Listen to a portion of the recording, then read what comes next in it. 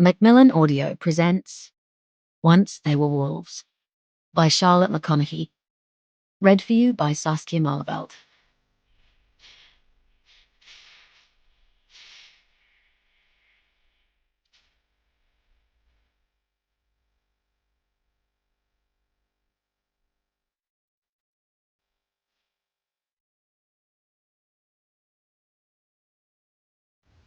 One beast, and only one, howls in the woods by night.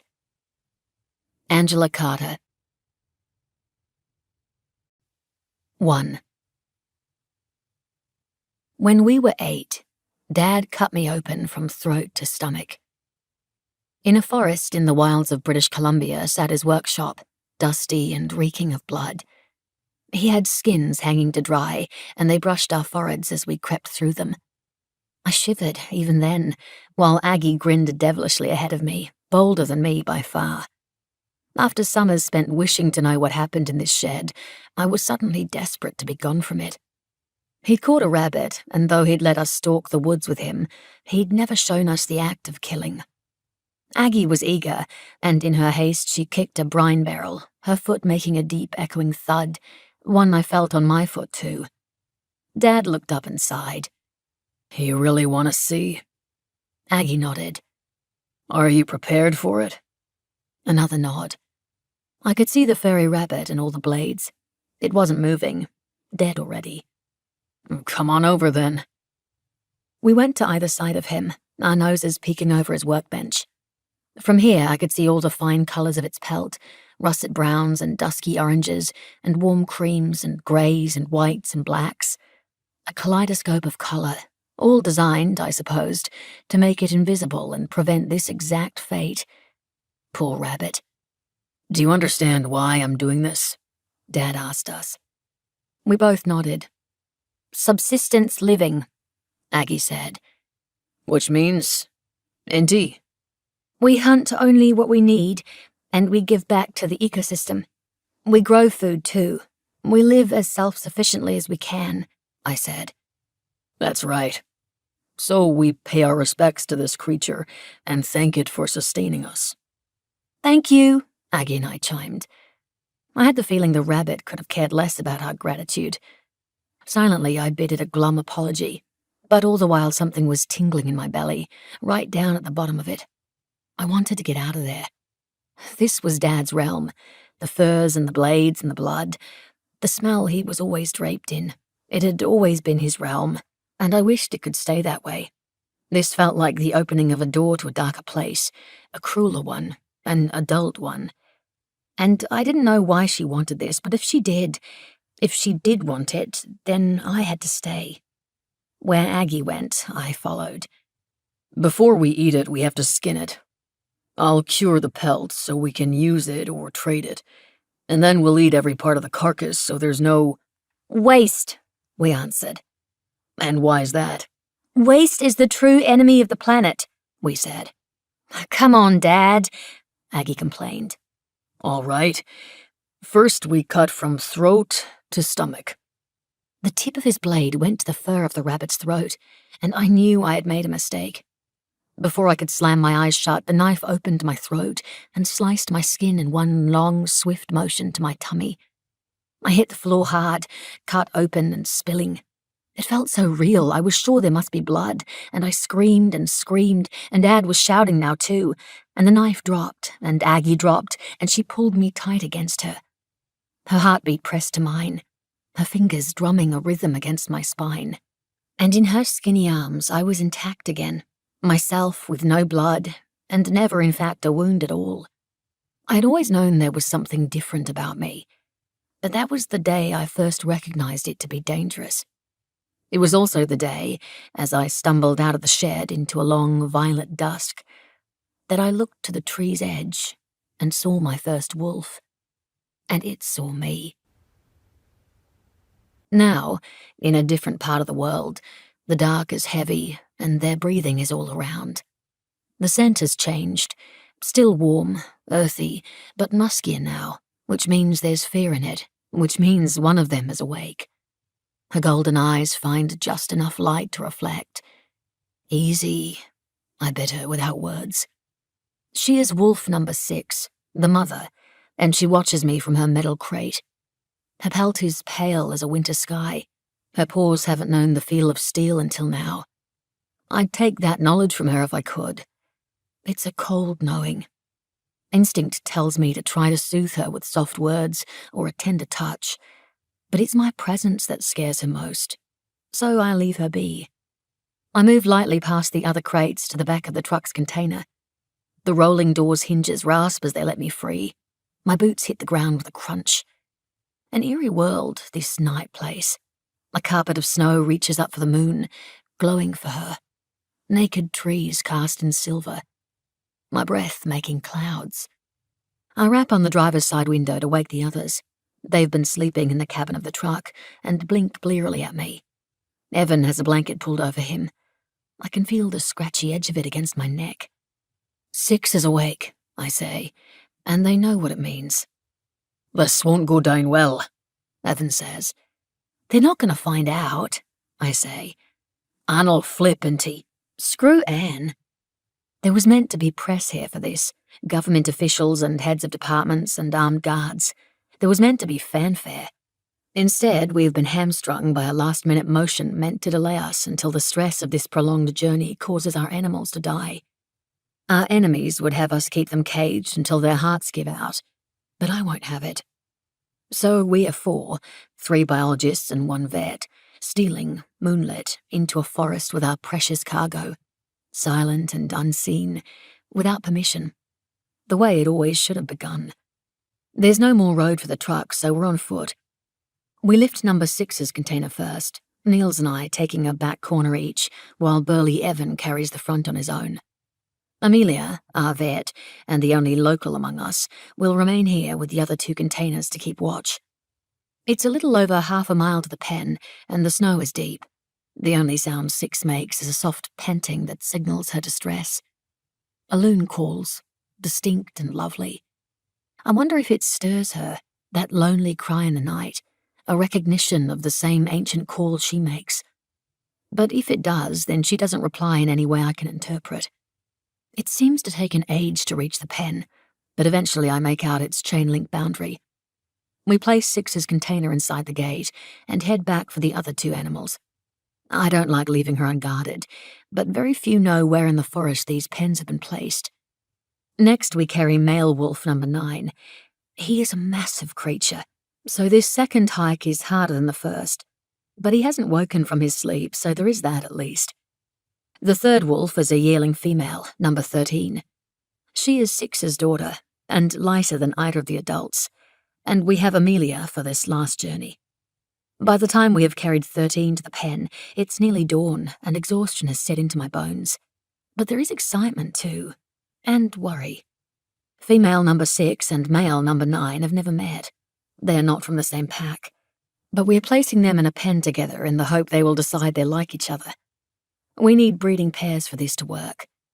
It's just as likely they'll kill each other. We open the 3 containers and move out of the pen. 6, singularly conscious, doesn't move, not until we retreat as far as we can without losing sight of them. She doesn't like the scent of us. Soon we see her lithe form rise and pad out onto the snow. She is nearly as white as the ground she walks so lightly upon. She too glows. A few seconds pass as she lifts her muzzle to smell the air, maybe taking note of the leather radio collar we've placed around her neck. And then, instead of exploring the new world, she lopes quickly to her daughter's container and lies beside it. It stirs something in me, something warm and fragile I've come to dread. There is danger here for me. "Let's call her Ash," Evan says. Dawn burnishes the world from grey to golden, and as the sun rises, the other 2 animals stir from their drugged sleep. All 3 wolves emerge from their containers into their single acre of glittering forest. For now, it's all the space they'll be given, and it's not enough. I wish there didn't have to be fences at all. Turning back for the truck, I say, "No names. She's number 6. Not long ago, not in the grand scheme of things, this forest was not small and sparse, but strong and bursting with life. Lush with rowan trees, aspen, birch, juniper and oak, it stretched itself across a vast swath of land, colouring Scotland's now bare hills, providing food and shelter to all manner of untamed thing. And within these roots and trunks and canopies, there ran wolves.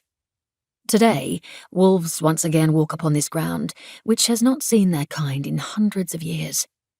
Does something in their bodies remember this land as it remembers them? It knows them well. It has been waiting for them to wake it from its long slumber.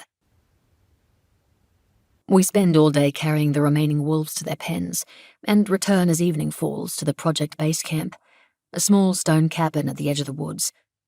The others drink sparkling wine in the kitchenette to celebrate our having released all 14 grey wolves into their 3 acclimation pens. But they aren't free yet, our wolves. The experiment has barely begun. I sit apart at the computer monitors and watch the feed from the cameras in the pens, wondering what they think of this new home. A forest not dissimilar to the one they came from in British Columbia, though temperate instead of boreal. I too came from that forest, and I know it will smell different, sound and look and feel different. If there is one thing I know best about wolves, though, it's that they adapt. I hold my breath now as big number 9 approaches delicate number 6 and her daughter. The females have dug a groove into the snow at the very back of the pen and hunker down, wary of 9's advance. He towers over them, shades of grey and white and black, as glorious a wolf as I've ever seen. He places his head over the back of 6's neck in a sign of dominance, and I feel, with exquisite vividness, his muzzle pressing into the back of my neck. His soft fur tickles my skin, the heat of his breath brings bumps to my flesh. Number 6 whines but stays down, showing her deference. I don't move. Any sign of defiance and those jaws will close over my throat. He nips from the ear, and teeth sink into my lobe, startling my eyes closed. In the dark, the pain fades almost as quickly as it struck. I return to myself, and when I look again, 9 has gone back to ignoring the females, pacing around the perimeter of the fence. If I watch, I will feel the cold of the snow on my bare feet with each of his steps, but I don't. I'm already too close. My edges have forgotten themselves. So I look instead at the dark ceiling of the cabin, letting my pulse slow. I am unlike most people. I move through life in a different way, with an entirely unique understanding of touch. Before I knew its name, I knew this. To make sense of it, it is called a neurological condition, mirror touch synesthesia. My brain recreates the sensory experiences of living creatures, of all people, and even sometimes animals. If I see it, I feel it, and for just a moment I am them. We are one, and their pain or pleasure is my own. It can seem like magic, and for a long time I thought it was. But really it's not so far removed from how other brains behave. The physiological response to witnessing someone's pain is a cringe, a recoil, a wince. We are hardwired for empathy. Once upon a time I took delight in feeling what others feel. Now the constant stream of sensory information exhausts me. Now I'd give anything to be cut free. This project isn't going to work if I can't create distance between the wolves and me. I can't get lost in them, or I won't survive. The world is a dangerous place for wolves. Most of them will be dead soon. It's midnight when I next look at the time.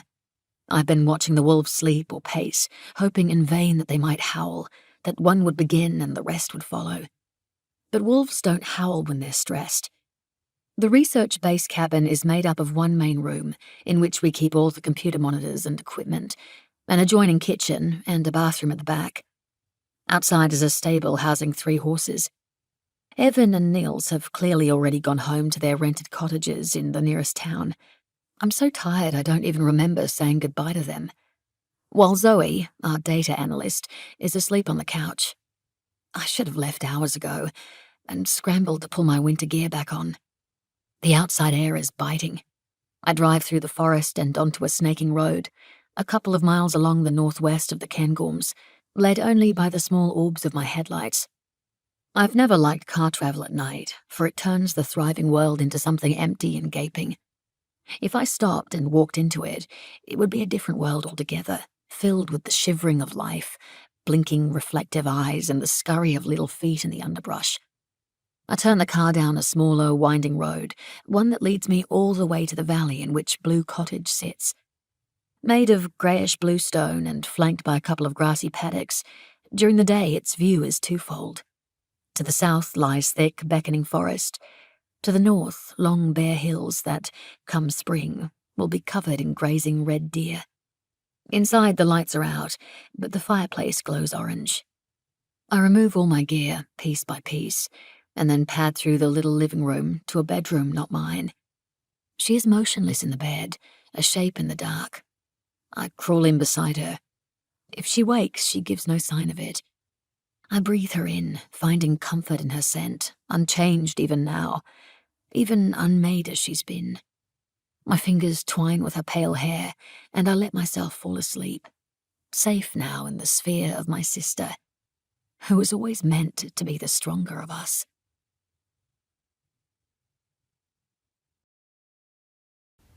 Two. Gently, he says. Her small hands are gripping so tightly to the reins. She is too tiny up there, so tiny she must surely be flung. Gently. He slows her, a palm to her spine to press her flat. Feel him. Feel his heartbeat inside yours.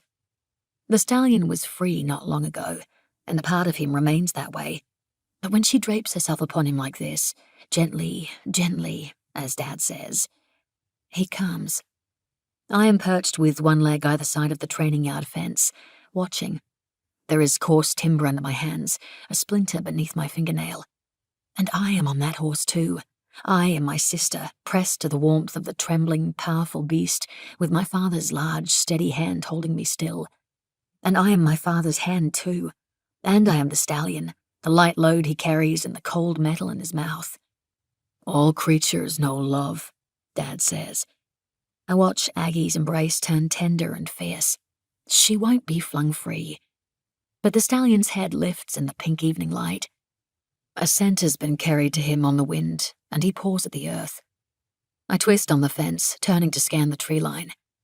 Easy, Dad is saying, calming the horse and his daughter both. But I think it's too late for that, because I've seen it now, watching from the forest, two unblinking eyes. Our gazes meet, and for a moment I am the wolf, while behind me, my sister tumbles from the rearing horse. I wake disoriented from the dream, dreamt often, also a memory. For a few moments I lie warm in bed, remembering. But the day won't be denied. There is light streaming through the window, and I have to get my sister up. Good morning, my love, I murmur, stroking Aggie's hair from her face and gently helping her rise. She is guided into the bathroom and allows me to undress her and sit her in the tub. There's actual real sun out there, I say, so we'd better wash this mane in case you want to sit outside and dry it. She loves to do that, as much as she loves anything, but my words are a charade for us both. I know she won't be going outside today. The wolves are in their pens. They survived the journey, I say as I massage shampoo into her scalp. They'll want to run home. She doesn't respond. It's one of her bad days, which means I can talk, and she will do nothing but gaze listlessly at something beyond my capacity to see. But I will keep talking, in case she can hear me from that faraway place. Aggie's hair is thick and long and pale, as mine is, and as I methodically work the conditioner through the tangles, I wonder if she was right, and we should have cut it all off. She is dispassionate about it now, but despite the effort it takes to care for, I couldn't bring myself to get rid of it. This mane she has always been known for, the hair I've spent my life brushing and braiding and trimming for her. If we hadn't taken them across an ocean, they might have been able to. I help Aggie out of the bath and dry her off, then dress her in warm, comfortable clothes and park her in front of the fireplace while I make breakfast. There's no love between 6 and 9 yet, I say, but they haven't killed each other either. The words fall so casually from my mouth that I'm startled. Is that the way of all love, that it should carry the risk of death? But the words haven't reminded Aggie of the same things. She is too far distant to be reached. I want to follow her to wherever she's gone, And I also fear that place more than anything. I fear, too, the day she stops returning from it. She doesn't eat the eggs I leave at her elbow, too tired, too soul-exhausted to manage anything at all. I brush her wet hair slowly, gently. And I speak more of the wolves, because they are all I have left that isn't rage. Blue Cottage isn't far from the project base camp. Both cottage and camp sit on the edge of Abernethy Forest, one of the last remnants of the ancient Caledonian forest that arrived here after the Ice Age. These old trees belong to an unbroken 9,000-year evolutionary chain, and it's within them that we placed the closest wolf pen, the one containing wolves 6, 9, and 13. If they manage to form a pack, we will name them after their new home, Abernethy. There are few houses around here, but behind us sprawls vibrant green pasture for the many sheep farms dividing us from the closest town. This was not where I would have chosen to place a new pack of wolves. But there aren't many places in the Highlands upon which you wouldn't find sheep. And anyway, the wolves aren't going to stay put. I only hope they prefer the shelter of forest. Beyond this stretch of wintry pine woods rise the Cairngorm Mountains, and there, I'm told, is the wild heart of the Highlands, where no sheep roam and no roads enter. Perhaps this will be where the wolves like it best. I have the heater on high in the car. The road is slippery with ice, and a light snowfall has begun, a gentle swirl of lace. The drive is beautiful. This is big country, sloping hills and sinuous frozen rivers, stretches of thick forest. When the black horse blazes onto the road in front of me, I think at first I've imagined it. Its tail is a dark comet trailing behind. My foot slams the brakes too hard and my wheels fishtail. The car spins half a circle and comes to a stop backward in the middle of the road, in time for me to watch the horse disappear into the trees. My chest feels tight as I ease the car onto the side of the road. A truck rumbles to a stop beside me. "You okay?" a male voice calls from the driver's side window, which is open only a pinch. I nod. "See a horse?"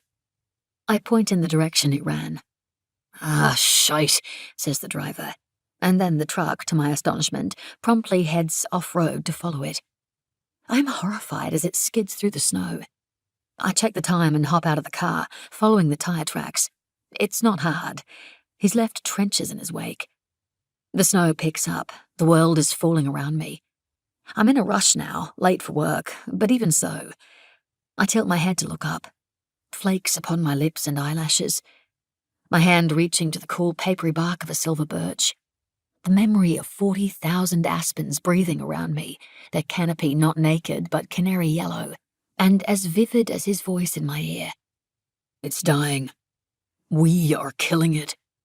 A shout from somewhere distant. I let the memory slip away and start running.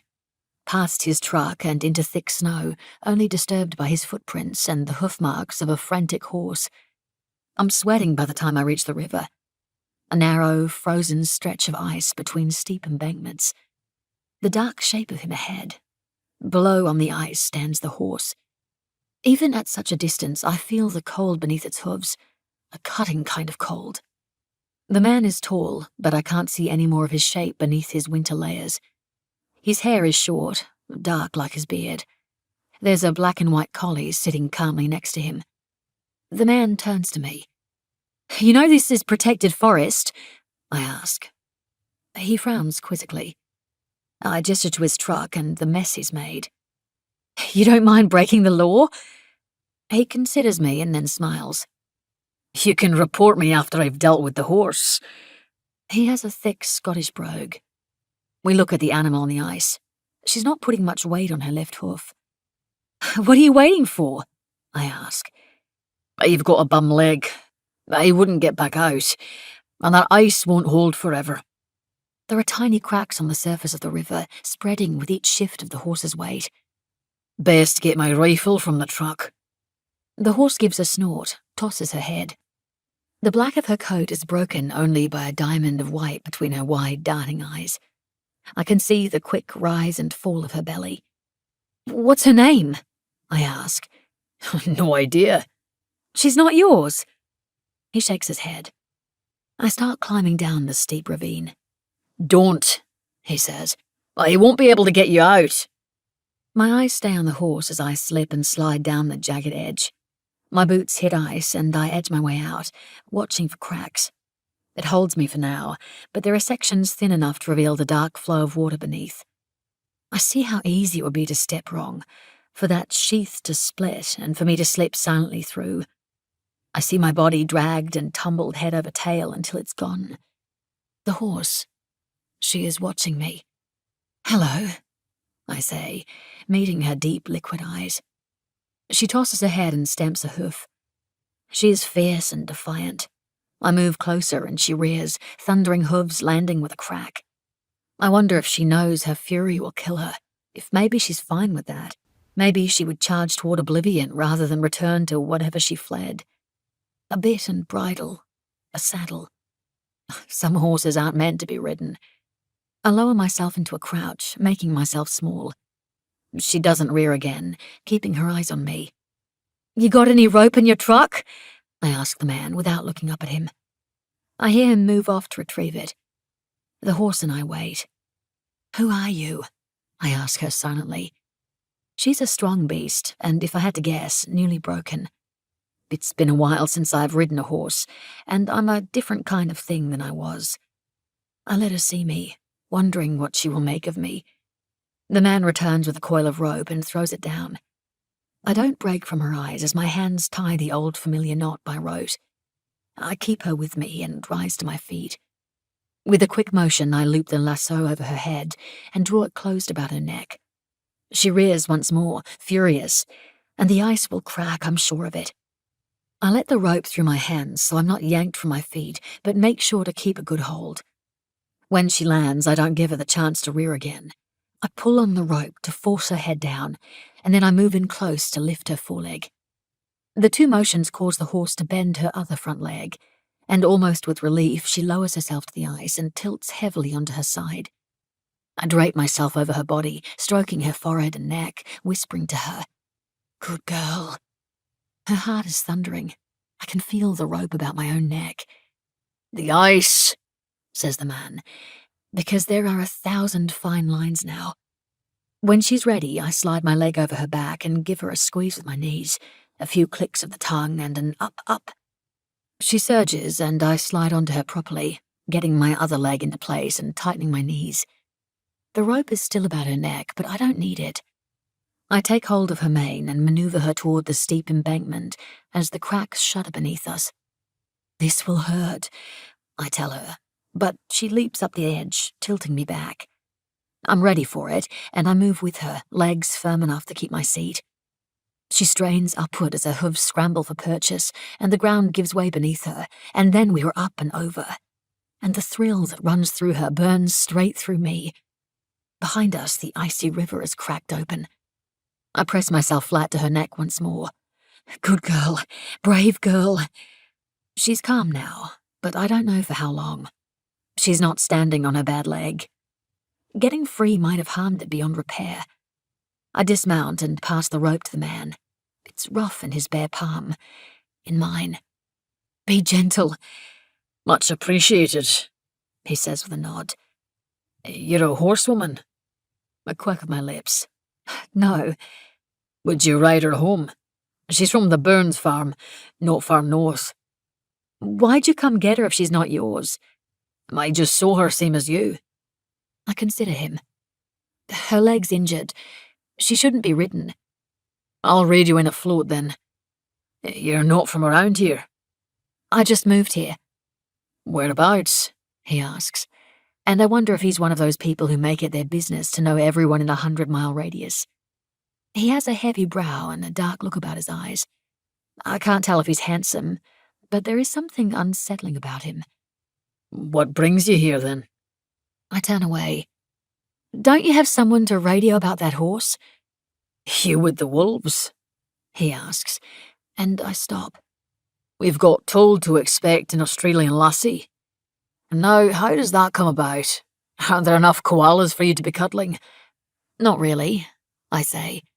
"Most have died in bushfires." "Oh." That shut him up. After a moment he asks, "They free yet?" "Not yet, But they will be. I'll alert the villagers to lock up their wives and daughters. The big bad wolves are coming. I meet his eyes. If I were you, I'd be more worried about the wives and daughters going out to run with the wolves. He gazes at me, taken aback. I turn in the direction of my car. Next time you've got an animal to track, call someone who's up to the task instead of bulldozing your monster truck through protected undergrowth. Prick. I hear him laugh. Yes, ma'am. When I glance back, it's at the horse. Bye, I bid her. And I'm sorry. Because that damaged leg might mean freedom of a different kind.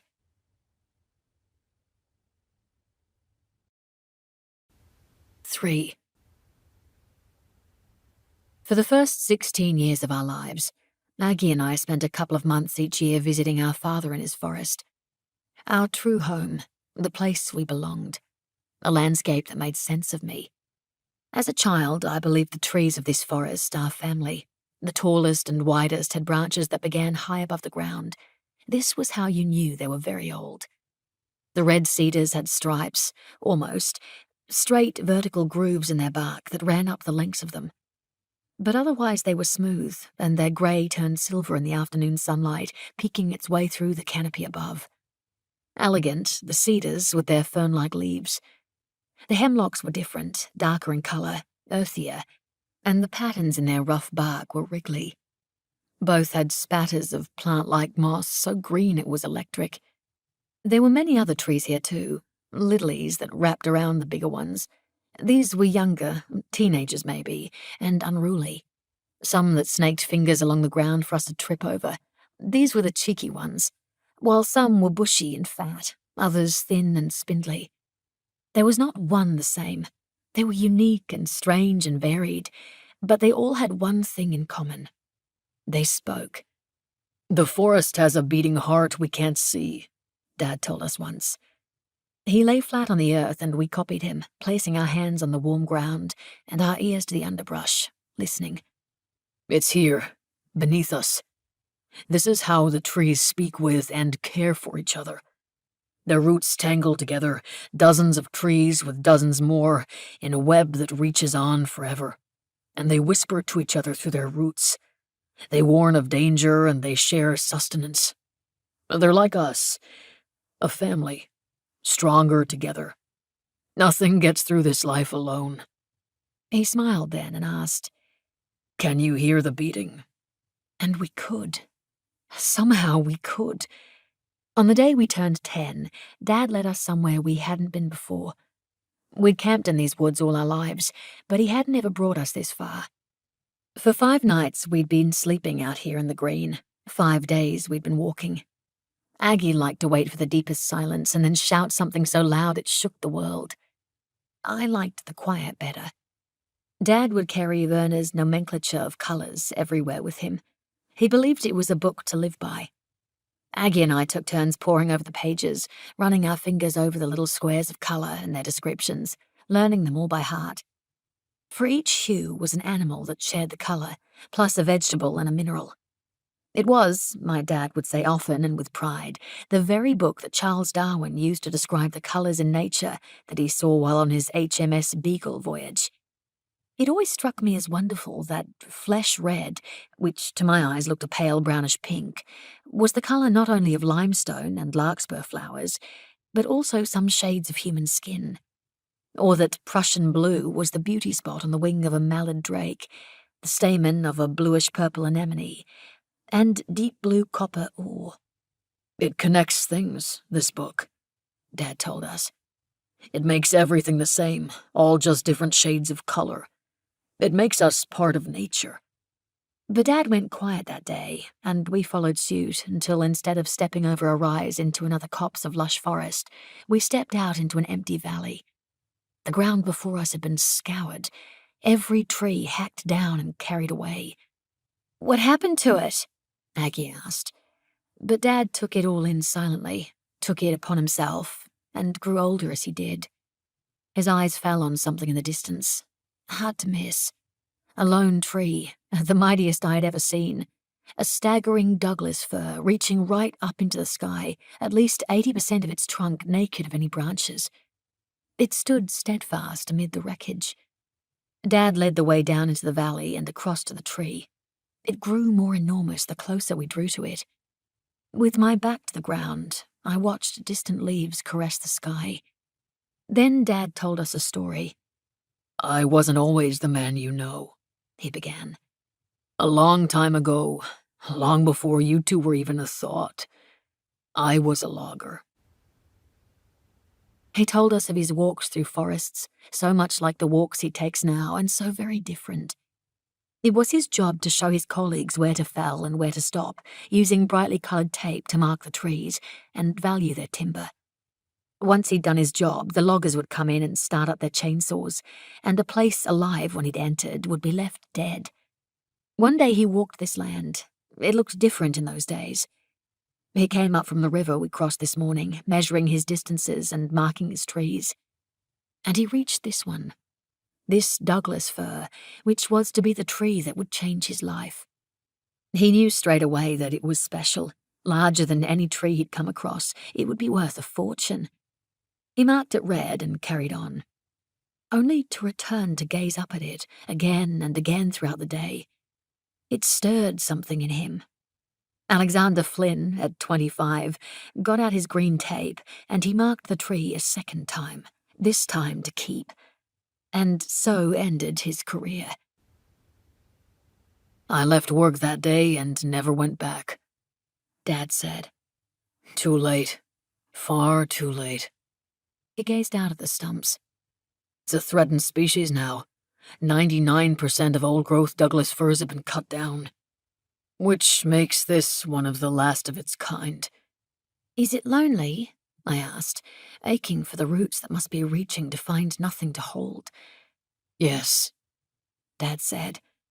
Then he rested his forehead against the Douglas fir, and he did something Aggie and I had never seen him do, not before that day, and never again after. He wept. It was a long journey from Vancouver to Sydney, and Aggie and I knew it well. A long journey from logger-turned-forest-dwelling naturalist father to city-bound, gritty crime detective mother. Life with Mum, a different world altogether. But even once I returned home to the concrete apartment building and the treeless sandy beaches and their crashing oceans, I still dreamt of the lonely Doug fir. And I would wake certain its roots had been my own, reaching to find no others. Not even Aggie's. Mum didn't ask us how the trip went. She never did. In fact, she never asked us much at all. It was usually me doing the questioning, wanting always to know more. No answers ever feeling like enough. A parrot who'd been taught the word why solely to send her mother insane, as Mum declared. Most of my preoccupation was with my parents and why I'd never seen them in the same room, let alone together. "Why do you and Dad live so far apart?" "Someone's got to fund the airlines," she'd say, or something along those lines. So I'd ask, "Where'd you meet?" "In Canada." "Why were you in Canada?" "Because sometimes people go to other countries, Inti." "How old were you?" "Can't remember." "Did you fall in love?" "When you're grown up, that word means something different." "Was he happy when you got pregnant?" "I'd never seen him happier." "Were you?" "What do you think, you nut?" "Why'd you break up then?" "Because I wanted a career, and he didn't want to leave his forest." "Why?" "Why what?" "Why couldn't he leave?" "I don't know, Inti. It's something I'll never understand," Mum would say. And then she'd pretend to tie a gag around my mouth, which would make us both laugh. And that would be the end of the interrogation for one day. After the latest visit to Dad's, when the nightmares about dead trees had been going on for a while, she called me into her study, and this was enough to make me nervous. Mum's study was a place of bruises and blood and death. Not entirely unlike Dad's shed. We weren't usually allowed in there. "Sit up here," she said, pulling a second chair beside hers at the desk. I sat, glancing at the crack in the door where Aggie was eavesdropping. "What did you do with Dad this time?" Mum asked. "Just camping and stuff." "What unsettled you both so much?" I considered the question.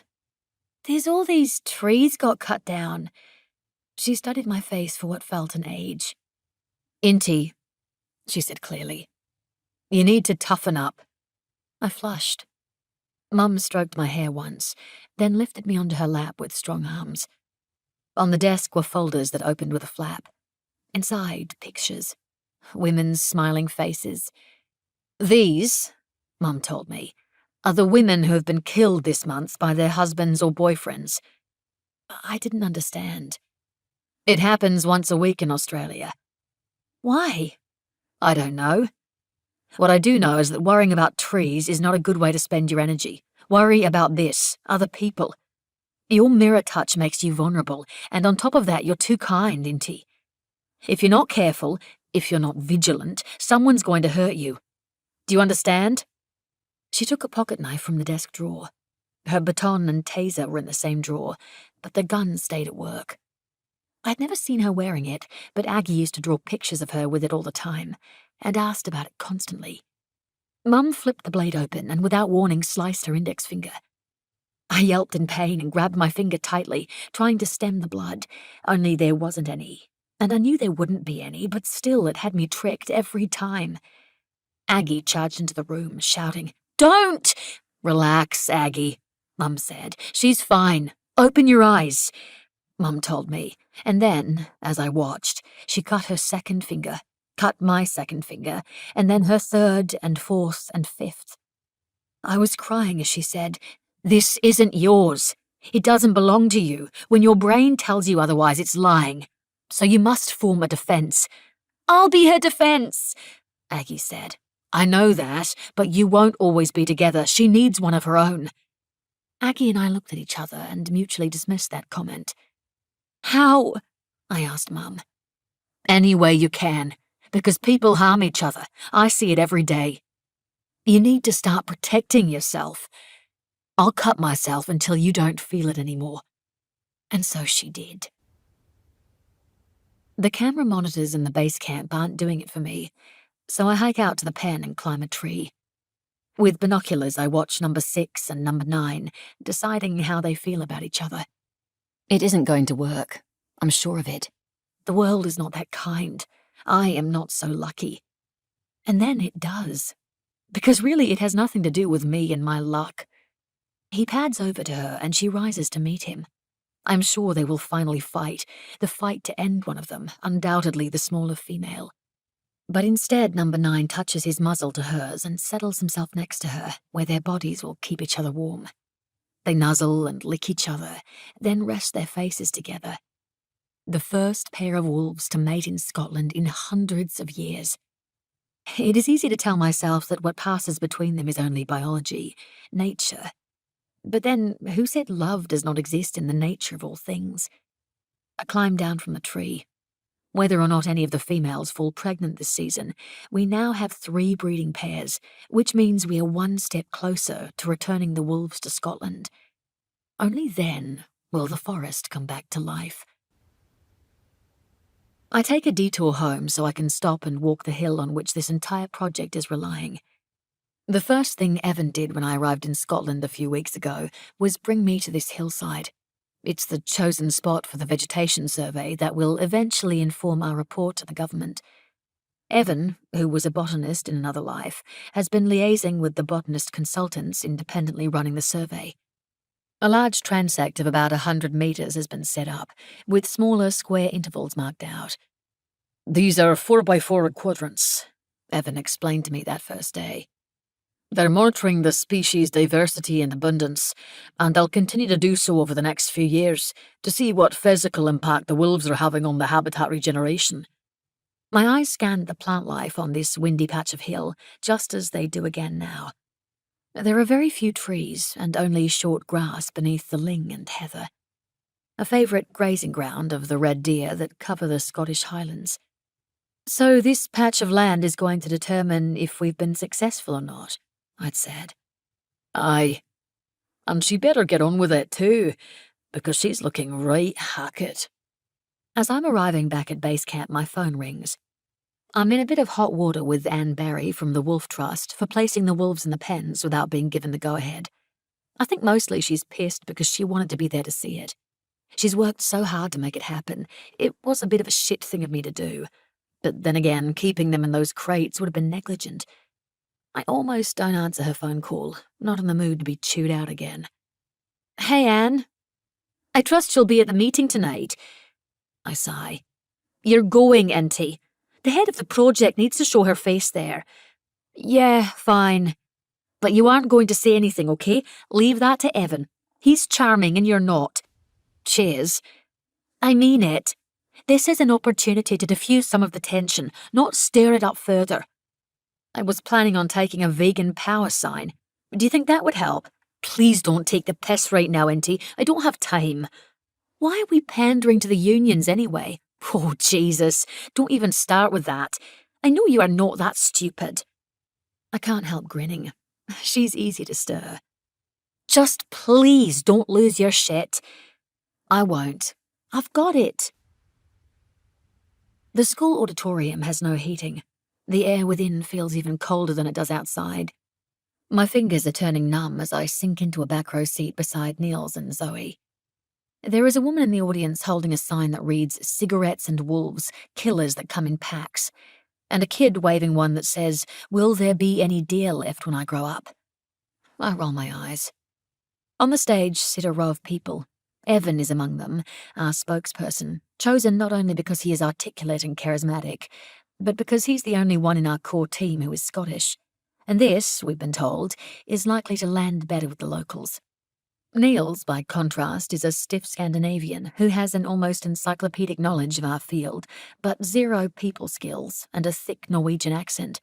Zoe is an American data analyst who doesn't like the outdoors and makes no secret of this, while I am a bad-tempered Australian who finds it hard to hide contempt and sucks at public speaking. Next to Evan sits Anne, the warrior who single-handedly got this project through Parliament, and also a massive pain in my ass. I don't know who the rest of the people up there are. I suppose prominent members of the community. In the crowd, I know there are members of the Farmers' Union, the Gamekeepers' Union, and the Hillwalkers Group, plus dozens of landowners from the entire Cairngorms region, all of whom have opposed our project. And despite my teasing with Anne, I do understand why. There are no members of corporate agriculture here tonight. These people are mostly local farmers living under massive financial pressure, and a perceived threat to their hard-earned livelihoods is a frightening thing. It's Evan's job to try and ease some of that fear. One of the men on the stage stands to speak, white-haired and pairing his traditional tartan kilt with a more casual knit pullover. Most of you know me, but for any who don't, I'm Mayor Andy Oakes, he says. This meeting's been called to give you some necessary information and for you to voice your concerns and hopefully have them appeased. Here to speak to us tonight is Anne Barry, head of the Wolf Trust, in cooperation with Rewilding Scotland, and Evan Long, who's one of the biologists with the Cairngorms Wolf Project. Anne gives a little thank you speech that could not be more brown-nosing if she tried. Then she yields the stage to Evan to explain the situation, that there are now 3 pens holding a total of 14 wolves within the Cairngorms National Park, and that come the end of winter, the wolves will be released from these pens to live freely in the Scottish Highlands. They are here specifically for a rewilding effort in a broader attempt to slow climate change, and on an experimental basis. What we have here in Scotland, Evan says, is an ecosystem in crisis. We urgently need to rewild. If we can extend woodland cover by 100,000 hectares by 2026, then we could dramatically reduce CO2 emissions that contribute to climate change, and we could provide habitats for native species. The only way to do this is to control the herbivore population, and the simplest, most effective way to do that is to reintroduce a keystone predator species that was here long before we were. The vital predation element of the ecosystem has been missing in this land for hundreds of years, since wolves were hunted to extinction. Killing the wolves was a massive blunder on our part. Ecosystems need apex predators because they elicit dynamic ecological changes that ripple down the food chain, and these are known as trophic cascades. With their return, the landscape will change for the better.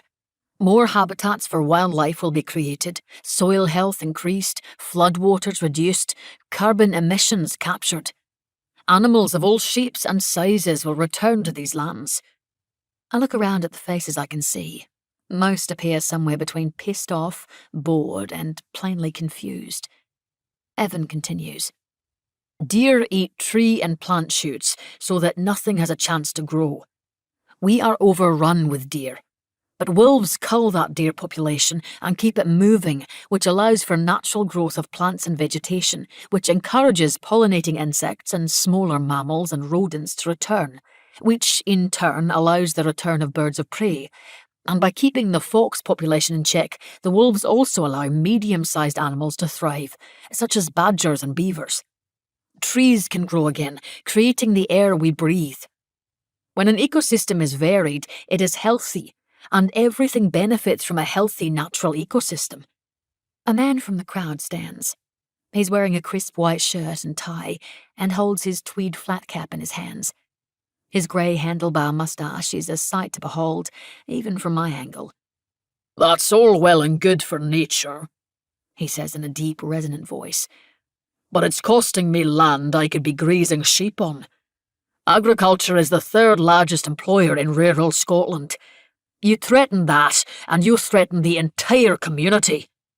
There are a few rumbles of agreement. It is unacceptable to me, he goes on, that animals could be reintroduced that would destroy the Highlander way of life. I want to see a thriving community. I want to see glens dotted with sheep and people. People are the lifeblood of a place. A whistle, a smattering of applause. I stare at the back of the farmer.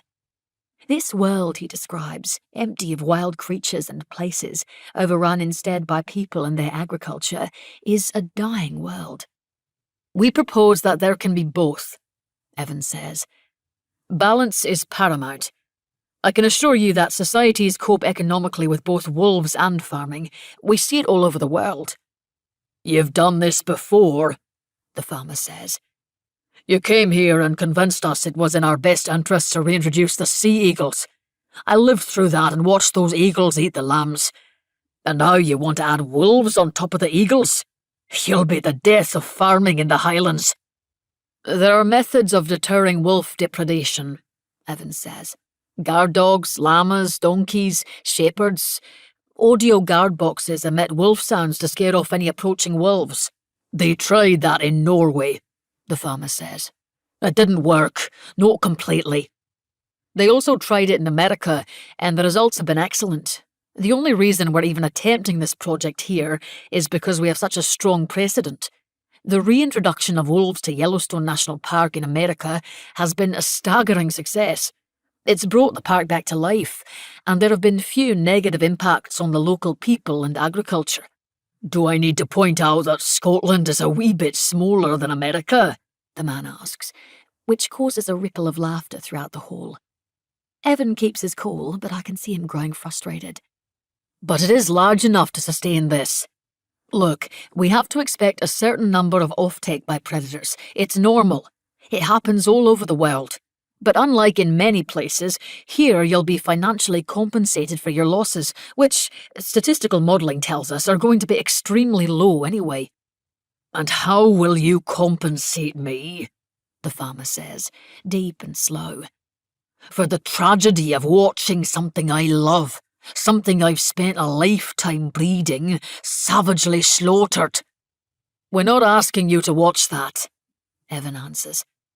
If you find a wolf attacking your livestock, you may shoot it. There is silence at that. I don't think they were expecting it. My eyes are drawn to the side of the auditorium, to where a man is standing by the door. The man I met by the river today, but whose name I didn't learn.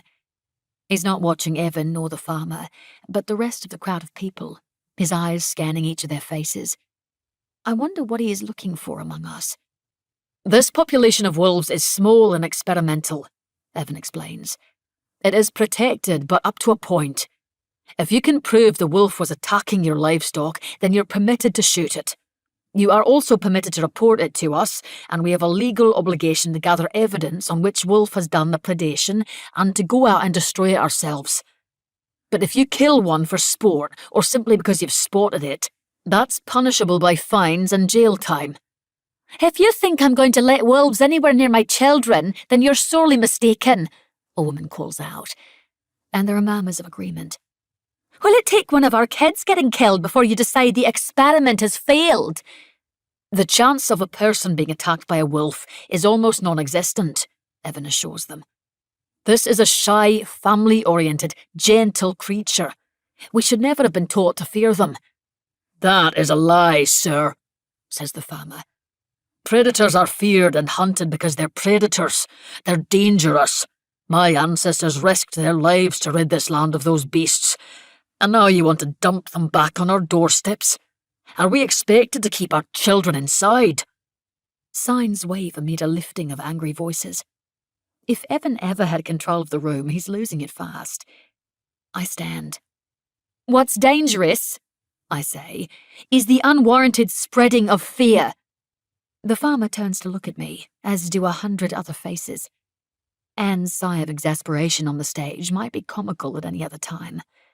If you truly think wolves are the blood spillers, then you're blind, I say. We do that.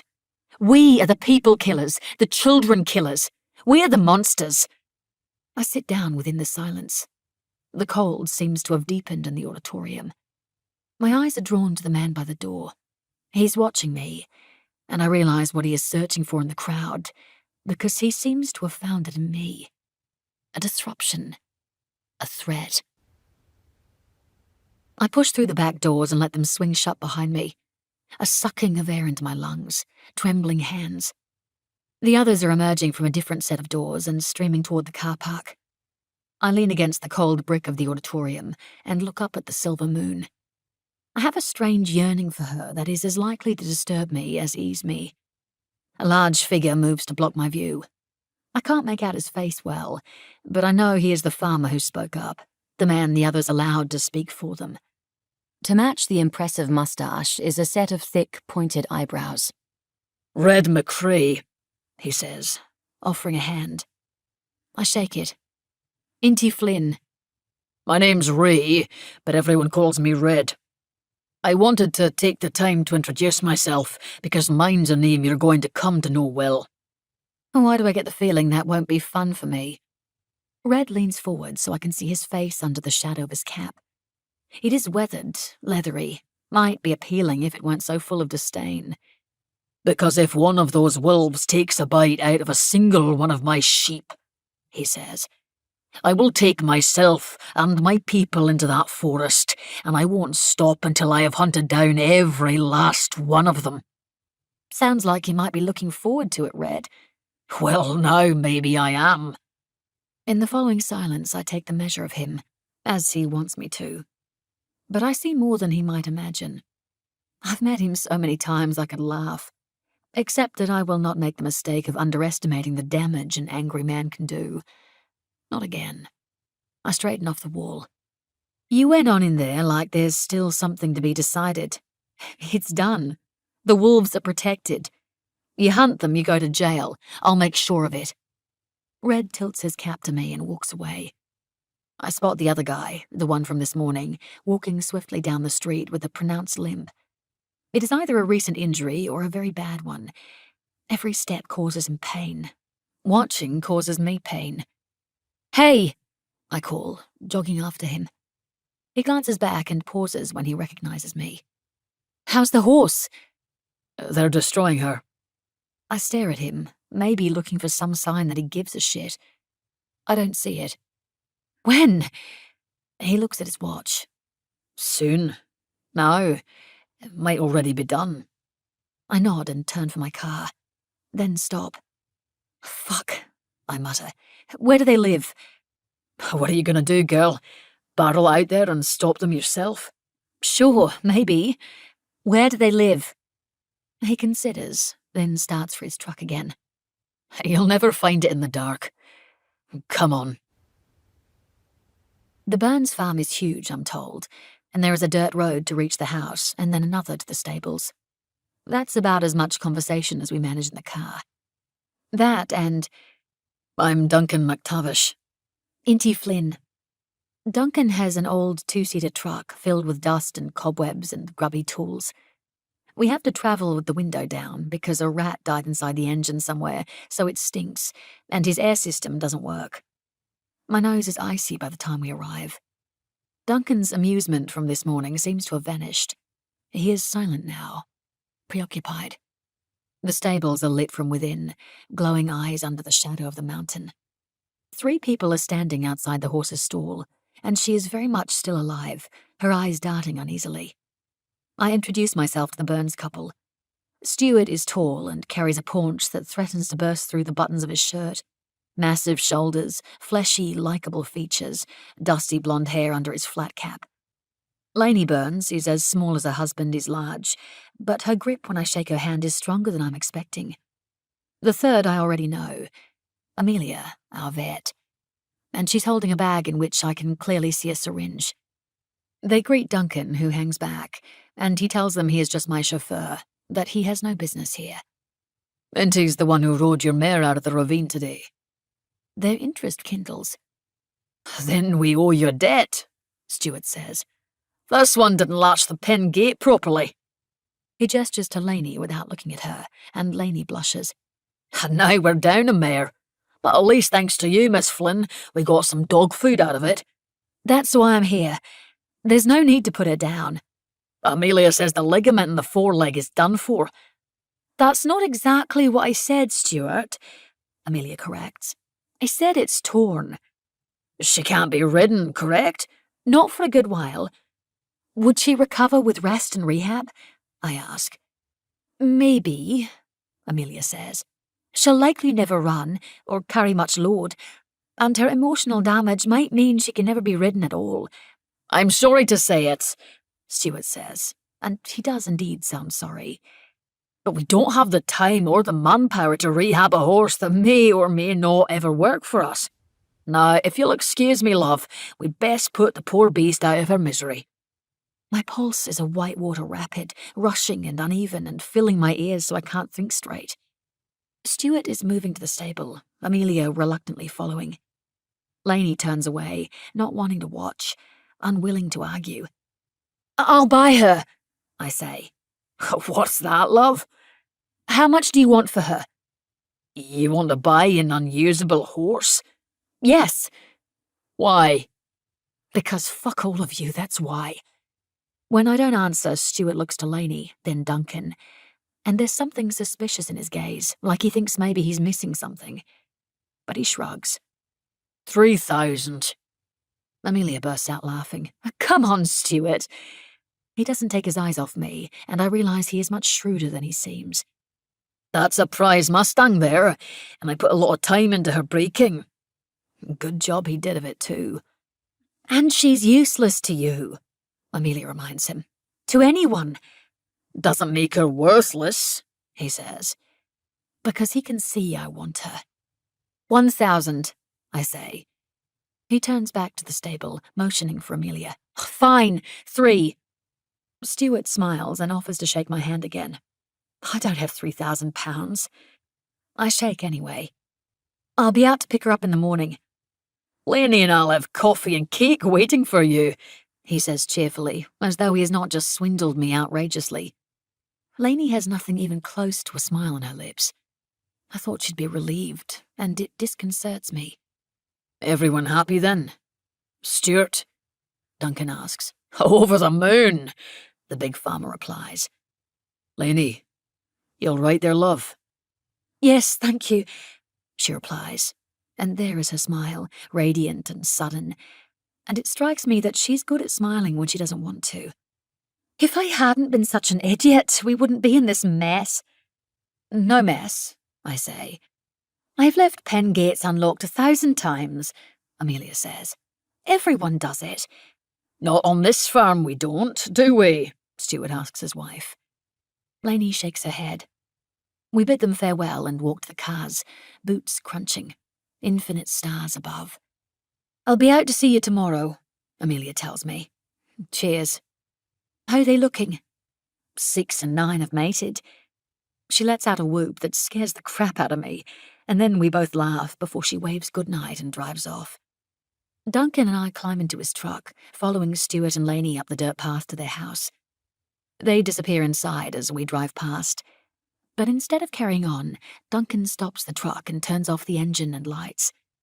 What are we doing? He doesn't reply, just settles himself in as though for a stakeout. It's confounding, until it's not. Because there is a way of being that whispers fear, and there is a way of being that has the hard edge of anger in it, and I saw both of those tonight.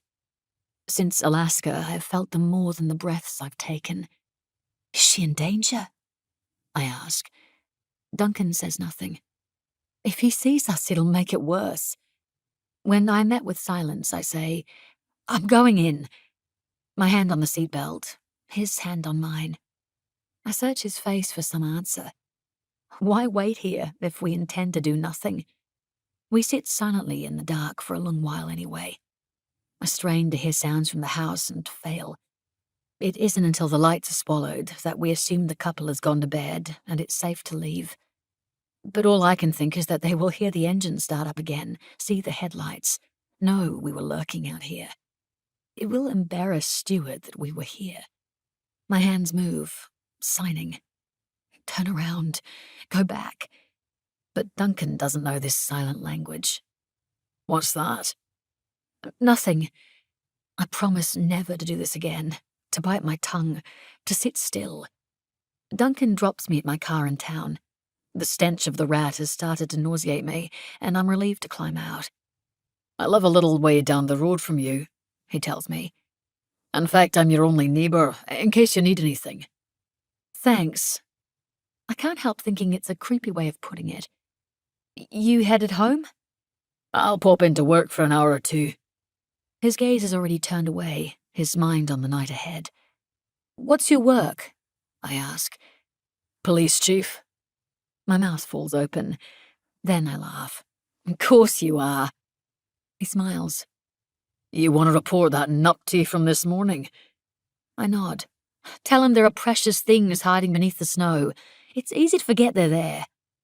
He inclines his head. Aye, I'll do that then. I'm about to hop in my car when I pause. So then why didn't you...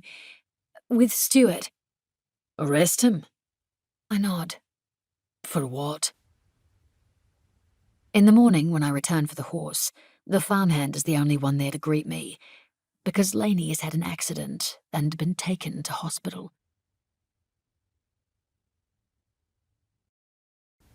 4. When we were 12, Mum occasionally started taking us to watch the court cases she was called to testify in. When they got bad, we would wriggle down onto the floor and have entire silent conversations with each other, dictated usually by the signs Aggie had made up most recently. She was building us a vocabulary, an entire language spoken with our hands.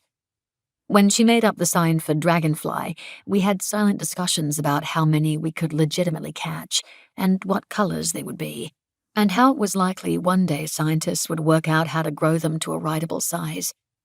When she made up the sign for universe, we considered what that contained, and after placing just the two of us within it, we decided that was enough for one universe. When she made up the sign for sex, which was a rather crass index finger poking through the hole of her opposite index and thumb, I pointed out that that sign already existed, and we both cracked up laughing so much we got scolded by the judge, and then in deep shit with Mum when we got home. But honestly, what did she expect? Why did she keep bringing us here to witness the absolute worst in people? I knew why, actually, if I admitted it. Because she was trying to break me, to make me admit that she was right, that people were, for the most part, irredeemable, and that if I didn't toughen up, I would become one of the people in those stands, telling a judge what had been done to me. But on this, I would not be broken. I had a magic power that wasn't magic. I felt what other people felt, and I knew what lived in those touches and how it was mostly sweetness. You didn't touch sweetly unless you were good. One night on the way home from court, we rode in the back seat of her partner's cop car. This was Aggie's favourite thing in the world, pretending to be apprehended criminals and trying to wise-talk her way out of custody. Mum's partner was a guy called Jim Owens, who was sort of handsome, but also chunky enough to be reasonably called fat, and had been obviously in love with her our whole lives. He always bought us ice creams. We liked Jim. I think maybe we even loved Jim. Mum tolerated him. I couldn't imagine what she would look like in love. But even Jim's dumb jokes couldn't distract me today. Why'd that woman, Tara, why was she trying to get her kids away from their dad? I asked. Don't ask, Aggie signs. You'll see that bit tomorrow, Mum said. Can't you tell me now? She'll just try to scare you, Aggie signs. She rolls her eyes too, and it catches Mum's gaze in the rearview. Words, she warns Aggie. Then to me she says, because he's been abusing them. His kids? Mum nodded. No, I said. I don't believe you. Okay. I shook my head. Why would he do that? Because he's sick, Darwin, Jim said. No, he's not, Mum said. Don't teach her that. He's a cunt, that's why. The air in the back of the car turned very hot. I went to wind down the window and remembered I couldn't. They were locked shut. Aggie arranged her hands into a diamond shape. This can be the sign for cunt. The rest of us froze, and then dissolved into laughter. Aggie was good at breaking any tension. I hope that's the last time I ever hear you say that word, little lady, Jim said, which didn't carry much weight because he was still chuckling. After a while, though, I couldn't stop wondering. Why do you hate people so much, Mum? I don't hate them. I'm a realist. Dad says caring for each other is the only way to care for ourselves, and that kindness will save the world. Mum snorted with laughter. You mean the madman who lives out in the wilderness alone and doesn't have contact with other humans? That Dad? I watched her shake her head and look out the window.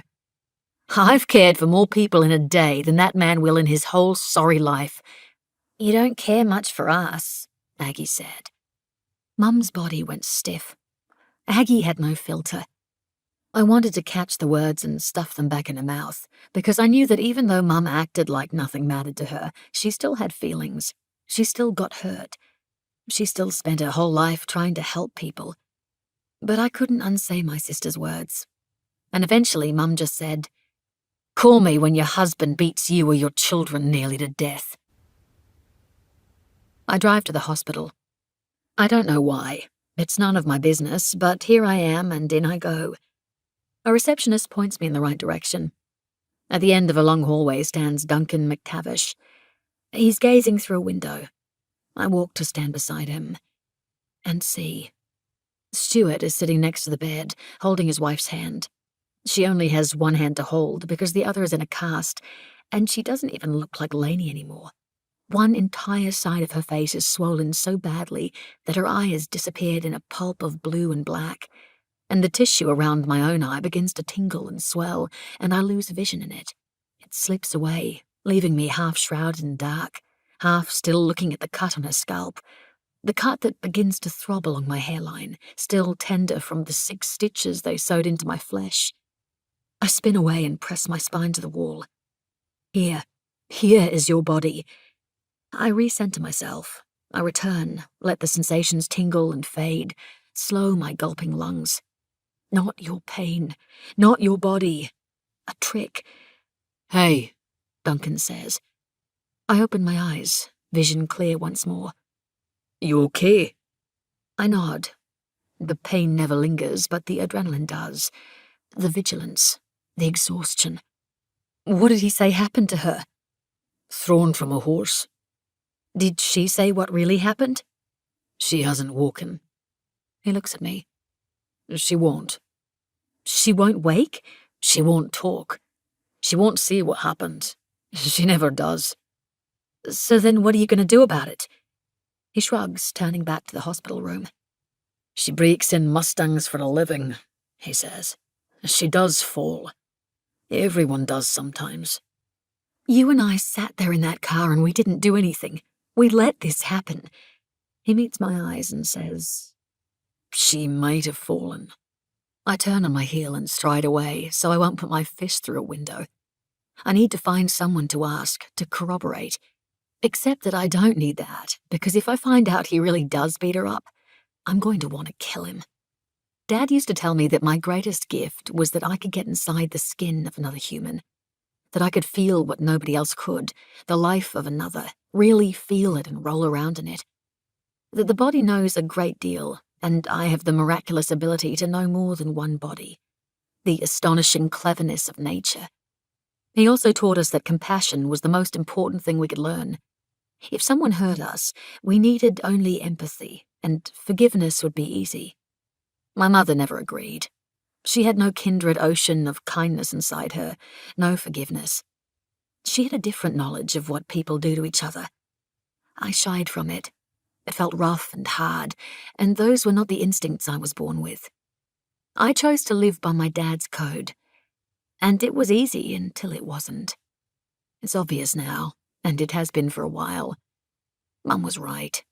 She was so fucking right, I'm embarrassed. And now I have had enough. I have no more forgiveness left. The deer carcass is heavy. It drops from my hands with a meaty thud. The wolves of the southernmost Glenshee pack don't rush to it. They remain at the far end of their enclosure, huddled against the fence. All but one. Number 10 is not the breeding female of her pack, meaning not their leader, or, in outdated terms, their alpha. That title belongs to her sister, Number 8. But Number 10 has something that sets her apart. A restlessness. She is more aggressive, less willing to be caged. She has been trying to dig free, the only wolf to attempt escape. She alone crosses the pen to me, and never in all my years working with wolves has one of them done this. She meets my eyes, bares her teeth, and growls. The hairs on my neck prickle, because this doesn't happen, it really doesn't. She is sleek and lean. Her coat is shades of browns and whites, a deep orange-brown along her flanks, with lighter scruff around her face, almost golden, or Werner's orpiment orange. Her teeth are very sharp. This is what she wants me to know. My boss at the Denali Wolf Project in Alaska warned me on my first day on the job. Don't fool yourself into thinking you can predict a wolf. That's dangerous. She will always surprise you. A deep thrill electrifies me. I love her ferocity. I can feel it in my throat, tickling there. Adrenaline floods me, and she can smell it. I know she can. The deer carcass is delivered. There's no need for me to stay. I want to. I see it now. How I turn to run, and she launches for my thigh, tears my femoral, destroys any chance of escape. So I remain facing her, and instead she lunges for my throat, for the part of me most vulnerable. The strength in her body lets her fly. The power in her jaws crushes my bones. I am such a simple meal. I have no speed with which to run, no strength to fight her off.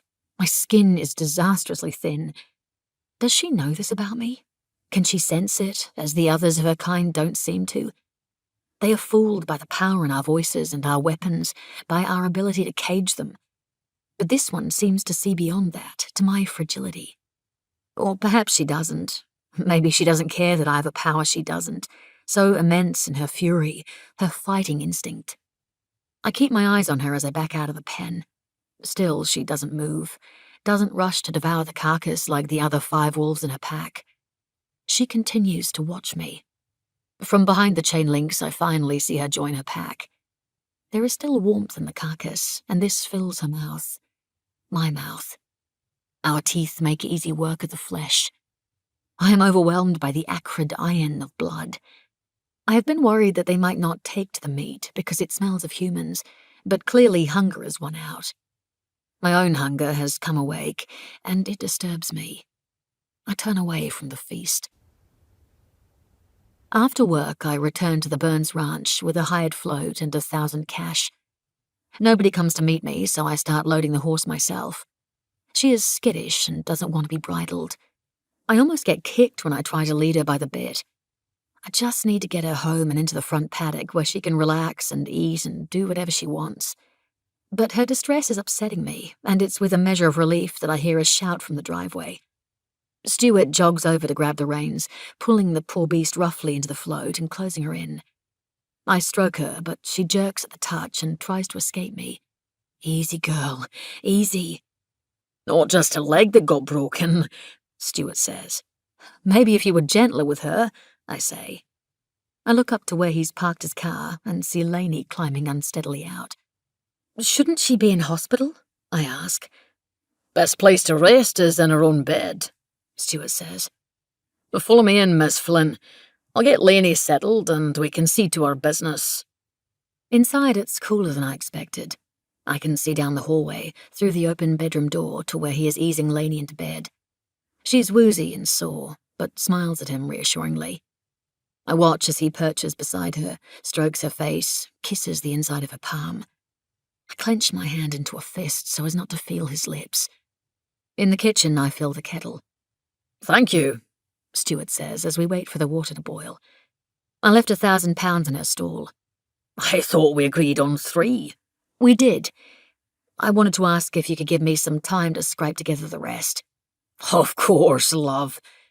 He takes over from me, placing tea bags in 3 mugs and pouring the water on top. He dumps 4 sugars into his. "To be honest, it couldn't come at a better time," he admits. Duncan said Lainey was thrown from her horse. "She can break the worst of them, my Lainey, but we all get thrown sometimes." Without warning, Stuart starts to cry, a choked sort of sound. I swallow and look away, and then I stop looking away because that's what I did last night. I make myself watch his shoulders jerk, and I feel no pity whatsoever. I see myself crossing the space and smashing my mug into the back of his skull while he is turned away and vulnerable. I don't know if this is a desire or just a passing thought. Saliva fills my mouth, and I think very loudly, "What is wrong with you? What have you become?" "I'll take this into her," I say. And the voice that comes from my mouth is so hard it's the voice of a stranger. Lainey looks at me with her one good eye as I place her tea on the bedside table, probably wondering what the hell I'm doing in her bedroom. "Do you want some light?" She nods, so I cross to the window and open the robin-covered curtains. Sunlight falls over half the room. "You look pretty," I say, which makes her giggle and wince. "Don't make me laugh. You came for Gilash?" I nod. "Say her name again?" She says a word that sounds like Gilash. I can't even say that. I might just call her Gaul. This makes her laugh again. I think she might be a bit high. "Sorry he charged you so much," Lainey says. I shrug. "We're struggling. These hills die off a little more each year. There isn't much for the herd to graze on." "How long have you been here?" "This is my pa's farm. That's been in my family for generations. Cattle and horses, right?" "I haven't seen many horses since I've been here." "No, it's mostly sheep around here." "Was Stuart a farmer before he met you?" "God, no. He didn't know a thing about it, but he took to it all right, despite it not being his speed. I'm grateful for that." "You never thought about a different life?" "Where would I go?" "The world's big." She shakes her head. "I love it here. That's my home." "It's beautiful country." "The forest is where I love best," she says, a little dreamy, definitely a little doped. "All that breathing." I smile. I used to think I belonged to a forest family and it was raising me. She laughs, then stops when it hurts her face. "I love that," she says. "I can feel that. Can I tell you a secret?" "Yes." "I'm glad you're here to save the trees. Don't tell my husband." "I'm not saving anything. The wolves will do that." "You'll never win them over," she says, a sigh. "The others, it's too deep in them." I sit down on the end of her bed. When the wolves begin to hunt the deer will return to what deer are meant to do. They'll start to move again. Everything underfoot will have a chance to grow. Life breathed back into the land. You'll see your hills turn green. The shape of the earth will begin to change. I meet her swollen eye and ignore the tingling of mine.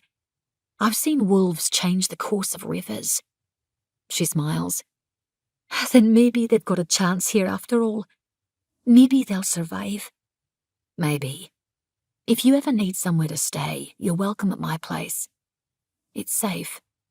She looks confused. "I have a home. You're in it." I nod. Her confusion clears, and the softness in her that was enjoying this, us, turns brittle. "I need to sleep now." "Sure, sorry." I stand and head for the door. "Feel better, Lainey." "Thank you."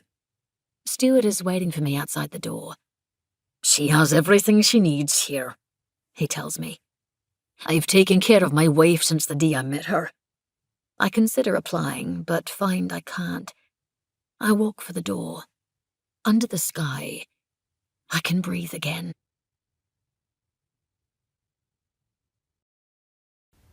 5. There are languages without words, and violence is one of them. As a teenager, Aggie was already a language genius.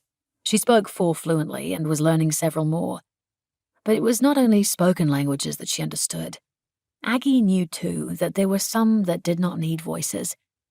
By the time we were 10, there was a sign language she'd invented so we could communicate privately. She'd built a world for the 2 of us to live within, and we would each be perfectly happy never to leave it. When we were 16, she started learning the language of violence. She broke a boy's nose, and she did it for me, as most of the things she did were for me. You taught me language, and my profit on't is I know how to curse, I read aloud one sunny afternoon in the school grounds. The red plague rid you for learning me your language. I looked up at Aggie, baffled. What the hell does that mean? She sighed and flopped onto the grass, shielding her face from the sun. Her cheeks were pink. I looked at them and felt the gentle burn on my skin. I looked at her head pressed to the ground and felt the itchy blades of grass on my neck. Caliban was wild, and they tried to tame him, and he hates them for it. I reread the passage and had no idea how she managed to get that. But as I sank back onto my elbows beside her, I thought I understood. It took me to Dad's yard and the hooves and the snorts and the knowing those Mustangs would rather be free, however much they might have loved my father. Maybe if we did something without so many made-up words. All words are made up, she said, which was a good point. Let me be Caliban. Aggie snatched the heavy book from me and jumped to her feet. With a theatrical flourish, she called out the passage, loudly and ferociously, not caring that most of the kids in our vicinity turned to stare. The red plague rid you, Aggie snarled, like a witch's curse. I laughed. Your natural savagery is finely appropriate. Daniel Mulligan and his friends were under the trees in a cluster, talking in hushed tones, no doubt concocting some prank to humiliate their next victim. I felt their uniforms on their skin, the stiff itchiness, the ever-present desire to rip that fabric off in exchange for their normal clothes. One boy broke away to juggle a soccer ball. I could feel the thud, thud, thud of it against the top of his foot. Behind us, girls were playing netball on the court, their tread on the cement quick, skidding, a little jarring on my ankles. While to our left, there were girls braiding each other's hair, and the slip of this through my fingers was silken. I was lifted away by all this sensation, carried somewhere bright and vivid, and also somehow centered more firmly in my body. Aggie was watching me. What does it feel like today? It's like electricity, I offered, even though it wasn't quite right. It was gentler than that. I took her hand, wanting to pass the sensations through me and into her, wanting to share them as we shared everything else. Here, I said, willing her to feel it. Take it from me. She clasped my hand and peered around at the other kids, at the world of sensations. But it didn't work like that. It never had, and no amount of yearning for it would help. She sighed in frustration. My eyes were pulled back to Daniel and his friends gathered beneath the weeping willow, because one of them was staring at us, at me. John Allen, the quiet one, who looked directly at me and very deliberately touched himself. I don't have a dick, but it rushed through me anyway, as he knew it would, the feeling of being touched between my legs, and I was filled with heat that flushed my body and cheeks, and this was very different. This was not gentle. It was shame. Inti? What? Aggie asked. I hunched over, wishing the feeling away, sickened by it. I wanted to tear myself from my own body and never return to it. I could hear the boys laughing. What did he do? Aggie demanded.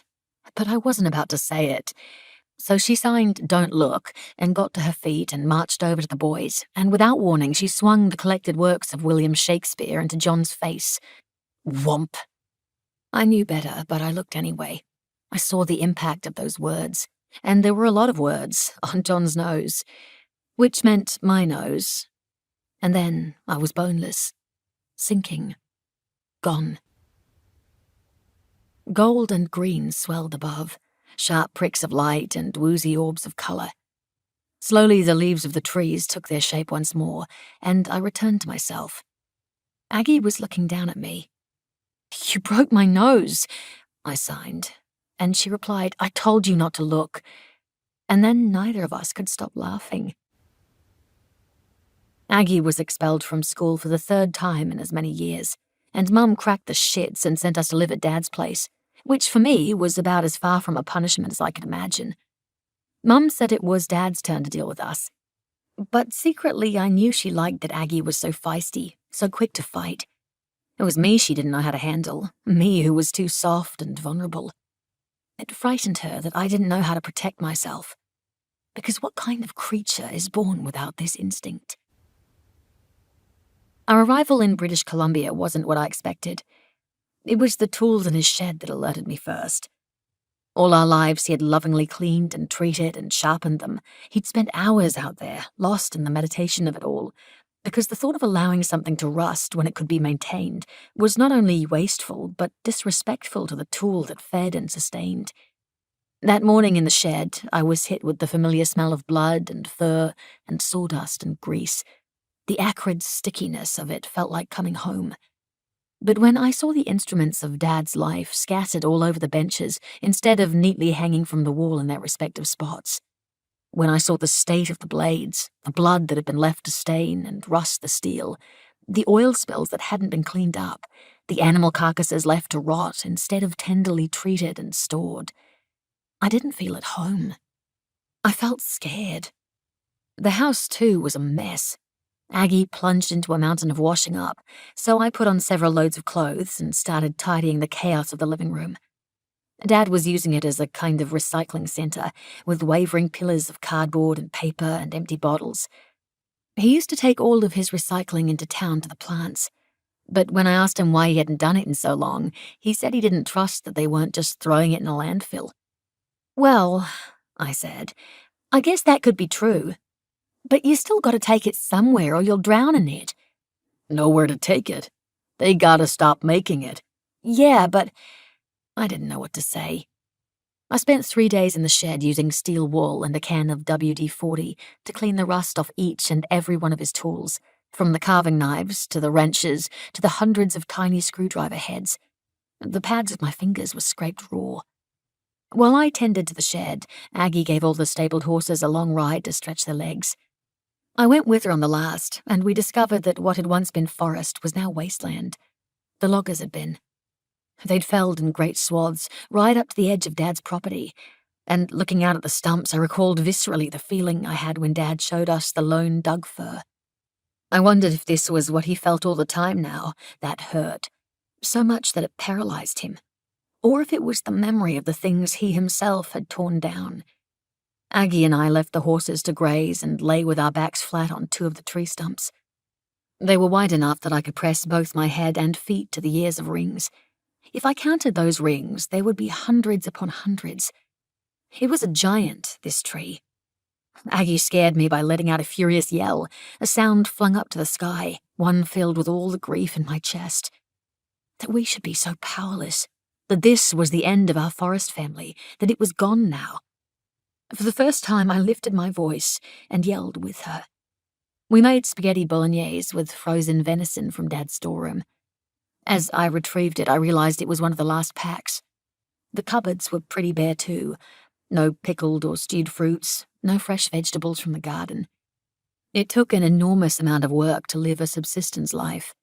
And when one thread came loose, the rest followed, and suddenly the life you'd created unraveled.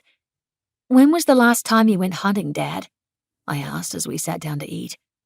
My finger was throbbing around a splinter I got while chopping firewood, but at least there was a roaring fire to keep us warm. "Last week. Got a nice big buck." "Where is it?" He looked at me like I was mad. "You've forgotten everything I taught you already. It's where it always is, drying in the scullery. You can help me butcher it." "There's nothing there, Dad."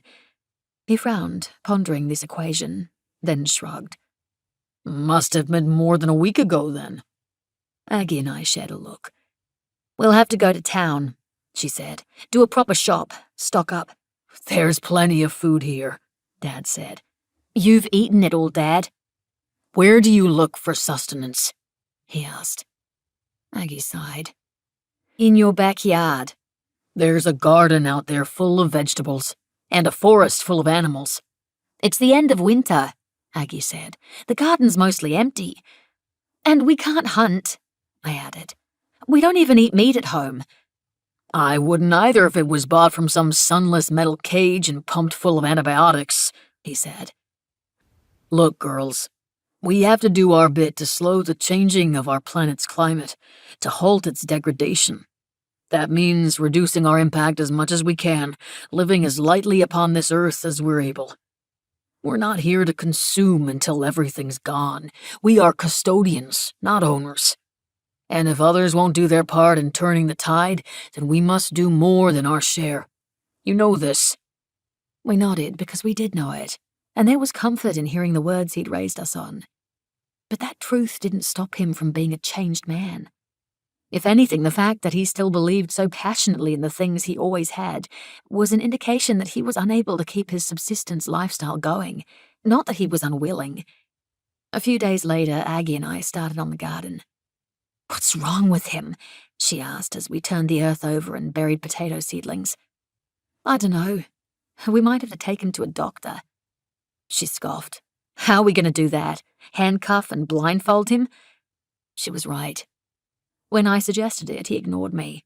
And when Aggie drove an hour to town and bought a whole stack of freezable meals, including a mountain of minced beef, jars of pickled vegetables, and long-life milk, he ordered her flatly to take it all back to the shop and get her money back. He wouldn't have her supporting industry. Didn't we know how much carbon those purchases alone produced? He wouldn't even touch it, let alone eat it. "This is how the world dies," he said, "with laziness." And it seemed to me that what was once the wisdom of a man courageous enough to see another path was now turning slowly toward madness. He did, however, understand the need for food, despite all his distractions. So he began to teach us how to track and hunt, calling on the lessons we'd had when much younger. He had never expected Aggie to make the kills then, but now he did. I was the better tracker, and she the one able to pull the trigger. We made a good team, Dad said.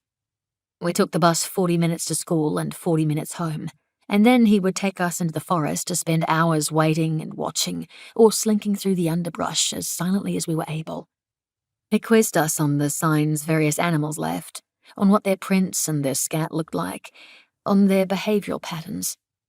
He took it more seriously than any teacher we'd ever had. It was like he knew we needed preparing. On a cold day some months later, I was alone in the woods to collect the fungi that grew at the base of a big red cedar. Its trunk had gnarled roots that made a comfortable nook for sitting, and from here, even though I was in a bit of a hurry, I could lie back and watch the light flicker through the canopy of its needles. A flurry of blue wings signaled the arrival of a bird on a low-hanging branch. "Hello," I said, and it gave no sign it noticed me. It had a dark, crested head. I would have to ask Dad what its name was. Something drew my attention. A mark in the dirt, not far from the mushrooms I was picking. A paw print, unlike the tracks made by a passing deer. I'd never seen its like, and stood to inspect it. I searched for more, hoping to follow them, but found no others. At home, I dropped the mushrooms into their box and went to find Dad in the garden. He was sitting in a slice of sun, watching his horses in the valley below. "I have a question, Dad," I said as I sat beside him. "I hope you have more than one, always." "I think I found an animal print, but it didn't look like a deer." "How big was it?" "Too small for a bear, but quite big. About—" I made a shape with my fingers. "A paw, I think. And it was the only one, like it just disappeared." Dad smiled. "You found yourself a wolf print, Inti Lou. About as rare as they come." "A wolf?" A thrill ran through me. Only twice in my life had I caught a glimpse of a wolf, and both times had been many years ago when I was a child. I'd almost started to believe I'd dreamt those moments. "Can you help me follow it?" He shook his head. Can't track wolves. Not really. Then how do you find them? You don't. You leave them be. I slumped, disappointed. He watched me sideways. All right then, I'll tell you a secret. But you must use it for good. Do you promise? Yes, There is no tracking a wolf, Dad said. They are cleverer than we are. So instead, you track its prey. we grinned at each other. I couldn't stop thinking about that solitary paw print. How'd it move with no tracks like that? The infinite mystery of wolves, Dad replied. And I decided then that I would discover the creature's secrets. 6. They don't explode free. They don't run. The snow is melting. Winter has ended. But our wolves don't seem to want to leave their cages. The Cairngorms Wolf Project was only ever agreed to because we had such a successful precedent. It's what we base some of our decisions on, not all. It's how I know to expect this. The wolves in Yellowstone didn't rush from their cages either. And we were able to learn from them. So we had gates built on both sides of the pens, and we have only ever entered through one of them, leaving the second gate free of our scents. These are the gates we open now, remotely, after having tied deer carcasses to trees beyond the thresholds to draw them out. But still, the wolves don't leave. Be patient, I tell my team. They will. On day 2 of the gates being open, a single wolf pads from her cage, scents the air, and then runs north. Number 10, fiercer than the rest. She is running home, unaware that no home waits for her, only livestock and those who raise livestock, who may well prove deadly to her. Beyond them, an uncrossable ocean. I wonder if we will ever see her again. Days pass and no movement from the others, not from 10's abandoned Glen Sheep pack to the south, or from the Tannar pack to the east, or the northwestern-based Abernethy pack, made up of newly mated 6 and 9, and her yearling daughter 13. The wolves sit and watch and wait, certainly more patient than we are. On day 5, Evan and Niels are in a panic, pacing the base camp and endlessly debating what to do. Have the wolves marked their territories within the pens? Is that why they refuse to leave? This would be a disaster. Be patient, I say. On day 6, the remaining 5 members of the Glen Sheep pack follow their missing sister, number 10, who is long gone by now. They are led not by their 2 alphas, male number 7 and female number 8, but by the old silver wolf, number 14, who is 10 years old and geriatric in wolf lifespans. The world is hard on wolves. If they don't die by illness or starvation, if they're not killed in fights with other packs or in some disastrous accident, they are shot by humans. It seems their lot in life is to die young, for seldom do they reach old age. This silver male is a rare creature. Perhaps he is braver than the rest, his long life lending him more experience. Perhaps he simply knows when to move and when to stay. Maybe that's what's kept him alive so long. Either way, something has spoken to him, some call of the forest, and his family trust in it. They trickle out of the pen behind him and go straight past the deer carcass we left for them, flowing into the smattering of trees. It is bleak terrain down there to the south, where we have placed them. Few trees, but then wolves don't need forests. They grow them. The pack's yearling male pup, number 12, heads off in a different direction. It's possible he will meet up with his pack again, or he may have left them for good, parting ways with his family to find a mate and start a pack of his own. On the following day, as though it has been arranged between them, the Tannar pack also make a move. Its alphas, female number 1 and male number 2, our only black wolf, lead their 3 nearly adult pups out of the pen and into their stretch of forest. Which leaves only the 3 wolves of Abernethy, a week after being offered freedom, and still refusing to take it. I walk in the front door of Blue Cottage to find Aggie cooking in the kitchen, and when she smiles at me, I almost start crying. She has returned to her body. She is here with me, and I can breathe again. After dinner, she signs, "They don't know what's out there. Why would they leave?" "Because," I tell her, "movement is natural. It's survival." "You moved them. What's natural about that?"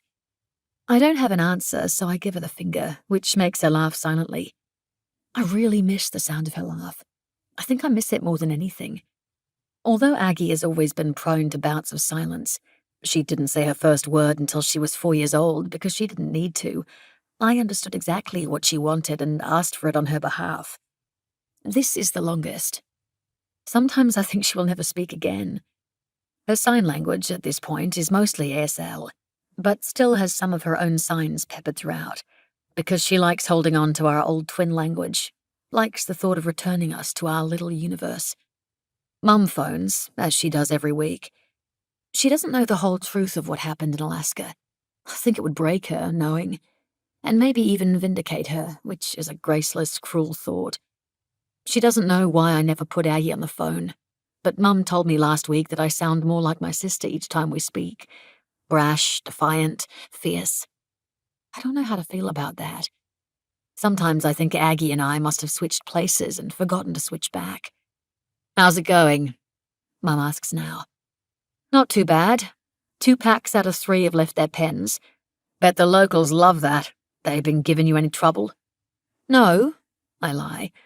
"They've been nice." "Right. Let's see what they are when their lambs start getting eaten." "Don't look forward to that too much, Mum." "Ha! You're funnier than you used to be." "Thanks," I mutter. "Where's your sister?" "I don't have long, I'm on a case." "What terrible crime are you solving at the moment?" "You don't want to know, sweet girl." "Aggie's teaching French to kids in town," I tell her as I watch Aggie do the dishes. "Fine. Au revoir. Give her a kiss from me." Before we hang up, Mum asks, "What about the 3rd pack? Why haven't they left their pen?" "I don't know." Mum answers her own question with certainty. "Of course you do. It's 'cause they're sharper than the rest, more awake to the threat of what awaits them." "There's no threat out there." Mum just laughs and hangs up. On day 8, Evan, Niels, Amelia and I hiked to the Abernethy pack. We need eyes on the wolves. They may be unwell. It could be that we need to use our jab sticks to scare them from the pen. We may just need to leave them alone, but we won't know until we see them properly. Evan and Niels debate the next move while we walk. Their voices grate at me, disturbing the peace of the spring forest. Wildflowers have begun to poke through the frost. Leaves are returning to branches. Trees shake off the winter and turn toward the sun. I stop. The scent, maybe. Is my nose sharp enough for that? Or is it my instincts that sense it? The others stop behind me, falling quiet. I look up to the crest of a ridge. Beyond it lies the pen. But atop it is the striking figure of a creature in profile. Number 9, surveying the landscape of which he is now king. "Fuck," Evan whispers, reverent. Amelia gasps. It's one thing to touch an unconscious wolf, another to see one in a pen, another thing entirely to see one in the wild. And this close, this in charge of his dominion. It is a deep punch to the gut, a tugging on that primal part of us all. He is at once still and full of movement. The wind in his fur makes it glint. I wish Aggie were here with me. It feels wrong to experience this without her. We retreat, leaving 9 to explore the forest his Abernethy pack was named after. As of today, the wolves have all walked free into the Cairngorms. They've been given a home in Scotland once more, but time will tell if that home intends to nurture or destroy them. To celebrate, the pub. I met both Evan and Niels when the 3 of us worked with the Alaskan wolves in Denali National Park. Back then, we and the other biologists socialized a lot. It was part and parcel of the job to go for a few beers each night. There's a remoteness to that land that encourages a seeking of each other, and it was the first time I'd really spent with other wolf biologists. We are a particular breed, it's true. Restless and physical, we like to be outdoors instead of behind desks or in labs. I was enamored with the group of us, with the animals and the work and the world. So it had been an easy call for me to recruit both Evan and Niels when I took on the Cairngorms project. It made sense to work with people you know, whose attitudes and philosophies align. Now I would give anything to have hired strangers. Evan and Niels expect the beers after work each night and don't understand why I can't. They don't understand why I am so at odds with the woman I once was. Alas, tonight there's no excuse. The snow goose is dark and earthy, and as my eyes adjust, I am met with animals. A stag head gazing sightlessly at me from above the bar. Beside it, an array of smaller deer. On another wall, a badger, an eagle, a fox. The air hangs thick with their must, although I may be imagining that. They are everywhere, pulling my focus from the big stone fireplaces, the crooked wooden tables and cast-iron chandeliers. Off the main space sprout secret rooms and corners with low leather couches, all of them full of people. The watering hole, I'm told, for the entire region. I force my gaze from the taxidermy, unnerved. In a far corner booth sit Red McCrae, Mayor Oakes, and Stuart Burns. Stuart looks more robust and friendly than ever. We head to a booth on the opposite side of the pub, but I sit so I can watch him. Ways to kill a person. Slipping something inside his drink, tampering with his brakes, driving him off an icy road, following him into the night and bludgeoning him. Inti? I blink and look at Zoe. What? What do you want to drink? She repeats slowly. Anything. I spot Duncan sitting at the bar with Amelia and her wife Holly. He is wearing a thick red jumper, clearly hand-knitted and sporting several holes. I wonder who knitted it for him. A partner, maybe? He laughs at whatever Holly is saying, and my eyes slide swiftly away from him, hoping he doesn't spot me. Red McCrae shows up at our table with a jug of beer. He places it roughly enough to slop onto the sticky wood. Congratulations are in order, I hear. There's an awkward silence. Thanks, Evan says. Stuart is right behind Red, placing a calming hand on his shoulder. Drink this now, while there's anything left to drink to, Red says, sounding a little drunk. 'Cause soon enough it'll be murder and mayhem that rule this place. At least we're not being melodramatic about it, I say. I hope you think it's funny when retribution comes knocking on your door, he tells me. You're threatening us? Zoe asks. Red laughs. No threats here, Stuart says, and he is so friendly, so appeasing that it makes my skin crawl. No point threatening animals, Red agrees. Not how nature works. You got a problem with one of them? And he looks straight at me. Only thing to do is show your animal who's stronger. I smile. I can't help it. Because he amuses me, and he makes me nervous. I lift the entire jug of beer to my lips and take a long gulp to calm myself. Cheers, I say. Then I slide from the booth and stand, because I can't put up with them towering over me like this. I need to at least be on my feet. If it's a conversation about strength you want to have, we can do that. With this, I look at Stuart. His neck turns splotchy, and I know I have unsettled him.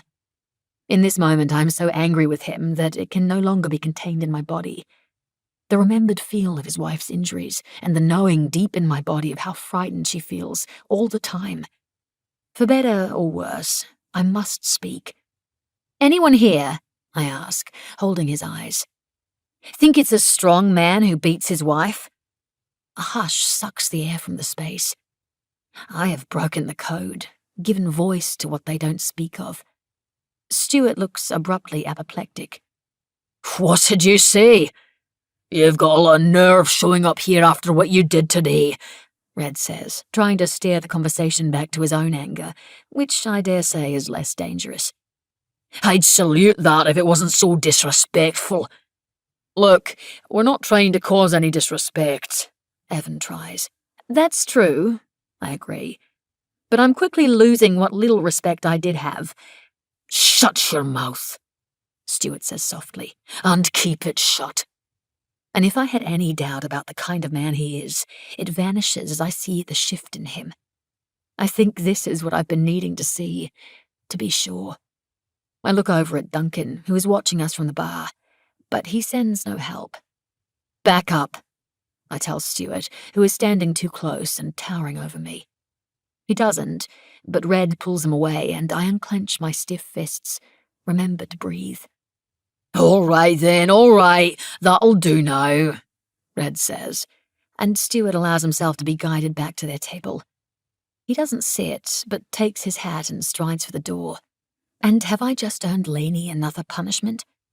I can't let that happen, but it doesn't take long for Duncan to follow Stuart from the pub, off, hopefully, to watch from the shadows. And if he's going to watch, he'd best watch all damn night this time. I've lost my appetite for celebrating, Zoe says. Really? I take that as a win, I say, gulping more beer to calm myself. How come they don't bother you? She asks me. That was scary. It was scary, but if you let them intimidate you, they've won.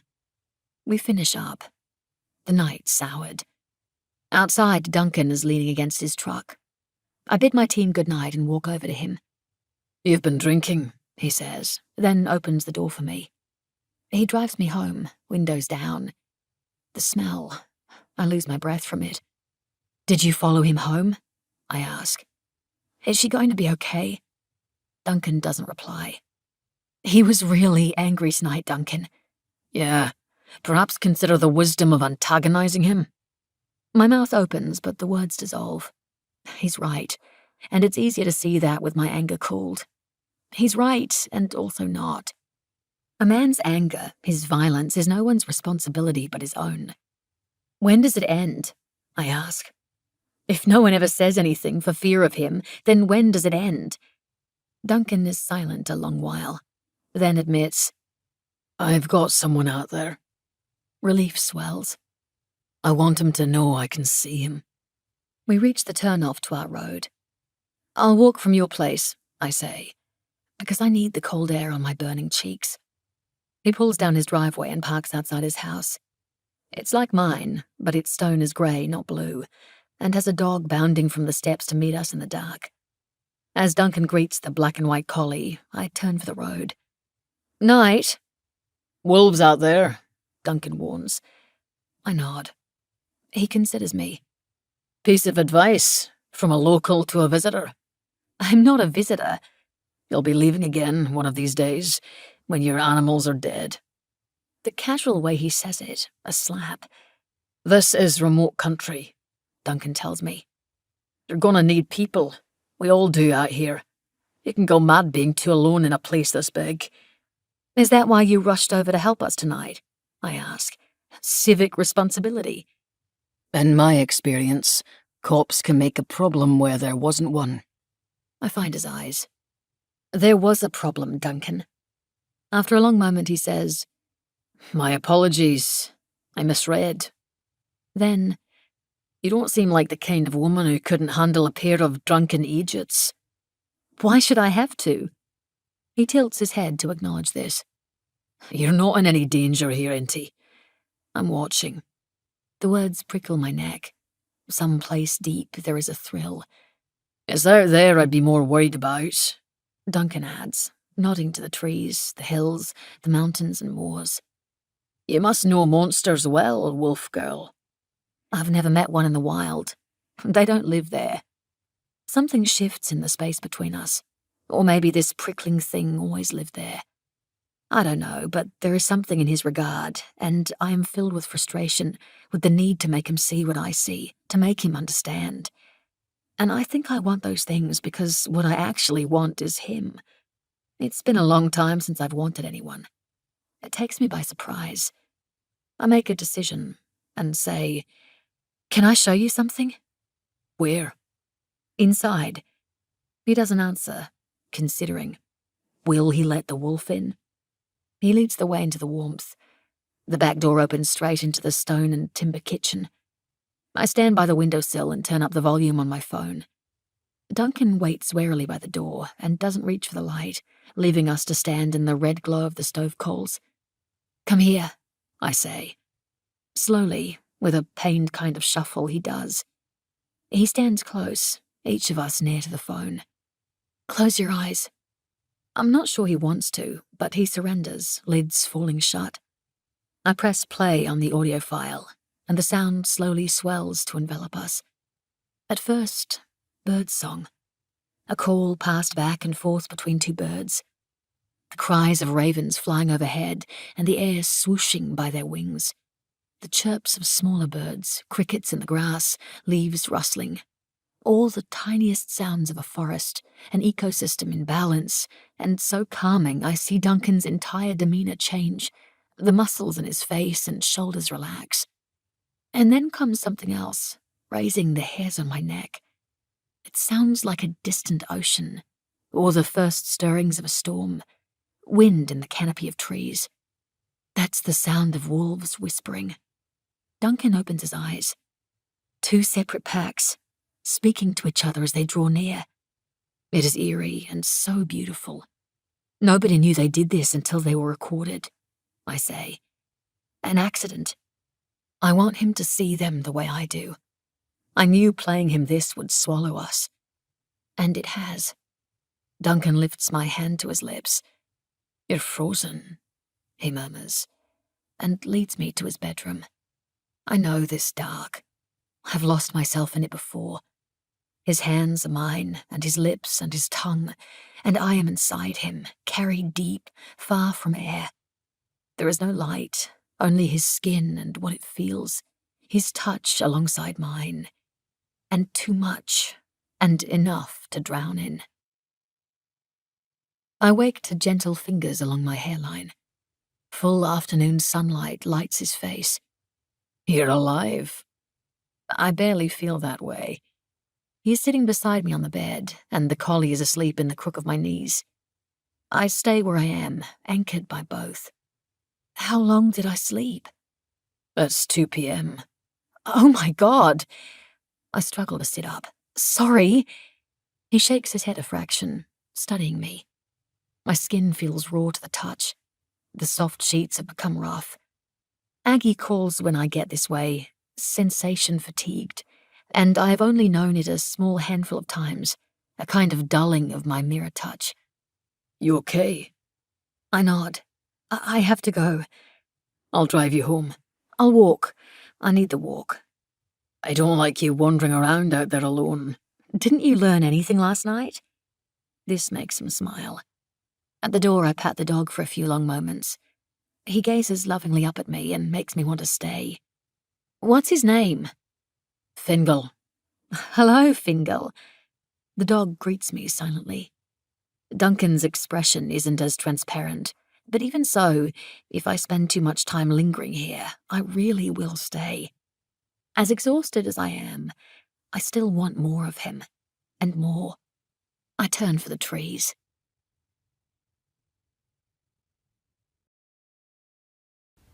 7.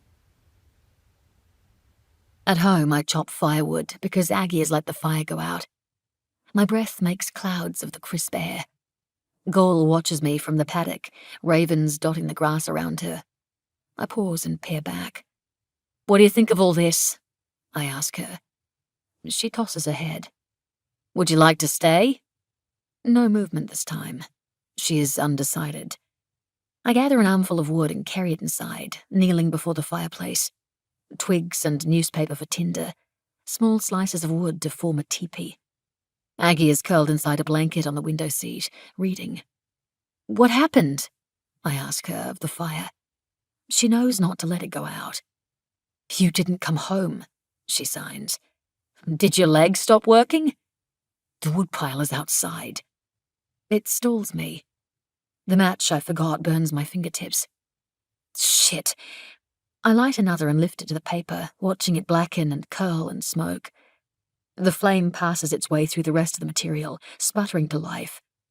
I rented this place over the phone, without having seen it, so we'd have somewhere to move straight into. It is smaller and more run down than I expected, its furnishings and decorations belonging to another time, but we don't need much. Aggie went outside for the first few days, short walks and wanderings to discover the area. And then it was less often, and then one day she stopped altogether, and now the very thought of leaving these walls terrifies her. I didn't think about the heating, about the woodpile beyond her reach. "I'm sorry," I tell my sister. "I'm really sorry. I'll make sure I bring more in for you. And I'll buy her an electric heater for emergencies. And I won't stay out overnight again. I should never have left her so long." I sit opposite her in the window seat, our raised knees touching. She shares her blanket with me. The wolves are free. Aggie smiles. Bravo. Were you out celebrating? I nod. Then you've made friends. I don't need friends. She considers this, and between us hangs the question. Where were you then? But she doesn't ask it, and I don't answer it, and I could cry right now just to end this silence. Instead, she passes me the book, and I read it to her, my voice wobbly but growing stronger, and as she listens, she rests her cheek against the glass, and it is so cold on my face. But for my trip to the grocery store and some bread baking, this is how we spend the rest of our weekend. Reading and entwined. On Monday, I am the first to work, and so I'm alone when I realize why it took the Abernethy pack so long to abandon their pen. It was because they didn't want to leave their daughter, pretty number 13, who is curled beneath tree roots in the back corner of the cage, where we couldn't see her. But leave her they did. Evan arrives with a handful of yellow wildflowers. Marsh marigolds for you, my dear, to brighten your morning, he says. Caltha palustris. I found them on my walk, poking their way up through the frost. They're some of the first of the season. He places them in a glass of water and puts them on the desk beside me. Before I can thank him, he is taken by the sight of 13 alone in her cage. Oh no, what are you doing in there, sweetheart? I'm surprised they left her. They stayed as long as they could, I say. I head out, on the hunt for an answer. It's unlikely I'll ever discover why her pack left her there, and why she alone decided to stay. But I'm going to try. In a landscape this big, you need height to find wolves. They wear GPS collars, but first we have to be able to locate them and get close enough to download the data stored in these collars. And we do that by tuning into their individual radio frequencies, most easily done by air. Our pilot is called Fergus Monroe, and he stinks of booze. You okay to fly? I ask him, making no secret of my skepticism. Fergus laughs. Aye, of course. Night on the drinks never stopped me before. He is wiry and orange-haired, and has a boyish smile, despite his hangover. I'd be more worried about the fact that he's clearly still inebriated if we had any other option. But since he's the only pilot in the area with his own plane, and a mind to help us, I'm going up in the air with him today, and there's no point dwelling on it. I strap myself into the little plane, and Fergus starts the engine with a cheerful whoop. I wonder if he makes that sound every time he starts his plane, or if it's for my benefit. Either way, I laugh. The propellers whir, and we bounce along the grass of the tiny airstrip. And then up we go, stuttering woozily into the air, seemingly defying the rules of physics. My stomach bottoms out, and I have to breathe through the sudden nausea. How long have you had her? I call over the sound of the engine. We have headpieces on to talk, but it's still an intense roar of noise. Coming on 20 years now, and she's a hell of a lot older than that. I must look alarmed at this, because he glances back and chuckles. Don't worry, she just keeps on going, the old lassie. Never failed me yet. There's a first time for everything, I reply, which makes him laugh like he's escaped from the local sanatorium. I have a map on my tablet that I mark off as we do wide circles, and my radio tracker is ready at hand. Fergus knows the area well, and where the herd animals go for water and grazing.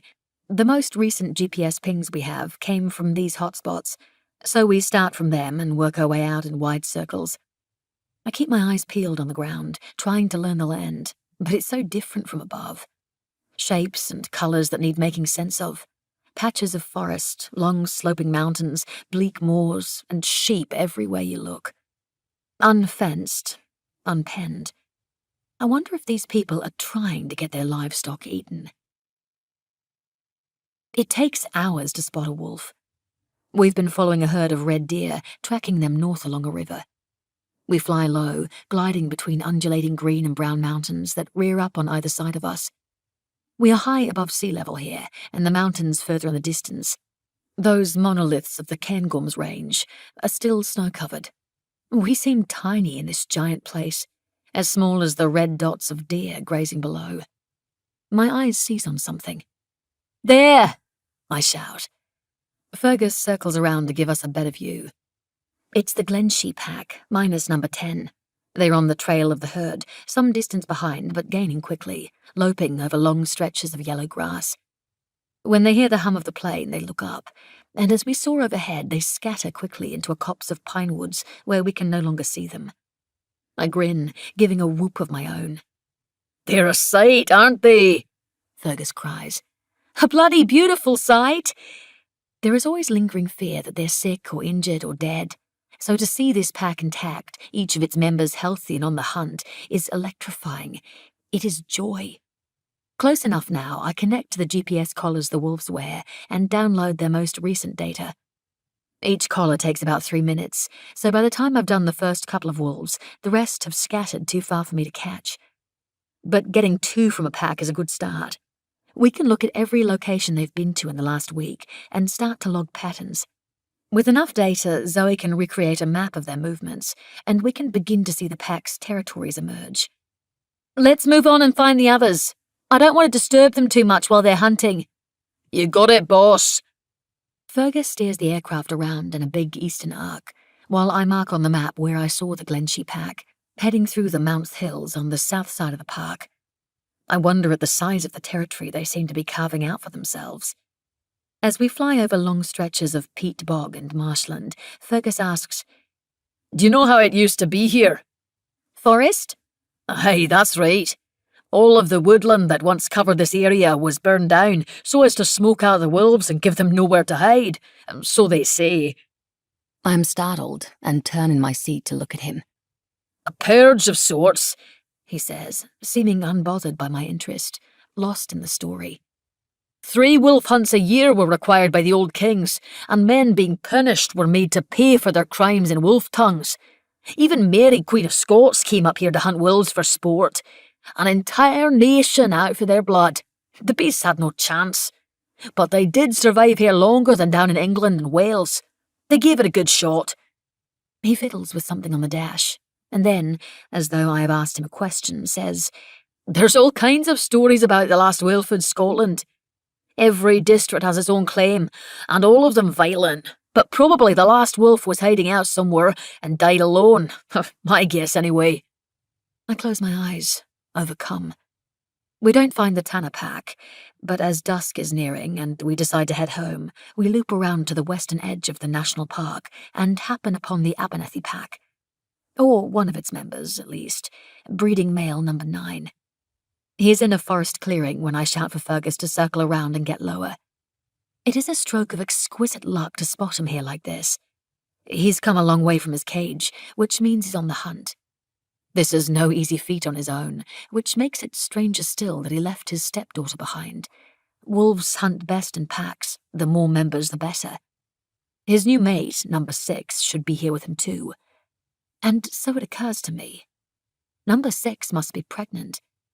Only the need to build herself a den for the impending litter could explain why she isn't part of this hunt, and why she left her daughter behind. The thought fills me with excitement, but I keep my eyes on the huge grey wolf, the creature I've begun to equate with the health of this project, the strongest of them all. He has always been a mighty creature, larger than any wolf I've seen. But more than that, there is a stillness in him, a calm certainty in his eyes. As we circle lower, he looks up and spots the plane. We're close enough that I can see his handsome face clearly, his golden eyes. He is more at peace, free in his habitat, than he was in the cage.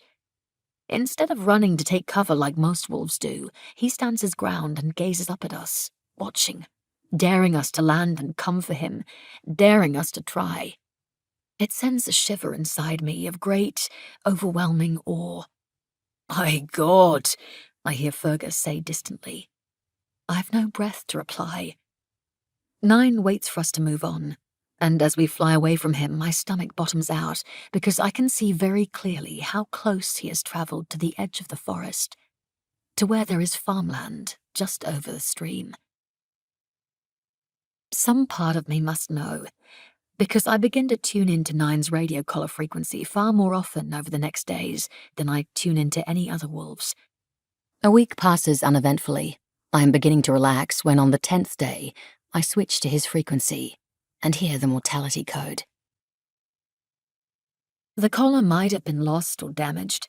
The wolves chew free of them sometimes. It could be lying on the grass somewhere. But when Duncan calls and says my name, I can hear it in his voice, and I know, of course I know. I knew before it happened. The word is cut free of me without my permission. No, one of the wolves has been shot dead. I'm sorry, Inti. I know whose farm it will be, even before I'm told.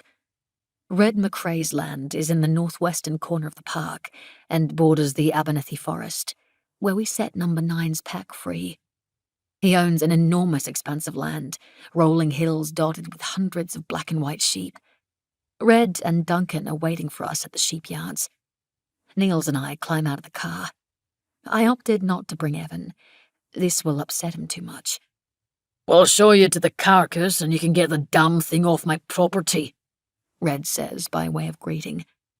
Duncan meets my eyes, and there is pity there, and I must look away from it or scream. I want to shake that pity out of him so hard it hurts. We start the long walk together, the silent four of us. I see his body long before we reach it. Grey fur nestled into the earth, cradled by it. He is lying beside a stream that borders the farm, and he is on the forest side of the stream. And as I make sense of this, I realize he has been shot without having crossed over onto McCray's land. Wild, floundering despair and a rage so hot I think I will scream, or vomit, or turn and strangle Red by the throat. Instead, I sink to the ground beside 9 and place my trembling hands in his fur, as I never would have done when he was alive. This is illegal, I hear Niels say. He's not on your land. I thought it was a wild dog, Red replies, unworried. They fade into the background, and all I am is this wolf. All I see is the beauty of him and the power, even now, even so reduced.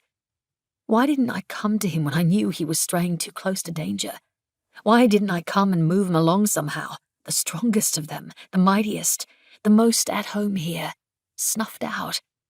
There is blood in 9's fur. I can't yet see where he was shot, but his eyes are open and glassy and his tongue is lolling out, and the sight is so upsetting that I feel a shift come upon me. This feeling is why we don't give them names, why we don't get too near to them, because they're so fragile. Now it seems cruel that all he was to us was a number among others. I look up at Red, and he recoils from whatever he sees in my face. There is a kind of embarrassment in him that I should be so openly vulnerable, so wounded, so blazing. I close 9's eyes and mouth and stroke his fur over and over again, wanting to sit here and stroke it forever. When I can't put it off any longer, I ask Niels to carry him back to the car. But when he is too heavy for Niels, it is Duncan who lifts the wolf into his arms and limps his way back over the hills. An old man sits outside Red McCray's house, the spitting image of Red, plus a few decades. His father, I'd put money on it. He watches us load the wolf into our truck, and he lowers his hat to his chest in a sign of respect I could do without. We take 9 to Amelia's veterinary clinic to perform the autopsy. We know how he died, but there is more information we can gather from his body, including the contents of his stomach and digestive system, to determine what he's been feeding on, and his overall health before the gunshot. When we have worked the carcass, we will bury him. I've buried wolves before, and I will do it again. I never make peace with it. Duncan is in the waiting room to hear our findings. I want McCray charged, I say. He said, I know what he said. Do your job. I arrive home as night is beginning to fall. The days are growing longer, and twilight brings an unearthly glow to the light. I'm unlocking my front door when I hear it. The howl of a wolf. The first in these lands for hundreds of years. My hands drop and I turn to the forest. A gust of wind rustles through the leaves of the trees and carries the sound to me. It raises the hairs on my arms and neck. It is filled with a desperate, aching question. And as it continues on through the night without answer, growing less hopeful by the hour, I know which wolf the eerie sound belongs to. Snowy number 6, calling her lost mate home. 8. Number 6, alpha female of her dwindling pack, has not stopped howling for 2 weeks, from dusk until dawn. It's driving everyone in earshot mad. I've had daily phone calls from properties and houses spanning kilometers telling me in no uncertain terms to shut her up, as if she's my dog and I have merely to discipline her better. I try to explain that she's a wild creature in mourning, but the thought of a beast grieving her mate in such a confronting, almost human way is too much for most folk. None of us can help carrying her voice within us. I wake before dawn and go walking. Up the driveway and over the fence, cutting across the paddock to the looming shadow of the spruce forest. Through trees so tall and thick that even were there sunlight, it would be dark as night within. I touch flaky bark as I pass trunks, reach my fingertips to the prickly edges of the needle-like leaves. Silently, I tell them I hope they are left alone and in peace, but I know this won't be. The track leads me up and around, over a stream that trickles invisibly. I only know I'm crossing it because my feet come away wet. I have a destination. Through this man-made forest, its carefully measured Sitka spruces planted only to be cut down, to a wilder place, a much older one. As I leave the heavy, dense trees, I imagine to a sloping landscape dotted with thousands of silver birch, glowing in the moonlight. I take a breath. The forest takes it with me. Wind is a distant ocean, calming as it reaches me, until it's no more than a kiss to my cheeks, my eyelids, my lips. I recognize this kiss. I have felt it before. A year passed in Dad's forest. He came and went, but mostly he went. Aggie and I kept going to school. At 17, it was our last year. We worked the garden to make sure we had food, tended the horses and the house, and went hunting for meat we could sell for some cash. We were lonely, but we had each other, and really we were too tired to be lonely. When Dad stayed gone for longer and longer, and finally seemed to be that way permanently, when he stopped being able to recognize us, I felt a great defiance in my soul and knew I had to do something, try something. So on a Tuesday morning, I loaded my little family into our rattling old car and set off on a very long drive. First to the west coast of BC, not far really from where we lived, to the tide pools where a strange and fey-like breed of wolf was rumoured to live, the sea wolves who fed on salmon and seals and swam the waves they were born to. Most of these wolves had never seen a mountain nor a deer, and on this remote stretch of First Nations land, they had not yet learned to fear humans. We parked our car and walked through the conifers and down onto the rocky stretch of beach.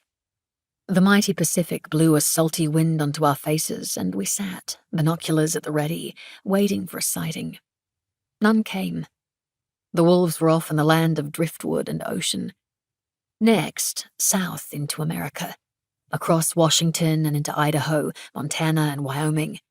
Big sky country, and God, it was big. To the Lamar Valley, a river valley wide and famed for its wildlife. The road here curved and then turned straight as a knife through wide flat plains and distant snow-capped mountains. There were dozens of people lined up beside their parked cars, quietly awaiting a wolf or bear sighting through their long-lens cameras. I pulled the car over at the end of the line of spectators, disappointed not to be alone. Aggie sat on the car bonnet and closed her eyes to the sun. For some reason, Dad set himself to the task of weaving grass into a basket, and when I asked him what it was for, he said, as though I were an idiot, that it was to carry things. We saw no wolves in Lamar Valley, though I had read at length about the famous pack who lived there, and was named after it.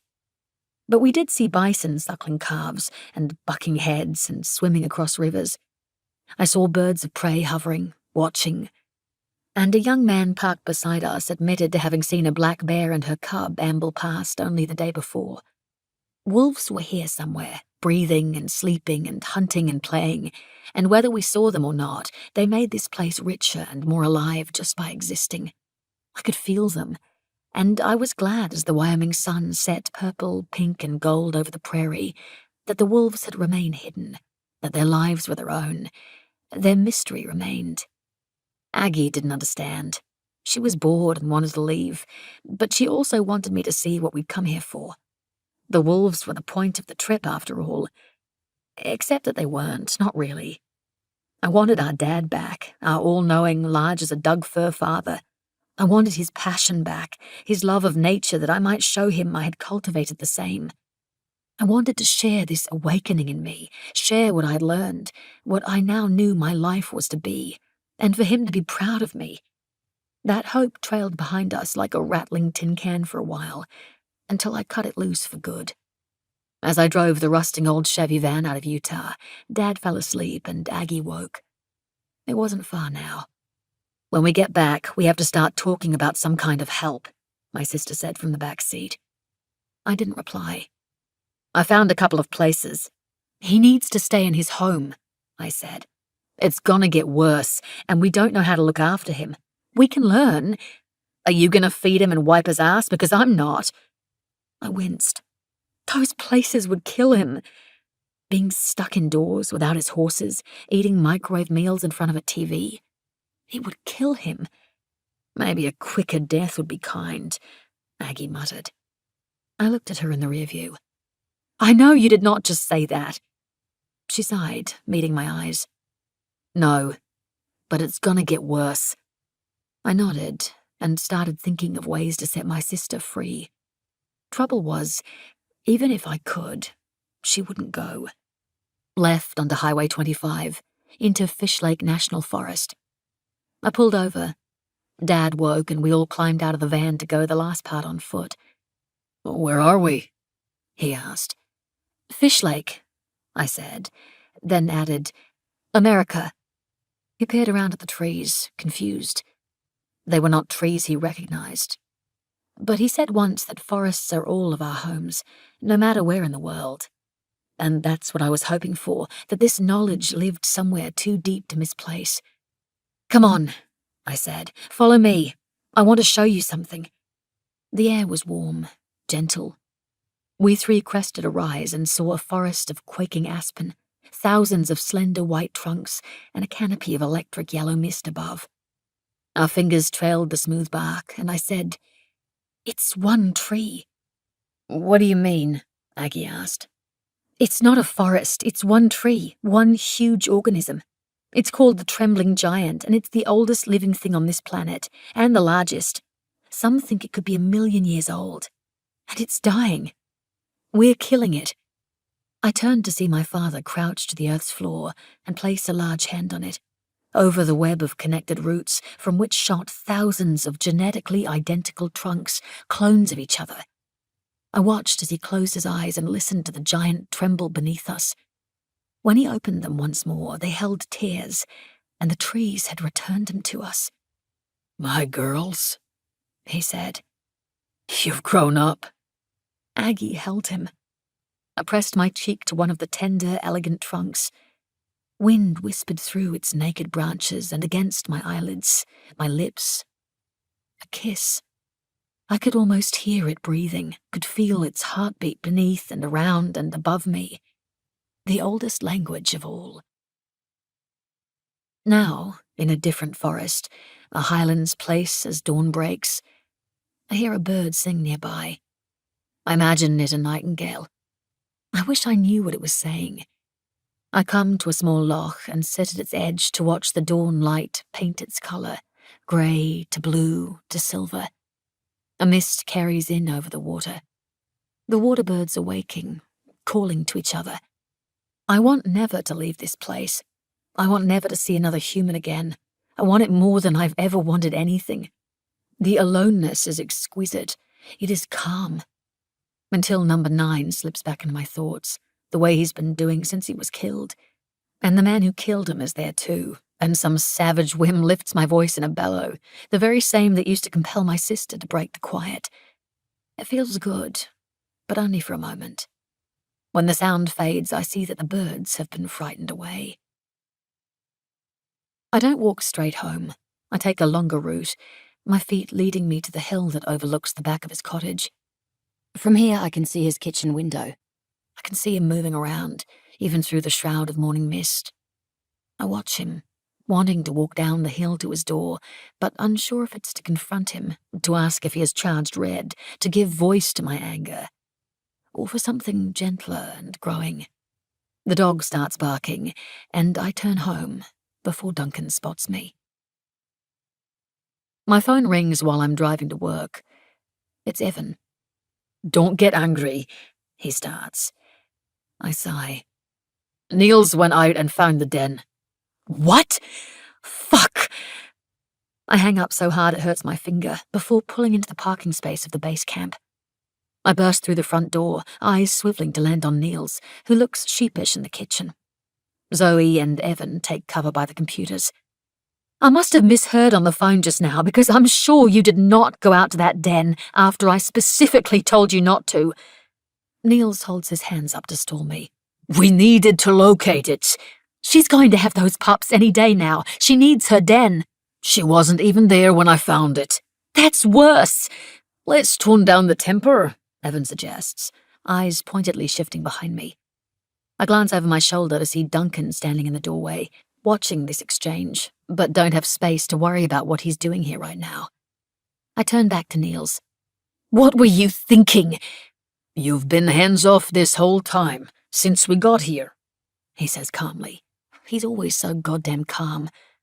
"I don't know what's making you so timid this time around, but you know as well as the rest of us that sometimes we have to get involved." Heat floods my cheeks. "If you've displaced her from her den," I say, "I may actually kill you. The cop's here, he can be my witness." Instead of waiting for a response, I stride back outside to cool off. I lean against the twisted trunk of a juniper, my favorite tree in the area, and watch the gentle movement of the forest. Sunlight and shafts through the canopy, a rustling in one of the hip-high ferns. I've been non-interventionist, but I didn't think that was the same as hands-off. It's not long before I hear the door, and Evan is beside me. He's quiet a while, then murmurs, "We did need to locate the den." "Not by going there in person, not this close to the birth.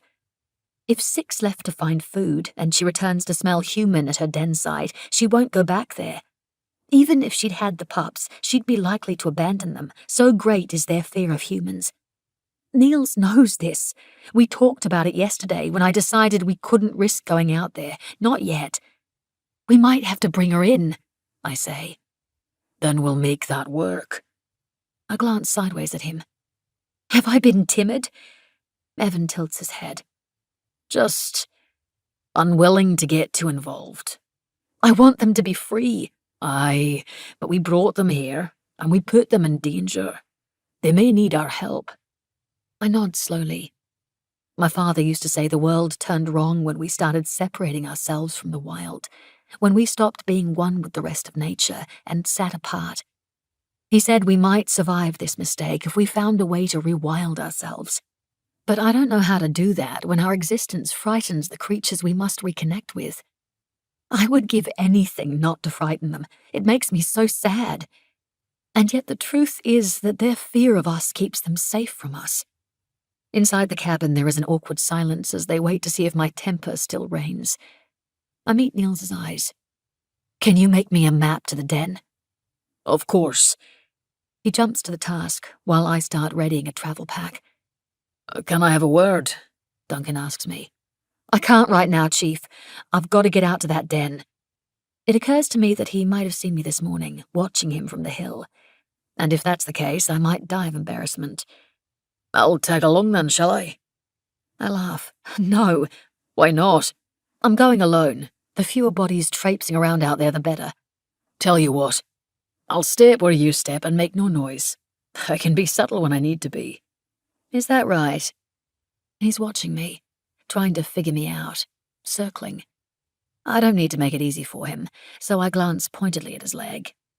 "You'd be wasting a day following me out there, and I don't need to be slowed down." I take the map from Niels and shoulder my pack, then head out to the stables to ready a horse. As Duncan follows me and starts to do the same, I stare at him in irritation. He's audacious. I'll afford him that. I give in, my mind already darting ahead to worry about the wolf. "You do what I say, okay?" "Yes, ma'am." "The female who's been howling at night?" I say as our horses walk through the dappled morning sun. "Aye," Duncan says. "I've had complaints. She's scaring people." What's wrong with her? Her mate was the male red shot. She's calling for him, hoping he'll come home. Oh, he says. I didn't know they did that. We duck beneath the long, twisted branches of the Scots pines. It's easier travelling now than in winter, when snow turns the ground perilous. Still, there's no path, and the underbrush is thick. We go slowly so the horses don't lose their footing.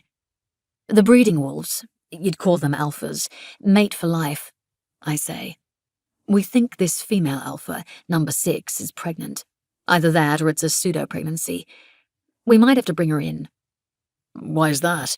Duncan asks. His leg made it difficult for him to mount the horse, but now that he's up, he looks okay in the saddle. A bit tense. I gather he's not much of a rider. Raising pups is a family thing for wolves. Every wolf in a pack takes on a role. They rely heavily on each other for survival. 6 will have to do it alone. It'd be hard on her to hunt while suckling. Even harder if we've displaced her from her den. Could it make her more aggressive? More likely to make the easy kill? Livestock? I think about his question. It's been keeping me up at night. Eventually, I say, that's why we might have to bring her in. Something compels me to continue. Wolves get lonely, same as us. Difference is that for wolves being alone makes them vulnerable, while for humans it keeps us safe. Duncan scratches his salt and pepper beard. I'd have to disagree with you there, Inti Flynn. The white trunks of the birches seem to glow. Their tiny leaves shimmer green, maybe nearest to Werner's siskin green, the colour of ripe Colmar pears, Irish pitcher apples, and the glittering mineral called uran mica. They give the world a spring haze. Even the bluebells are coming out, carpeting the ground in purple, and turning this forest from the stark, dangerous place it felt in winter to someplace warm, pretty, welcoming. All around us, the birds sing a joyous racket. Inti Flynn, Duncan repeats. What kind of name is that? Honestly, who knows? Meaning? I've got a Canadian father with an Irish name, and an Australian mother with an English name. I've got grandparents from Scotland and Ireland and France, and none of us has a clue where my first name is from. He smiles. I clear my throat. What about you, then? A sturdy Scottish name for a sturdy Scottish laddie? My family are as Scottish as they come, and that's what they've been for more generations than we can count. That must be nice. Duncan shrugs. Do your parents live in town? They did, he says. They're dead now. It startles me, and I wish I hadn't asked. Why do you want to talk to me? He shifts in his saddle. I wanted to let you know we won't be charging Red McCrae. My mouth opens, but no words spill free. We've got no evidence to contradict his word that he thought the animal was a stray dog, which is within his rights to shoot. Duncan replies to my silence. I can't prove anything different, Inti. If you've got some physical evidence you haven't mentioned, then please come forward. He pauses again, then adds, I've got a community to think about. Charging Red for a mistake so soon after the wolves have been freed is just going to disrupt my people further. I have to show them solidarity. I stare at Duncan, who will not look back at me. Some part of me must have thought this was a man with integrity, who would do his job without prejudice. More fool me. We're alone out here. You could have told me back at base, I say flat. Saved yourself a trip. It's occurred to me that it might serve me better to know a little more about what you're doing out here. Like he did in the auditorium that night, he is surveying his land for threats. What it might serve me better to know is if he thinks the threat is the wolves, or if he believes it's me. According to Niels, the den is 20 feet down the side of a steep forest gully. God knows how he managed to find it down there. He must have clambered all over this spot for days. We dismount and creep to the edge of the drop, searching for some sign of an opening. 6 has done an excellent job of disguising her den. I can't see anything among the underbrush, rocks, and fallen tree branches making a latticework of protection. I uncoil a rope from the saddle of my horse and start looping it around a tree. What are you doing? I have to see if she's there or not before I make any decisions. And if she is? Strapped to my back is the first tranquilizer rifle I brought. and I hand Duncan the second. "The fuck's this for?" he asks, and I realize he's nervous. He is glancing back and forth, left and right. "It's not for anything, it's just in case. I don't think she'll be here." This clearly doesn't comfort him. I turn away so he doesn't see me smile. With the rope fastened around my waist, I climb down over the lip of the gully, facing Duncan. Our eyes meet, and then the ground divides us. It takes me some time, and a lot of scratches, to find the opening to the den. I am assuming I'll find it empty. But this is stupid of me. Never assume anything with a wolf. She will always surprise you. I catch sight of a dark crevice, and there she is, 2 reflective golden eyes gazing out at me. I go still, watching her. "Hello, girl. You came back." I don't want to trank this wolf, not after everything she's been through. The stress could cause all kinds of problems for her. Waking up back in her pen could be damaging. But I hate the thought of leaving her out here to die. That's not a thing I could live with, not after Nine's death. A death that maybe I could have prevented if I'd found a way to move him from the edge of Red's farm. I knew he was in danger, and I left him, and Niels is right to think me timid. If I trank 6 now, I can take her in, give her a shot of penicillin and vitamins, figure out if she's actually pregnant or if it's phantom. And then we can support her while she gives birth, feed her as she suckles her pups, let them free once more when the pups have grown enough to start learning the hunt. The shape of this plan takes place in my mind, and I start to feel better about it. I swing the lightweight air rifle off my back and carefully load one of the long cylindrical tranquilizer darts into its chamber. The dart has a furry red tip so we can find it easily. And because the tilazol drug we fill it with is highly dangerous for humans, there's an antidote in my pack in case I accidentally prick myself and go into a coma. "Can you throw me a torch?" I call to Duncan. "And the radio?" Instead of throwing them down, he uses my rope to slide down the incline, awkward on his bad leg. I radio Evan and tell him to get a transport crate out here as quickly as he can, and to bring Amelia so she can monitor Six's vitals while we move her. Duncan floods the crevice with a beam of light. I can make her out properly now, blinking against the brightness. She doesn't move, except to lower her face a little. There is the line of her pale body, the dark of her eyes and muzzle. I move back to make space and take aim at her front haunch. I need to hit a muscular, insensitive area so it doesn't cause her pain. The lack of light makes it harder, but being at close range helps. More often than not, when you shoot from a distance, the feathered dart moves so slowly, like a shuttlecock, that the animal is gone by the time it lands.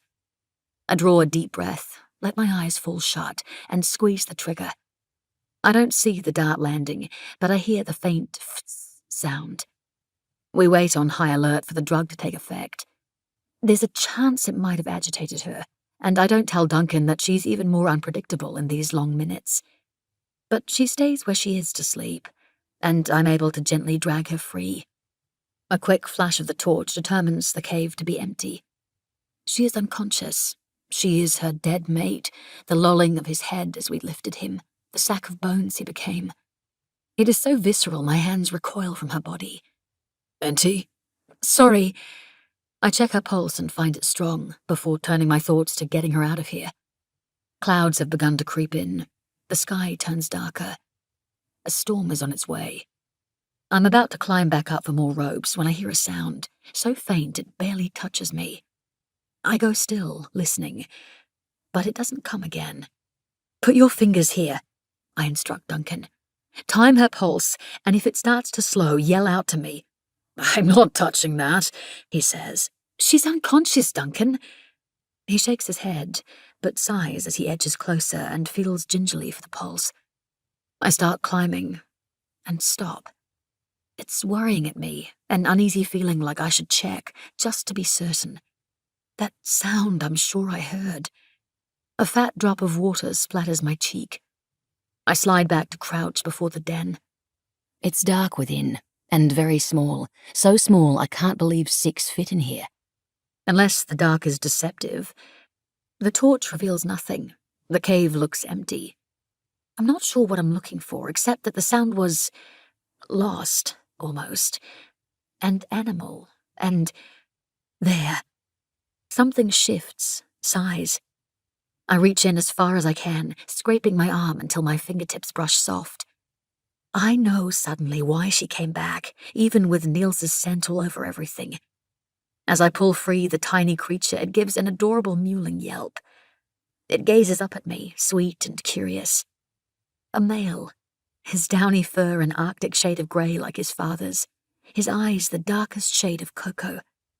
The inside of me gives way. "Shit," Duncan says. "What do we do now?" The pup squirms in my arms, gives another squeaky yelp, and then settles. It's cold out here, with the rain beginning to fall, and I try to keep him sheltered against my body. I laugh in astonishment. He can only be a few weeks old. 6 and 9 must have conceived fast for their pups to be here already. My mind races with the implications of this, trying to work out what to do. Niels's comment is loud in my head. "You've been timid." "There are more," I say. "We'll take them too." I pass the pup to Duncan, who holds him straight out like a football. "Cradle him!" Duncan reluctantly holds the pup to his chest, while I pull the rest of the pups free, passing them to him one by one. "Hang on," he splutters, but I need my hands yet. The last is so deep in the den that I have to tear at rocks around its edges and just about dislocate my shoulder to reach it. She is the runt of the pack, smaller than the others. A female, and more white than grey, like her mother. She nuzzled into me, and I'm filled with tenderness. 6 pups, I say, turning back to Duncan, who was managing 5 squirming creatures in his lap and looking harangued. I laugh again. "They suit you." He gives me a sour look. "How do we get them back?" "Transport's coming. We just need to get them up to the horses." But again I pause. I watch number 6, lying still beside us, and these little creatures doing their best to squirm their way to their mother's side. The others on my team like to feel involved. They like to feel as though they're helping, always. But everything inside me is saying this is a strong wolf. Give her a chance. And at some point I have to trust my instincts. "We're going to leave them," I say. "What?" "She can do this. She came back and she stayed. She can't flourish if we don't let her." I look at the pup in my arms and allow myself a weak moment, pressing her against my cheek, breathing in her scent. She nuzzled into my neck, and oh God, my heart. Then I place her back in the den, where she's safe and warm. Once the others are returned, and we've left 6 sleeping at the mouth of the den, the restless pups nestle into her body, content. Duncan and I climb out of the gully. I rest my hands on my head and close my eyes. "What's wrong?" Duncan asks. I fucked up. I shouldn't have sedated her. If I'd known she'd had the pups already, I wouldn't have. I'd have known to leave them be. "What difference does it make?" You don't sedate an animal unless you absolutely have to. It's dangerous to them. Duncan shrugs. "You thought you had to." Let it go. My hands fall to my sides. Tough, but true. We wait some time for Evan, Niels, and Amelia to arrive with the transport crate. "Change of plan," I tell them. "She's had the pups. I'm leaving them here." "Then why's she sedated?" Evan asks me, the same time as Niels says, "That's unwise. We should bring them all in and feed her in the pen as she suckles." "And then the pups are raised in a cage instead of the wild," I say, shaking my head. "That's not what we're trying to do here. Amelia, I need you to give her a shot of penicillin and anything else she needs, and watch her vitals until she starts to rouse. Do not let that wolf die." "Got it?" Amelia says, and Evan starts helping her descend into the ravine. More human scent to stain the area. Regrettable, but I'm sure now that 6 is braver than most. She came back for her pups, despite knowing a human had been here. And at least now we can make sure she and her pups are as healthy as possible before leaving today. And this won't have been a complete waste. I pull Nils aside for a private word. "You messed with my head this morning, and I made a rush decision. It's my fault, I know that, but please let me do my job." He is hard to read, always, but he nods and doesn't argue further. "What will she eat?" Duncan asks me. "I can't leave here without knowing she won't go straight to the nearest farm." A kind of dread fills me. excitement for something long forgotten. I know what I have to do, the payment for my decision to leave her here. But how will I end this hunt without my sister? I'll find her something to eat, I say. What do you mean? I've got more trank darts and a knife. Do you have a hunting license? Yes, I lie. Oh, hell, he musses. I'm going to pretend I believe you and hope to God you know what you're doing. I help him into his saddle, then swing onto my own horse. The big gelding snorts and dances a little, and for a moment I think he might rear. But I tighten my knees and keep a firm hold of him, calming him with a hand to his neck. He can smell the wolves, and the storm too. We leave the others to mind the wolves and set off, just as the sky ruptures, letting loose a downpour. The gelding's hooves slip in the mud. Duncan, by his own admission, is no hunter, but he does know the general grazing spots of the herds, because it behooves him to know where the hunters gather. So we explore the closest. I am secretly relieved he is coming with me. I'm not sure I could do this on my own. The clearing is empty of deer, but I circle the tracks, looking for scat and noting how fresh it is. When I think I know which direction the herd has moved, we follow it east. How'd you learn to track? Duncan asks. My dad. In Canada? I nod. I've always wanted to go to Canada. Good forests. You like trees? I like timber. My face creases in disappointment. Timber's beautiful, he says defensively. Sure, carcass chic. He laughs. God help me. You ever cut into the trunk of a tree and opened it up and seen what's inside? I nod. I've never cut one myself, but I've seen.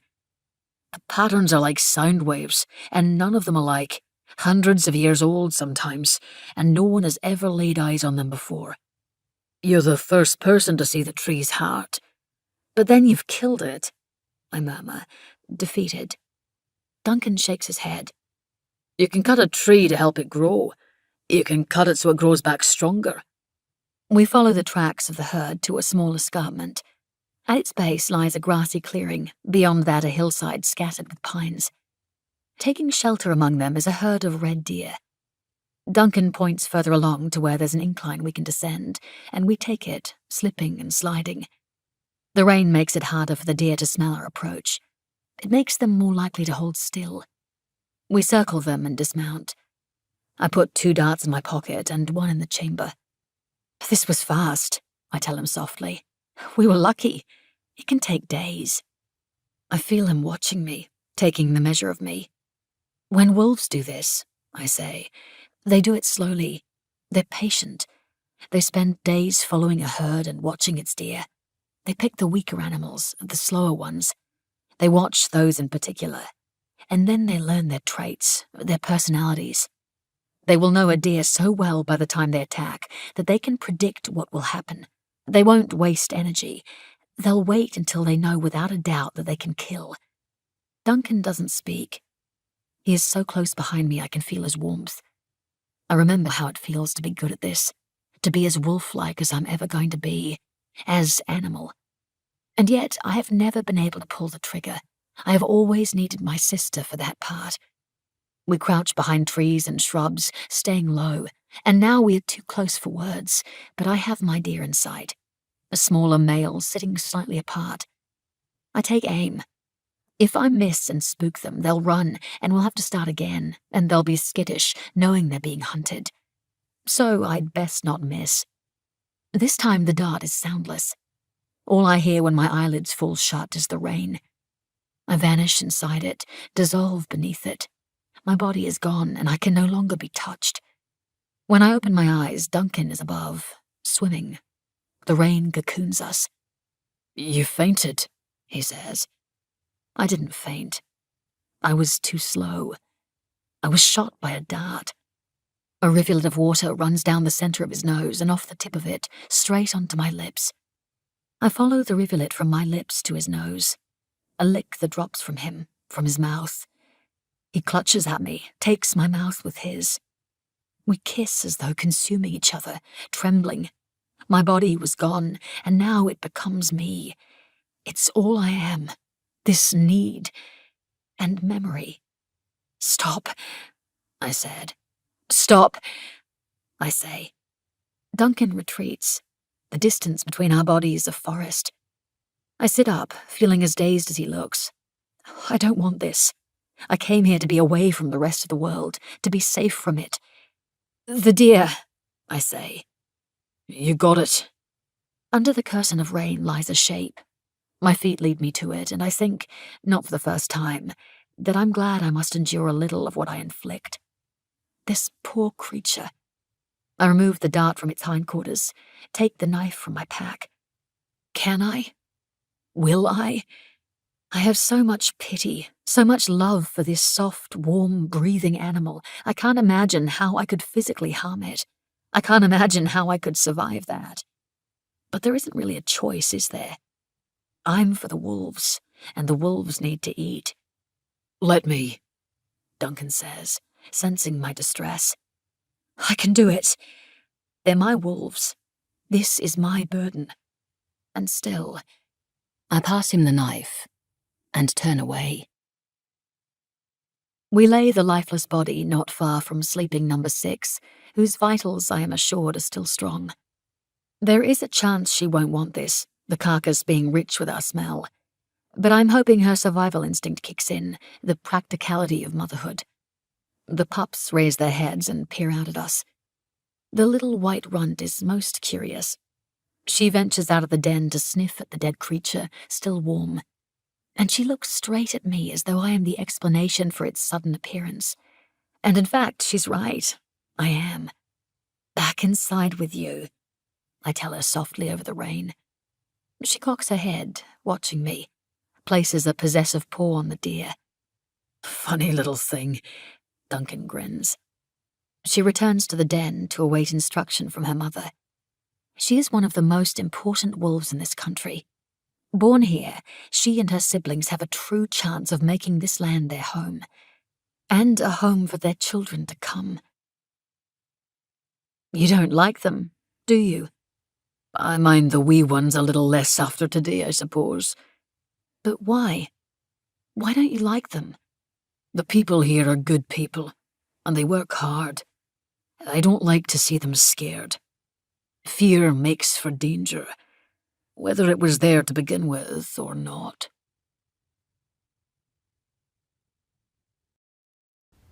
9. I must be expecting Duncan because I quicken, and I don't like how eager I feel. But it's Stuart Burns knocking at my door. Aggie is in bed, and I wasn't far from it, cleaning the kitchen after dinner and desperate for my pillow. When she is well, she does a lot of the cooking and cleaning while I'm at work. But when she isn't, when she's too tired, I do it all in the hours before bed. I'd like a word, Miss Flynn, Stuart says. Instead of risking waking my sister, I step outside and close the door.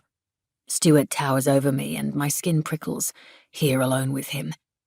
You owe me £2,000. His tone is neither the friendly one I first met, nor the seething fury of the pub. It is neutral, controlled. I know, Stuart. I need time to save it up. The job doesn't pay much.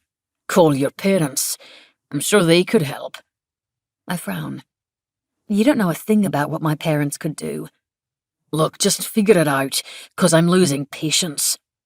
He moves closer, enjoying his size, and I fucking loathe this thing men do, so I don't step back like he wants me to. I raise my chin. Get off my property. Get the money you owe me, and don't bring it to the house. I don't want you bothering my wife. I'll come calling on you each night until you have it. Make it easy for you. He gets in his car and drives away. I don't have a conscious thought as such, but my feet start moving, and when I reach Duncan's house, my hands are so cold it hurts to knock on his door. He doesn't say anything when he sees me. Then, you blow mighty hot and cold, wolf girl. He's right. I do. I am rudderless. I'm sorry, I say. I'll go. He takes my hand to stay me. We don't sleep, but lie naked at opposite ends of his bed, lamp-lit and warm from the fireplace in his room. It smells of wood smoke and a scent that powerfully calls to mind my father's workshop. A scent I can't name, but makes me feel at home. Fingal sleeps on the rug before the fire, his tail twitching every so often to the shape of his dreams. In this soft light, I could look at Duncan's face for hours. Forever. Is this how you keep your lovers? He asks me. Waiting for scraps? I hide my smile. Don't say lovers. Then, what about yours? What about them? How did you love them? He considers, holding my foot in his palm. Not as well as I should have. I wait. The few women I've known always seemed to want something I wasn't able to give. And that was my fault, probably. Not being clear enough about that. Masquerading as a whole man, as one of them told me. I'm taken aback. I want to ask what he means. What makes him less than whole? We skated the surface. I don't think I knew who they were, nor them me. And that's as I wanted it. And then it would come, like clockwork, to the same moment. I'd tell them I don't want children, and they wouldn't believe me. They thought I needed time, and maybe that's the right way for a lot of men. Maybe they don't know themselves, and that's certainly true of me. But it's also true that I can't reconcile myself as a father. I think maybe I'd be too much like mine, and that'd be unforgivable. I know what he's talking about. I know it intimately. When I turned 30, almost to the day, I started thinking about a child. Something in my body said, now, this is why you're here. This is the meaning. An urgent clock I hadn't believed was real until I felt its chiming. The cells of me wanted to nurture. They wanted to love and protect. Aggie didn't share this call of the body. She didn't feel the panic I did. As it turned out, she would be robbed of the ability to have children, and that same event would vanish the need in me. Disappear it so thoroughly it was like it had never existed at all. All things good. Taken. Duncan lifts my foot to his lips and kisses it. I close my eyes. What about your mother? I ask. What was she like? She was kind, he says. That's what I remember best. You couldn't offend her. She cared about everyone, even if they didn't behave well. In the face of anything, she had compassion to offer. It's a kind of strength I think women know better than men, maybe. Not all women. There is a silence, and then he asks, What whim brought you tonight? Stuart Burns was on my doorstep. Duncan tenses. Why was that? To collect his money, which I didn't have. Did he threaten you? He's not a good man, Duncan. Next time he comes around, you call me. I can be there in minutes. I didn't come here because I was frightened. That's not what I meant. I can look after myself. I don't know if this is true, actually. In fact, I strongly suspect it's not, but he says, I know you can. And sounds like he means it. I crawl to his end of the bed so my face is near to his. His fingers trail my spine. He has large, thick hands, rough fingers, and yet his touch is light. Did you care about those women who left you? His hand reaches my neck, my jaw, my lips. Course. I just wasn't enough for them. I cannot imagine in this moment how that could be possible. Why then? If not Stuart, he asks. Why did I come here? My lips brush the corner of his mouth. Why? This will have to be the last time my feet find their way to his door. After the trembling giant, Dad was lucid for the longest stretch of time since we'd moved to BC, and I began to hope. Maybe he had returned to us permanently. Underneath, I knew this was foolish and that we were biding time here. At nearly 18, Aggie and I had finished school, and so we spent our time on the work of survival, the three of us, pretending life was normal. It first happened on a night in the cellar, bottling preserved peaches.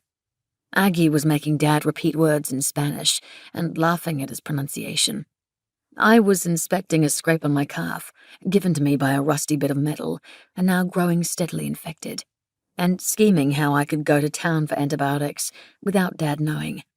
And so I wasn't looking, but something smashed and there was a short scream. I looked up, made sense of it. One of the bottles had slipped between my sister's fingers and shattered into 1,000 pieces. and my father had hit Aggie across the face hard enough to leave a red mark on her cheek. They were staring at each other in shock, in disbelief because this had never happened, not ever.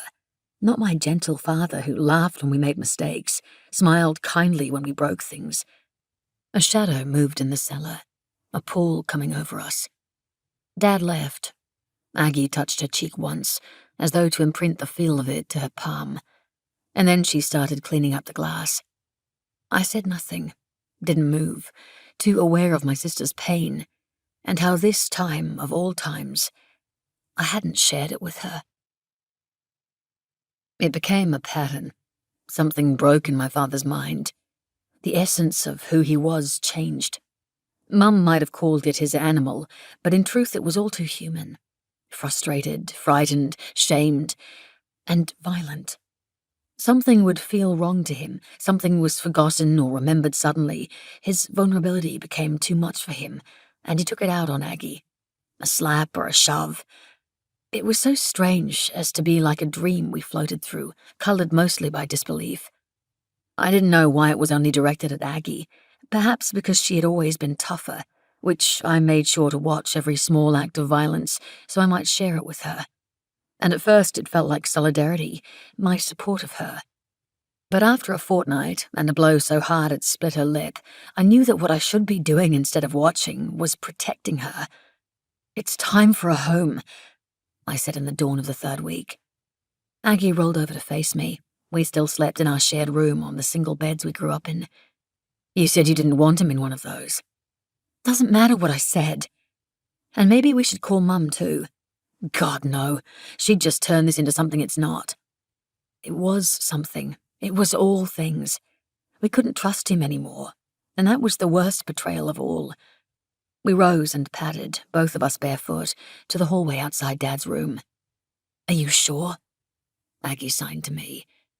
I nodded. But when we opened the door, his bed was empty. It took us nearly a week of searching the surrounding land before we could admit he was gone. On that first morning, it was plain to see that his favourite horse had been taken from the stables, and for a day or two we were able to follow his trail, but soon it disappeared, whether by bad luck or by his design, and it became painfully clear that wherever he went was not a place he intended us to follow. Still, we searched, in wide, arcing circles. In the deep parts of our bodies, we knew that he had taken himself off to die quietly and without fuss, like an animal. Maybe to put an end to whatever he was becoming, to exert what little control he had left. Or maybe to protect us in the only way he knew how. I did not think we would see him again. And we didn't. Our father.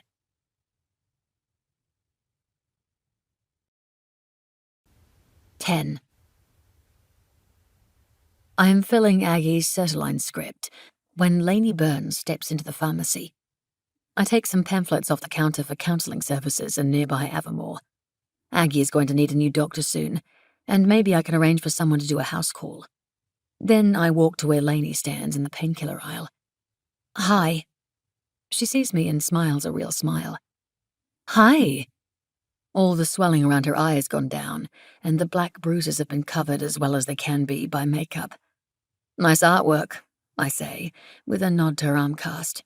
It's adorned with colourful doodles of flowers and animals. Lainey laughs a little. "Stuart's handiwork." I must look surprised because her smile disappears. "People aren't always what they first seem." Well, she's certainly right about that. "How's Gilash?" "She's okay, still skittish. She won't let me go near her." "Give her time. She got a fright." My mouth opens, but I can't find the right words. So I just ask, "Are you okay, Lainey?" She doesn't get angry. She meets my eyes. "I am. Are you, Inti?" I don't say her husband's been scaring the living shit out of me each time he sits in his car outside my house at night, because I'd be willing to bet Lainey's dealing with worse. "I am. Thanks." I see her glance at the pamphlets in my hand and look at me a touch differently. I don't explain they're for my sister, or that I don't expect they'll help her. The bell over the door rings, and then Stuart is here. "Came to see what was taking so long," he says, eyeing me. "Sorry," Lainey says. "I'm ready." I told you to stay away from my wife, he addresses me. What is it you think I'm going to do? Corrupt her? We ran into each other, Lainey says. Inti just said hello, that's all. All right, all's well then. Stuart puts the aspirin his wife was holding back on the shelf and then steers her toward the door. Good night, Mrs. Doyle. You have a braw night now, he calls to the old woman at the counter, polite as pie. I follow them. The pharmacy is opposite the Snow Goose. Outside it stand Red McCrae and Mayor Oakes, smoking a cigarette with their pints in hand. The streetlight above us is out, so when I say Stuart's name and he stops to face me, we are in shadow. Lainey hangs back warily. I have only one thought. If she won't report him, then I will provoke him until I have something I can report. I will turn the direction of his anger from Lainey to me. What do you do out there? I ask. When you lurk outside my house at night, just beyond the fence so you won't get in trouble, what are you thinking about? Do you get pleasure from the thought of intimidating me like that? Does it get you off? Shut your filthy mouth, he says. I'm just after what I'm owed. It must be what turns you on, huh? The thought of scaring women? Only we're not scared. I'm not scared of you, Stuart.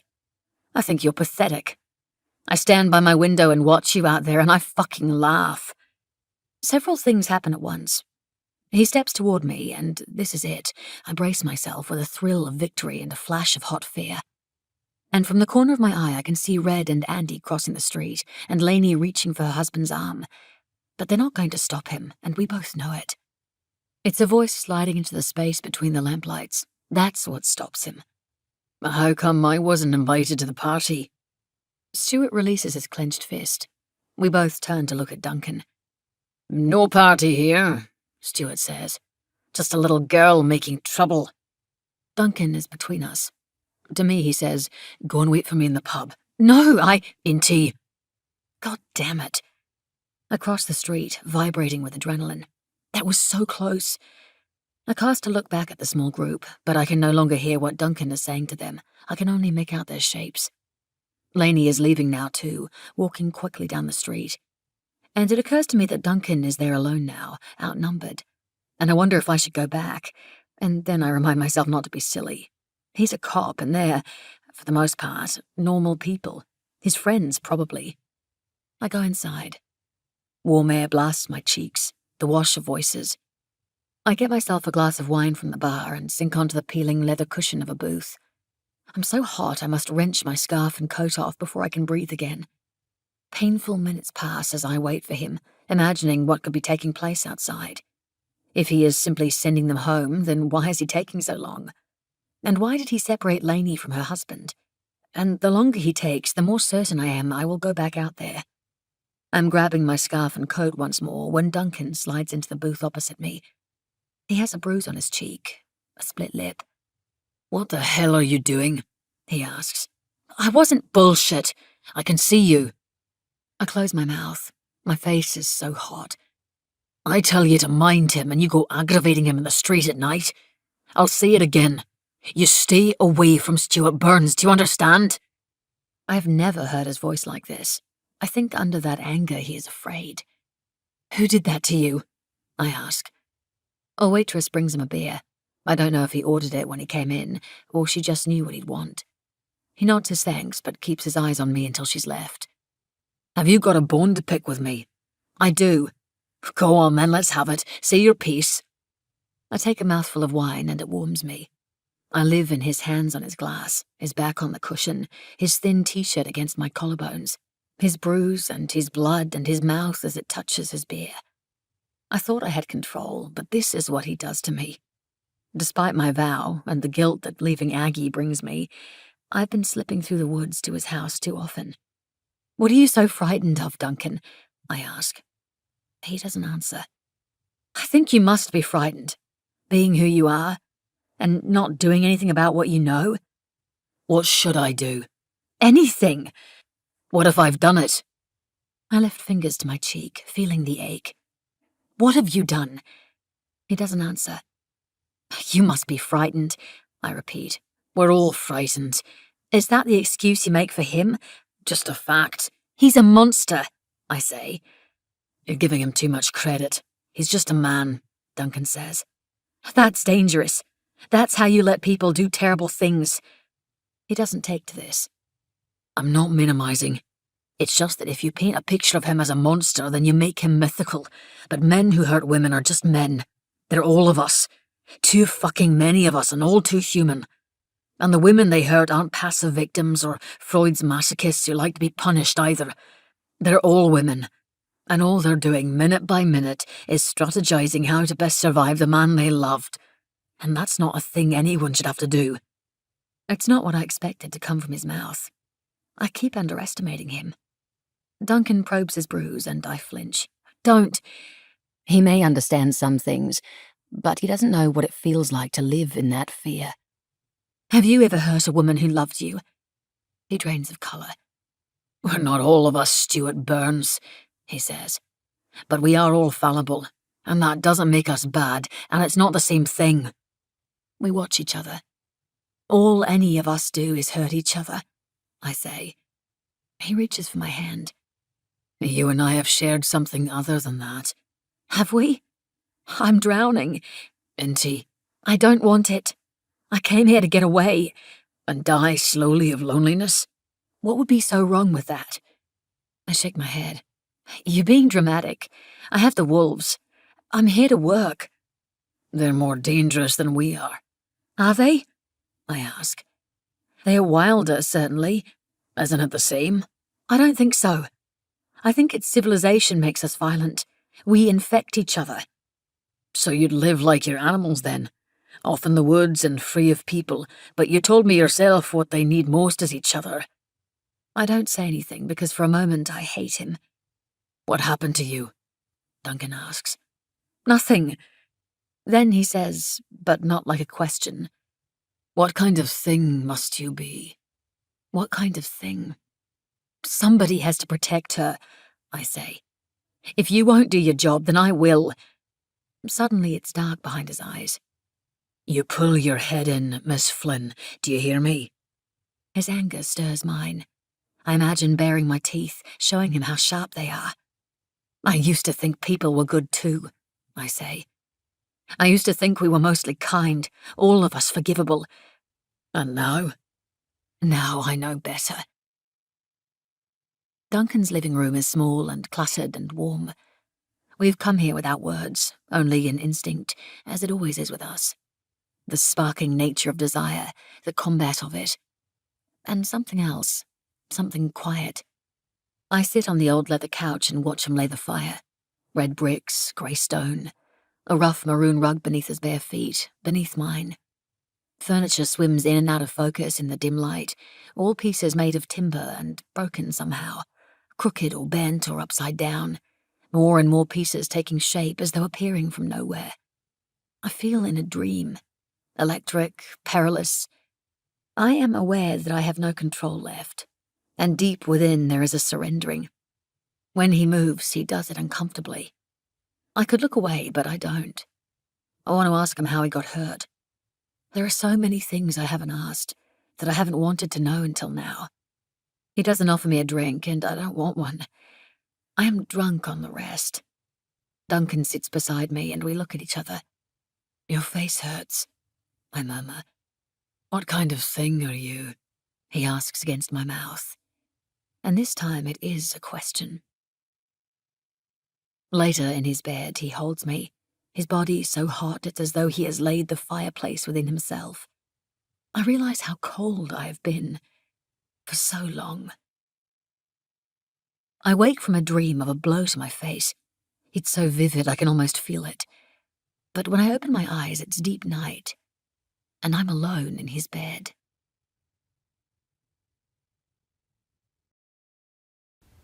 "11. My phone's dead. It's colder now, in these earliest hours of morning. The fire has burned down to its coals. I dress quickly, and with his dog following on my heels, I wander around his little house in case he's here somewhere. Where does a man go at 3 a.m.? I feel embarrassed and foolish for having fallen asleep. He'll be home soon, darling, I tell Fingal, stroking the dog's worried face before I close him inside the house.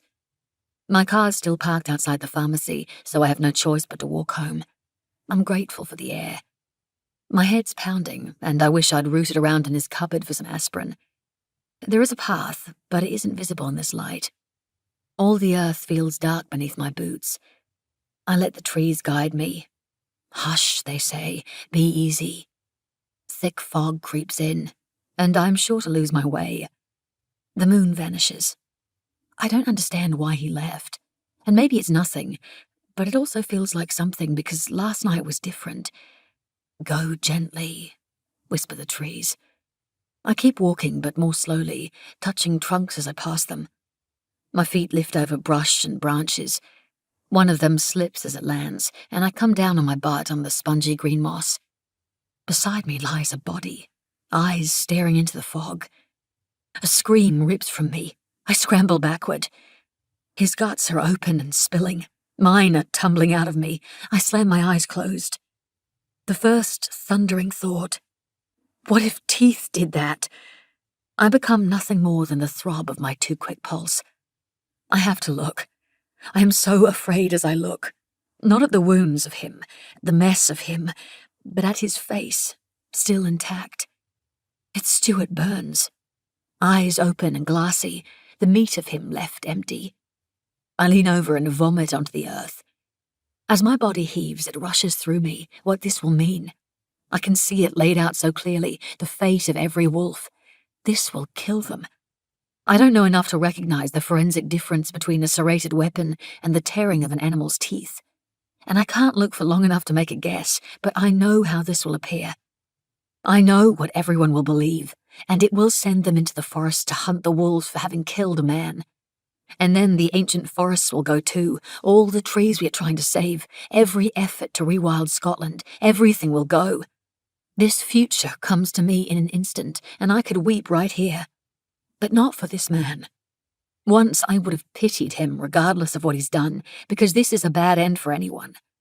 But I feel only fury at him being here, only terror for my wolves. It looks like they killed him. It looks very much like that. This is how they attack, either at throat or guts, the two most vulnerable spots. But I know they didn't do this. They wouldn't. They don't attack people. Someone has murdered Stuart Burns and left him here. And that someone either wanted Stuart dead, or they wanted the wolves dead. I make a very dark choice, or it makes me. I bury his body.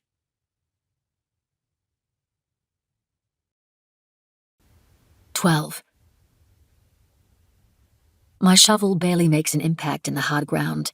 It takes all the strength I have to dig enough of a hole, and far too much time. As dirt scatters back over him in heavy, dumping loads, he is slowly disappeared, covered over, slowly given back to the earth and the roots and the world beneath the surface. But as I begin to cover his face, it stops being his face and becomes mine. My face that is being buried, my throat choked by the cold ground. My body is swallowed whole. I wash an avalanche of dirt down the shower. I scrub beneath my fingernails, and I do it quickly, and I don't think about anything else. The sun has well and truly risen by the time I am clean. Aggie should be up by now, so I go in to check on her, only to find her awake in bed and staring. And when I draw back her blankets, I see that she has bled onto the sheets. No, please not today, not this morning. I don't have it in me to look after her. Except that I must, so I do. Back into the shower. I wash her under a stream of water. It might be intimate if she were here. Instead, I'm alone with her body, and this is a terrible loneliness. Water slides over her, and I see that she's changing, getting softer, thicker. And for the first time, we are not physically the same. I hold her in an embrace and press my lips to her shoulder, and I grieve for the sameness that is leaving us, stolen from us. I miss her so much, and I think I am holding her too tightly. And then I think maybe if I hurt her, she will wake. My grip loosens. She allows herself to be guided out of the shower, and this is what disturbs me most, I think. That there should be some level of consciousness, that something of her remains, if only in her muscle memory. I dry my sister and place a pad in her undies before I draw them up over her legs. She steps into them malleably, But when I try to meet her eyes, there is no awareness there. She's just too tired for it. I hope she is somewhere better. I wish I was somewhere better, because here fucking sucks. Here is a waking nightmare. How long before he's reported missing? How long before the weather or animals or both dig him up? I covered tracks and marks, but it's true that I'm good at this because I've been a tracker all my life. And in looking at that spot, I wouldn't notice anything amiss. But could a better hunter than I see through my attempts? Could a detective? How long before I go insane and tell Duncan exactly what I've done? Honestly, what the fuck was I thinking? Maybe it's not too late to come clean. If I tell Duncan now, will he investigate? Or will he put Stuart's death down to a wolf attack and think nothing more of it? Red McCrae will be joyously reaching for his rifle. And what if Duncan thinks I killed Stuart? I buried him, didn't I? What sane person would do that? I have to leave it. I'm in it now. It's done. All I can hope is that he never gets found, and that if he does, I didn't leave a whole lot of my DNA on his body to frame myself with. What if a wolf really did kill him? Whispers a soft voice within. But I know the answer. If a wolf really did kill Stuart, then I did the right thing in covering it up. I'm at work when a knock sounds on the cabin door. Evan and Niels are out collecting data from the Tanner pack, and I've sent Zoe to grab us some lunch from town, although when I see who's standing at the door, I wish I hadn't sent her anywhere. Duncan's hat is in his hands. You must have got away early. My insides lurch, wondering if he's come to arrest me. So must you, I say, and usher him in. Cuppa? I can't stay. I've got business in town. We stand awkwardly, and it's strange that there's awkwardness. There never has been before. And does this mean he knows something? I went for a walk, he says. I didn't ask, I say, then frown. At 3 a.m? Why? I always walk when I'm sorting things through. I don't ask what he means. I thought I'd get back and you'd still be asleep, he adds. I shrug. It doesn't matter. Everything is different now. I don't have space. There was a body and I buried it, and this is the man who's going to have to search for that body. It's better this way, I tell him gently, and find that it hurts, far more than I was expecting it to. He doesn't ask what I mean. Instead, would you come to dinner on the weekend? I have some friends round every now and then. You'd enjoy it. I'd enjoy having you there. There's something about his quiet vulnerability that makes my chest ache. He knows something has changed. I can't, Duncan, I say. I don't have anything to give you. Then take from me. I have more than enough. My eyes prickle and I look away from him. That way lies danger. Duncan inclines his head politely, taking my silence as answer enough. Give me a shout if you need anything, Miss Flynn, or if trouble finds you out here. I'm not far away. His boots on the wooden floor echo after he's gone. I feel the exhaustion in my throat, in my eyes and my teeth. Everything aches. The day has ticked by so slowly I thought it would never end. But there is still dinner to be made, and Aggie needs help in the bathroom again, and I forgot to change her bedsheets, so there's also that. A thought like a wisp of smoke in my mind, leaving behind something new. Our cycles have always been in sync. My period should have started too. I'm no longer tired as I take my second trip to the pharmacy in as many days. Mrs. Doyle at the counter places the test in a paper bag for me and says, "Courage, dear." And I think she must be able to see the fear on my face. Home once more. It's cold in the bathroom. I unpack the test and wee on the stick, waiting in pieces for the minutes to pass. But it hasn't worked. I must not have aimed well enough. I unpack the second test, and this time, after gulping down a liter of water, I wee into a cup and place the stick upside down within it. I don't need to look, not truly. I've known all day, I think, even before the thought formed. But the proof. Not a double line or anything as vague. A little blue word that reads, pregnant. So there can be no confusion.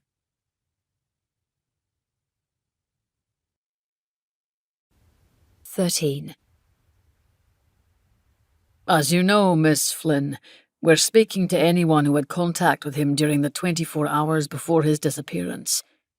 The meeting room is small, with a window overlooking a copse of pine trees and no one-way mirror like in the movies. There's a camera and voice recorder, but they're off. Duncan is across the table from me. A policewoman introduced to me as Bonnie Patel was beside him, but she left to get us tea and hasn't returned. I guess he's starting without her.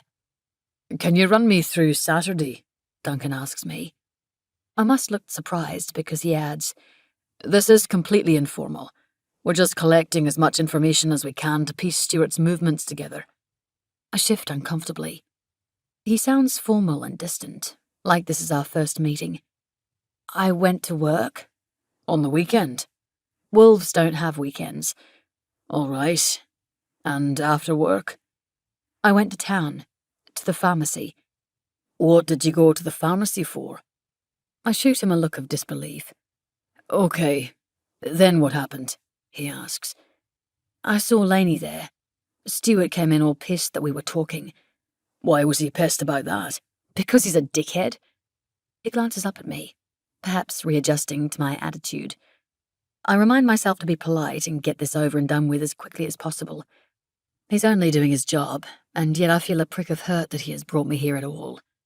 What time do you put this at? The pharmacy was closing for the night, so whatever time that is. 7. Then what? I followed Stuart and Lainey outside and spoke a few more words with him, and then you showed up. And what were the nature of the words? Provocative, probably. Duncan's eyebrows arch as he waits. Is he really going to make me say it? I was trying to get under his skin, I admit. I wanted to see what he'd do if he was pushed. What did you suspect he'd do? Lash out? Hurt me? Like he hurts his wife? Why would you want that? So I could file charges against him. Duncan sits back and folds his arms. Sighs. How do you know he was harming her? You told me. Did I? Not with words. What else is there? Plenty. He considers this, studying me. Would it be fair to see there was animosity between the two of you?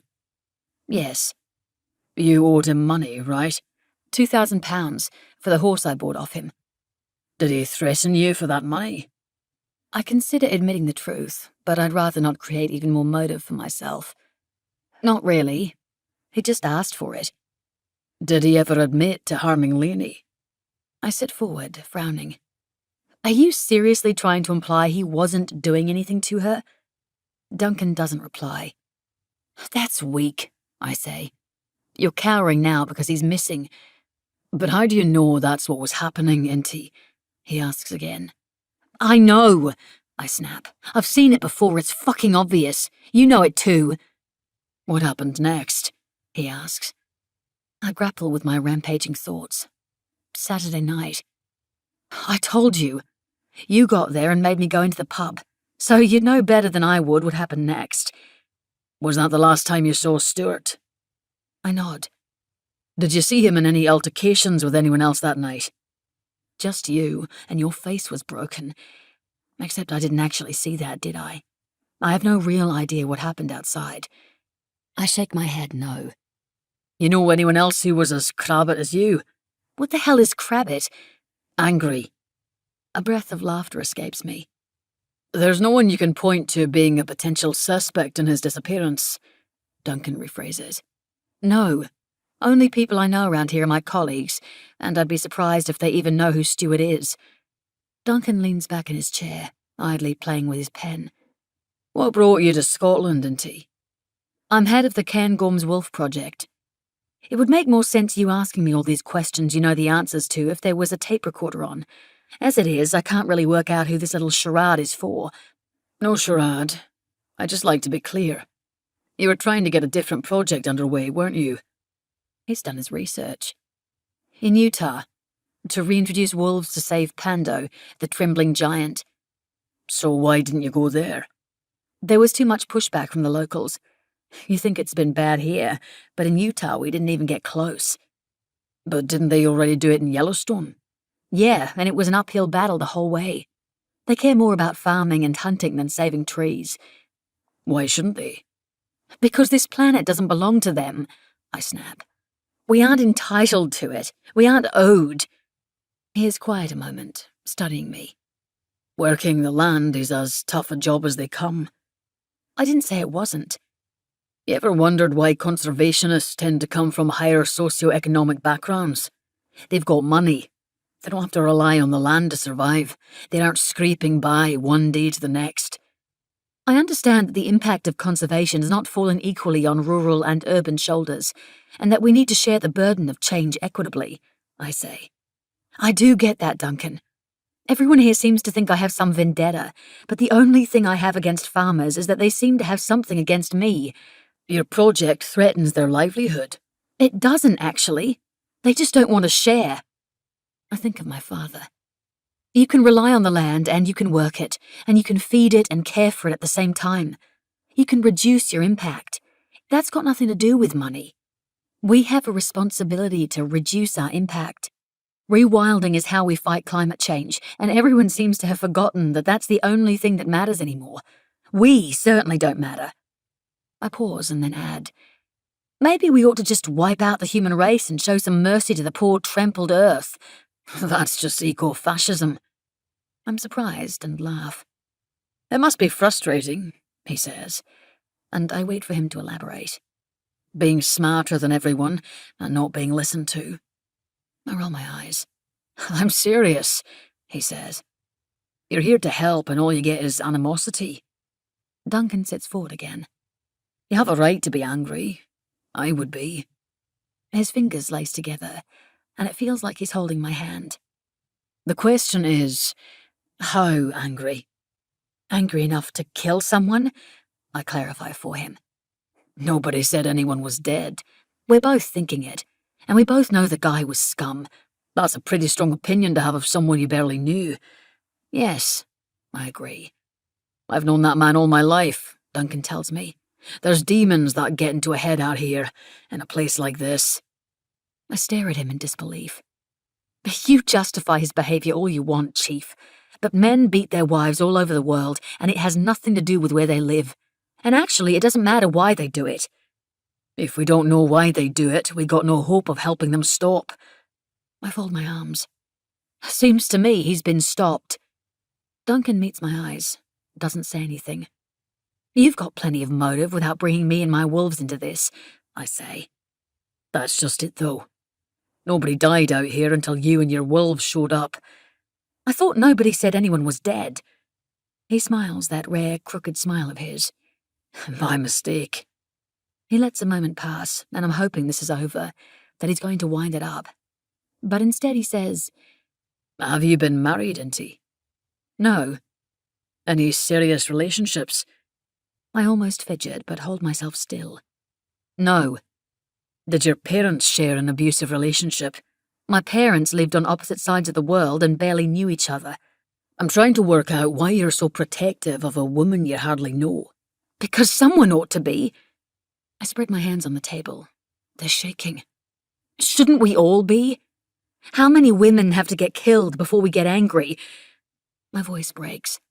Why aren't we all angry? Why aren't we all furious, Duncan? He searches my face, giving me nothing. I take a deep breath. I didn't kill Stuart, I say evenly. I have no idea what happened to him, but the guy's probably pissed off to somewhere sunny where he doesn't have to worry about a failing farm and his own shame staring back at him from the other side of the bed every morning. Maybe. Or maybe he's lying dead somewhere. Maybe. I can't account for your whereabouts after 2:30 on Sunday morning. I'm getting really over this now. I want to get the fuck out of here. I take a breath and tell him the thing I couldn't tell him in tenderness. I fling it at him like a weapon. I didn't kill Stuart because I can't do anyone physical harm. How's that? I have a condition called mirror touch synesthesia. My brain causes my body to feel the sensations I see. He frowns, bewildered. I'll forward you my medical records. There are a lot of them. It took some time to diagnose, given mirror touch is so rare and understood by so few specialists. Even then, it didn't make much difference, having the diagnosis, as it was never a disease to be treated or a problem to be solved, but simply a different way of existing. It was only ever Mum who cared enough to help me find ways of living with the condition.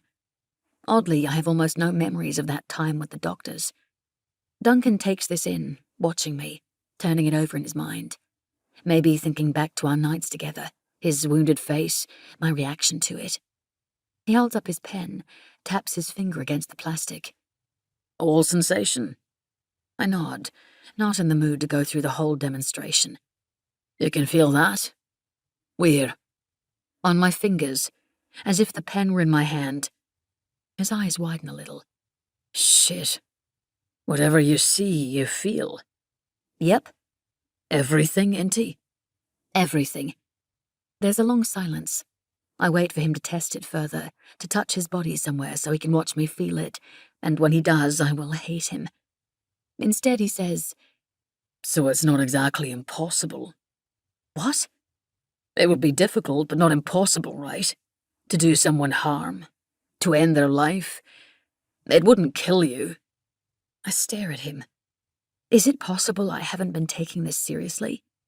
Does he actually want me for Stuart's murder? You really think I'm capable of that? I ask, trying to keep the hurt from my voice. The only thing I know with any certainty, Duncan replies, is that we are all capable of it. Let's wrap it up now, Inti. I've got what I needed. Thanks for coming in. Aggie has the fire blazing. It's warm in the little cottage, and she's reading a book with her back to the flames. I sink onto the old carpet beside her. It's seen better days, marked here and there by coal specks from the fire. There is a red stain in the corner that I hope was wine. The whole place needs a good freshen up, and I wouldn't mind furnishing it ourselves. Everything is floral, but still, I'm growing fond of our little home. Aggie reaches to give my hand a quick squeeze without looking up.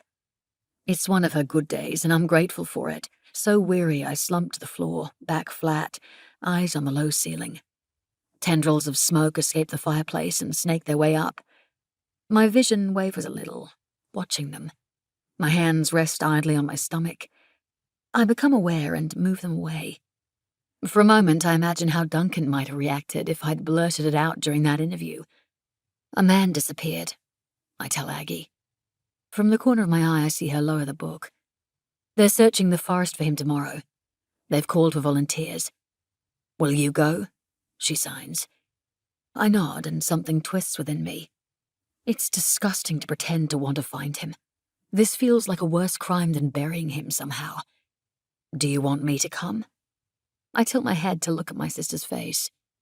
Would you? She doesn't answer, and I know she wants to. She wants to be with me, just as I'd give anything to have her by my side. But there are chains about this little stone cottage, keeping her trapped within. And there are chains about her body, keeping her trapped within. It's too dark for her to face anyway. I can't ask her to come.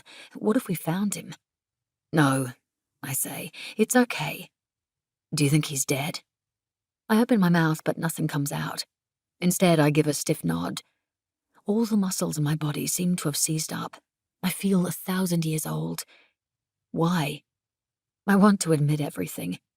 Before Alaska, I would have. What I knew, Aggie knew.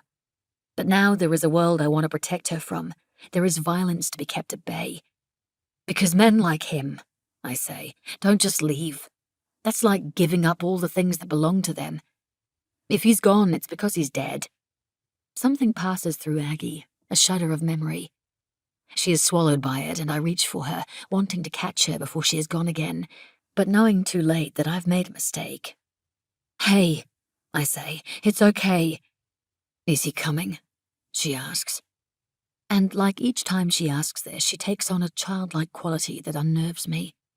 No, I sign, because this is the language she trusts.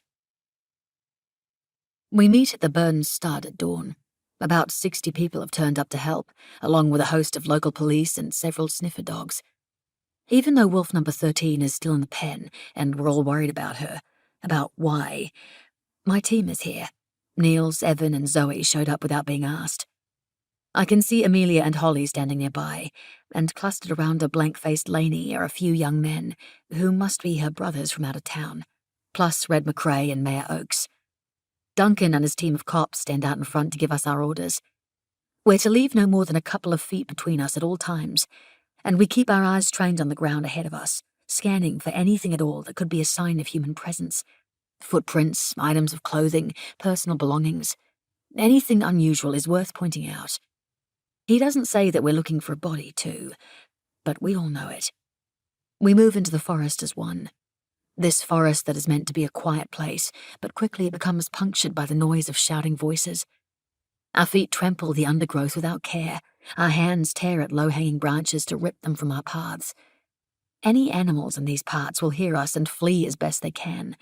Warrens and nests will be destroyed underfoot. I pray the wolves are far from here. By nightfall, we are cold and exhausted, and we've found no body. Stuart Burns is south of the land we have covered. I want to ask how long we will keep doing this, how much ground Duncan means for us to search. But I don't. Somehow I must pretend to myself that I know nothing more than the rest of these locals. I must bury that body much deeper within myself than I buried it in the ground. 14. After Dad disappeared, Aggie and I went home to Sydney, and a mother who hadn't changed at all in the 2 years we were gone, except that her thick, dark hair had gone silver. We blinked, and life was returned to how it had been. Only I felt a wild creature stuffed into the body of a human. I felt called back, only alive within the forest. I studied hard and fast and earned 2 science degrees before I turned 25. Aggie turned her mind to the adolescence she had missed out on. By the time I graduated, she'd dated half the men in Sydney. I didn't admit that I wanted her life instead of mine, that I wanted to be the one who lived in the body, for touch and taste and desire. I didn't need to admit it. She already knew. On a hot night after I'd started my PhD, I went to see Mum in our old place. Aggie and I had moved out by then, into a little terrace near my uni. But I tried to visit Mum as often as possible because she spent her nights alone, scrutinizing photos of criminals or victims, and both seemed grim company. Tonight she was sitting in front of 2 fans that did nothing but push the hot air around. She was alternating between mouthfuls of red wine and ice cubes, and had one of her current cases open in front of her on the floor. I helped myself to a glass of wine and sat beside her, spraying my arms and legs in bug spray because she still hadn't gotten fly screens to stop the mozzies. "What's this one?" I asked her. She glanced at me, perhaps only now becoming aware of my presence. "Missing person." She slid a photo around so I could see the face of the teenage girl. "Could she have run away?" I asked, studying the smiling young face. "She didn't run away." "Then what happened?" I asked, because I wanted to know, but I also didn't. I always wanted to know and also didn't. A kind of dance my mother and I did together, or perhaps a contest I always hoped to win but never did. "Someone killed her," Mum said. "How do you know?" "Because it's always what happened when someone vanishes. Any cop knows it." "But maybe not," I said softly. "Maybe she went on an adventure." "I'd like to visit that world you live in, my girl," Mum said. "It sounds kinder than this one." Then, "How are the wolves?" "A long way from here." "What's keeping you then?" "I'll have better job prospects if I do the PhD." "You're stalling because you don't want to leave Aggie." "What are you talking about?" Leaving Aggie wasn't even an option. Could it be possible Mum still didn't understand that? She shrugged, running a piece of ice over her forehead. "One of you will have to leave the other eventually." "Why?" "Because she doesn't belong in the forest and you do," Mum said simply. Abruptly, there were tears in my eyes. "But I don't want that without her." Mum studied my face. Hers blurred. "Toughen up." Some weeks later, I was sitting on the grass of the Sydney University campus, enjoying the evening sun. My eyes had started to droop shut when a shadow fell across the pages of my book. I looked up at the silhouette. "Hello," it said. "Hello," I replied. The man shifted so I could see him, a stranger's shape and features. Tall, square in the face, clean-cut and shaved. His cologne wafted freshly down to me and conjured something familiar. "Are you pre- or post-class?" he asked. "Post." Shall I buy you a drink and you can tell me how it was? Curious. I glanced at the time. Aggie wouldn't be finished teaching her language students for hours. It wasn't like me to befriend strangers unless I was with my sister. But then they didn't tend to approach me out of the blue and make it this easy. "Why not?" I said, gathering my books into my pack. He offered a hand to help me stand, and I took it, noticing its sweatiness. At the university bar, we sat outside in the sun among the gaggles of students. I loved these long summer nights when it didn't get dark until late. "What was your class today?" the man asked. He seemed older than me, but not by too much. I wondered if he was a student or a lecturer. It was just a meeting with my supervisor. Supervisor of... My PhD. Huh, look at that. You're surprising me already. I frowned, unsure if I should be offended. What's your topic? Wolves. He laughed. Of course it is. Classic academic bullshit, studying something in a country about as far from any real wolves as possible, meaning you never have to get out from behind your computer. I stared at him. So tell me what you're learning about wolves from a book, he said. I looked away, across the lawns to the pond where the ducks swam. Fat white geese waddled along the bank, honking happily. A breeze lifted the hair off my forehead. I could ask him his name, but somehow I knew this was part of the game. I wouldn't ask until he did. "Come on, kid," he said. "I'm interested, I admit it." When I looked at him again, he was leaning closer. A big man, big like a linebacker. And in this light, he had the look of an old-fashioned movie star, all those sharp angles, the cleanness of him. It occurred to me how handsome he was, and suddenly I didn't just viscerally dislike him, I also wanted him, and much to my horror, wanted to impress him. "I'm studying the cognitive maps wolves make of their territories. They pass these geographic and temporal maps down through generations and know their land so intimately that they go nowhere unless it's deliberate. Wolves don't wander. They move with purpose, and they teach their pups how to do the same. They can share the mental images with each other." "How do they do that?" "By howling. Their voices paint pictures." Now he was really looking at me, and I didn't think anyone had looked at me like that before, with such appetite. "Okay, that's pretty cool," he afforded. "So why that?" I shrugged. "It's interesting to me that some creatures can pass on memories, and that some memories are so deep they can live in the body instead of only in the mind." "Nothing lives in the body, not really. That's just a trick of your brain." He traced a finger along my hand, the one holding my gin and tonic. It startled me. "It was your brain that felt that, not your hand." "And when the brain can't be relied upon?" Sometimes the function of my mind made life very difficult. Of course, sometimes it made it wonderful, too. I wasn't about to admit this, a peril I learned long ago to guard against. Men took it as an invitation to test me, to touch me. "What are you studying?" I asked, to change the subject. "Neurosurgery." "You're a brain surgeon? Fuck." "Guilty. Or I will be." Now I feel stupid for going on about brains. "Nah, I'm just a butcher. Come on, let's go for a walk." I blinked. "What about our drinks?" "I'm not thirsty anymore." He led us around the park and into the city streets. I sent a quick text to Aggie telling her I'd meet her at home later, and felt a surge of excitement at the thought of how approving she would be of this unexpected rendezvous. I almost told her to come and meet us, because doing anything interesting without her was unnatural to me. But I reminded myself that there would have to be some things I did alone. Mum's words flashed unbidden into my mind. "One of you will have to leave the other eventually."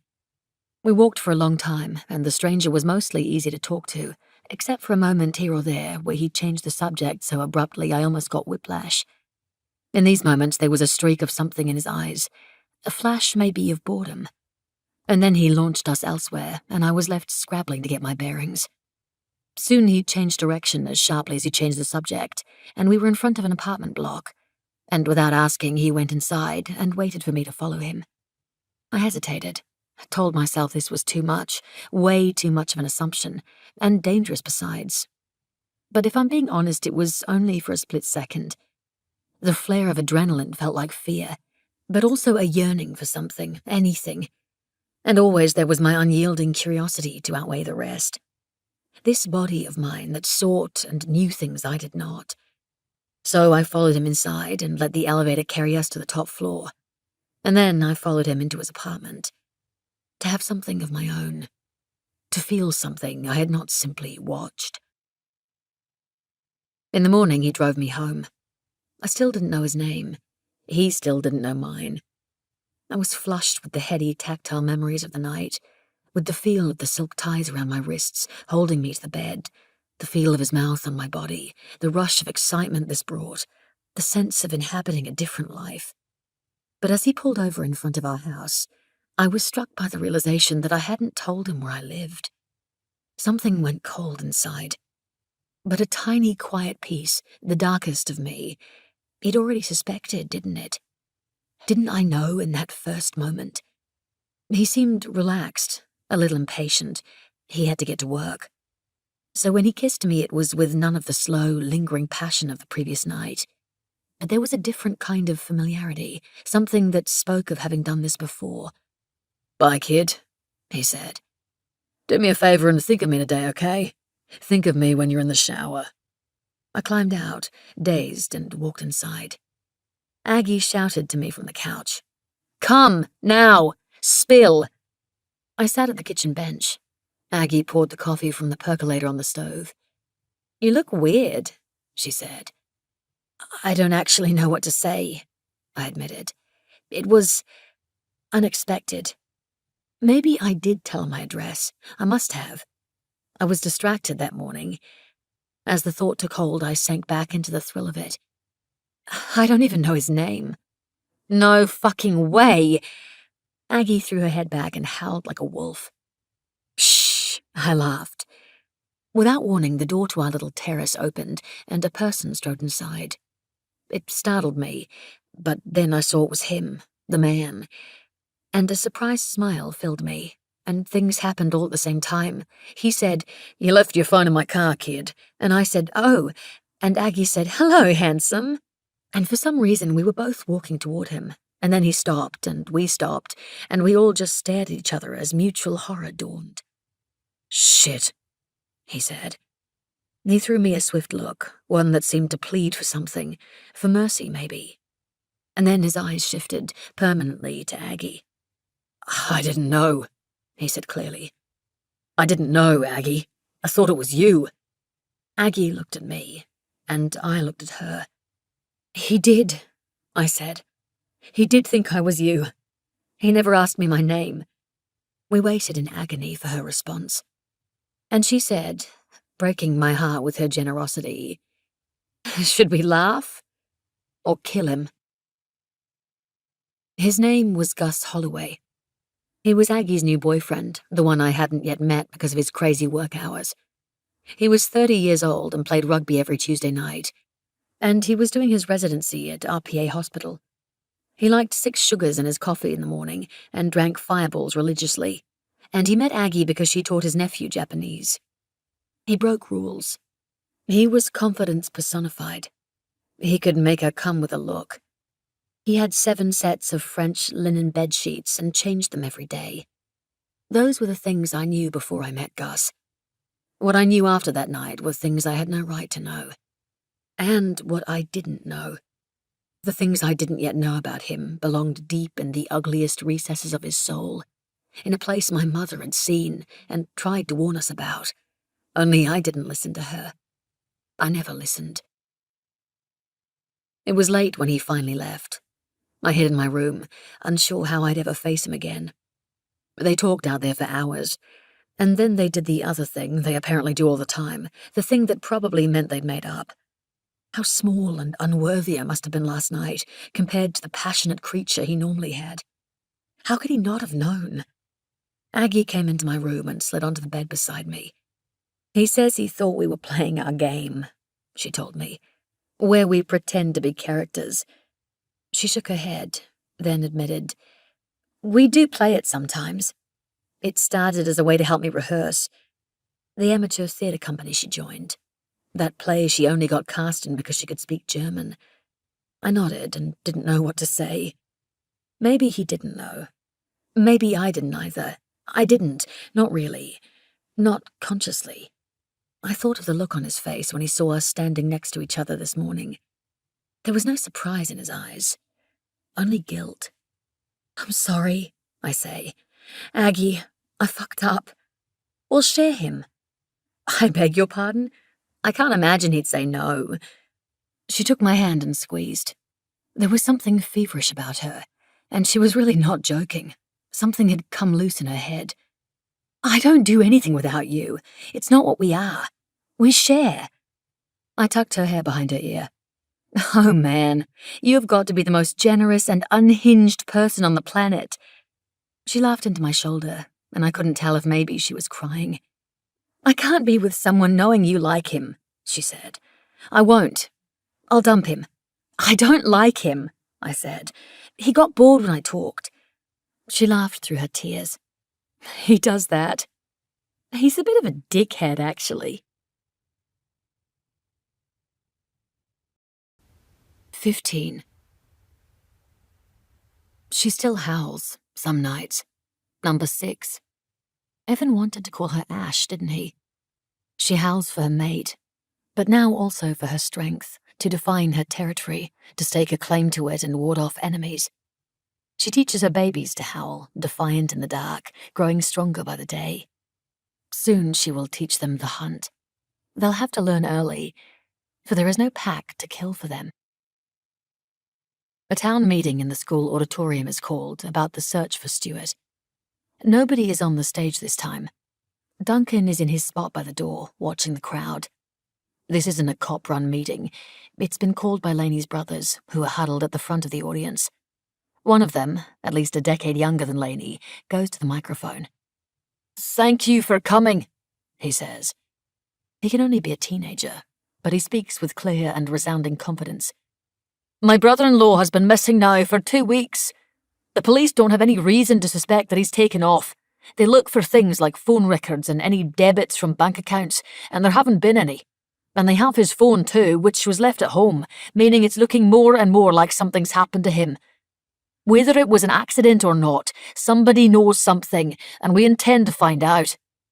We're offering a cash reward for any information you might have that could direct the police to Stuart's whereabouts." Somebody in the crowd stands up. A woman. "You're not going to get anyone coming forward, son. Not unless wolves can start confessing their sins." Oh, fuck. Evan is sitting beside me. He grabs my hand and squeezes it hard, less to comfort me than himself, I think. We've been hoping this day wouldn't come. "We all know what's happened," she goes on.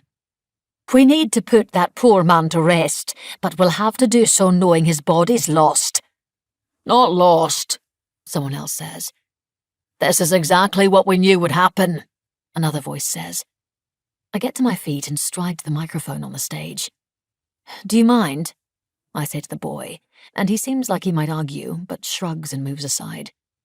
"Before this gets out of hand," I say clearly, "I would like to explain that if a wolf had killed a person, we would know. We would have found remains. Wolves don't eat the stomachs of their kills. They crush bones, but only to get to the marrow inside, which leaves shards. I can assure you there would be something left for us to find. At the very least, blood, and a great deal of it." There is a heavy silence, and I realize I've done nothing but disturb them further. The meeting ends. But I've seen in their faces what I dreaded. They don't believe me. They don't care what I say. Something approaches, much like a storm. I will try to hold it back, but sooner or later their fear will surge. If no culprit is found, they'll take to the forest with weapons.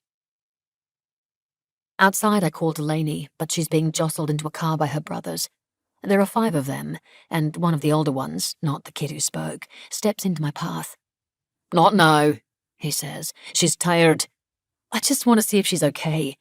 My name's The word comes easily, but is it true? We know who you are. She doesn't need any more visions of wolves crushing bones, all right?" I deflate. Laney is staring resolutely ahead, and clearly doesn't want to speak to me. I didn't want friends when I got here, and now I wish I could be there for her, but it doesn't work that way. I made myself a force for conflict in her life. I made things worse. "I'm sorry. I tell her brother. I didn't mean to conjure that. But you guys know that's not what happened, right? Or else you wouldn't be posting a reward. We're just covering our bases, he says flatly. None of us expects to have to pay that money. The wolf pups are about 2 months old and have emerged from the den, scrawny and scruffy, with paws and ears too big for their bodies. They wrestle and play unceasingly, tripping over themselves and yapping with excitement. They've moved to a rendezvous point, where they'd hang out with the rest of their pack if they had one, not far from their den site. And luckily for me, it's a visible grassy stretch amid sparse trees. I visit them most days, staying at a distance to watch without disturbing them. They know I am here. They can smell me from nearly 3 kilometers away. The more I come, the more used to me they will grow, which is exactly what I should be guarding against. And yet I keep coming, transfixed by them, and also getting more frightened by the day that some hunter will step out of the trees and gun them all down. Despite my own rules, I have taken to thinking of number 6 as Ash. She watches over her pups until she is forced to leave them to hunt. Normally there would be other wolves here to babysit them, so I tend to stay during these times, hunkered down in a sleeping bag. Though what I could do if hunters arrived, I have no idea. Put myself between them, I guess. Though at this point I'm not sure that would be much of a deterrent. Human hunters are not the only threat the unprotected pups face. The Tanner pack, strong with 5 grown wolves, isn't far from here. They've been roaming, widening their territory. If they have a mind to stake this land, they could turn up determined to kill the pups before they mature into wolves old enough to present threats. But no other wolves come, and the pups spend their time playing and sleeping, or practicing how to stalk and pounce on their siblings. I've watched Ash return a couple of times, her belly swollen from gorging as much as she can, because waiting for her are 6 hungry mouths. She is surrounded by her pups, who lick her muzzle to let her know they've famished. She regurgitates the meat from her stomach, and they gobble it up, fighting each other to get the larger shares. If they keep licking her mouth, she sometimes growls to curb their greediness. And in the flash of dominance, there can be no mistaking that this is a breeding female, a leader. Her pups back down immediately. If they're to survive, this young pack, Ash will need to recruit new members, wolves who can hunt with her, help her raise the pups, and help her fight off rival packs. I can't seem to leave them. It's becoming a problem. At home, Aggie has made a vegetable lasagna, forced to use mainly mushrooms once I'd explained that it was beyond my powers to get a hold of eggplants in rural Scotland. "You must have been cooking all day," I say as she removes the foil and a heavenly smell hits me. She still hasn't gone out to meet Gaul. Probably a greater indication of her mental health than just about anything. She loves horses as much as Dad did. "Has 13 left the cage yet?" Aggie asks.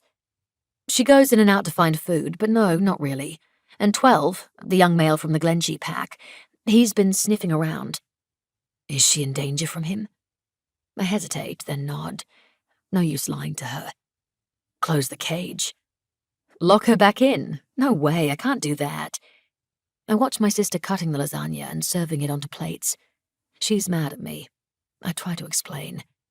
She won't survive if she can't look after herself. If she fears him, she can run or she can fight, but it's no life being locked in a cage. Better she's free to die. Aggie looks up at me. She's stayed in there for a reason. I shake my head and start eating. Around a mouthful, I mutter, "Fear. It's just fear, and that's weakness." I'm not looking at her as she tries to sign something, so she shoves me hard to get me to watch her hands. "You're all clenched." "What?" I snap, thinking I've misread some sign, but she makes the same words again.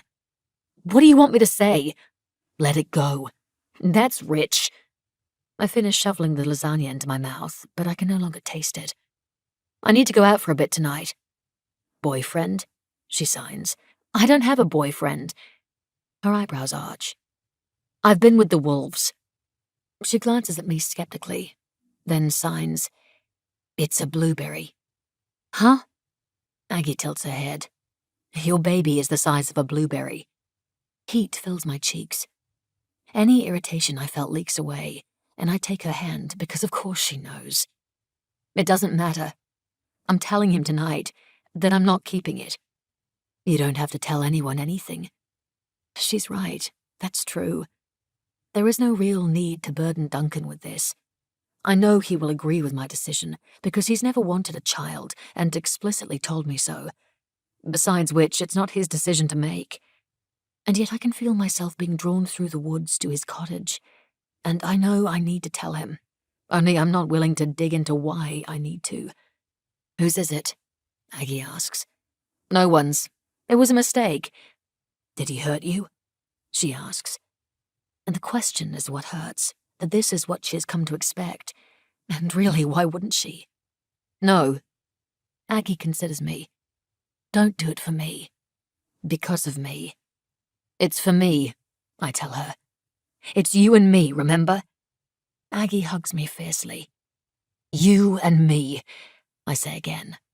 A mantra to hold her pieces together. To hold mine. There is still a mound, but if you didn't know it was man-made, you wouldn't be able to tell. I pause by it, wondering what secrets the body down there holds. Living in the moment I found him, in the openness of his flesh, the emptiness of his eyes. I imagine crouching to press my hands to the insides of him, pushing him back where they belong and sealing him up. I imagine fusing his skin back together until his eyes open. I'd give anything to have dreamt that morning in the fog. I fantasized about him being dead, but his death has brought only more trouble. I sink into a crouch and think back, despite the nausea it brings. I try to conjure the memory of his body, try to notice something I might have missed. A wound unlike the others, something that could give me a clue, a push in the right direction, anything. If I could by some miracle work out who actually killed him, then I could absolve the wolves of blame. They'd be safe. I might not be, but that's a different issue. In any case, if Stuart had such a wound, I didn't see it. All I saw was blood and the insides of things I shouldn't have been able to see.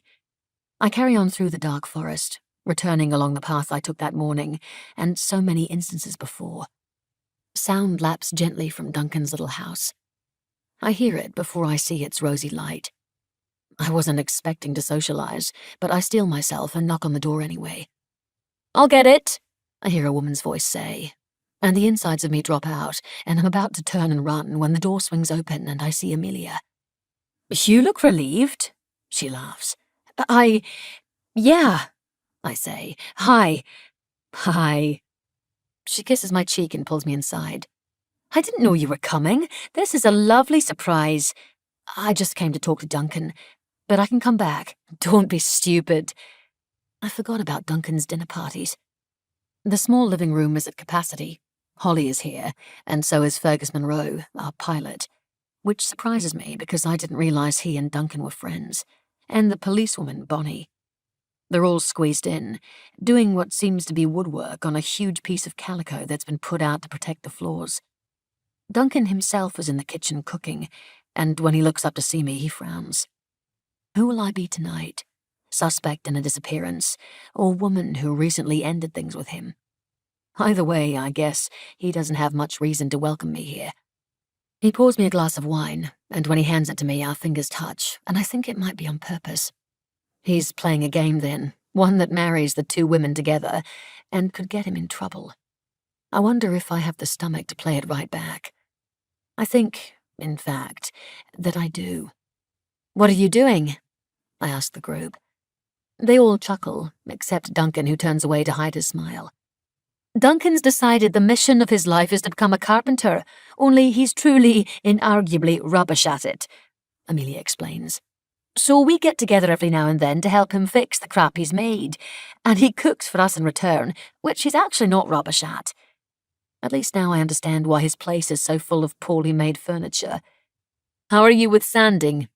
Bonnie asks me. I sink down next to her on the floor. She's sanding down the leg of what looks like a small, crooked coffee table. It's my middle name, I say. She grins. Best get started, then. I listen to the others chat as we work.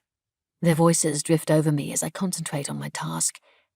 I don't want to become too overwhelmed with the feel of what they're doing.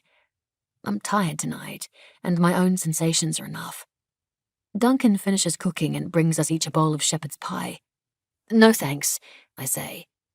Did you eat already? I don't eat meat I haven't hunted myself. He bursts out laughing. You're too much, Inti Flynn.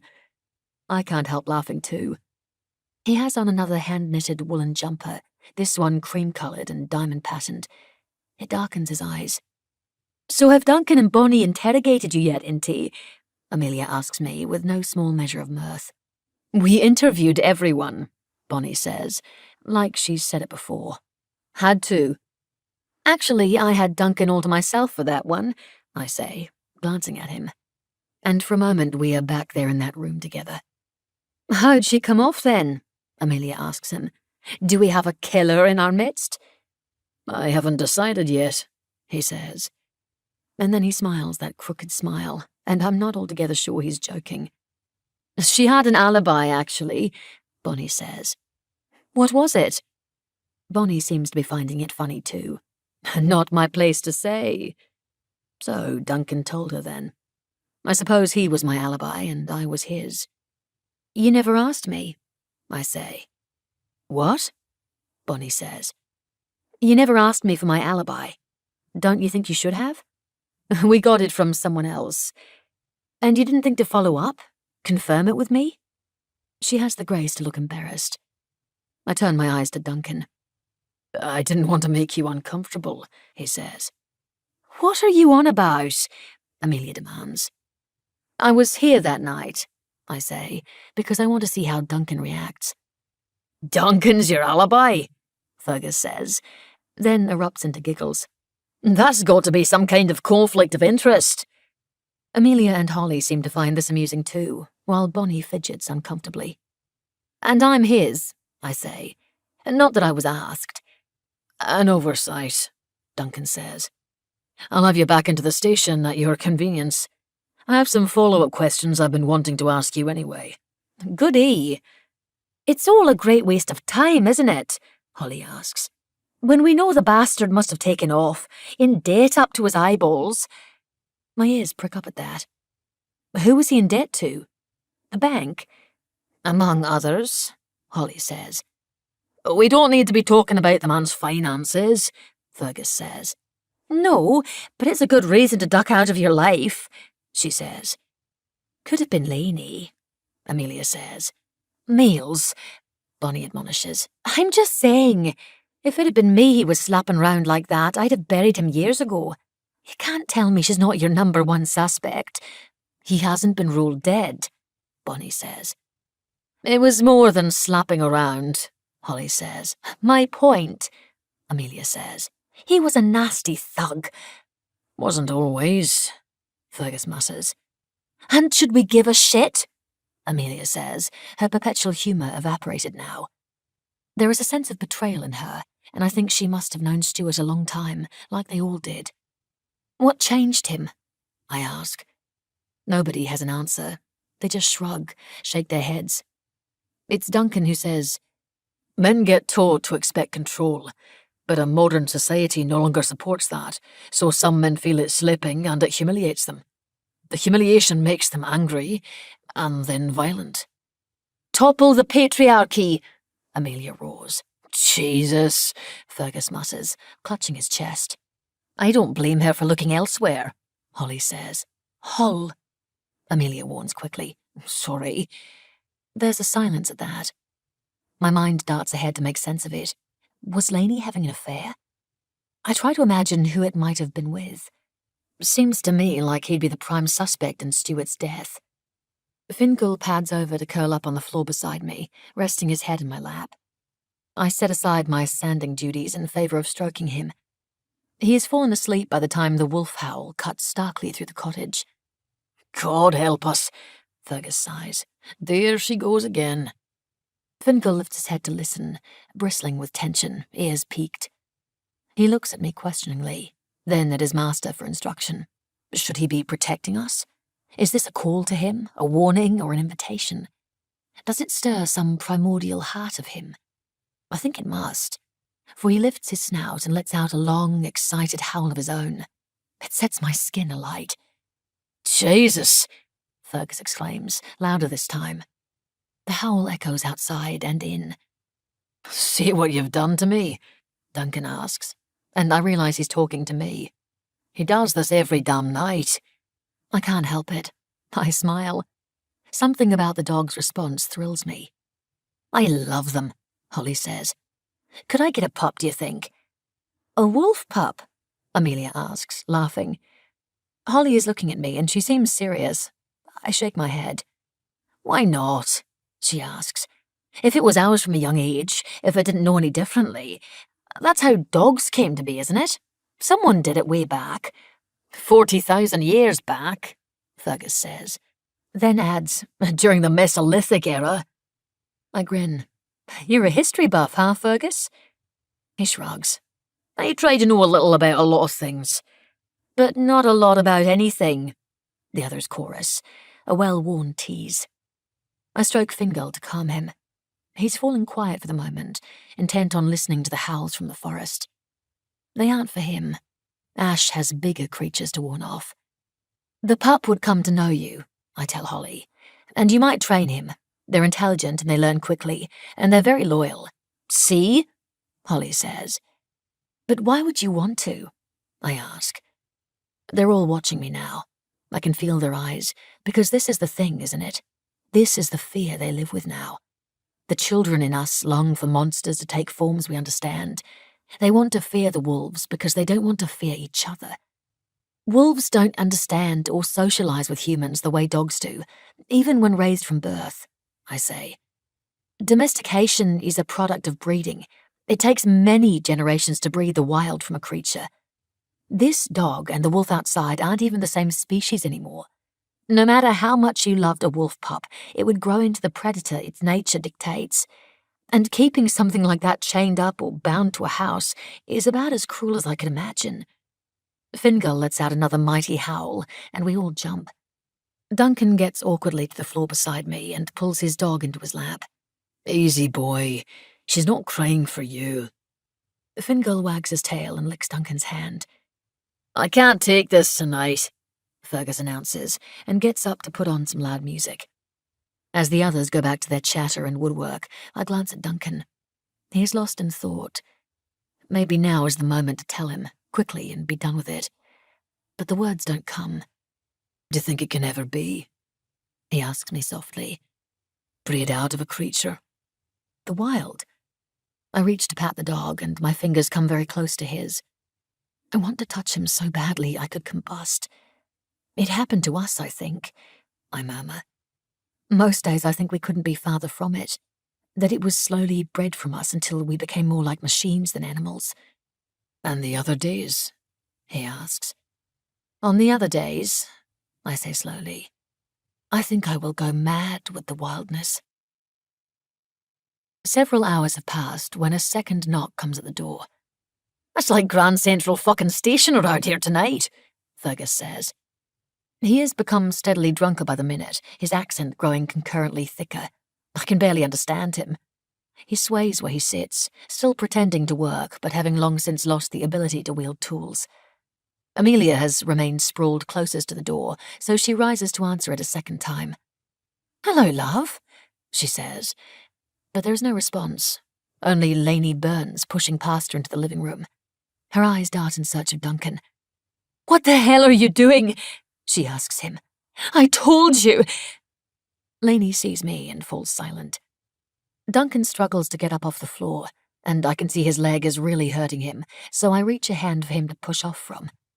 He glances at me in thanks, then goes to Lainey and guides her down the hallway. I need to bury him, Duncan, we can hear her saying. I need for this to be over. They disappear into Duncan's bedroom and the door closes, shutting off the sound of their voices. I guess it wasn't Lainey who killed him then, unless she's one hell of an actress. I take a gulp of my previously forgotten wine. Poor girl, Fergus says. She's better off, Amelia says. Hey, Fergus says. A little respect for an old friend. He was no friend of mine. And that may be true, but no one deserves to get eaten alive. An awkward silence descends. They're all careful to avoid my eyes. It's what we're all thinking, isn't it? Bonnie pipes up. There's been no answers to find because the man was eaten by the damned wolves. We're all pretending we can't hear. You said so yourself, Inti. They're predators, and nothing can change that. I get to my feet. Inti, Amelia tries. I just need the loo, I say, which is true, and head down the hallway. But when I reach the bedroom door, I pause to listen. I can hear them from here, the lilt and cadence of their words. And there is something that strikes me about them, about the way those words have become hushed, intimate. I see again the way he took her arm to lead her down the hallway, the way she went straight into his bedroom. They're friends, of course. They've known each other a long time. But some instinct in me recognizes something more. When their voices drop away completely, the knowing in me is even louder. There is far more intimacy in a silence this long. I return to the living room without having used the toilet. I sit on the couch beside Fergus and say, soft enough that no one will overhear, "It's Duncan, isn't it? The one she's seeing?" "Nah, of course not," he says, but he's so drunk I can see through him with ease. "Look, we don't know. Who's to say?" He tries. "They had a thing way back in high school, before she ever got with Stuart. They were sweethearts, and everyone thought they'd get married, but it didn't work out, what with him going through that bad time. These days there are rumours, but you know how rumours are." I grab my jacket and head for the door. I don't want to be here anymore. I bid a quick farewell to everyone, ignore the cries for me to stay longer, and head out. The night air is fresh on my hot cheeks. I've only made it to the tree line when I hear the door open and a deep voice. "Inti." I don't need to stop. I'm beyond the sphere of light thrown by the house. I could be gone before he's seen me. But something is surging up within, an all too familiar fury, and beneath it something more sinister. A slow, horrifying realization of something I should have seen. "I'm here," I say, and wait for Duncan to meet me in the dark. He moves slowly, as he always does. "You wanted to talk to me?" "Why didn't Bonnie follow up with me? Why didn't she ask me to confirm your alibi?" He takes a moment to adjust. "Because she trusted me when I told her you and I spent the night together. She didn't feel the need to embarrass you." "Why should I be embarrassed?" He shrugs. I look up into his face. "Should she trust you?" Duncan's eyes are black in this light. I can only just make out the lines of his face, his nose, his mouth. We didn't spend the night together, did we? Not the whole night. I woke and you were gone, Duncan. The silence ignites. "Where did you go?" "I told you." "You went for a walk." "You went for a walk right at the time a man was killed near your house, and you were fucking his wife." The blood rushes to my ears. "I'll drive you home," Duncan says. "I'd rather walk," I reply, because I'm not getting into a car with him. I don't know this man. He said it himself. He told me the truth of what he'd done, and I didn't listen. We are all capable of killing. 16. It was only a year or so after the incident with Gus. I was late to meet Aggie, which she made no small thing of. "Of all the days," she kept saying, as she smeared lipstick on my mouth and tugged me down the street. "Of all what days?" I asked, but she powered on. She was wearing a t-shirt dress that made her look skinny and leggy, and she'd cut her hair into a chic bob, her bangs reaching her huge, sooty eyes. She looked gorgeous and painfully cool, and light years apart from the girls we were in the forest. "Wait, where are we going?" I demanded. Aggie only smiled, and pulled me into the births, deaths, and marriages registry. Gus's cousin James was there to be the second witness. They weren't brothers, but they could have been. There was a striking similarity to them, though James was the slightly shorter, slightly skinnier, less handsome version of his older cousin. There was a running joke within our little foursome that if he and I happened to fall in love, it would make life a lot easier for us all. It would make sense, the last piece in a jigsaw puzzle. James smiled at me as Aggie and Gus were married. I tried to smile back. I think I did. But the blood had leached from me, and I honestly felt like I could throw up. After, we went for dumplings. The restaurant was more of a bar, with graffitied black walls and dim red lights and intimate velvet booths. Gus and James did shots of Fireball because that's what they always drank. Aggie and I hated the stuff, but she was in such a good mood that she had a couple anyway. chemistry she and Gus had was astounding. They came alive in each other's company, and I could see the spell they cast on each other. He held her hand on the table, and because I looked, he also held mine. I had to force my eyes from his touch because it wasn't mine. It wasn't for me. I was only a thief. I went to the toilet to splash cold water on my face. Aggie pushed in and sat on the sink, despite it being wet. "Go on, then," she said. I shook my head. "You don't have to worry," she said. "I've got him wrapped around my little finger." "Good for you." "What's wrong?" "Nothing." "Cut the crap, Inti." I looked at her reflection in the mirror. "What are you doing?" She folded her arms. "What is this?" I pressed. "What the fuck is all this?" "Chill out. What are you trying to prove?" "Nothing. Why are you so pissed off?" "Because you sprung this on me out of the blue and you didn't invite Mum because you know she'd hate him and you know you're rushing the hell out of this and it's all making me think you're really out of control right now." "What's wrong with being out of control?" "You hurt yourself." She held my eyes. "Did you think one day he'd end up with you?" The air left me, a reminder that her temper could flare without warning. I crossed to her and held her face. Her cheeks were so hot in my hands. "No, you idiot. You're a force of nature. No one would ever choose me over you." "Shut up, Inti," she snapped, pushing my hands away. "Stop saying things like that." "I don't want him," I said, and I really, really meant it. I didn't want him for me, and I didn't want him for her. I didn't want him in our lives, and here he was, bound to us by law.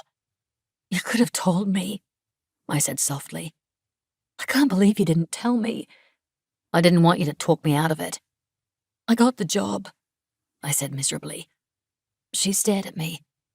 "So we're moving to Alaska? You have a husband now." "So?" Aggie demanded. She slid off the wet vanity. "So fucking what? He can come if he wants, but it's you and me, right?" Relief, so profound I was embarrassed by it. "Right." A grin split her face. "It's wolves, baby. Fucking wolves." And then she grabbed me and threw her head back and howled her wolf's howl. And a woman who was entering the bathroom took one look at us and turned straight back around, and I laughed, and then I joined in. When we were done, Aggie headed back to the table, but I lingered to use the toilet. As I washed my hands, I told my reflection to go out there and enjoy herself. My sister knew what she was doing. She always did. This would be okay. Someone was moving through the dark hallway as I came out of the bathroom. We bumped gently, and I was pushed against the wall, and it was Gus.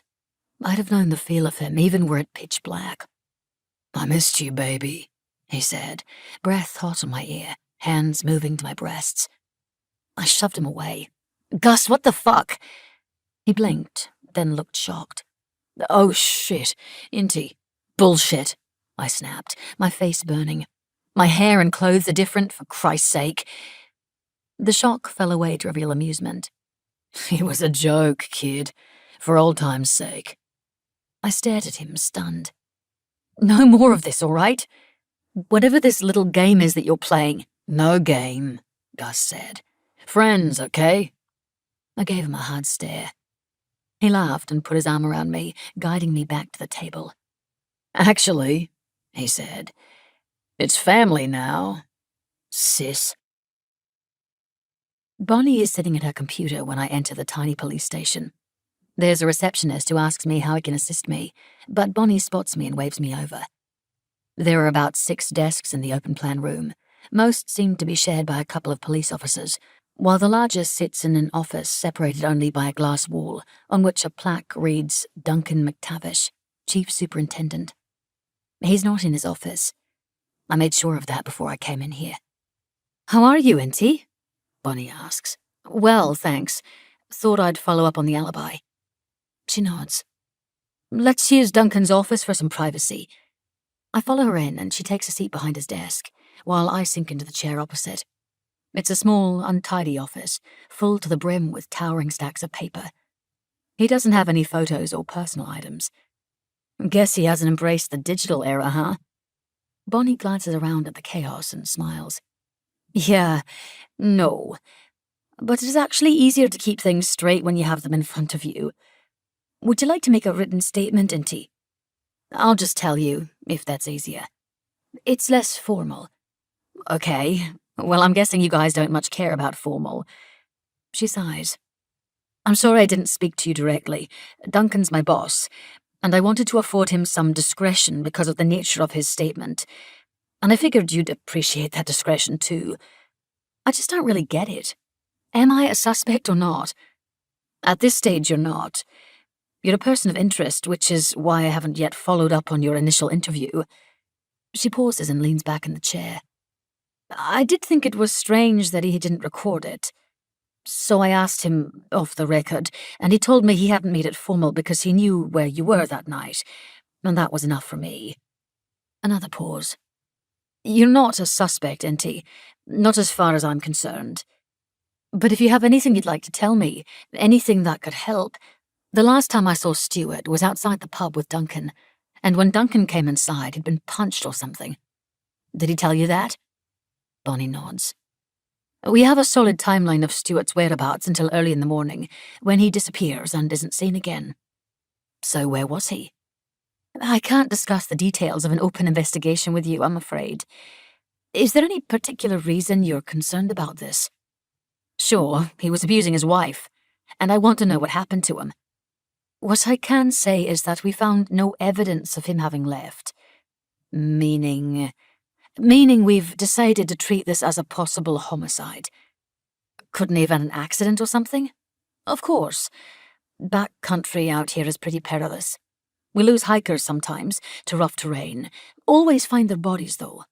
And now we have animal attacks to consider, too. You'd find remains, I assure her. She nods. We have your expert advice on that. But you'd be pretty highly motivated to assure us of that, wouldn't you? If the wolves have killed a person, they'll need to be destroyed. What, all of them? Unless you can identify a single culprit, and then we'd need assurance it acted on its own, which she knows would be very hard for me to give her. Shall I ask the question, then? She asks. Where were you on the night Stuart Burns was last seen? I was at the pub in town, and then I went home with Duncan. To his place? Yes. What time was that? Best guess, about 9. And you were there for the whole night? Yes. Thank you, Inti. I'll include that in your file. She doesn't ask me if he was there all night, so I don't say anything. I think it's because revealing his lie could uncover mine. But there is also a voice inside telling me not to speak up yet, not until I have some proof, or at least more of a concrete sense that Duncan really did kill Stuart, more than this terrible gut feeling. I don't want to land him in shit if he hasn't actually done anything. How do you narrow down your list of suspects for something like this? I ask. She shrugs. We look at anyone Stuart might have had conflict with, anyone who had a reason to want him gone, to harm him. It's always hard without a body. What if it wasn't about Stuart at all? What do you mean? Well, getting rid of someone so thoroughly and leaving no trace. It's a good way to make everyone jump to the conclusion that he must have been eaten by the brand new wolves they're all so determined to see the end of. She nods slowly. I understand. We'll consider that. Thanks, Bonnie. I stand up to leave. See you at Duncan's for the next one, she asks brightly. I pause at the door. Bonnie, look. He's not coming off too well right now. Sleeping with married women, sleeping with multiple women at the same time. Bonnie shifts uncomfortably. I don't know what to tell you, Inti. Tell me if you think he's a good man or not. I think he's human. Yeah, that's what I suspected. I sit in my car and type Duncan McTavish, Chief Superintendent, into Google. Pages of links come up. Most of them are newspaper articles about Stuart Burns, given Duncan is the officer in charge of the investigation. He's also mentioned in other articles for just about every minor and major crime in the area, dating back years, mostly because he's the one making the statements about them. I start reading through the articles, and when I come up for air, I realize hours have passed and it's dark outside. I haven't got any real sense of who he is, except that he's a good cop. He gets things done, as far as I can tell. Although there are also a few unsolved crimes, from vandalism to farm equipment theft. He doesn't have any social media that I can stalk. So I call Fergus and take him up on the drink offer. The pub is quiet this evening. Fergus and I sit at a corner table and share a jug of beer and a bowl of chips. I don't drink the beer, but he doesn't notice. We chat idly for a while, meaning Fergus chats idly for a while and I listen. And I get a sense of his restlessness. I think he is a man who longs for the time when everyone still partied into dawn. He paints a picture of his adolescence, a time out of control, when he had only his friends and they all adored each other. They were as restless as he was, as keen for experience, as bored as you become when you grow up in a small town. I feel stuck there, to be honest, Fergus admits. A 16-year-old in a 40-year-old body. Was Stuart part of this group? I ask. Sure. Lainey too, and Duncan and Amelia. We all went to school together. What do you think happened to him? Fergus shakes his head. Maybe he just got done with it all. All what? The farm. Such a thankless life. I don't know, it's a strange one. I get the sense he doesn't feel right talking to me, an outsider. I try to probe gently, but I'm not that good at gentle anymore. Do you think he would have left his wife like that, though? Out of the blue, with no word? Doesn't seem likely, no. No one could have accused Stuart of not loving his wife. Sure, he seemed set on loving her to death. Fergus tenses. They've been together since they were kids, he says, as though this explains everything. And maybe it does. All the boys around here were a little in love with Lainey, but she found her match with Stuart. Good-looking and kind and all that, and everyone knew they were meant to be together. So what changed? Nothing. I shake my head. This whole fucking place was blind to a woman in danger. I mean, I guess. Fergus thinks about it for a while. The drink's a curse for some men. Makes them not themselves anymore. He kept trying to quit, but I suppose there was a time there when I would have put money on her being the one to disappear, if either of them did. Do you mean leave? Or get killed? I demand. Leave! He exclaims. Jesus, if I thought she was going to get killed, I'd have... You'd have what? Fergus looks back at me. You're so hard. I forge on. Do you think anyone might have hated him? Jealousy or anger or whatever? Now you sound like Mac, sniffing around. Duncan, he questioned you. Sure, he's questioned everyone in town. We go quiet a while. Eventually Fergus says, You ask me, if someone did get rid of him, they'd have to have a gargantuan set of balls on them. He'd be no easy man to take down, that Stuart, and getting away with it, that's another story. Why do you say that? 'Cause Mac won't stop sniffing. Bloodhound he is. And will he sniff his way to a false culprit if it means protecting himself? Has he got his sights on me? Has he always been that way? I ask carefully. Yeah, for as long as I can remember. He fixates. And you never know with someone if that's what they were born like, or if it comes from the shit that happens to them. What happened to him? It was in the papers. It's not a secret or anything. I wait. Fergus sighed. Duncan killed his dad. Fergus drinks to get drunk. I see that pretty quickly. He speaks of what happened, but only a little. Enough for me to know that he was there, after, and he saw what had been done, and he's never forgotten it. They were all there, Duncan's closest friends. He called them before he called the police. Lainey, his girlfriend, Fergus, Amelia. Duncan didn't cry, Fergus remembers. He never once cried, through all the bits that came after. I drive Fergus home and help him inside. He stumbles, and I feel a pang of such pity for him as I put him in bed and get him a glass of water. Then I head home. Aggie's already in bed, so I crawl into mine and sink low under the covers, scrolling on my phone until I find the article from 25 years ago. It was Christmas night. The police arrived to discover 2 dead bodies. Duncan's father had been bludgeoned to death, his mother beaten to death. At first the cops couldn't make sense of the terrible crime scene. They thought it must have been a home invasion. But when they found Duncan and his friends huddled together upstairs, they were able to piece together what had happened. Duncan had been trying to protect his mother. He hadn't been able to. His actions were ruled defense of another. He was 16. I stare at the picture of him, his head shaved, shadows beneath his eyes. The boy gazing back at me is broken. I turn the light off and try to hold my body still, but it won't stop shaking. Trauma can create new patterns.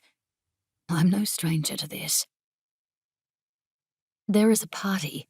It moves around me, soundless, weightless. My body is alive with them, with these bodies in my house, bodies I don't know but can feel. I walk from the living room.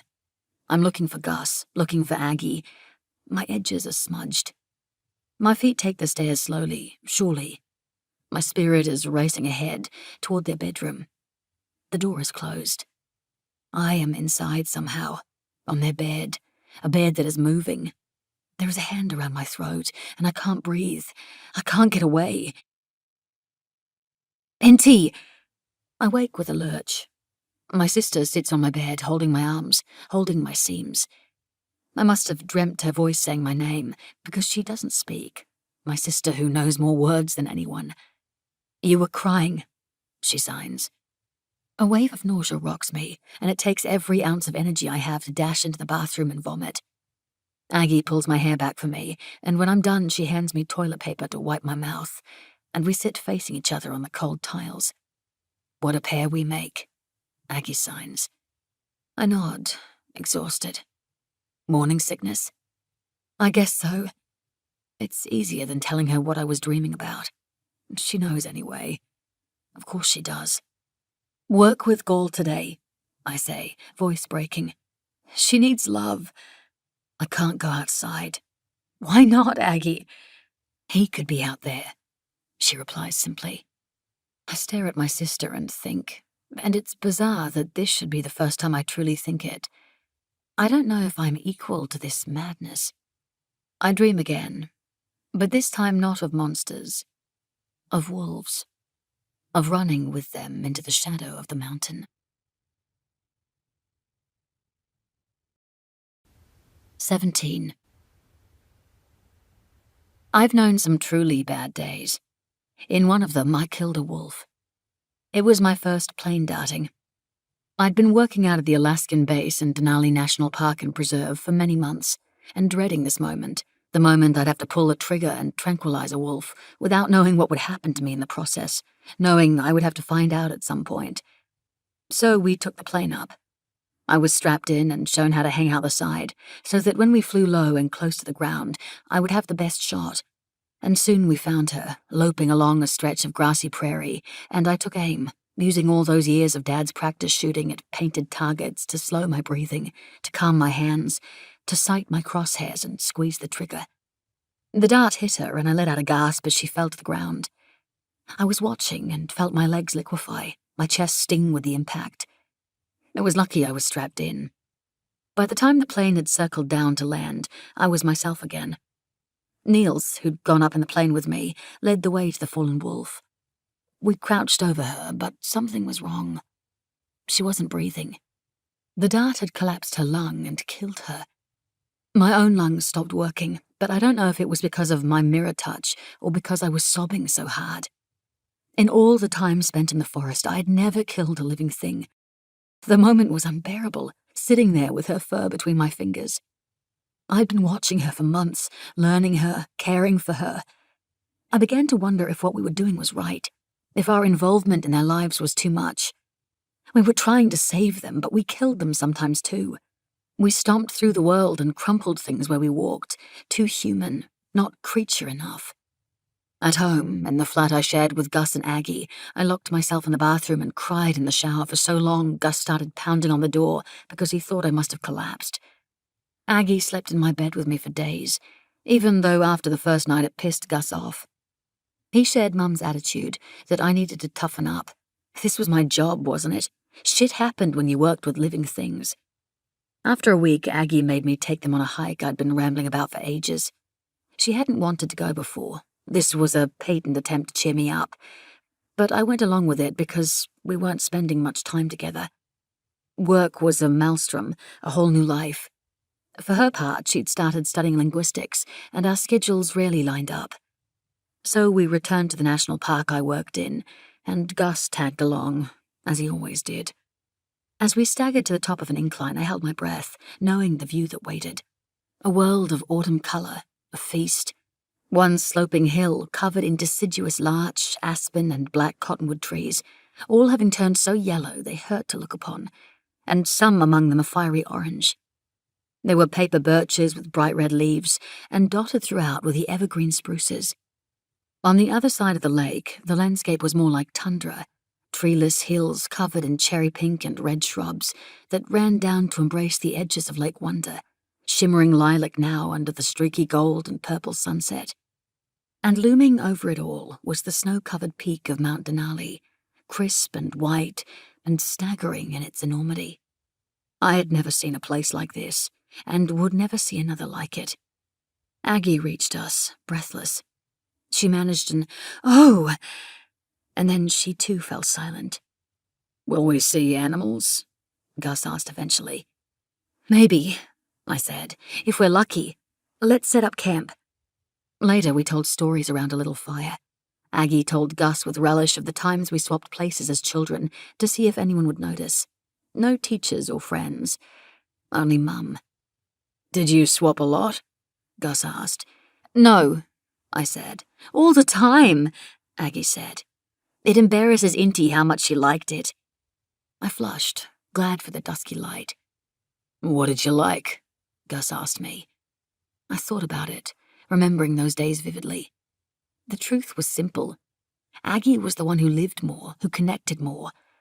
When I draped her upon me, I felt more alive than I ever did as myself. To Gus, I said, "It was just a challenge, just fun, I guess." "How did you do it? 'Cause you guys are pretty different." "It's called acting, darling," Aggie said. "She's as familiar to me as I am to myself," I said. "Becoming Aggie is easy." Gus seemed to be enjoying this topic. "If I had a twin, there'd be no end to the shit I'd do to people." "That's nice to know," Aggie muttered. "Have you ever swapped with me?" he asked. We fell quiet because this was a land we didn't approach. "No, we haven't," Aggie said. "Not intentionally." "How would I know?" "You just would." "I didn't know the first time," he said. Bullshit. Something moved in the dark. I shot to my feet. Scuffling footsteps approached from the bottom of the hill. "What the fuck is that?" Gus hissed. I grabbed my torch and shined it down the incline. "Relax," I said. "It's just people." "Hi," Aggie greeted the hikers, who stopped by our fire for a chat. Two middle-aged men who sounded American. "You're Aussies," one of them said. "True blue," Aggie replied, which was laying it on a bit thick, but she always enjoyed broadening her accent when we travelled. "We're from Colorado." As it turned out, they were on a hunting trip. I saw the shapes at their backs, the long, narrow barrels of hunting rifles. "What are you hunting?" "Wolves." "Why?" Aggie demanded. "'Cause this is the only state that's still legal to hunt them in," the man replied, like it should be obvious. "But why hunt them at all?" she pressed. "What's the alternative? Gunning down poor, pathetic antelope who couldn't hurt you if their lives depended on it?" "It's true sport," his friend agreed. "Hunting a predator. More of a challenge than going after its prey. More of an even playing field. If you want an even playing field, maybe you should leave those rifles behind and try to kill a wolf with your bare hands," Gus suggested. They laughed as though he'd made a joke.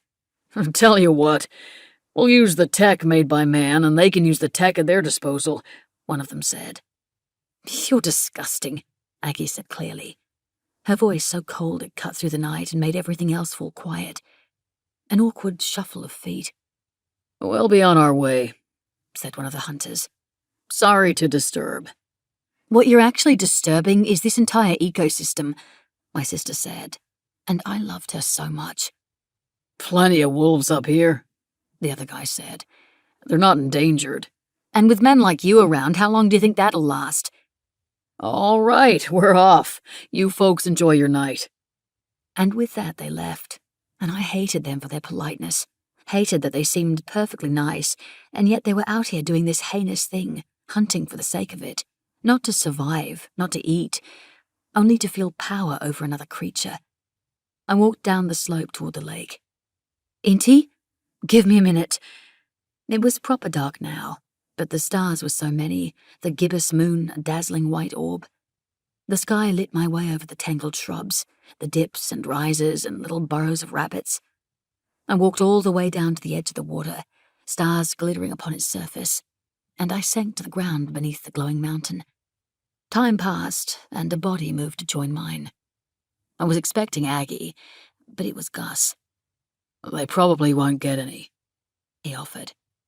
"Some of the wolves out here are ones I raised myself," I said. "We raised them from birth. I held them and fed them and played with them. And then we set them free to be hunted and shot. And not just by hunters, but by us. By me." Gus didn't say anything for a while. Then, "Everything dies." "Not everything gets killed." Without warning, he said, "I killed someone." "What?" "In my first year. I was repairing a brain bleed. My hand slipped. I killed a woman." I didn't know what to say, turning this over in my head. "I never told Aggie," he admitted. "Why not?" "A woman doesn't need to know that about her husband." I frowned and looked at him in the starlight. "The truth?" "That he can make mistakes." I hate to break it to you, but she definitely knows you make mistakes." "I can at least try to protect her from that." "Do you think about what happened a lot?" I asked. "Nope," Gus said. "Never." "Why not?" "I can't let myself, or I'd never go back in the operating room." I considered this, knowing what he meant. If I wanted to continue to do my job, I would have to compartmentalize what I did. But I didn't know if I could. I thought that might mean forgiving myself. "It doesn't matter anyway," Gus said, his voice harder now, as though trying to convince himself.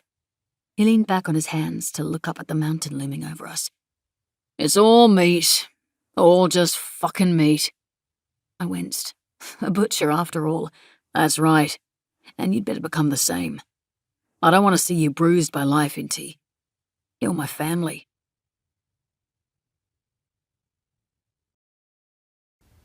18. The wolves have all begun to howl.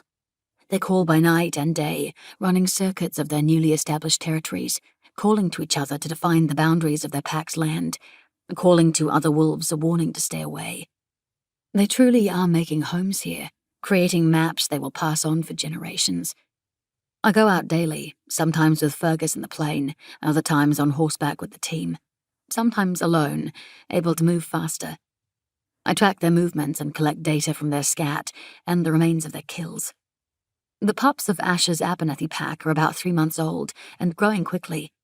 They are juveniles now, their hair thickening like an adult's, eyes having shifted to the striking pale amber. They eat meat, but only the rodents they are capable of catching. They howl with confidence. I would spend every waking minute with them if I could. The little white runt of the pack, number 20, whom I held when she was newly born, remains the smallest and palest of them. But she's also the boldest of her brothers and sisters, having caught more than double what they've managed. I suspect, despite her size, she might end up leading this pack one day. The Tanner pack to the east has staked out the largest territory, and its 3 yearlings have grown to full size and sexual maturity, meaning they may also leave to find mates of their own. But for the moment, the pack of 5 wolves is intent on hunting together, and have proven themselves the most harmonious pack in this respect, with no challenges to dominance. They give me hope, the Tanner pack, because they are hunting and growing strong, meaning the conditions of the Scottish Highlands have been good to them. And as it has finally turned out, delicate number 13, left behind in her pen because she was too afraid to leave, might not have been afraid at all. Maybe she was simply waiting. Because yesterday, yearling male number 12, who was circling dangerously close to her pen and worrying us all, moved within its chain-link fence. But he didn't attack 13. He mated with her. Most days I wake up wondering if this will be the day I get a phone call reporting that a young female wolf has strayed onto private property and been shot, or found entangled in a trap and died of her wounds. Fierce number 10 of the Glenshee pack ran free of her cage in those very first days and has not returned. Every time I go out in the field and I'm not specifically looking for a different wolf, I turn my radio to her signal in case I happen to pass near her. But I never do. We've lost her completely. But the rest of her pack remain, and have piqued my curiosity. I am lying flat on a distant hill, binoculars raised, and trying to ignore the ghastly bites of the midges. I need to figure out why the 5 Glen she-wolves keep congregating on a spot on the southern side of a sloping mountain, alongside a river carved through the range. It's also right at the heart of their territory, so there's less chance other wolves will stray close, which makes it the safest spot for them. I hoped, but didn't dare to assume, this is because they're denning, and watching them now I think I was right.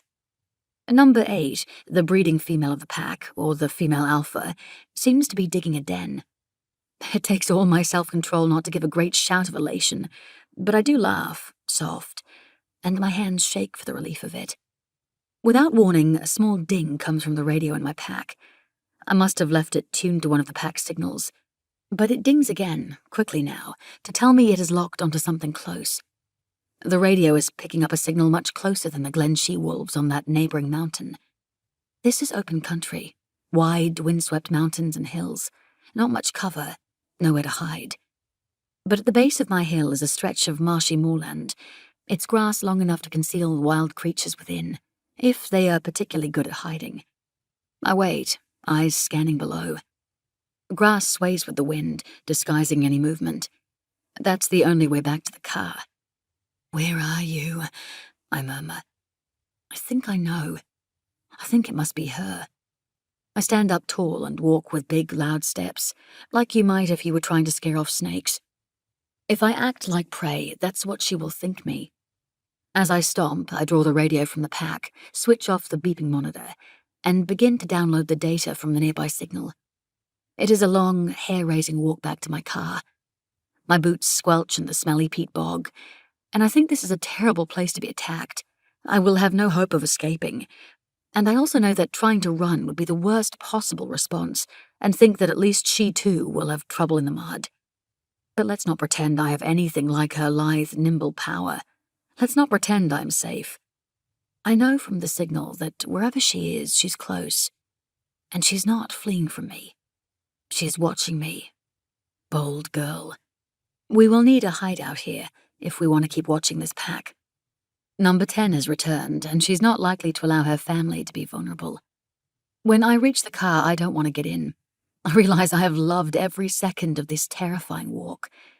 Back at base, the identity of the wolf is confirmed. Female number 10.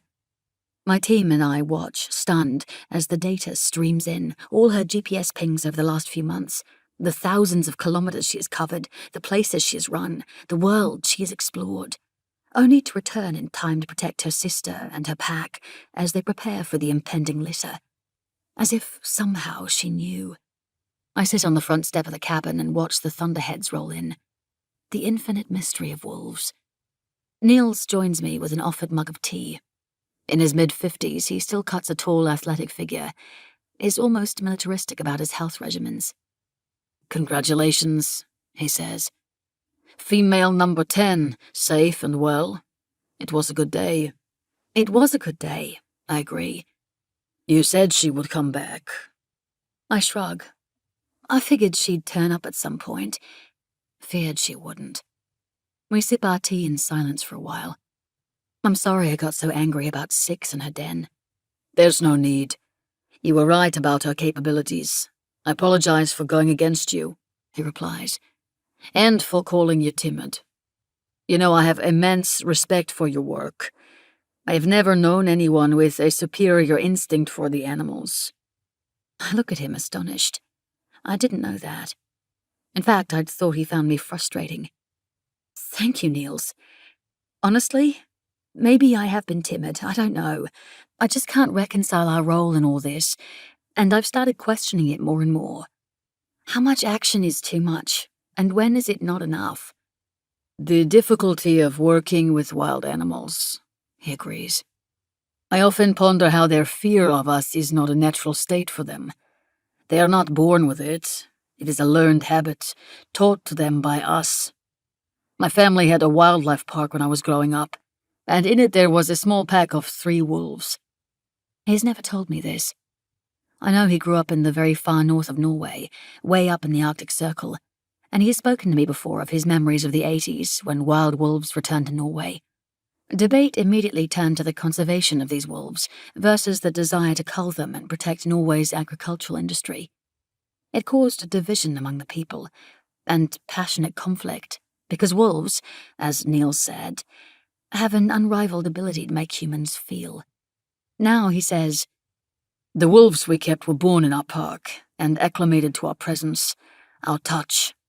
Most wolves I have known in parks remain hidden from visitors, but these three would rush over to the fence, and they were just as fascinated with the people as the people were with them. When the visitors left, the wolves would follow them as far as they could and watch for their return. There was no fear, but a mutual curiosity." I smile.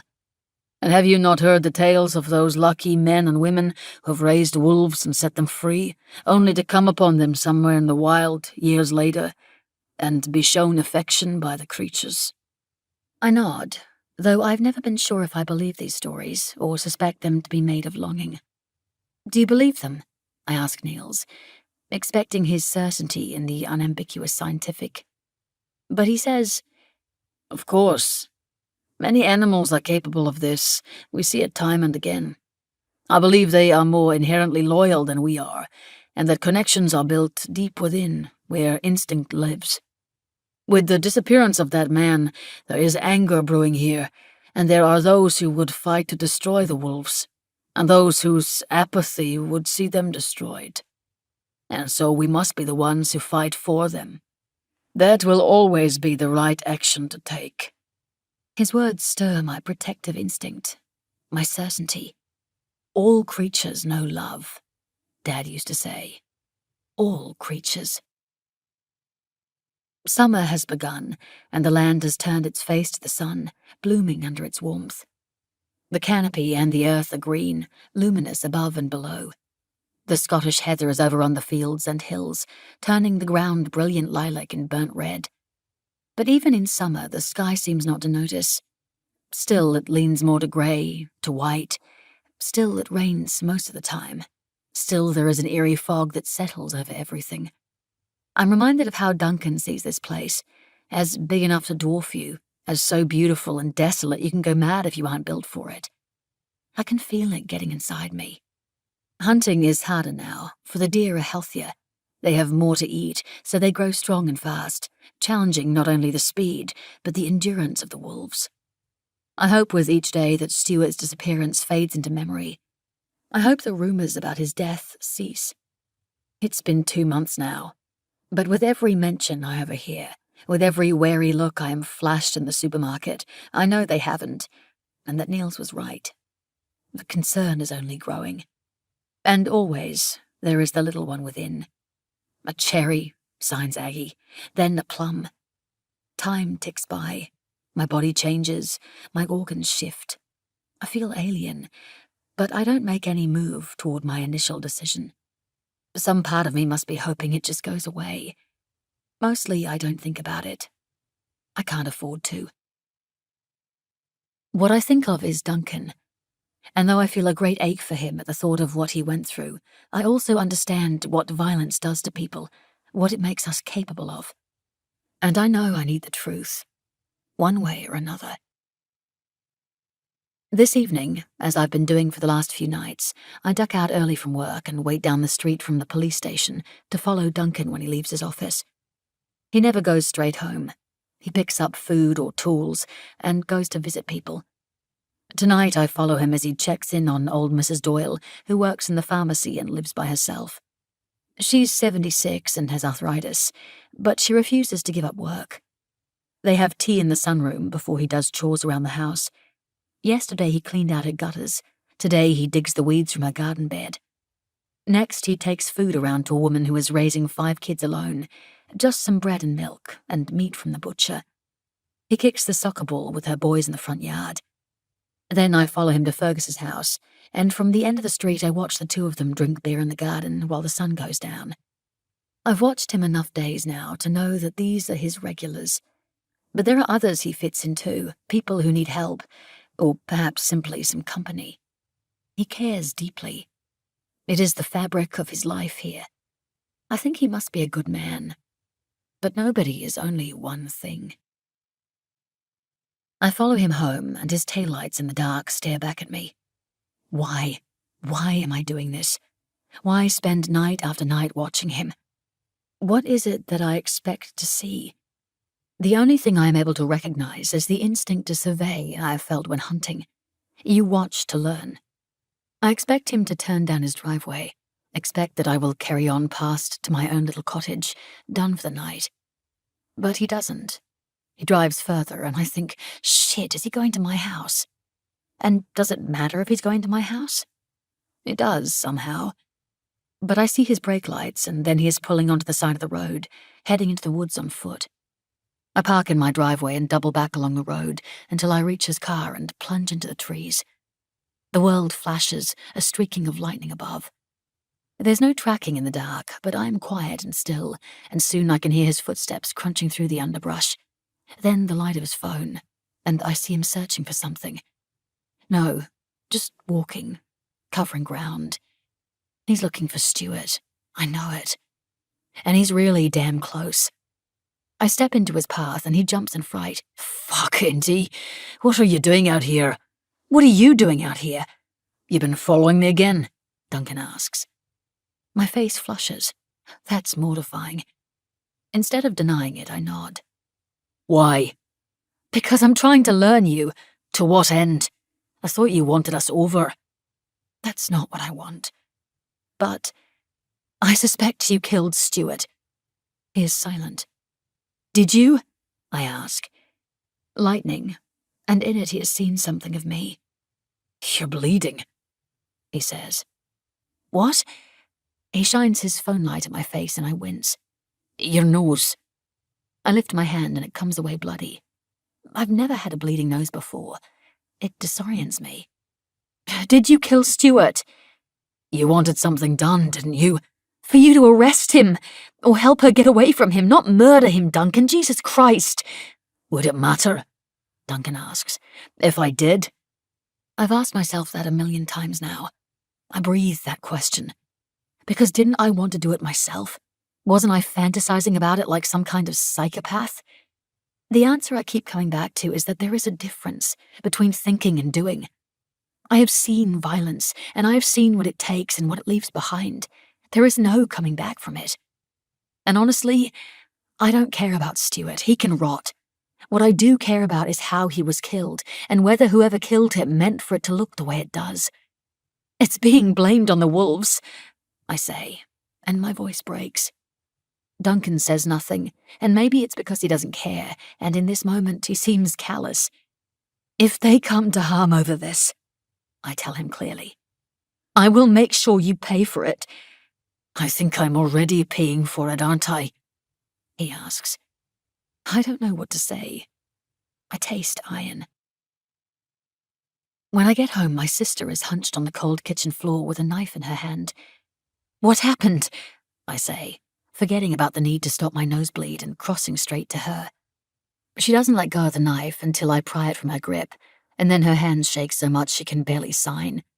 She has to repeat herself several times before I can see what she's saying. He's out there. What? I heard something. No, he's not, I say. Come on, come with me. She shakes her head. Aggie, come outside and I'll show you.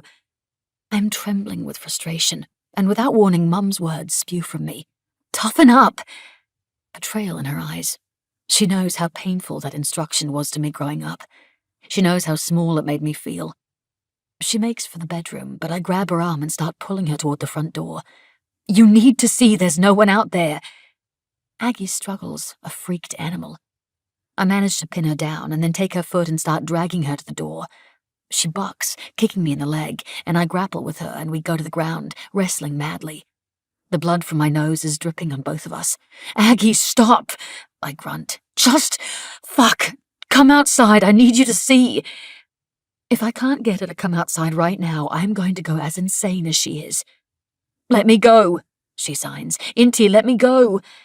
The air goes from my chest, and from hers too. I can't, I say. And then we both sag to the floor, exhausted. It hits me, what I must tell her, what I should have told her from the start. "He's not out there," I say, "because he's dead. I killed him."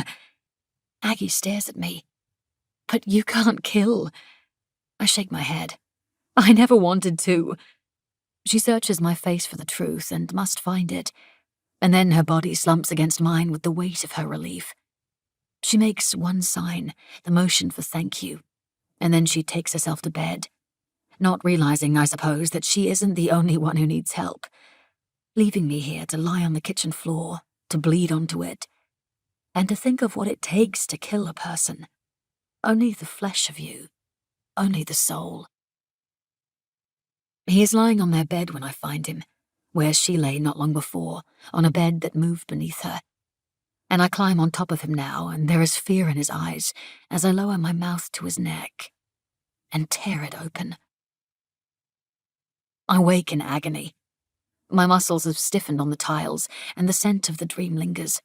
Blood is smeared beneath me and crusted onto my face and hands. The first morning light hurts my eyelids, and through the window drifts the sound of a horse's distress. At first I think I am still dreaming, that I'm a child again and Dad is about to take the beast in hand. But it's no dream. It's my poor horse who is upset by something, whinnying and rearing skittishly. Something has spooked her, and for a second I think, wolf. I am moving for the door when through the kitchen window I see Aggie. She's outside. My feet stop. I watch my sister walk to the horse and reach up to Gall's mane and swing herself onto her back. She presses her body and my body against the horse's spine, laying herself flat and heavy and ardent, calming her with our heartbeat, our firm, gentle hands, our breathing. Gall's hooves fall still on the grass, her whole being falls still, one with the woman on her back. Bewitched by that whispering touch, that knowing my sister was born with. When Aggie places her face against the neck of the creature and smiles, I sit down on the kitchen floor and weep. I'm the first to base camp, so I'm the one to discover it. 2 mortality codes. When they arrive, Evan, Niels, and I head out on horseback to find the bodies and work out what happened. The 2 members of the Tanner pack, wolves number 4 and number 5, are lying dead well within the boundaries of a territory that doesn't belong to them. Ash's territory. "There's been a fight," Evan surmises, because the 2 wolves have been torn at throats and guts, and this is clearly the work of a fellow wolf. "No shit," I manage not to say. I feel deep sadness at the look of them, but there's no anger. It's the nature of things that has brought their lives to an end. We will bring the bodies in, but first we trace the blood trail back to the center of Ash's territory and discover that she is alive but bleeding from the muzzle, and that her daughter, 13, and new mate, 12, are with her, both also injured. Instead of creating a new pack of their own, the newly mated pair must have come here to join Ash's. 13 has come home to her mother, and they've fought a battle together. I don't breathe as I scan the forest for any sign of the pups, because if they are dead, then I don't know what I'll be. But a movement catches my eye, and I see all 6 emerge from a thicket, wrestling happily as though nothing has happened. And I know that Ash and her 2 grown wolves managed to fight off a pack of 5 to protect them. It would make sense for 12 and 13 to lay claim to her dominance as the new breeding couple of the pack. But I don't think they will do that. I think Ash is the strongest wolf I have ever come across. Evan, I can tell, is rattled by the dead wolves. He is as sensitive to their deaths as I was when I first started the job. Back then, even when they killed each other or died from an illness, the grief was as profound as discovering one killed needlessly by a human. So I take him for a walk and we pick wildflowers, which he has always loved as much as the animals. "I never get used to it," he admits. That's not a bad thing, not really. Grim thing to get used to. But I should be. We see it enough. That's why we don't name them. I shrug. Still, there is too much love for it to ever be easy. Forgive yourself for that. I squat to point out little yellow flowers, each with 5 petals, and not unlike a daisy. "Ranunculus flummula," Evan says. "And some Filipendula ulmaria." He picks a few of each and we walk on. A marshy field stretches before us and we go off the path. Are you going to Glasgow this weekend? I ask. Evan's whole family lives there, and I think he might be seeing someone there too, since he's been ducking down there every chance he gets. This is a family that fully supports his work. He told me once that they love having a cause to rally behind, with as much noise and fuss as possible. Not now, Evan says. That'll be too much to do, with the packs fighting. Go, I tell him. I won't need you over the weekend, but I do need you rested. You're gonna take your own advice, boss? I ignore that. Have you been going out to the survey spot? He asks me. I nod. Me too. I go there all the damn time, staring at the ground, willing the wee things to pop up, shouting at them sometimes like a right lunatic. I laugh. Maybe they're staying below ground to spite you. Aye, maybe. At what point do we decide this hasn't worked? We're a long way from that yet. I know, but is there a point? I shake my head slowly. Not for me, not really. But there will be for the locals. I say, give the wolves time, Evan. They just need a bit of patience. Never my strong suit. Oh, look here. This is a beauty. Dactylorhiza incarnata. A marsh orchid. Sitting alone in the marshy grass, about 30 brilliant spotted pink orchid flowers shoot off the one upright stem. It is more vivid than any of Verna's colours, but in the family I think of lake red, the shade of red tulips, Rosa officinalis, and the mineral called spinel. No animals are this shade, except perhaps some lucky birds. It is almost strange to see such a vibrant hue out here in this land of browns and greys. That'll make a beautiful bouquet, I say. But Evan straightens without having picked it. I think we'll leave this solitary sweetie. It has its own role to play here. I phone Mum and get her early in the morning before she's left for work. How are the wolves? She asks. I can hear her coffee machine in the background. Killing each other? Sounds about right. How about Aggie? Yeah, she's good. The best she's been in a long while. This morning she was outside. Mum, can I ask you something? I expected you'd like to. How's that? I can almost hear her shrugging. Tone of voice? That gives me pause. You're really good at reading people, aren't you? Is that what you're asking? No. She laughs a little, an exhale. What's the first thing you do when someone's been murdered? There's a pause. You all right, sweetheart? I'm fine. And you'd tell me if you weren't, wouldn't you? I'd have thought you'd just want me to toughen up. She doesn't say anything for a while. Then, darling, you're going to figure this out one day, but we're most fallible when trying to raise our children. This is, I think, the closest I'm going to get to an acknowledgement of poor choices on her part. About as close to an apology as she'll ever come. You were right, you know, I say abruptly. I did need to toughen up. And I have. I've toughened so far up I'm wrinkly old leather now. She sighs, but doesn't argue. You need a timeline, Mum says, and as she speaks, pieces of this float back to me from childhood. These are things she has already taught me, but I try to forget them. Make a timeline of your victims' movements, their habits, their routines. Make a detailed picture of their life so you can see anything that sticks out. Whatever doesn't fit is your first clue. Look at people you might not have thought of. Look for motive. Look for lies. How do I spot the lies? Assume it's all lies, and then prove what's true. That sounds like a lot of work. She laughs. Yep. Now I'm going to imagine to myself that you've taken up a new career writing crime novels, all right? Yeah, all right. Thanks, Mum. She waits, but I don't know how to word it. What else, Inti? Is there a reason you do this work? Because I know it consumes you. I know you haven't got space for much else. And it must be a pretty dark place to go voluntarily, particularly because you don't think all that highly of most people. So I've just been wondering if something happened to you. Mum doesn't say anything. I can hear her pouring her coffee, adding the milk and putting the bottle back in the fridge. The sliding door opens and closes, and I listen to the sound of her lighting a cigarette.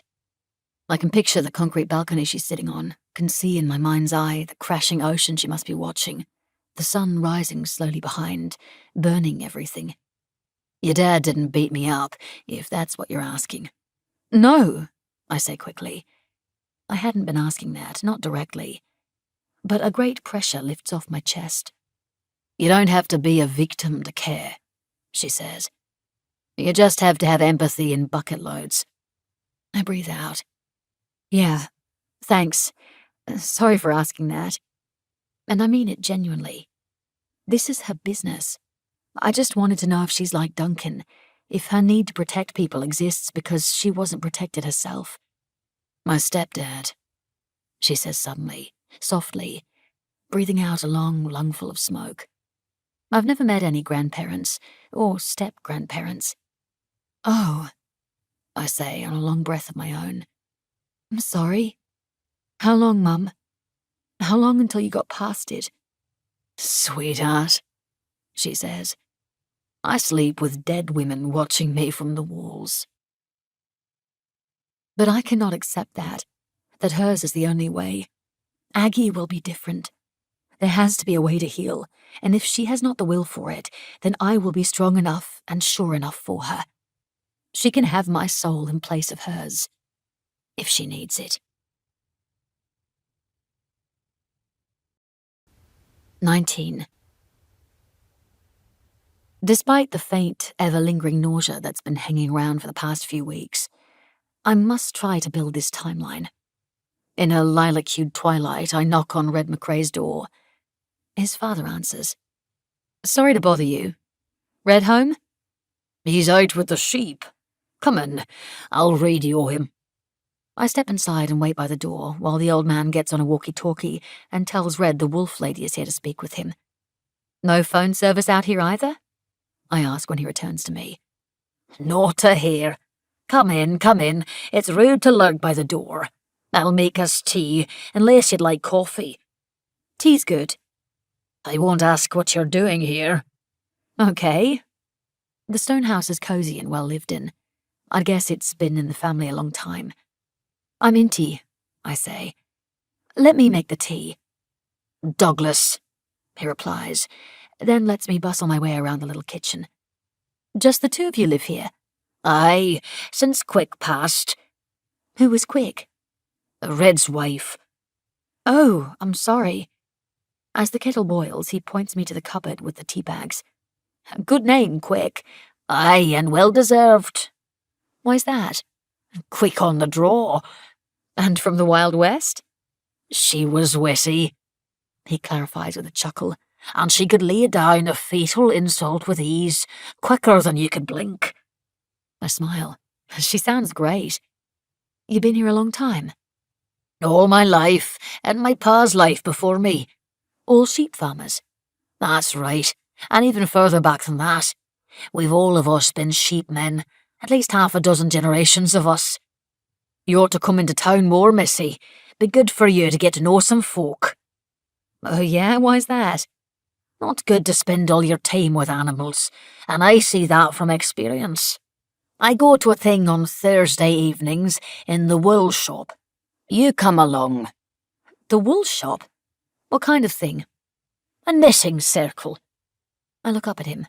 You're in a knitting circle? Too right I am. It's relaxing. You come along, all right. We don't bite. Neither do the animals, mostly. He eyes me as I pour the water into the cups.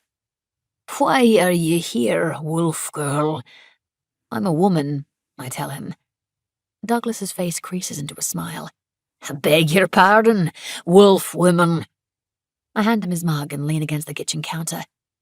I don't really know, Douglas. I don't actually know.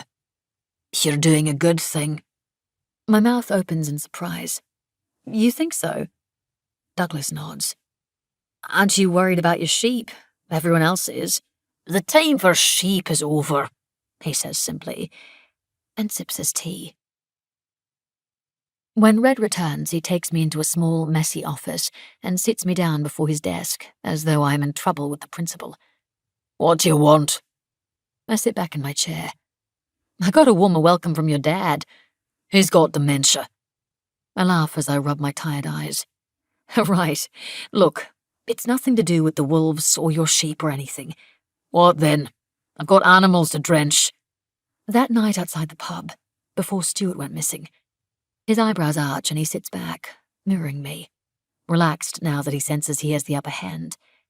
I went inside, left Duncan out there with you, and when he came in he was all beat up. What's your question? What happened? Red stares at me. Now that I've seen his dad's, his mustache isn't quite so impressive. Why are you interested? Red asks me. I'm trying to piece together a timeline. He grins. Interning for the police department, are we? I don't reply. You've been causing a lot of trouble for me, Miss Flynn. How's that? Do you know how much it costs to build fences? No, I do not. Do you know what it costs a person to stay up all night guarding their flock? The cost of the job, I'd imagine. And I'm sorry we've made that cost higher, I truly am. But what are you getting at, Red? What exactly would I help you with anything? Because you're a good man who cares about what happened to his friend? I have to hope this is true. There's always the possibility that Red's desire to get rid of the wolves makes him a suspect in this. But I don't know if I can stomach the thought of a man murdering his friend in order to frame the creatures he wants to hunt. What will you do for me? Red asks. My eyes narrow. What do you want? Drop the charges for the wolf I killed. The charges that we're never getting laid because Duncan is a coward? I almost smile. Clearly Duncan never informed Red he'd decided to let the kill go. I spend a few seconds pretending to weigh it up, then nod. Fine. Stu was wound tight by what you said to him. He wanted a bit of a scuffle and he picked the wrong man for it. There was bad blood already between him and McTavish. They were friends once, which is probably why things had gone sour. It didn't take much to set either of them off. Mac got him in hand, and then he beat Stu. He beat that man black and blue, and it was all demons in him that did that. I'm breathless. Had they fought before like that? Not since they were kids, I guess. Then why that night? I told you, you stirred Stu up, Inti. Threw a light on something he'd been trying hard to keep buried. That's if we're to believe what you accused him of, anyway. He wanted to fight someone, and Duncan was there, and Duncan had some built-up grudges of his own. I process this. So then what happened? I ask, expecting maybe the hospital. But Red says, Took him off to the lockup for the night. That's it? That's it. Do you know for sure he took him to the station? Where else would he have taken him? And that's the last time you saw Stuart? Red nods. I stand to go. Thanks, then. Miss Flynn, I don't have much love left for the chief, not after witnessing his temper. But McTavish is not a man you want to go up against. And frankly, you trying to throw attention anywhere but your own backyard is pathetic, and it's dangerous. We all know what happened to Stuart. You won't win this fight. You think this is a fight? I smile as I head for the door. When I start fighting, Red, you'll know.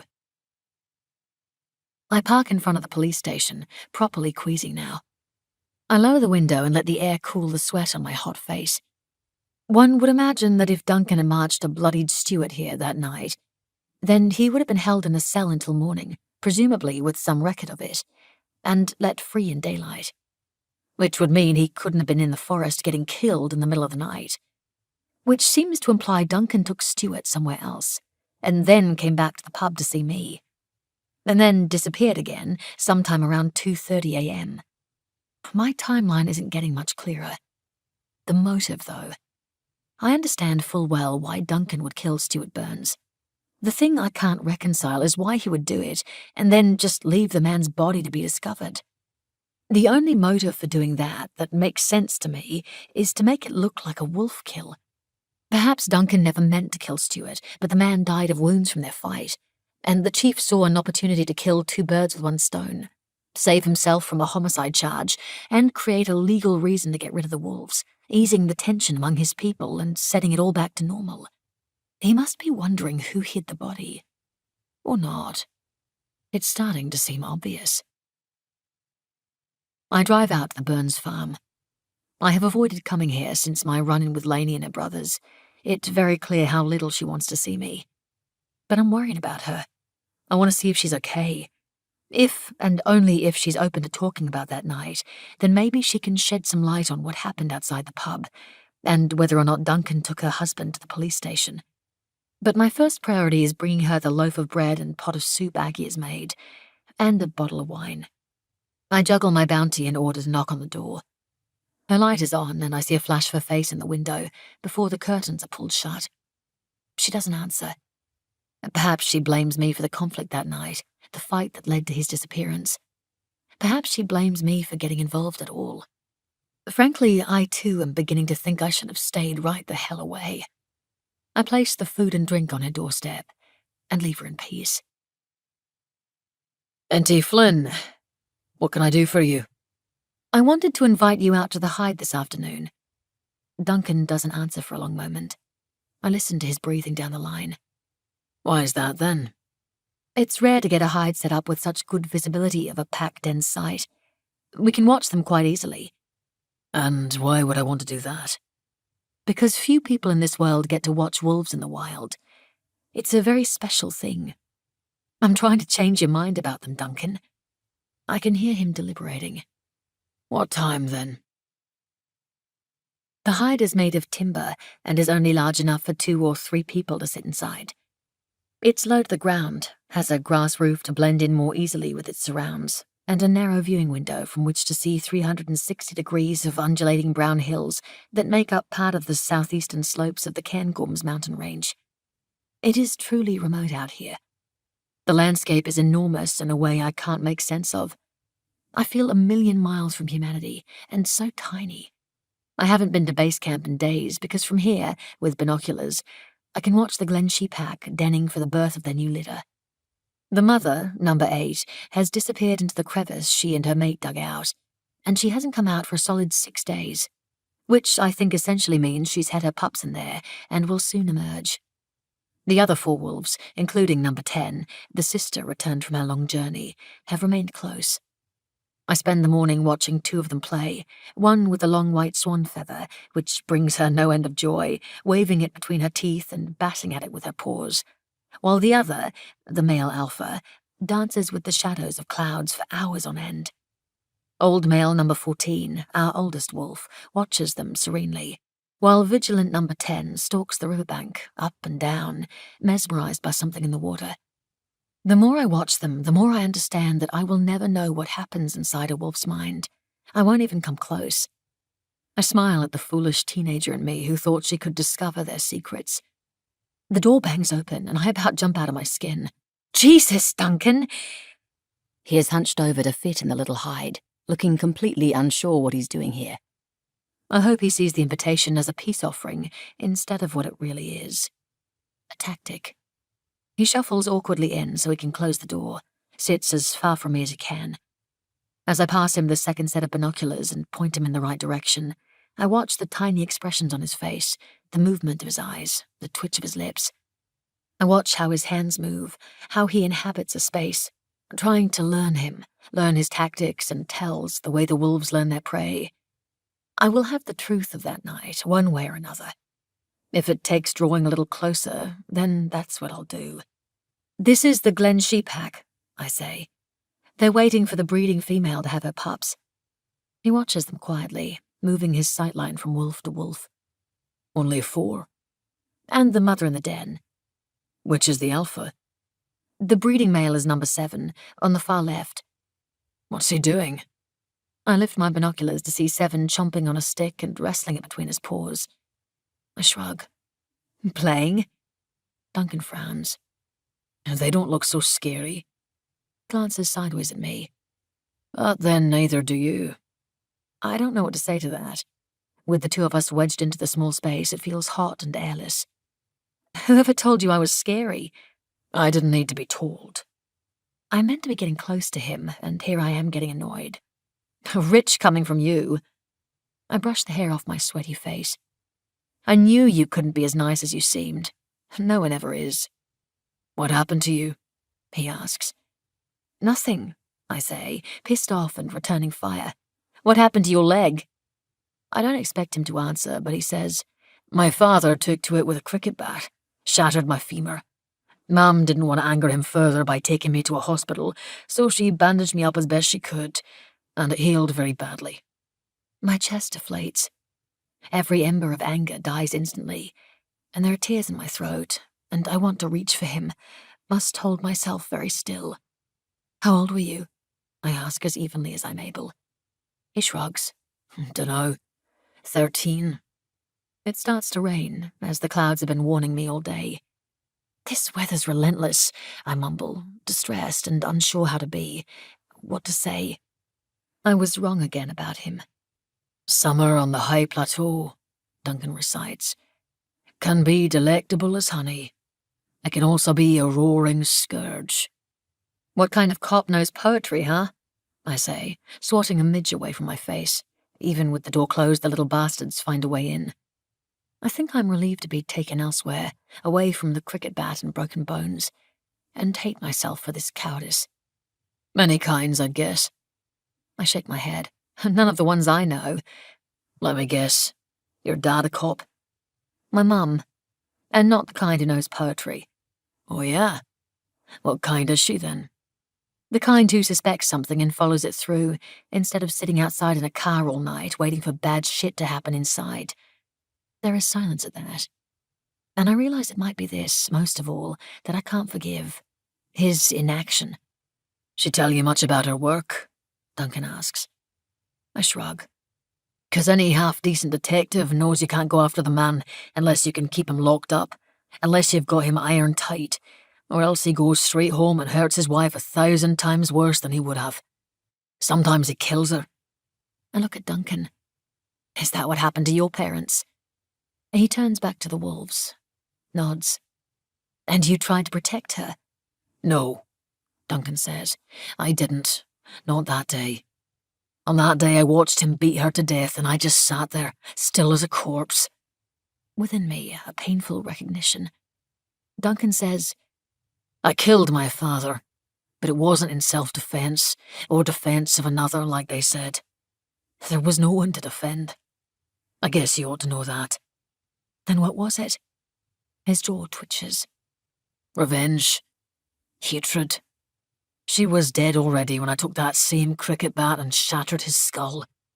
I swallow, my cheeks on fire. The words tumble from me without my permission. "My sister was brutalized by her husband." Duncan's head whips around to me. "What?" "My twin." He lets the air from his lungs. "I'm sorry," he says, a hitch in his voice. "I'm so fucking sorry. Forgive me." A strangled laugh leaves me. "Why? You didn't do it." I lift a trembling hand to my eyes, fingers pressing my eyelids closed. I'm starting to feel nauseous again. It turned me into something I hadn't been, I admit. Something I'd never imagined I could be. I wanted to kill him. I wanted it so badly. I was feral. Duncan, you have no idea how gentle I used to be. I believed there was magic in the space between our bodies, and now I'm just this hard, angry thing. "You're gentle still," he says. "You pretend not to be, but I see it in everything you do." I'm crying after all. My hand goes to my tummy, where the small bump is forming. I must force it away from there or be undone. In another life, maybe. Duncan's palm rests on my back, large and warm. And this is what I should have been able to do for him. "Where's your sister now?" I wipe my eyes. "At home." "In Blue Cottage?" He frowns, confused. "I didn't know you had anyone living there with you." "She doesn't leave, except in her mind." I shift, struggling with the words. "I didn't know that could happen to a person, that they could just be snuffed out, that we have the power to undo each other." "Are you getting her help?" "I tried. I took her to a facility where she could get proper care, therapy and medication and all of that. But she hated it so much. She just wants quiet and to be alone. It's why I brought her out here. I thought it might be quiet enough to heal her." There is a long silence, and then he asks, "Were you there when it happened?" My eyes search for the wolves through the curtain of rain, but they've disappeared. No, I reply. A while later, rain's still heavy. Come on, I say. I promised you wolf watching, and this lot won't give us much more. So we'll find another pack, if you're up for it. We head out into the sideways lashing rain, lifting our raincoat hoods. It's a fair hike down the side of the mountain, and I can see in the distance where he's parked his truck. My car's further along, I tell him as we approach. Follow me. I lead him back toward home, then cut north to Abernethy Forest. By the time we park at the edge, it's stopped raining, and Fingal leaps from the truck's cabin to lick my hands excitedly. Hello, you. Will he be able to stay quiet, or should we leave him? I ask. He knows how to be silent out here. Will his scent disturb them? No more than ours. The three of us set off, soon enveloped by trees. Moss carpets the ground in lime. There are ferns as high as my shoulders. I touch rough trunks and smooth boughs, run my fingers through the soft foliage, over prickly needles. My feet sink a little in the sodden ground. Through the canopy is grey sky, its lights turning the edges of everything crisper, illuminating colours from within. It's cold, still, even in summer. Without the sun to warm us, it feels colder.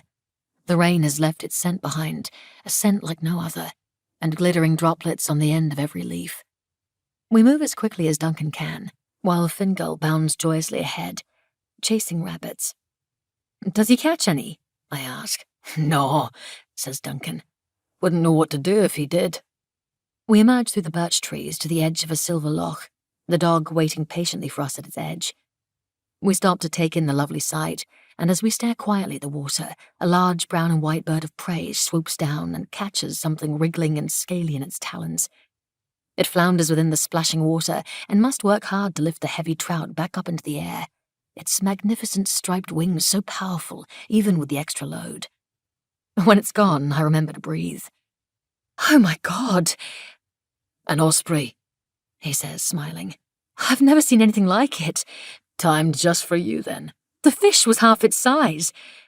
I've heard stories of osprey catching hold of fish so large they're dragged under the water. Their talons lock into the prey and they can't let go, or they don't, and they're drowned. My smile drops away. Even so, I won't forget the gift of having seen that. I wish Aggie had been here. I turn to scanning the ground for prints, scat, broken foliage. The forest climbs an incline and we follow it up. Do you know where they are? Duncan asks at one point, sounding out of breath. I slow my pace. No. What about the collars they wear? Aren't they locators? Only if I turn to the right frequency at the right time. And anyway, I don't have my gear. I glance sideways at him. Wolves are very difficult to find. If you don't know them, know their territories, you've got no hope. I met a group of documentary makers once who spent a decade looking for wolves to film, and they only ever saw 2 glimpses. Why is it so hard? Because wolves are shy. They survive by staying hidden, and they're just about the best survivors there are. So what? We've got to think like wolves? Nope, that's impossible. Then how the hell are we going to find them? Can you keep a secret, Duncan? He smiles ruefully. Perhaps to my detriment. You have to promise to only use it for good. Do you promise? I promise. I return the smile. You don't hunt wolves. You hunt their prey. We climb up to a high, rocky crag covered in deep bell heather, named for its purple bell-shaped flowers. The herd is in a clearing below us, grazing idly. A stream lies to their side, cutting through the hills. On our rocky plateau, I spot some scat and crouch to look at it. Wolf? He asks, and I nod. They've been up here then. Is it safe here? I shrug, enjoying his unease. Why is it white? Probably from eating bones, I say. Christ. I glance at him over my shoulder. I won't let them hurt you. He meets my eyes. That's so? I straighten. Do I seem like the sort who'd let your bones get eaten by wolves? That's what I'm trying to figure out, Duncan replies. We sit on the edge of the rock, our legs draped down toward the cliff drop. He goes to remove his rain jacket, revealing a brilliant orange jumper, almost neon in hue. Another knitted masterpiece. My favourite so far. Wow, that's quite a jumper. He smiles. Who's making these for you? There's a knitting group in town. I've heard of this knitting group. Well, the members have varying skill levels, which means my jumpers have varying quality. He pulls the collar of his raincoat back to reveal the stitching along his shoulder has come loose, and gapes open, threads hanging loose. I smile. And you wear it anyway? Of course. Better zip back up. It's bright enough to spook the animals. He does so quickly. Finkel lies between us, tongue lolling as he pants, eyes locked on the deer below. Why the wolves, then? Duncan asks. Why this as your life? If we're talking about conservation, about saving this planet, we have to start with the predators. Because if we can't save the predators, we've got no chance of saving anything else. He doesn't respond for a moment, and then he says, Yeah, but why really? I stop and try to think of the answer. I've always loved them, without reason. I've always wanted to know their secrets. And then I learned they could save forests. I glance at Duncan. Some people need wildness in their life. He nods slowly. Did you discover their secrets? Of course not. We both smile. What about you? Why'd you become a cop? Because of what happened with your parents? Aye, but it took me some time to get from that night to the badge. It was ugly inside, all my adolescence, picking fights, needing chaos, thinking it was the rage that was feeding me, but all it was doing was poisoning. I knew if I kept on that path, I'd get someone killed. So I made a choice. Peace, at all costs. Kindness. Mine is a drop in the ocean compared to my mam's. But I try every day. We are quiet a while, and I think about the deceptiveness of that rage he speaks of. Duncan makes a gesture to encompass the forested hills. These trees are directly descended from the Ice Age, he says. The first pines in Scotland arrived here around 7000 BC, and these are what remain, an unbroken evolutionary chain. I know, I think. It's why I'm here. But then you'd know that already, wouldn't you? He asks. Was Lainey there when you dropped Stuart home that night? After the pub? Duncan takes a second. This is why I'm here, then. I don't reply. He shakes his head. I sent Lainey to wait for us at the station. I didn't want her there if things went sour. When we were done, I took Stuart to find her at the station so she could drive him home. Ah. And did she? Duncan searches my face. What are you fishing for? I'm just trying to sort it all out. I can't share details of an ongoing— Yeah, I know. After a long moment, he says, I put him in her car, and she took him home. Then she's the last person to see him. Shouldn't that make her suspect number one? Yes. Oh. What was her story then? He spreads his hands. Just that she drove him home, and they went to bed, and she woke that morning to find him gone. She thought he was just out working, but he didn't come home. Shit. If Lainey's telling the truth, then that changes things. It means I still have no clue how or when or why Stuart got to that patch of forest. Of course she could be lying, and so could Duncan. I guess it's even possible they came up with the story together. Are you still sleeping with her? I ask. Of all the questions I've asked that I don't want an answer to. I feel his body tense. No, he says. Not since before you. I find myself wanting to believe him, and also not, wanting there to be a good, solid reason to mistrust him, instead of this yawning pit of uncertainty. Do you still love her? I ask more softly. Inti, what? You did once, right? When you were younger? There must be some love left if you go to the trouble of having an affair with her, otherwise why not fuck someone single? I'm being crass now, and realize I'm angry too. I care about her, Duncan says, with more maturity than I've displayed. I worry about her. I hate what he was doing to her. I don't think I've loved her in a long time. I stopped being able to, and it's just as well. She was scared of me after what happened. Everyone was. Death gets under your skin. You carry it with you. People can sense that. We are about to give up. A cold wind is keening through the trees around us. The deer have been idle for a while now, chewing away, eating all those little tree shoots and buds of plants before they have a chance to grow. No hope of that clearing returning to forest at this rate. I'm just thinking the wolves ought to get off their butts and do their jobs here when I see something move. At first it seems like nothing, then a shift in the quality of the light between trees. I grab Duncan's arm, alerting him to be still. From within the shadows melts a pale foreleg, then a snout, black-tipped, the points of her ears. A white wolf. I direct Duncan's gaze to her, then move my hand further upstream to where the brown wolf watches just as calmly from behind the tree line. Downwind, where they won't be scented. They smell us, I murmur. But they're wounded and hungry, and who knows how long they've been watching this herd. Will they attack? Maybe. It's a clever spot. The two wolves we can see, Ash and her new son-in-law, number 12, hold very still, watching. Ash's daughter, number 13, has to be here somewhere, perhaps streaking silently around to flank the herd. And hiding further back will be the 6 gangly pups, keen to learn. I brought Duncan here to watch the herd, but I can't quite believe our luck at the spotting. True, the deer are within the Abernethy Pack's territory, but for all my earlier bravado, I have rarely come across wolves I wasn't actively tracing via GPS or radio signal. I wonder what Duncan sees when he looks at them. To me, they look subtly powerful, endlessly patient, and more beautiful than anything I've seen. And just as I am thinking so, some silent language is spoken between them, and they explode from their cover. Fluid, strong, undeniable. The deer flee. Most head north for the mountains.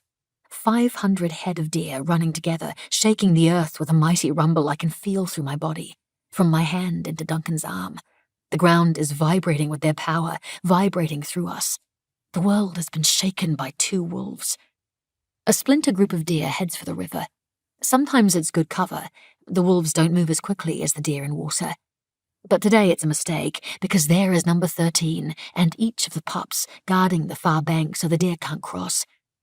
They flounder in the water, panicked.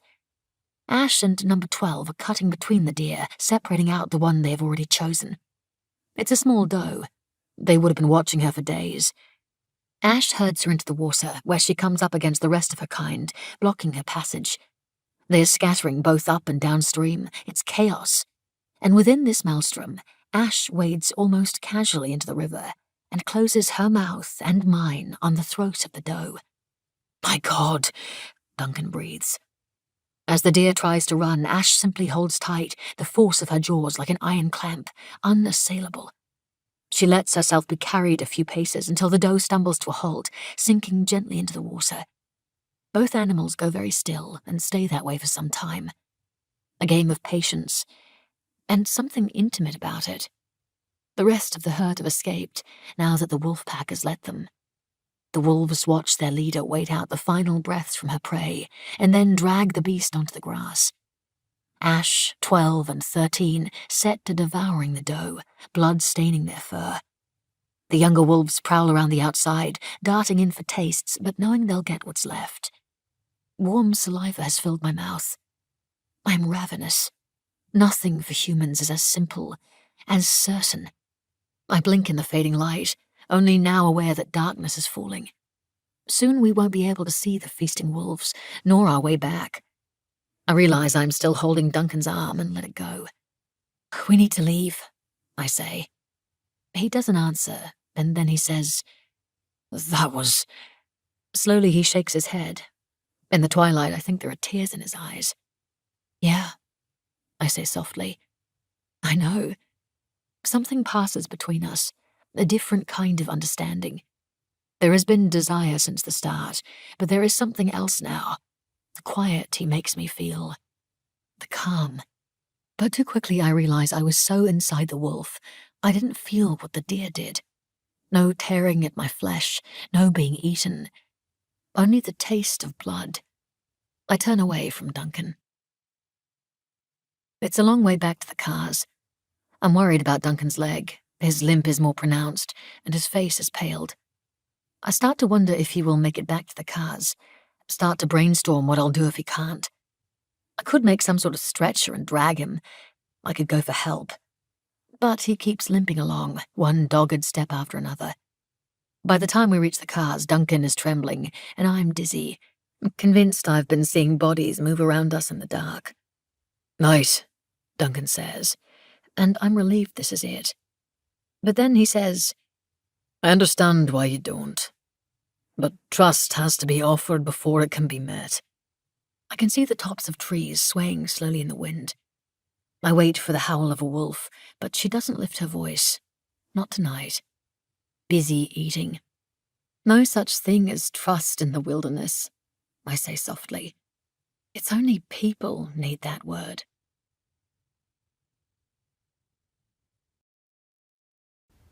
"20. 5 years passed in Alaska. The three of us managed to coexist, for the most part. But I'd noticed a change in my sister. She no longer seemed lit from within, excited by the prospect of waking to a new day. There hadn't been any new signs invented in a long while. In fact, I couldn't remember the last time she'd used our sign language. She taught language studies at University of Alaska, Anchorage, and she went out a lot at night. She and Gus fought all the time, bright, savage, screaming fights. Neither of them ever left the other. The fighting seemed to make them cleave more fiercely together, though I couldn't imagine how respect remained, given the nastiness they had no trouble conjuring, or the competition they made of debasing each other. I wanted to end it for them, but didn't know how, knew that only they could do that. And yet I hated my position as bystander, and wondered if I would regret not taking action. But this was my place, where it had always been, a silent third party to their intimacy. I told myself Aggie was a force, and she knew what she was doing, what she wanted, and what she could endure. And it was true. She was very much a force. But what I didn't know then is that any force can be stopped by enough resistance. I started working longer hours and sleeping at the base. I couldn't bear the thought of going home to the sound of their raised voices, or to the sight of their lips touching, to the stolen feel of his mouth on mine, and the blistering shame that accompanied my desire. I missed my sister terribly, and hated Gus for coming between us, as nothing else ever had. Maybe a part of me was angry with Aggie, too, for letting him. It was a Sunday night when I finally dragged myself back to the house after sleeping at work for a week. An ocean tide of weariness threatened to pull me under, but the voices throbbing from the house let me know I wasn't about to sleep anytime soon. There was a group of men gathered in my living room, Gus's gaggle of surgeon mates. They greeted me politely, and then turned back to the football game. I found Gus gathering beers from the fridge. Hey, kid, give me a hand with these. I dropped my bag and took the armful of cans. I'd give my right nut for a VB, he said wistfully, looking regretfully at the American beer in his hands. Where's Aggie? I asked. Out. He said this offhandedly as he returned to the living room, but there was tension through his shoulders. I followed him, handing out the beers to men who didn't thank me. Who's she out with? The other teachers. Okay, I'm going to bed, so can you keep the noise down? Sure thing, princess. We're headed out anyway. I went upstairs, sat on my bed, and called Aggie. A man's voice answered. Hello. Who's this? I asked. Luke. I breathed a sigh of relief because I had heard of Luke, one of Aggie's colleagues at the university. Luke, can I talk to Aggie? She's indisposed. I could hear the amusement in his voice, and irritation flared. What does that mean? Means she had too much to drink, and she's currently puking her guts up in my bathroom. What's your address? I'll come get her. She's all right here. No, she's not. Give me your address. There must have been something in my voice, because he told me. I grabbed my keys and pounded down the stairs. Where's the fire, kid? Gus called from among the rowdy crew as I darted for the door. I'm getting Aggie. My feet crunched on the gravel outside. It was cold. My breath made clouds. Soon there was another set of boots crunching, another mouth breathing. You don't have to come, I'm just picking her up, I said. But he got into my car and we drove in silence through the night streets of Anchorage. I still didn't know the city well, having spent so little time in it, but Gus directed me to the house. As we walked to the front door, I said, "Don't do anything weird, okay? They're just mates from work." "Of course," he replied, and to his credit, he definitely did seem relaxed. Luke answered the door, and that was when Gus sent a heavy fist into his face, dropping him straight to the ground. Fuck! I sank to one knee, dizzy, my vision gone. Fuck, it hurt. Eyes streaming, face throbbing with heat. When my thoughts returned, I counted through the pain. 1 breath, 2 breaths, 3, 4, 5. The pulse in my nose and eyes and skull began to dull. Blinking the spots from my vision, I got to my feet and followed Gus into the house, pausing beside Luke to check he was okay. He was groaning and holding his bleeding nose, and as I saw it, I instinctively reached to stem the blood gushing from mine. Blood that wasn't there, but that I could feel so warm and slippery on my face, between my fingers, in my mouth.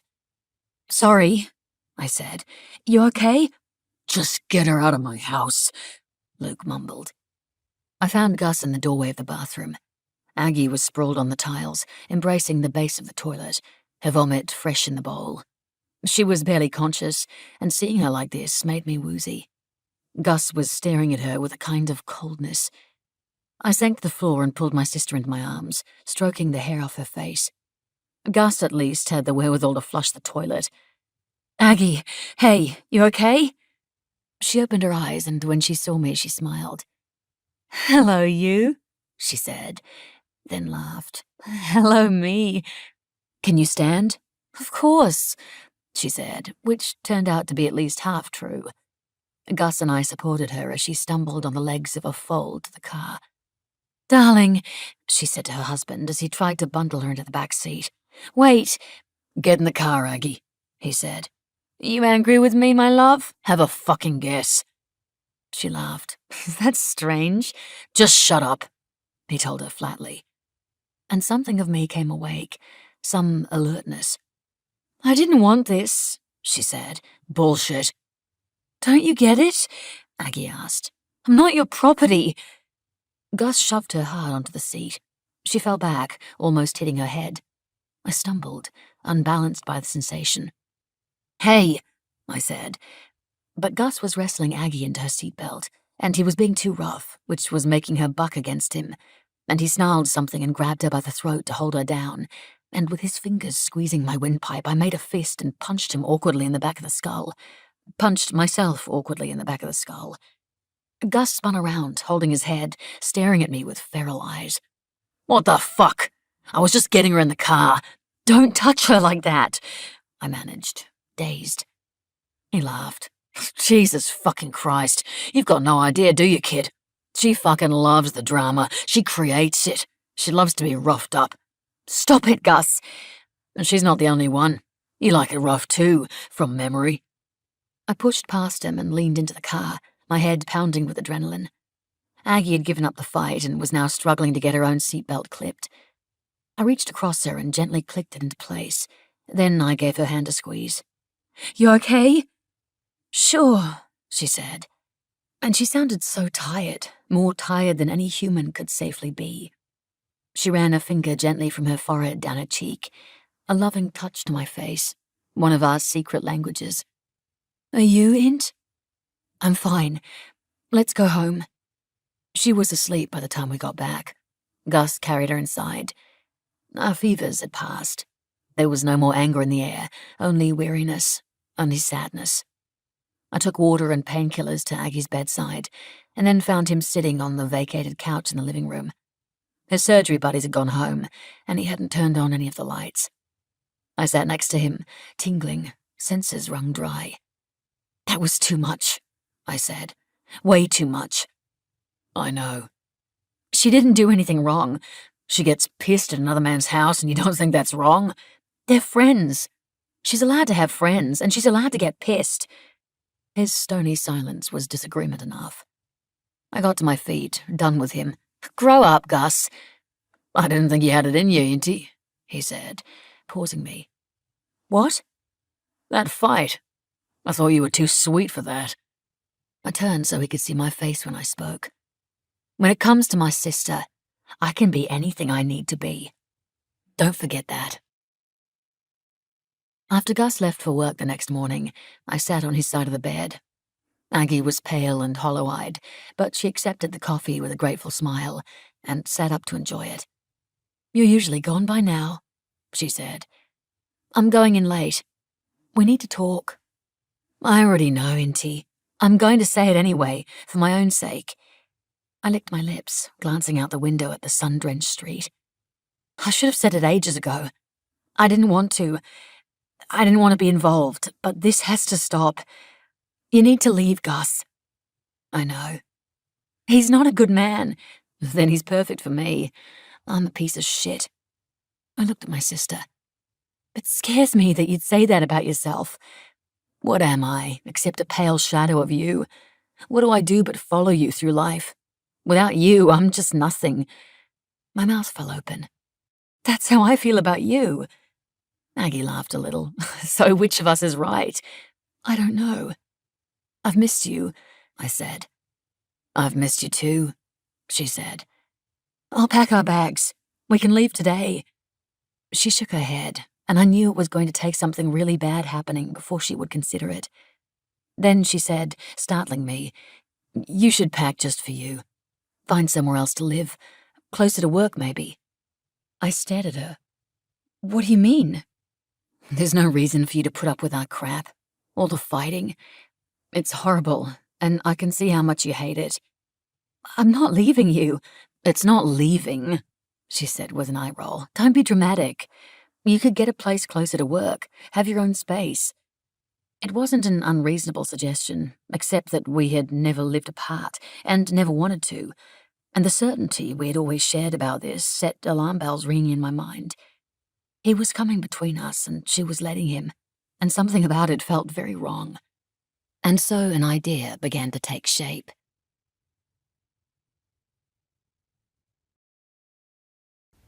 "21. Thursday night at the wool shop. I stand outside in the cold for a while, trying to drum up the energy to go in. What am I doing? I don't want to socialize, so why the hell am I here? I steel myself and push through the door. The bell rings and several faces look up. "Here she is," Douglas says. "Come on in, lassie." The old man stands up to offer me his seat and pull another over for himself. "Thank you," I say, sitting beside Mrs. Doyle, who Duncan visits most days, and who I bought a pregnancy test from. In the circle are a few faces I know. Holly and Bonnie are both there, and wave to me. And a few faces I don't recognize, not only women, but a couple of men too. Holly sits on my other side and passes me a cup. "What's this?" "Nettle wine," she says. "Douglas makes it." "Of course he does." I take a sip and let out a long whistle. "Yeah, it's rocket fuel, but we don't have any choice. He makes us drink it," Holly says. "Where's your knitting, love?" Mrs. Doyle asks me, only I don't understand her broad accent, so she has to repeat it. "I don't have any. I've never knitted before." "Good Lord," she says. "Well now, that's all right. I'll show you what to do, love." This she has to repeat too, until she starts laughing and says, "No, I thought I was the one going deaf," which Holly has to translate for me, and then we're all laughing. While Mrs. Doyle teaches me to knit, using enormous needles and thick loops of wool I suspect are normally used to keep the children occupied, Holly chatters away. Turns out she and Amelia have twin daughters who are giving them no end of grief. When she finds out I was once a teenage twin who gave her mother no end of grief, she squeals with excitement. "Help me, Inti, please. All they do is whisper to each other and laugh at us." I shrug as Mrs. Doyle has to untangle the pathetic effort I've made. And it should be known that the 73-year-old woman has arthritis in the hands and can barely move them, but even she is able to knit a few stitches without getting them knotted into a mess. To Holly I say, "It won't be what you want to hear. Lay it on me. You will never be as close to them as they are to each other, so just give up on that now." She slumps back against her seat. "Christ, she packs a punch, huh, Mrs. Doyle?" "Don't take the Lord's name in vain, love," Mrs. Doyle says without looking up. "Sorry, Mrs. Doyle." Next, the conversation turns to the Dundregan estate, west of here near Loch Ness, a flagship rewilding effort by the charity Trees for Life. Mrs. Doyle, as it turns out, is a long-time volunteer and is headed there tomorrow for the next phase of tree planting. How long have you been volunteering? I ask her. Years now. Most of us in these parts have planted trees at times. We have to look after our home now, don't we? She tells me, slowly so I can follow her, of the 4,000 hectares of the estate's land that are being rewilded, of the millions of trees planted, but also of the trouble they've had. Birch seeds cover the ground each year, trillions they say, but the deer come along and eat up any of the tree shoots so nothing can grow. Now, we've been tackling the deer trouble for many, many years here, love, since before you were alive. And out that way, they're not as fortunate as we are here. They don't have any wolves to move the deer along. Maybe the wolves will find them, I murmur, one day when it's safe for them to roam further. Oh, aye, I do hope so. But for now, do you know what we do over there to keep the deer moving? What? She points across the circle to Douglas and wheezes with laughter. Mr. McCrae heads over that way with me sometimes, and he and some of the younger laddies go out at night and they screech away on the bagpipes. Bless them if it isn't the worst sound on earth, and drives the cheeky pests right away.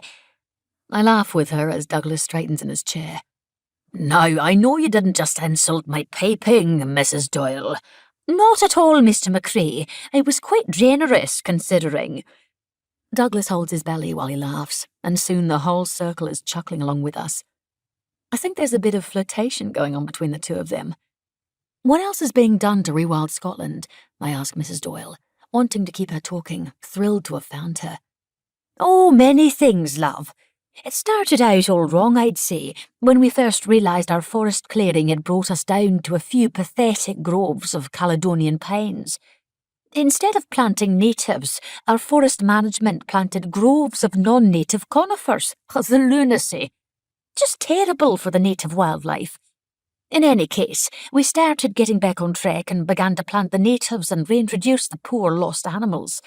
There were the beavers to start. I hear now down south the landowners are paying to have the critters on their land. They love them so much. And soon enough we'll head up far north to the flow country. What's the flow country? The Moyne, love.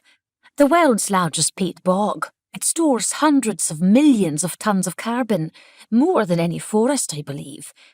Truly. And they want to put a space station on it, of all things, the idiots. You know what happens to peat when a spark hits it? It catches on fire and burns on, and it releases all that carbon into the air. It's fragile. And they want to explode rockets on it. The insanity of the rich, aye? I nod, horrified. Why are you going up there? To protest, of course.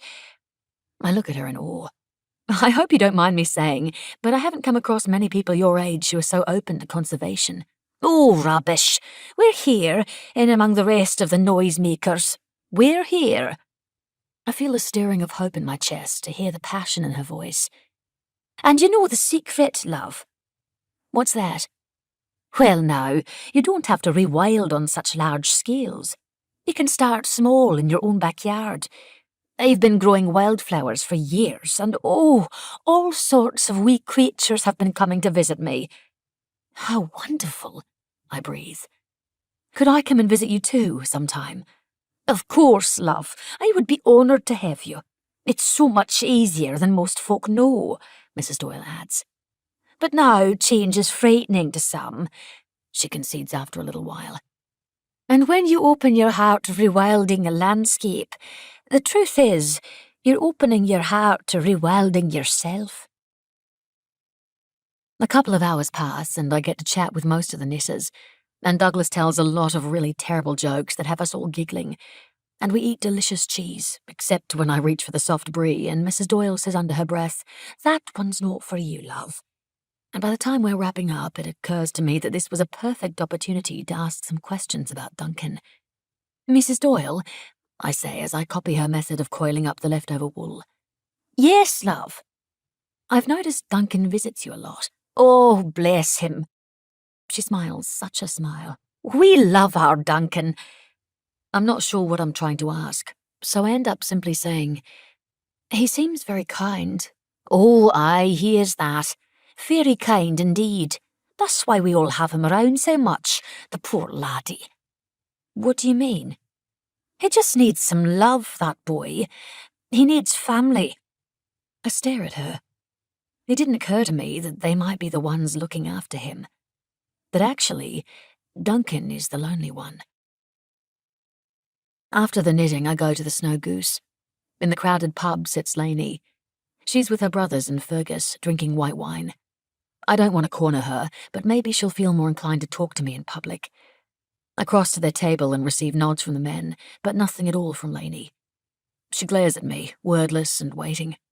She seems weathered, tired beyond her years. She's the sole owner of a failing farm now, but at least she's not afraid for her life. "Inti," Fergus greets me. "come to join us?" Can I pinch Lainey for a quick word? I ask.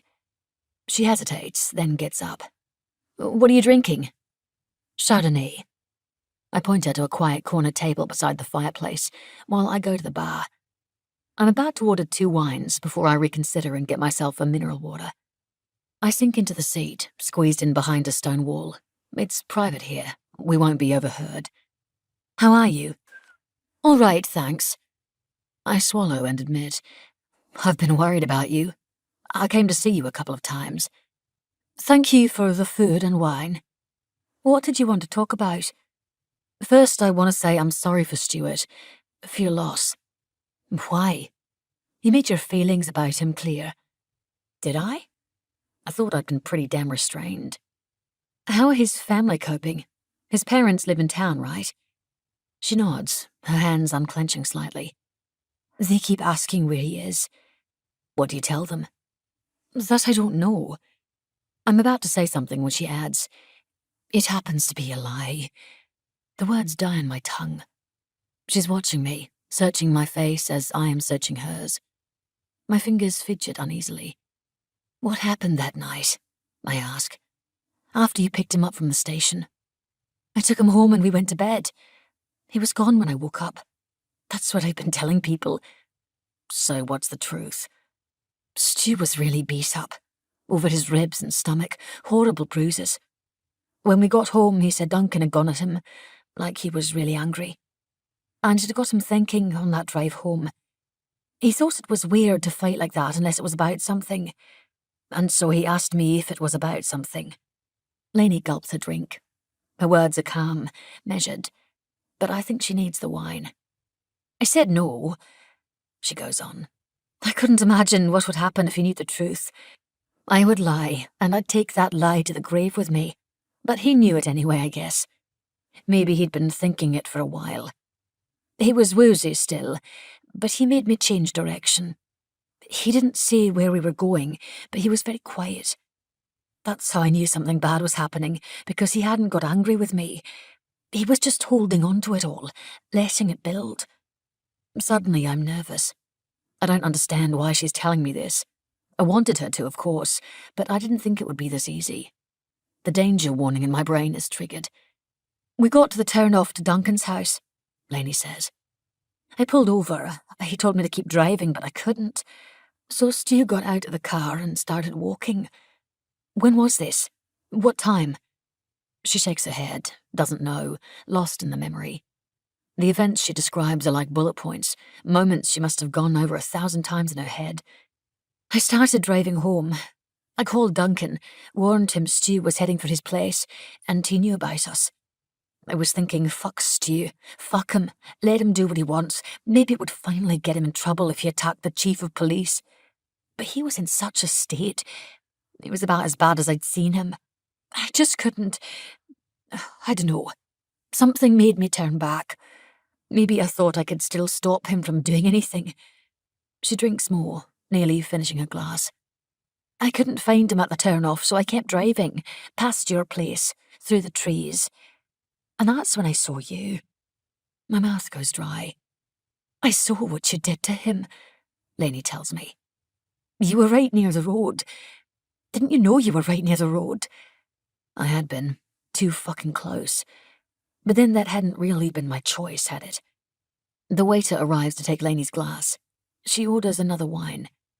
Make it 2, I say faintly. When we're alone, I push my chair back as far as I can, wedged in against the corner with no space to breathe. Did you tell Duncan? Is that what you were talking about that night at his house? She shakes her head. I didn't tell him what I saw, but I wanted to know why he hadn't looked in that area. He knew Stu was coming to him, so why hadn't he looked there? What did he say? That he had looked. He'd walked all around there and found nothing. Said it didn't make sense, and Stuart must have been going somewhere else. There is a silence. Lainey could have told him exactly where I buried Stuart, but she didn't. And I realise it's because she isn't sure that Duncan didn't kill him. It's the only thing that makes sense to me now. He didn't tell anyone about Lainey's call because he was protecting himself. It placed Stuart near his house, and it placed him out in that forest at the time of the murder. When Lainey called Duncan to warn him, he was in bed with me. He went out to meet Stuart in the night, and maybe they fought again. Duncan killed him. And then maybe he was interrupted by me stumbling through the dark, so he left. Was he hiding in the shadows, watching me bury Stuart's body as Lainey did from the road? Or did he leave and never know I was there? He must have guessed, though, surely, when he got home to find me gone from his bed. To think the four of us were out there wandering that patch of forest together, passing each other like ghosts in the moonlight.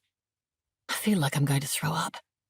At least, and this is one small consolation, if Duncan does know what I did, I don't think he could arrest me for it without implicating himself in the worst crime.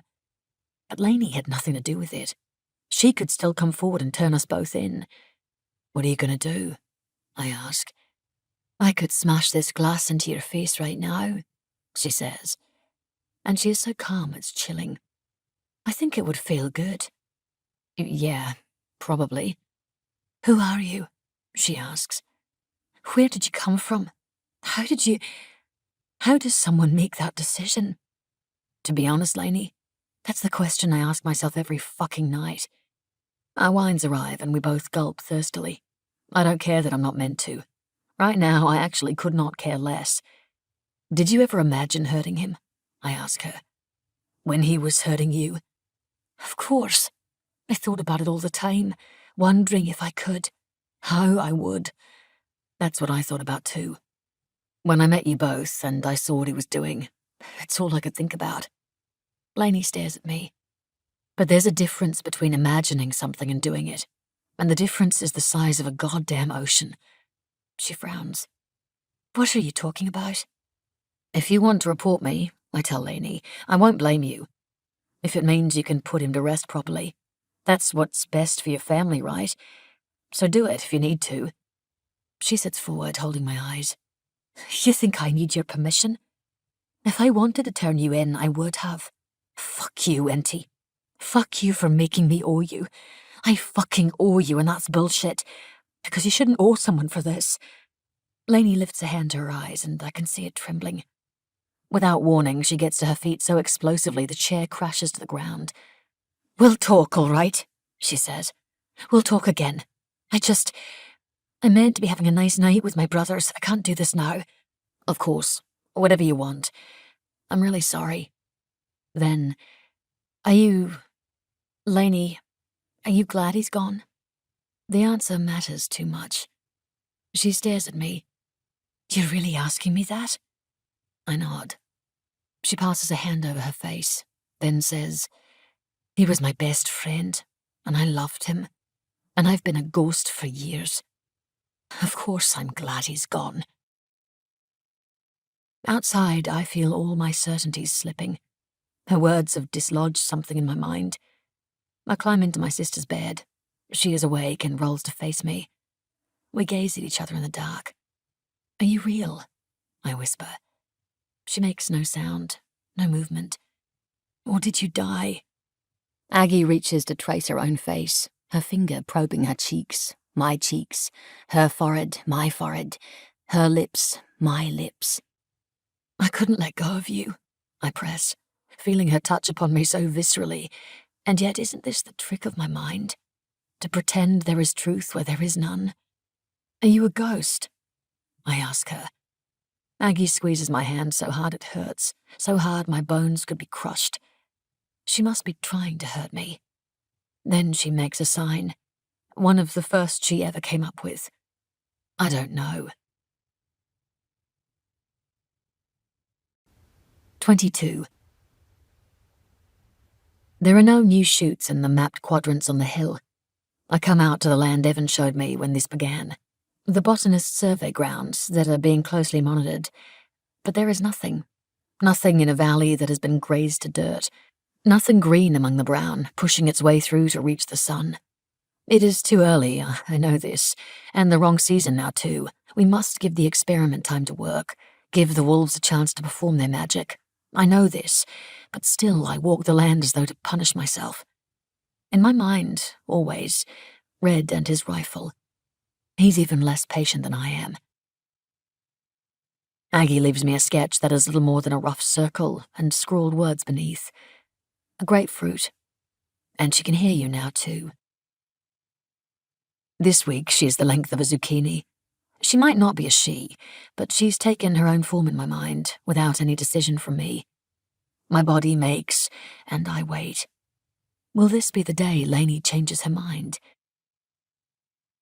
Bursts of autumn colour set the forest trees alight.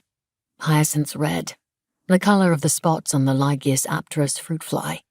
Dutch orange, of the crests of golden-crested wrens. The lemon yellows of hornets. Colours so vibrant they caress the air around them and make of this land a different world. Leaves glitter as crisp winds shake their branches. Most around town say winter will come early and brutal this year. It is only October, but we can, all of us, feel it in the air. Number 8 has long since given birth, and the new Glenshee wolf pups are now 14 weeks old. They have abandoned their den and begun to eat meat. Unlike the Abernethy pups, they have a healthy pack to hunt for them. Their eyes turn golden. They are becoming predators. And little one is now an eggplant. The first is a cow, killed on a farm near Glen Trommy. It is bleak country here, in the Midwest of the national park. Stark moorlands, empty of most living things, and yet dotted with shaggy cows. Livestock everywhere. A grey drizzle, somewhere between rain and fog. We've all been waiting for this day. There has been a kind of hush, but it will vanish now. There will be noise. Evan and I drive out to the glen to inspect the carcass and confirm it a wolf kill. Most of the cow has been torn away, and there is no doubt that only a large predator with extreme force in its jaws could have done such damage. No chance a fox did this, not to a cow, not in such unforgiving terrain, not with this much power. The farmers are an older couple, Seamus and Claire. Seamus is inconsolable. The cow in question is one of his best breeders, an older girl he's had for many years. She's left behind a calf that will have to be proddy raised. I get the sense he'd feel as distraught over any of his cows being killed. "Is this your land?" I ask, gazing out over the windswept grass. "Our land ends a wee back to the west," Seamus admits. "Are there fences anywhere here?" "Course not. It's unowned land." I look at him. A piece of advice? Move your cattle back to your own land and get them behind a fence. You were warned about this months ago, again and again. And now the Wolf Trust is expected to reimburse you? I shake my head and start walking back with the car.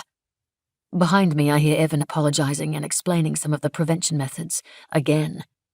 I feel bad for my outburst. The poor man's lost something he loved. But he could have prevented this, and he didn't even try.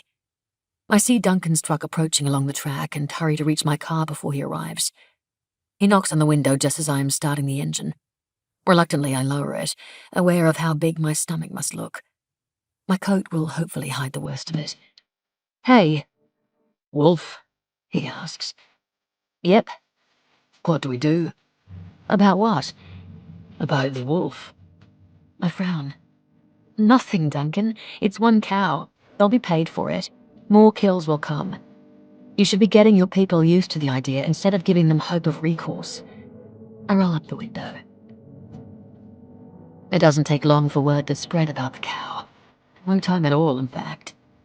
And as though this is a war, the return fire is swift. The hush, over. The smell reaches me first, even before I've seen it. This is the molecule that would repel me, while at the very same time attracting predators. I know it's a chemical reaction, but my body filled with adrenaline nonetheless, and there is nothing I want more than to turn and run in the opposite direction. Instead, I carry on and see. Our base camp cabin is draped in a vermilion cape, splashes out across walls and windows with what can only be called a delighted savagery. It frightens me, as it was meant to, and that makes me angry, as most things do. I reach for my phone, even though it's barely dawn. No service. Never any service. I have to walk out into the field before I can make a call, and even then Duncan's voice drops in and out. I manage to communicate that he needs to come. Duncan arrives still half asleep. I didn't think to warn him not to bring Fingal, and now the dog darts from smear to smear, trembling with joy. Quite a thorough job they've made of it, Duncan mutters. I wait while he limps around the small building, snapping pictures on his phone. Did anyone break in? No. Are you sure? Did you check inside to make sure nothing was taken? Nothing taken. The door was still locked. They're just trying to scare you. No shit, Duncan. Leave it with me. You okay? I nod and he hops back in his car. The Fingal doesn't respond to being called because he's having conniptions licking the animal blood, so I jog over to him and pull him gently away by the collar. Come, fiend. He gives an excited yelp and launches himself up into the back of the truck. I'll call you with any news, Duncan says. He's looking at me, and I have to consciously avoid touching my swollen belly. It's taken a long while for me to start showing. These days, naked, I'm obviously very pregnant. With thick woolen sweaters and a loose overcoat, I'm fairly sure you can't tell. I look sloppy, but that's not unusual for me. Thanks, I say. By the time the team arrives, I've only managed to scrub the front door clean, and there's a river of sweat pouring off me. What the fuck? Zoe says. I'm going to be sick. Who did this? Evan asks. We've been expecting it, Neil says. No one warned me? Zoe says. Not specifically. Was there an animal here? She asks. You mean aside from... Evan gestures at the blood. Yeah, a living animal. Duncan's dog was here, I tell her. Zoe gives a moan and scratches her arms. I knew it. I'm breaking out. I am so not cut out for this wilderness shit. She runs inside, presumably to take an antihistamine for her animal hair allergies. She shouts from the doorway, I'm not coming out again until that's all cleaned off. In fact, probably not even then. I live in here now. How is that different from usual? Evan mutters. Then he moves closer to me. Let me do this, boss. Niels and I can handle it. You go in and get started on the day. I shake my head and keep scrubbing. He lowers his voice. Probably not the best idea in your condition. I stop. What? Nobody else knows. I just have 3 sisters and a whole lot of nieces and nephews. It's not that I'm keeping it as some big secret. It's just that I try my best not to think about it, and that means not talking about it. So no one except Mrs. Doyle, and now Evan, know about it. I hand him my sponge and wordlessly head inside. For just a moment I pause, hand on my belly, on the firm, swollen bump there. There is a universe within. Once the cabin is as clean as we can get it, I send Evan and Niels out to find the packs and download their latest GPS data. We need to know which wolf killed the cow. The Tanner pack is busy hunting the spotted deer with enormous antlers, and a very long way from Seamus and Claire's farm. I doubt it was them. The Glenshee pack are the closest, but have stayed near their den while their pups are young, and they'll probably remain there for months to come. We'll have to think of a plan to collar the pups at some point. Number 10's data shows that she remained with her pack, which wasn't what I expected to see. Of all the wolves, I would have put money on it being her. Meanwhile, the Abernethy pack have been happily ensconced in their forest to the north. Which leaves me with no explanation. The next attack is far worse than the first. Halloween is afoot. The streets are draped with hanging lights and spider webs, grotesquely carved lanterns set on doorsteps and corners. Ghoulish spirits peer out from windows, and finger bones reach out of their graves of dirt.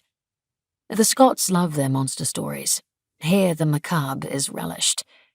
I'm driving through town when stopped by a crowd of people on the road. My first thought is that it must be a kind of street party. But as they part for me, I see that there is something strung up on the town sign, and it is not like the other bits and baubles. A grey smudge, a lolling tongue. My guts bottom out. Old number 14, The grey wolf who survived all manner of threat and led his family from the pens to safety. Decapitated, his head hanging from a noose, all 4 paws cut off and draped around the 4 points of the sign. I stopped being a woman, a human, an animal, whatever I was. I am fury dressed in flesh. Tonight come the hungry ghosts in from the fields, seeking shelter from the approaching winter. Give them gifts of food and warmth to appease their desire for revenge. The boundary between this and the other world is thin. Such are the old beliefs of Samhain, the Gaelic harvest festival to mark the beginning of the dark half of the year, the coming of the cold. A huge bonfire is lit at dusk in a field outside a town. People from all over the Cairngorms arrive dressed in spooky costumes. Once they would have killed a cow. I can almost smell the primal pagan scent of its blood on the air. I move through the disguised bodies with a hunger of my own. It turns out the monster I'm searching for is stupid. He kept number 14's body. Perhaps to illegally sell the hide, perhaps as a trophy, and he kept the radio collar that had been around the wolf's neck. Maybe he pulled it apart, maybe he put it underwater, thinking that would be enough. But they are almost impossible to destroy, and so it has continued to send its mortality code to our system, and this is how I've found him. His name is Colm McClellan. He is 31 years old, divorced, and has 2 kids who don't live with him. He's not even a farmer, but he does enjoy hunting. I followed him from his house tonight, and have watched him lead his children through the festival, feeding them sweets and letting them run around the crackling flames.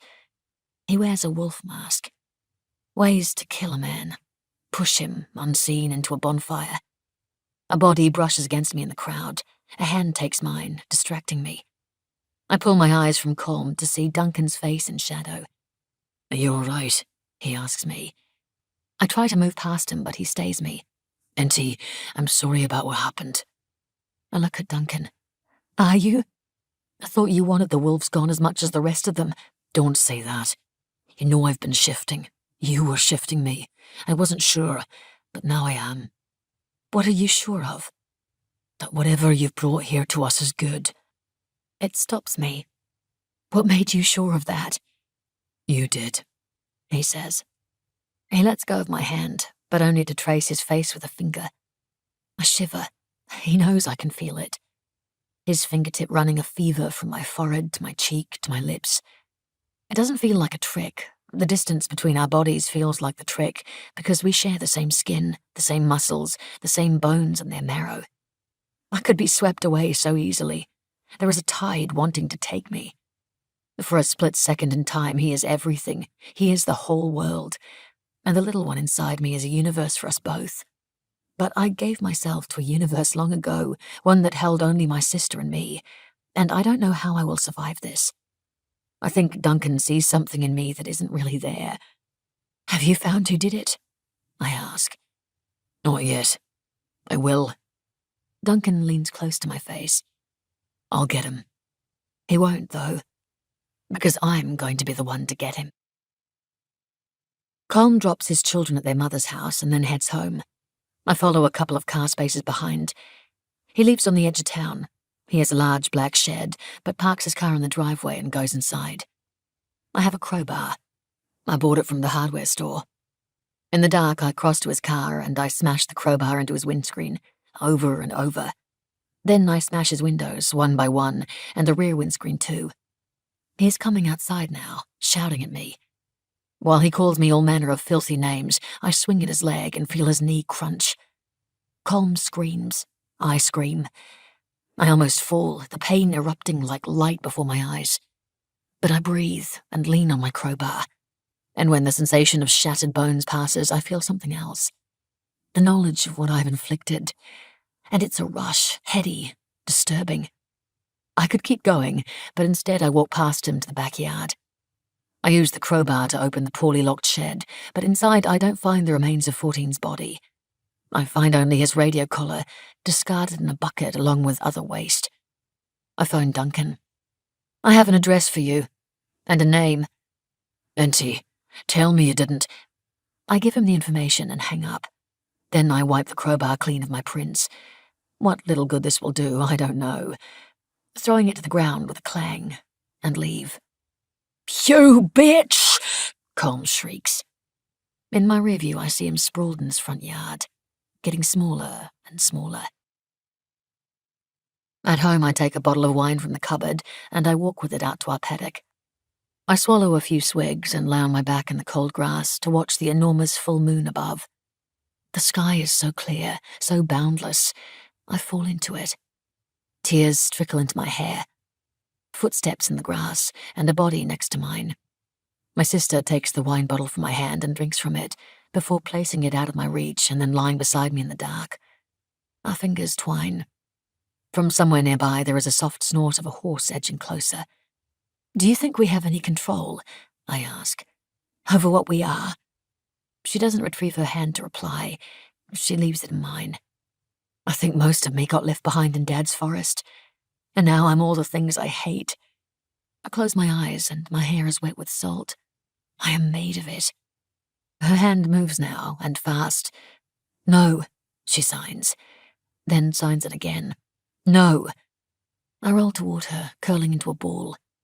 Poison pours from me, and I've not cried like this since it happened, because I had no right to cry like this when my sister was the one harmed, and even she couldn't cry.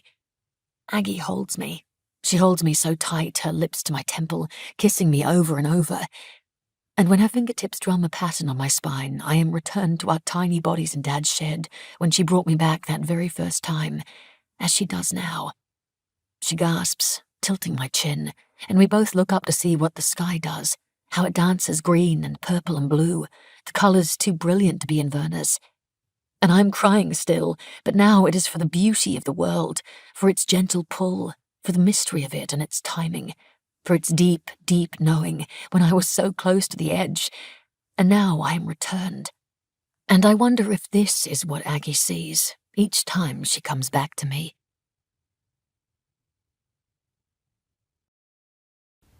23. I am charged with assault and malicious damage to property. Colm is charged with the killing of 14. Neither of us spends a night in jail, but we land heavy fines. Over the next weeks, a trail of livestock is left dead. Most mornings I wake to calls from Bonnie telling me to get out to the next farm to inspect the next sheep or cow carcass half devoured, and calls from Anne Berry. "Fix it, Inti," Anne says. "Do it now, or all our jobs are on the line." I could follow the ravens to the kills if I wanted. They travel in great flocks to crowd the skies above the carcasses. And with each new kill, my dread grows. The wolf, whichever one it is, has learned that it can feed on livestock. Wolves don't like the taste of penned animals. They like game meat, and they like to hunt it. It's called their prey image. Sheep and cattle, as vulnerable as they are not part of that prey image. They're a last resort to a starving wolf. So I must discover which one has a hunger so urgent that it would ignore its own instincts. And why. I think I already know which one it was. I think I must. And as soon as we prove it, we're going to have to kill her. Today the Tanner pack are on the move, drawing east toward the edge of Red's property line, which is just about the worst place they could be heading. If the people of this town are determined to make this a war, then I need to make sure they aren't given any extra ammunition, and the wolves aren't helping themselves, circling so close to Red's land. After dark, I leave my sister watching TV and drive to Red's property. I don't turn down the driveway, but park beside the fence of his front paddock. I've brought the rifle from the weapons safe and removed it from the trunk. Then I head onto McRae land. I don't pass where 9 was killed, but I think of him. I go through fences, reaching down to unhook gates and then rehooking them behind me. One thing I learned from spending time on Dad's land: never close a gate you find open, never leave open one you find closed. I don't know where Red has the sheep tonight, but eventually I find them in an eastern paddock, heavily fenced, and as far from the tree line as his property will allow. I appreciate that he's being careful with them, unlike a lot of farmers who still refuse to fence their livestock. A kind of defiance, I guess, cutting off noses to spite faces. I walk to the edge of the sleeping flock, their woolly bodies hunkered down to protect their lambs against the cold, and I sit on the grass, eyes trained on the edge of the forest, rifle ready over my lap. If wolves come for these sheep, it will be from among those trees, and I will be waiting for them. Breeding male number 2, leader of the Tanner pack, and now the strongest alpha male of all the wolves we set free, is Verna's velvet black, the colour of obsidian, the only black wolf in Scotland. A swallowing black, the blackest black of deep night. He is an enormous creature, so big, at 200 pounds, that he could belong to his cousin species, the larger Alaskan timber wolves. He moves with a stunning fluidity that comes from such strength. His power is utterly animal. I've been coming here night after night, and this night, the 5th of my shepherd's watch, I see only his golden, unblinking eyes, and I know it's him. He stands in the cover of forest and watches us. He watches me, awaiting his moment. His pack will be gathered behind him, ready to move when he tells them to. 3 hungry adult wolves who can smell these creatures in their pulsing warm blood, and don't yet know them from any other. They will spread out and flank us, moving quickly and silently to take down a sheep at the edge of the flock.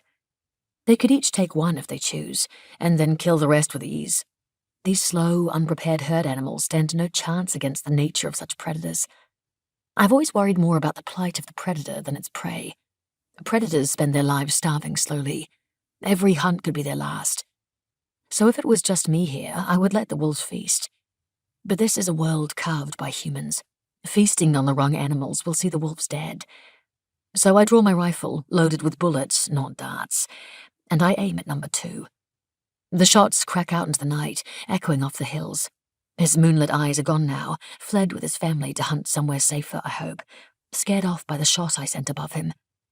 I stay where I am anyway, just in case. The sheep are awake and running.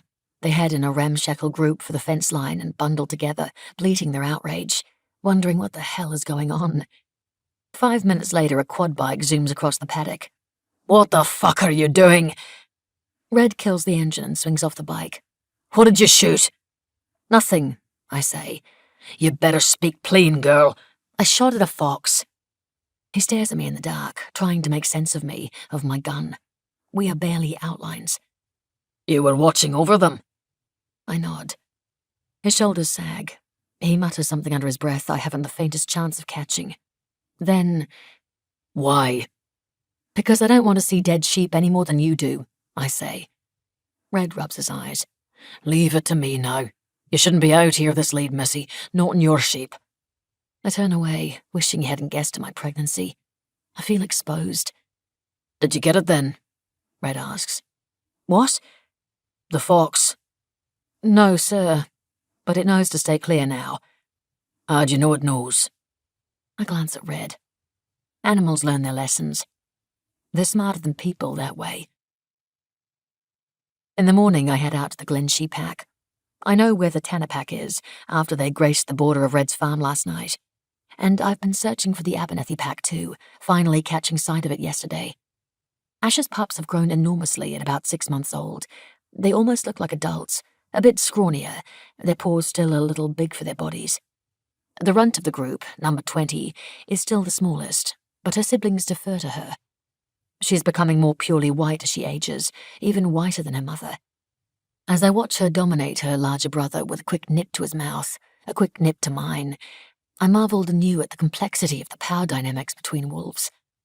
They're capable of recognizing personality traits, of knowing that inner strength is as powerful as physical.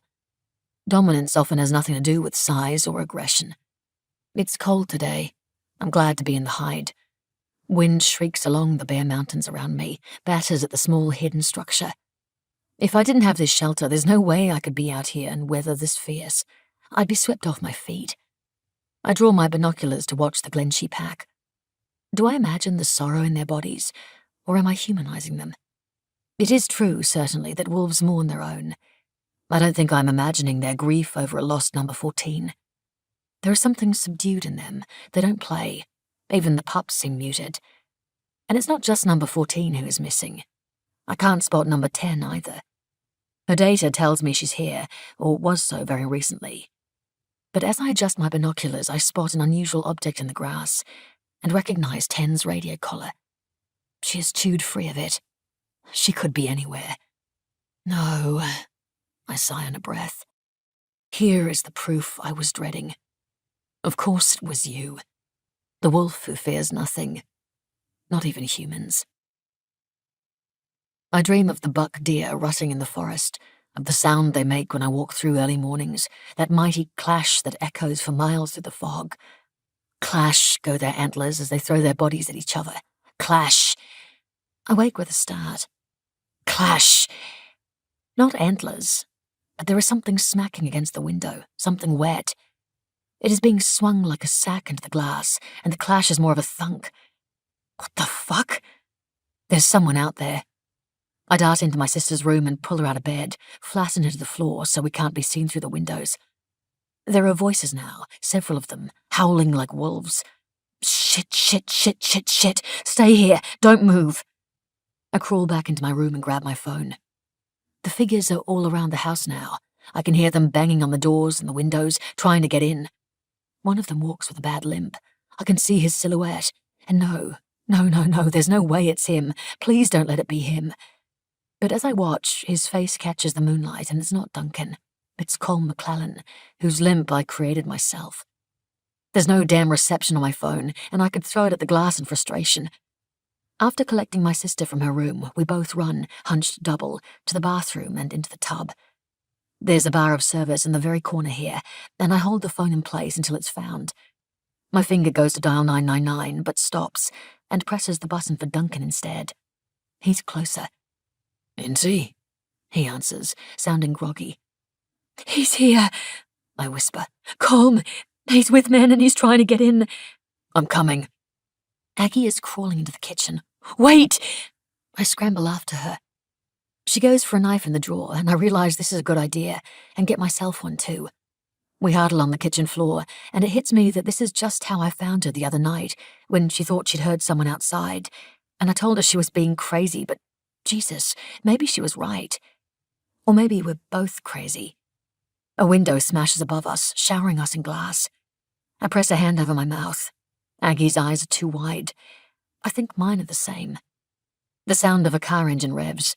Some of the figures bolt, but a couple remain. I get to my feet so I can see through the cracked window. Duncan is here. He is unarmed. You're under arrest, Colm, he says. The lot of you, get in the truck. Fuck you grainy fucking traitor, Colm shouts and runs at him, despite his walking stick and broken knee. And I think he must be in some sort of psychosis, because that is just insane behavior. I sink back to the floor so I won't see what happens, and my sister and I hold each other, and I have had enough. I have truly had enough violence for 1,000 lifetimes. Someone opens the front door and walks inside, and it's Duncan. But I can't work out how he did it until I see that the glass of the door has also been broken, and he's reached in to unlock it. Even this spikes my pulse, because now anyone can get in. Duncan sees us and comes toward us. I don't know what happened outside, but he has overcome the men somehow. My body reacts. It fears him. Don't, I say, and he stops. I don't understand the fear. Couldn't explain it, even to myself. But it is here, and it is loud, and I don't want him in here. Are you okay? Just go, Duncan, please. I need to get you to hospital. Get you checked out, love. We're fine. Nothing happened. Just please. I can't stop imagining him and Stuart, how his fist beat Stuart near to death under the orb of a streetlight. I can't stop seeing him in the woods that night, and I want it out of my head. I want him gone from my space, from my life. His eyes go to what I can no longer hide, even huddled as I am on the floor. My swollen belly. He sees it. He recognizes it. And he's coming toward us again, and now I am not just sickened, I am rearing up in alarm. Back off, I say. Duncan stops, stunned. Sorry. Aggie moves her body between us protectively, her hand out to ward him off. And I think here is my sister. And because he is looking at her too, I also think, thank God, she's real. She's alive. I'm not mad. Please don't be afraid of me, Duncan says. Either of you. I'm just here to help. They're dealt with, all right? Those pricks, they're locked in the truck. They weren't going to do anything. They were just trying to scare you. Good fucking job they did. His eyes keep going back to my belly. Is that? Get out, Duncan, I shout. I'm still, but for the vibrating core of me. I wait to see if he will come at me again. Would I have time to reach for the knife? The devastation on his face almost cuts through my certainty that there is some threat here. "It's all right. I'll go," he says. "You're safe." And then he does go. Aggie and I hold each other. Does she feel as fierce as she seems? She is more real in my arms than she has been in years. She pulls away and signs, "He's the father." I nod. "Don't let him in again." I meet her eyes. I thought her fear was madness, but there is nothing insane about learning from your experiences. Her vigilance might be the sanest thing in our lives. "I won't," I promise. Later, I learned that the sack used to smash our windows was full of what remained of 14's body.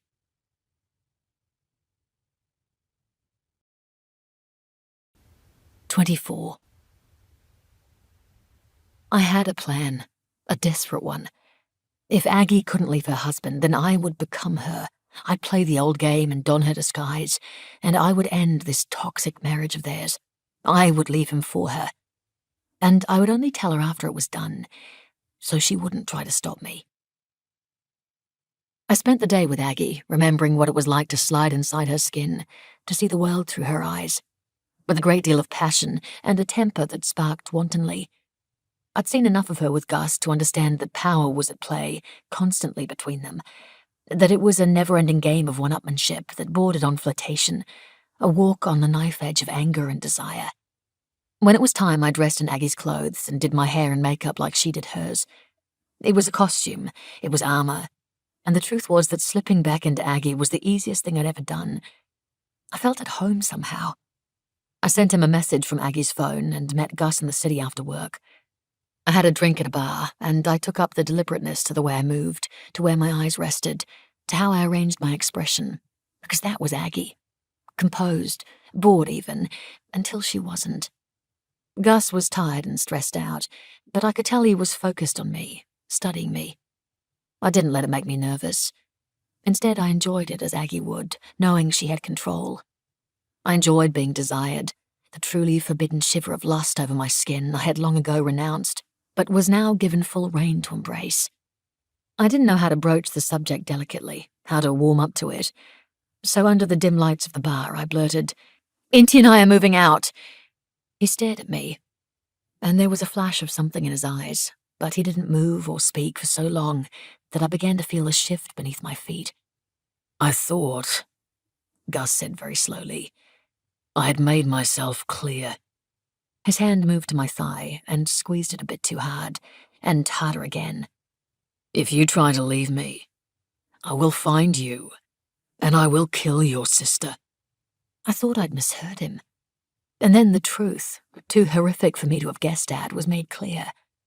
There was no game between them, only true danger, only a monster hiding behind the handsome face of a man. And I'd been blind to it. "Come on, let's go home and have a bath. Relax. It's been a long day." I was shaking so badly I could hardly walk, but he steered me out of the bar. And I knew then what a joke I was, thinking I had any control here, thinking Aggie had any. The power was entirely his, and he was using it to hold her hostage. I understood now why she'd tried to get me to leave. He drove us home, and all I could think, as he talked about work, was how I had to get out of this car. I had to get out. I had to get out. I had to open the door and roll backward onto the road, and I had to run, just fucking run. But of course I couldn't do that, not without Aggie. He led me to their bedroom. I was frozen.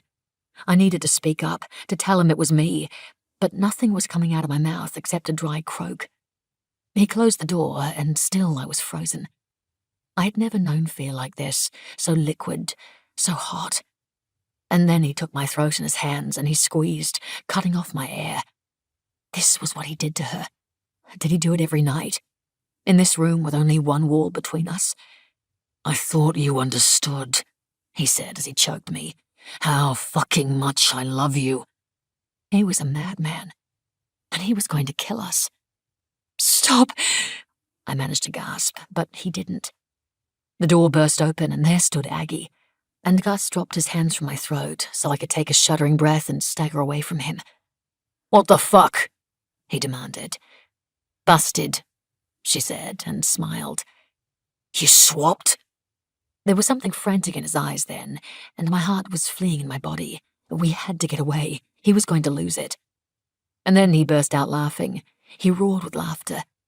That was pretty damn good, I got to admit. I had no idea. Like this was all a big prank. You had me going, Inti, he tells me. And I guess we proved whether or not you'd be able to tell, Aggie said. And my head was spinning because what the hell was going on? It was like they were both in on the amusement, and then I saw Aggie's hand make a sign behind her back. She hadn't signed anything in years. Go. She was protecting me. She'd gathered enough of what I'd tried to do and was trying to diffuse things. But how could I leave her alone in this room with him? How could I ever leave her alone with him again? Aggie kissed her husband, and it was me kissing him, and I could have been sick. Her hands, she was signing again. Trust me. And so, like the coward I was, I left her. I went to the bathroom and I did throw up until there was nothing left in me. And then I sat, stiff as a board on the end of my bed, listening for any sounds through that wall. I sat listening until the first light of dawn.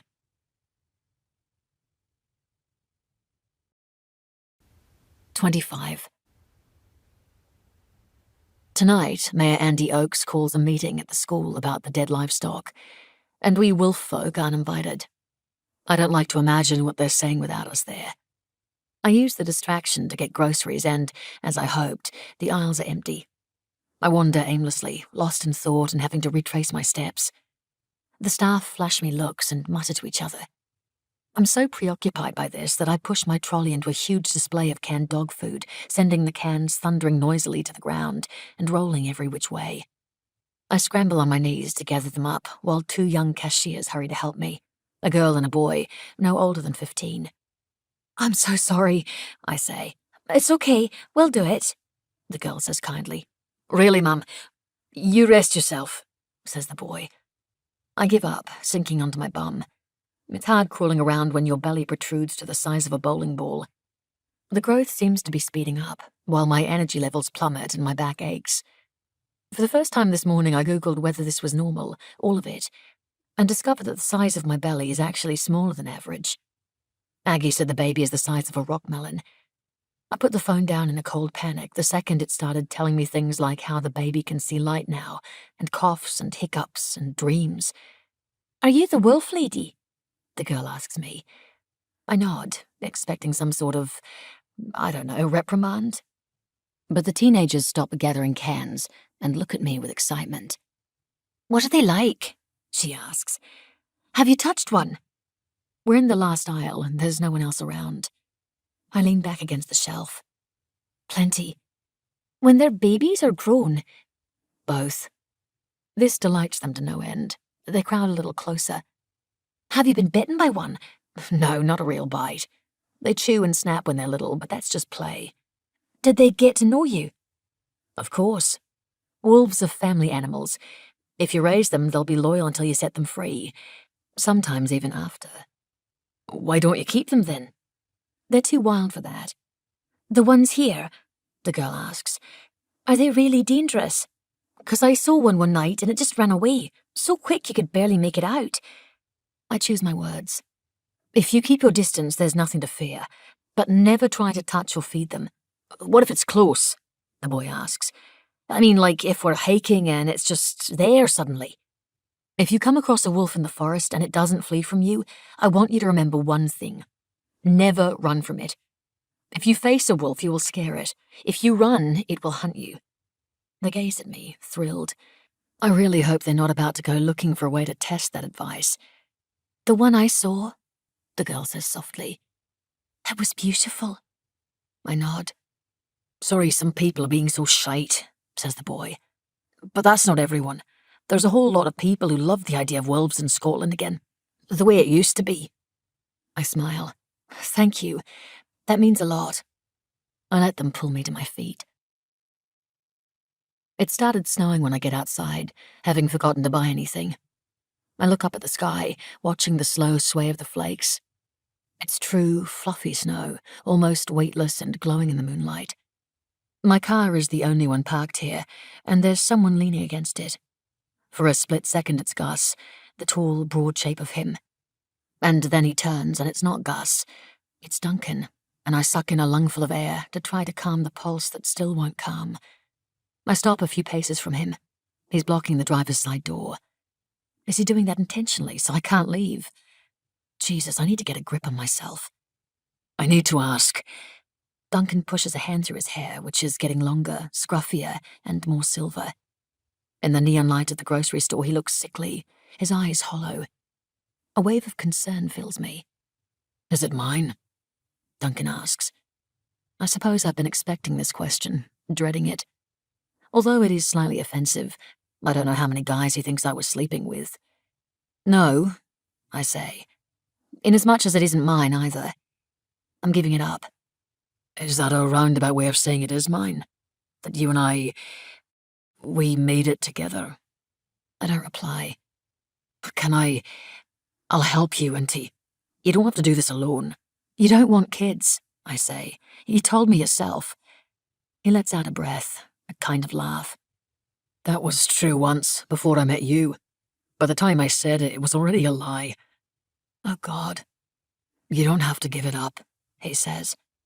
I can barely get the words out. I want to. Why? He asks. I close my eyes, feeling dizzy. Because there's nothing good in me anymore, Duncan. I'm just angry, and that's all. That is such rubbish, he snaps. I walk past him to the car and reach for the door handle, but I can't make my hand work to open it. I just stand here trying to remain intact. I didn't kill Stuart, he says abruptly. I didn't think I needed to see it, but it seems I do. I meet his eyes. I don't think I believe you. There's nothing else that makes sense. You were out there, I say, done with hiding what I know. Lainey called you, telling you where Stuart was, and you went out to find him. And failed, Duncan says. I didn't find anything. Then why did you lie about her call? Why bother if not to protect yourself? To protect you, he exclaims. I didn't find anything that night, Inti, but you did, didn't you? You were out there. If you walked from my place to yours, then you were out there same time he was. There are snowflakes in his eyelashes. There are some in mine too, softening the world. I can't remember any words. I keep asking myself the same question, he admits. If you did it, would it matter to me? And that goes against everything I've ever held on to. It would matter. It matters, I say. Death gets under your skin. It stays with you. That's what you said. Scratch, goes the little person inside. Scratch, go her tiny fingernails. Not now, I beg her. Please, little Melon, not now. All that matters to me is keeping my sister safe, and I don't trust you not to hurt us, I tell him bluntly. I don't trust anyone. I've been there, Inti. I know you have, and it doesn't go away. You're wrong, he says. It goes if we let it. I made space for you. You think it matters that there's love? I ask. Love only makes things more dangerous. I get in the car. Inti. My windscreen wipers fight the flurries of snow as I drive from the car park. But it isn't long before I must pull off the road, unsure I can keep driving. I watch the snow fall in the headlights. The little person inside me moves again. She spins with such force that I gasp. I press my hand to her and feel her hand press back to me. And like that, she has reached so far beyond all the things I knew, all the guards I built, that she has found me. She has seen. And there will be no more hiding.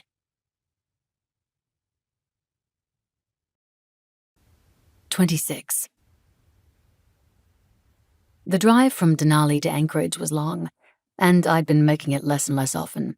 But tonight I needed my own bed, so I made the trip, only to find men in the house again. It was becoming a common occurrence. Gus was miserable, and he was furious with his wife, who was frightened of him, and was trying to get through the days without provoking him. But he wanted her to be as miserable as he was, and me too by extension. So he often filled the house with men who drank with an almost defiant need to get drunk. I hated it, and usually escaped back to work. But tonight I was too tired, my day had been too grueling, and I just needed to sleep. James, his cousin, was visiting from Sydney. He hated me unreservedly for the offence of having slept with him once and not again, and even though he'd been staying in my house, he'd barely spoken a word to me all week. The rest were a mix of Australian friends and the surgeons Gus knew from work. There was a weird kind of competitiveness between the Americans and the Australians, each keen to prove they could drink more and behave worse. The Australians always won. This particular group from Gus's rugby days were well practiced at being dickheads.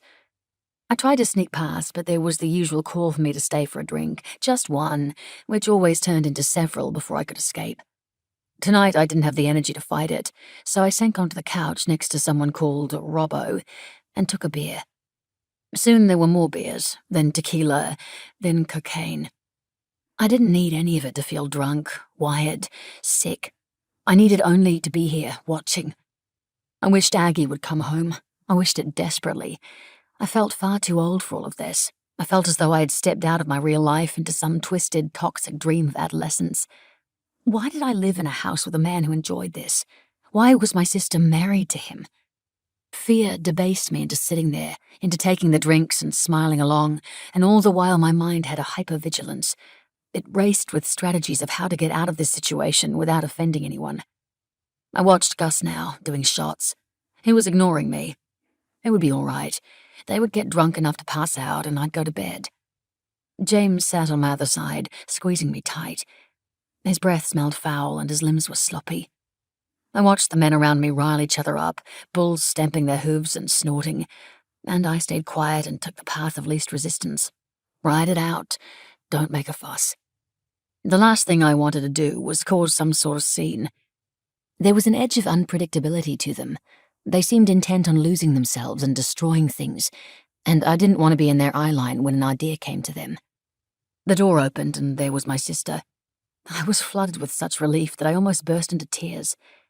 She took one look at what was going on, clocked my expression, and turned to her husband. "What's the game, darling? Deal me in." Then Aggie reached for my hand and pulled me up from the couch. James grabbed my other wrist. "Come on, Aggie, don't be a killjoy. She's enjoying herself." "I just need to talk to her, and then we'll come back and play." I could barely hear her over the thumping music, the laughter and booming voices. James let me go, and I hurried with Aggie to the kitchen. "How much have you had to drink? Can you drive?" she asked me. I shook my head. "Go upstairs and lock your bedroom door. Come with me." She nodded, and we were about to go when Gus arrived.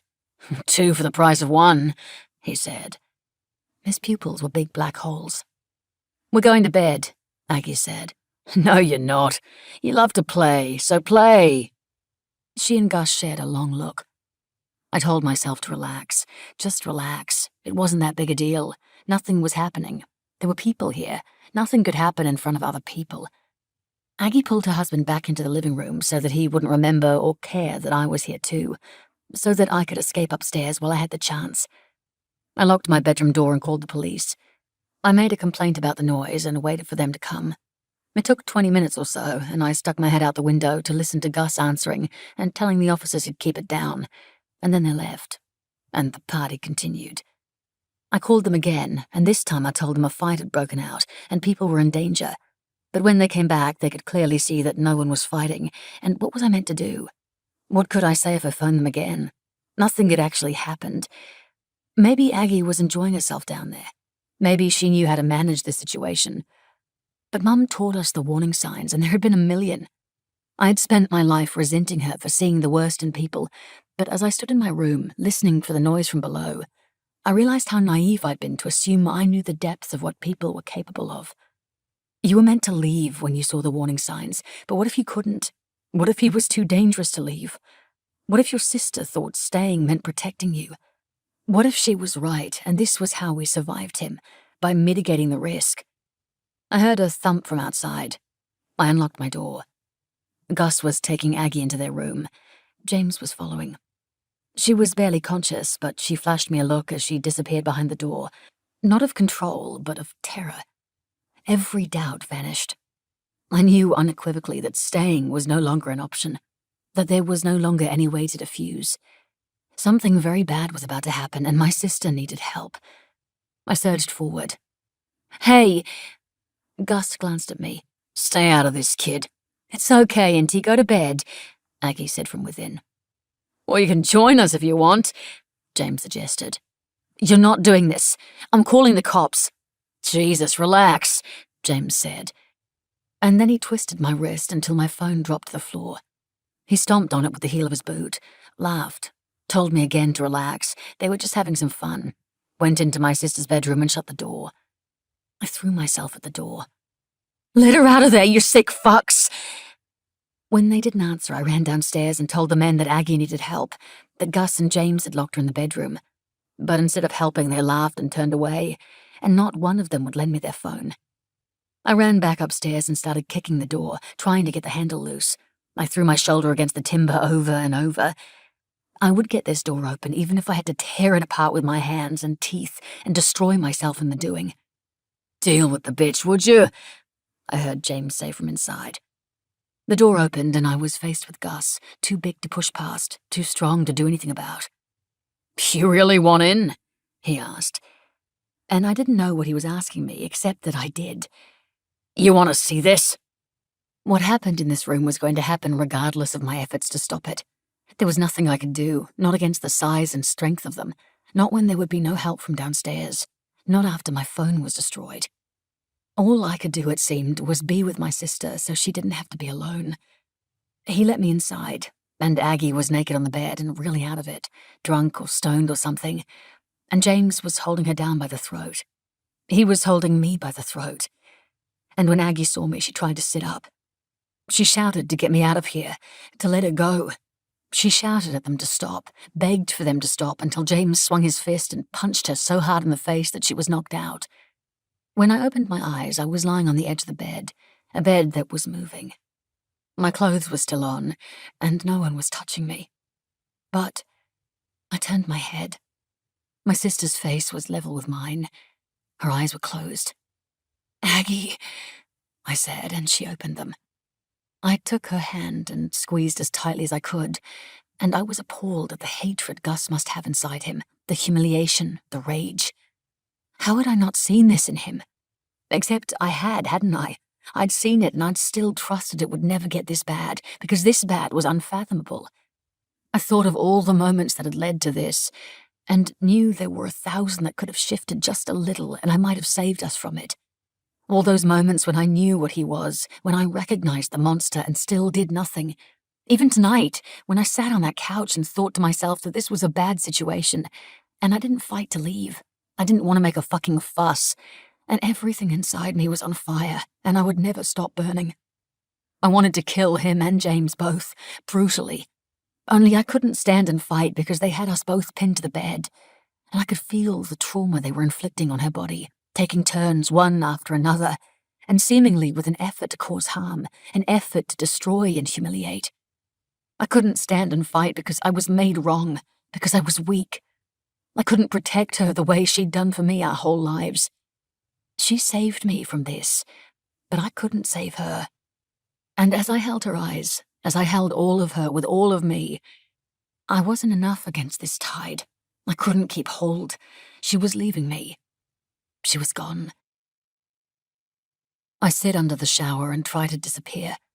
But there is a little one, and she is wriggling inside me and sending me back into the worst thing my skin has known, back into that night, over and over, to that bed as it moved, and my unforgivable stillness. These are the memories that live in my body. When they were gone, James and the rest of the men, Gus sat on the floor with his head in his hands. He didn't try to help his bleeding wife. I struggled upright, dazed but unharmed, and used my sister's phone to call an ambulance. And then I did what I could for her, but in the end that simply meant stroking her hair the way she loves, over and over, even though I didn't think she could feel it. Her body barely survived. And when she woke, she'd gone elsewhere, and she'd taken all the strongest pieces of her, even her voice.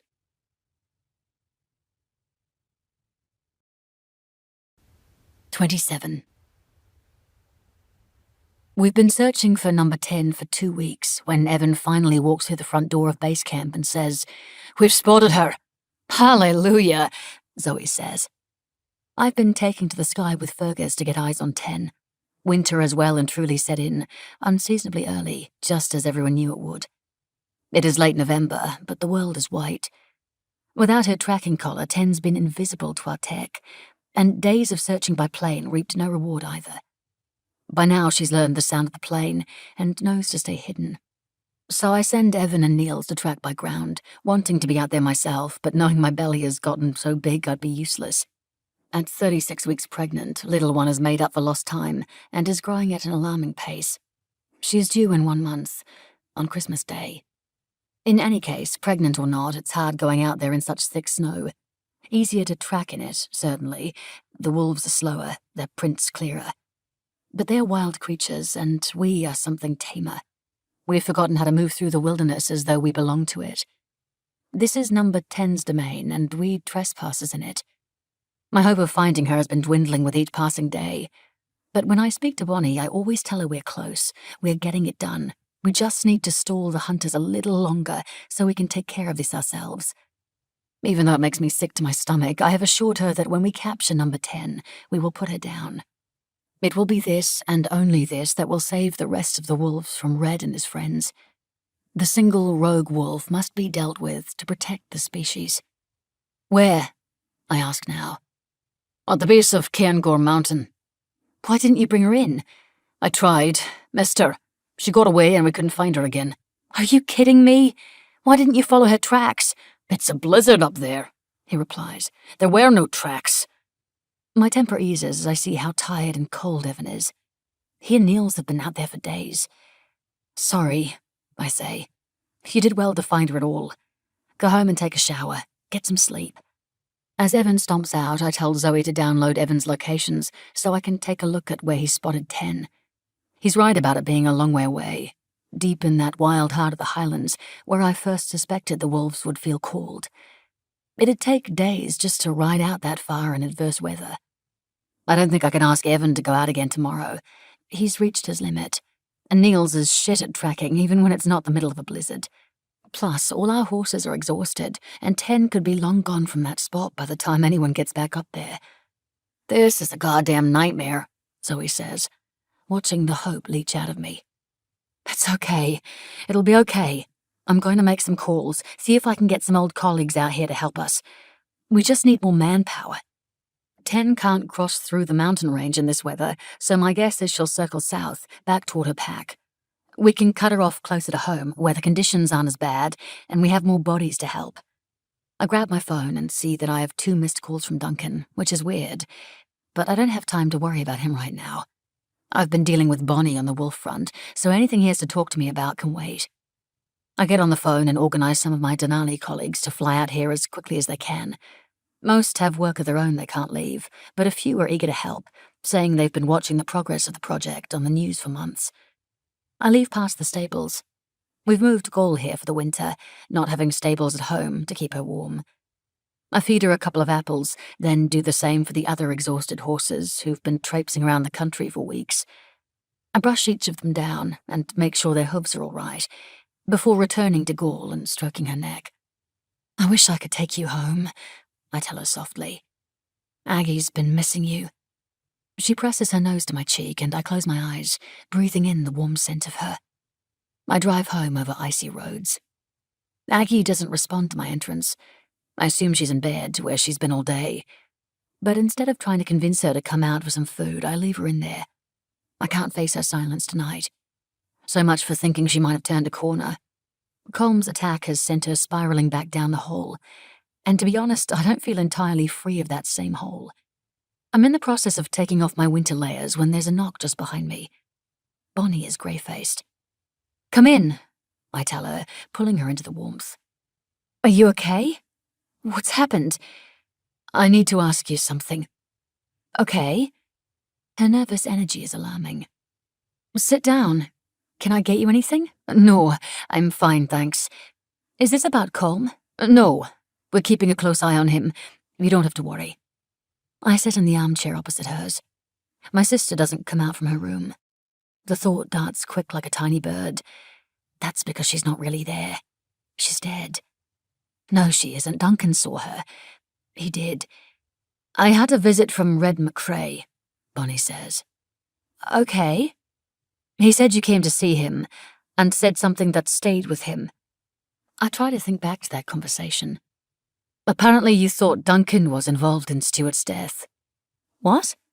That night before he went missing, You spent it at Duncan's.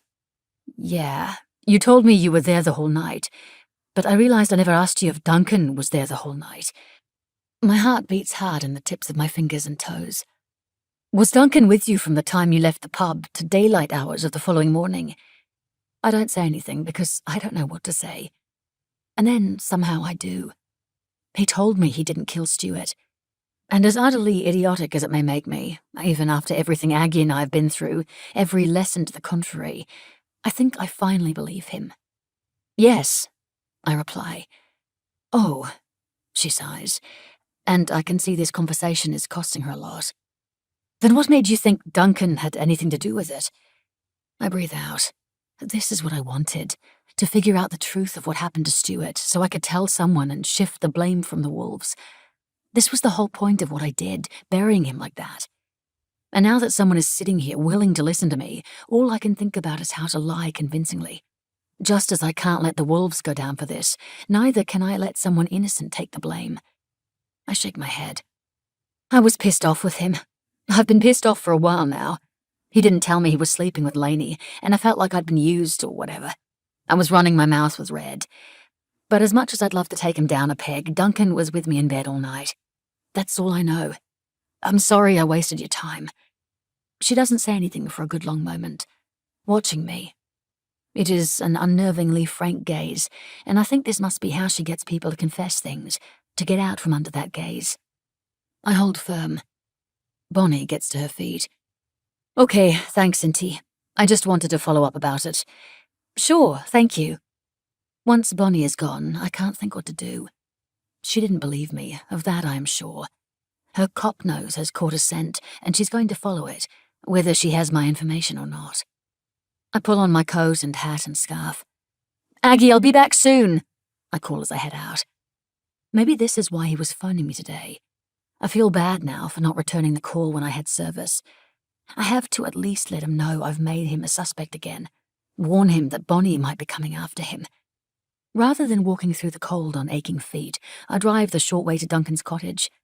The lights are on and his car is here. But when I knock, there's no answer. I knock a few more times and then find the door unlocked.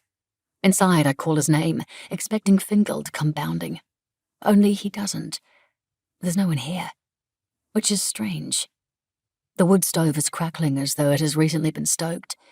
And that's not something Duncan would do right before he was about to go out. He wouldn't leave the flue open like that. It could burn the house down. His wallet and keys are sitting on the coffee table. His car outside. I stand in the living room and try to work out where he is, how it could be that he's not standing next to me. Did he take the dog for a walk, leaving everything as it was? I walk outside and stand in the dark. Duncan? I shout. Silence. And then a whimper. Something in me goes cold. I draw my phone from my pocket and switch on its torch. Then I walk slowly into the dark. The snow before me is white, untouched, and then I see it disturbed by footprints, and then again by streaks of red. The colour of cherries and the heads of cock goldfinches, and of arterial blood. I see Fingal first, his stomach open, his lungs moving rapidly because by some miracle he is still alive.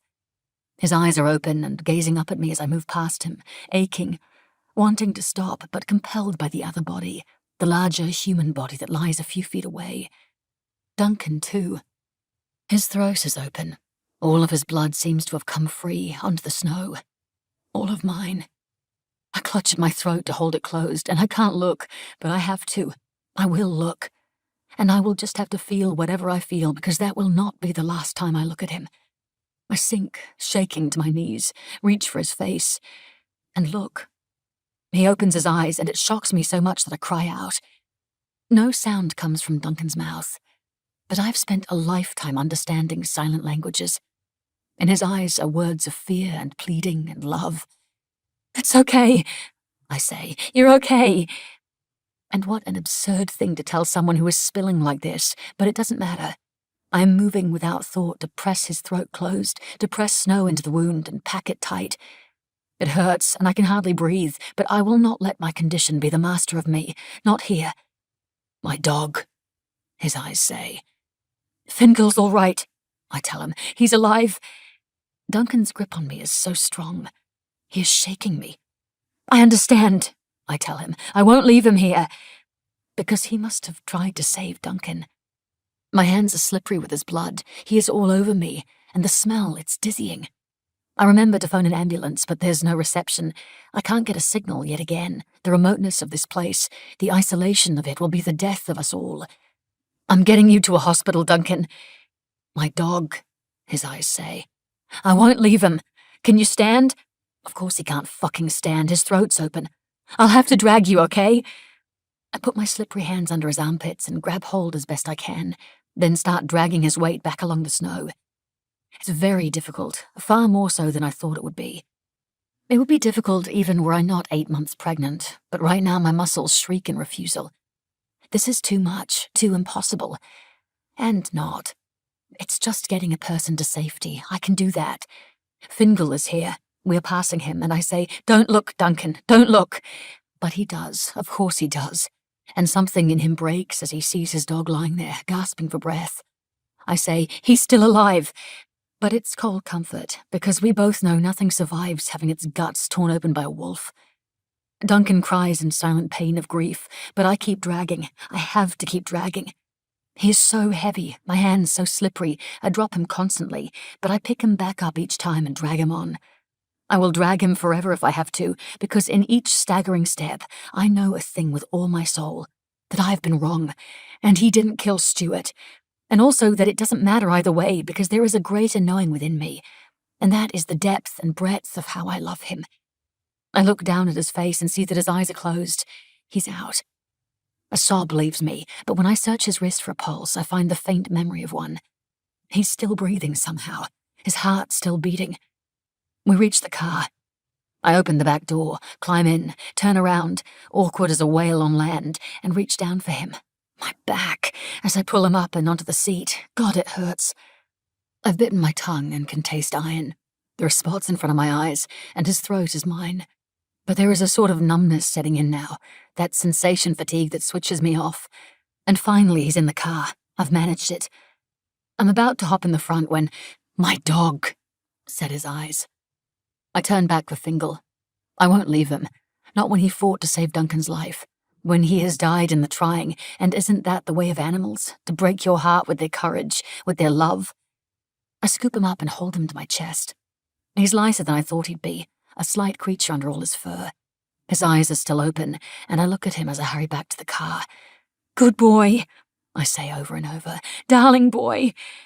As he slips away, I place him gently on the front seat. His eyes are closed now, the panted breath ceased. I speed along the black road for town. I drive way too fast, but not as fast as the car will go, knowing the roads are winding and perilous at night, knowing I won't save Duncan's life if I crash this car. At the hospital entrance, I yell for help, and it comes, carrying Duncan onto a stretcher and wheeling him away to where I can't see him anymore. I sink onto a plastic chair in the waiting room until a nurse arrives and leads me through the doors. And I think she's taking me to Duncan, but she sits me on the end of a bed and checks my pulse and also listens to the heartbeat of the baby. A doctor comes soon and does an ultrasound.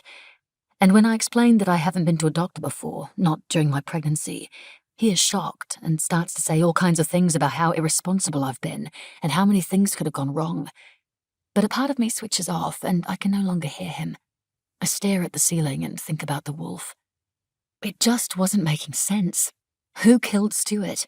If Lainey didn't do it, if I didn't and Duncan didn't, then who did? Who could have? The answer has been here all along. The entire town saw the answer, but I refused to. I was too stubborn, too willfully blind, keener to accuse the man I love than accuse the animals I brought here. Even knowing, as I did, that there was one wolf among them who did not fear humans, one wolf more aggressive than the rest, one wolf unwilling to be caged. And now Duncan has paid for my denial. I'm told he's gone into surgery, that he will be in there a long time, and that it will be a miracle if he lives out the night.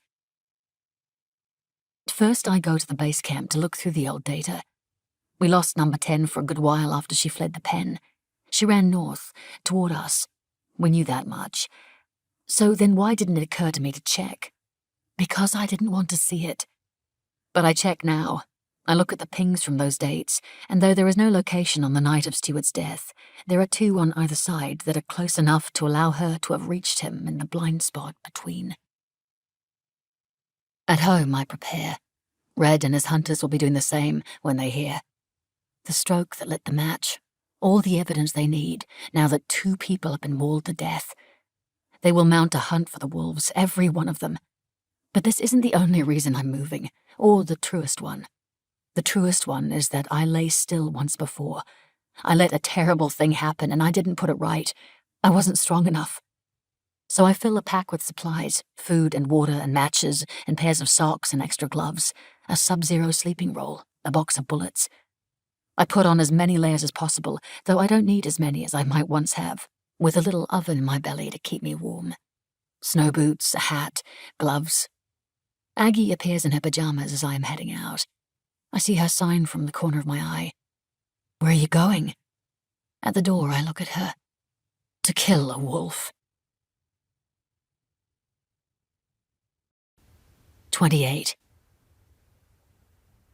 Before the court cases began, before even the investigation had got underway, Gus remained free to do what he pleased, and he had decided he wasn't going to give up on seeing his wife in the hospital. So I waited until his next failed attempt to get past security, and I followed him home. From my car, I watched him go inside, saw his silhouette in their bedroom window. From the kitchen, I took a knife. My hands were so moist I could barely grip it, my mouth too dry to swallow. I wasn't sure I could go back into the bedroom, but the moment passed, and I did. I moved quickly. I had not killed things before by choice, but this was different. For this creature, I had no pity, and I had no fear of killing myself in the process. He was on the bed, eyes closed. The police would arrive later that night, wanting to arrest him, but for now he lay unbound and unpunished. I was on top of him and under me, and the blade was to his throat and to mine. Gus opened his eyes. He was afraid. I saw it so clearly. It felt good. He'd made me into something that enjoyed his fear. I pressed the knife until it broke the skin. It stung, and a droplet of blood slid down my neck. "Inti," he said. "Don't speak. I'm sorry. Don't." It came out as a snarl, a growl from the base of my stomach and out through my teeth. I was going to kill him. He could see it, and he started to cry. It was appalling. "Don't," I said again. I pressed the knife harder, cutting a clean line across his throat, and it hurt. It really did hurt. And it tricked me with its pain. It made my whole throat close up in panic. "She'll never have children, did you know that? She hasn't spoken since, and maybe she'll never say another word again. You did worse than kill her. You tortured her, you debased her, and you left her alive to remember it." And finally, the question to which I could not fathom the answer. The question I would spend sleepless nights asking. Why? But he didn't answer me. Would never answer because maybe he didn't know why. Maybe that was the true horror of it, that there would never be an explanation to make sense of this. He stopped crying and I watched him detach into that cold inner world of his. And I knew this for his coping method, one he had imparted to his wife. I wished I could kill him more than once. But as I went to slice open his throat, my hand didn't move. And I knew with perfect clarity that I couldn't do it. Even now, I wasn't brave enough. I wasn't my sister, who spent her life smashing books of poetry into the noses of cruel boys for me, to protect me, and pulling triggers so that I wouldn't have to. "Did you ever love her?" I asked. He didn't answer, and I was glad because the question stopped meaning anything to me. It didn't matter either way. "It's all just meat. All just fucking meat. We're never going to see you again," I told him. "Because if I ever see your face, even for a second, I am going to kill you. Do you understand?" He nodded once. I lowered the knife. I need a horse. 10 is in the mountains, beyond where the roads end. None of our mounts are rested, none but Gaul. As I saddle her and secure my pack and rifle, I realize I'm nervous. I haven't ridden her since the day we met, on the ice, the day she broke her leg and her spirit, and I'm all too aware of the fact that it was not me who tamed her enough to be ridden since. But Aggie has been riding her, and with each day Gaul has become calmer and more confident. I don't want to endanger Little One, but I think that if Duncan was right about trust, then animals must surely respond in the same way. Maybe this horse needs me to have faith in her. Or maybe I'm about to be thrown. I think of how she let me lower her onto the ice and drape myself upon her, how she rose to her feet and climbed that steep riverbank despite her injury, and my hands go to her nose as they've done 1,000 times. I feel her tremble with eagerness beneath my palm. I feel my palm against the warm, throbbing heat of the pulse in her neck, and mine. And know we share a need to plunge free. I mount. She doesn't snort or stamp, giving me no indication she's uneasy. I use my thighs to reduce the jostling motion, nudge her forward, and fit my movements to hers. There is a fluidity between us for which I thank my dad, for all those years on horseback and for his understanding of the love that could pass between a rider and her mount. And then we are away, dissolving into moonlit forest. Dawn peeks over the horizon as we arrive at the edge of the Glenshee Pack's den territory. The night has been cold and long, our passage frustratingly slow when a car trip would have taken a couple of hours at most. But I had no vehicle with which to bring Gaul, and without her I could not have gone on from here. The sun turns the white ground sparkling, and its warmth fills my muscles with energy. I doubt 10 is still here, but I will check regardless. From the hide, I watch the pups enjoy the morning light. I feel their teeth graze my skin, their tongues lick my face, their paws batting me to the snow. I can feel their pelts pressed to me, their warmth, their strength, their certainty mine. To be so at home in your body, to be at ease and powerful. A shiver of desire moves through me, and I'm almost there. I think I can feel it. Their power, the togetherness of them, the family. Little One kicks, her foot stronger than I could have imagined, and I think she feels it too. I have to leave here. The pull to stay is strong, the feel of them too visceral. I feel wolf. I am forgetting myself.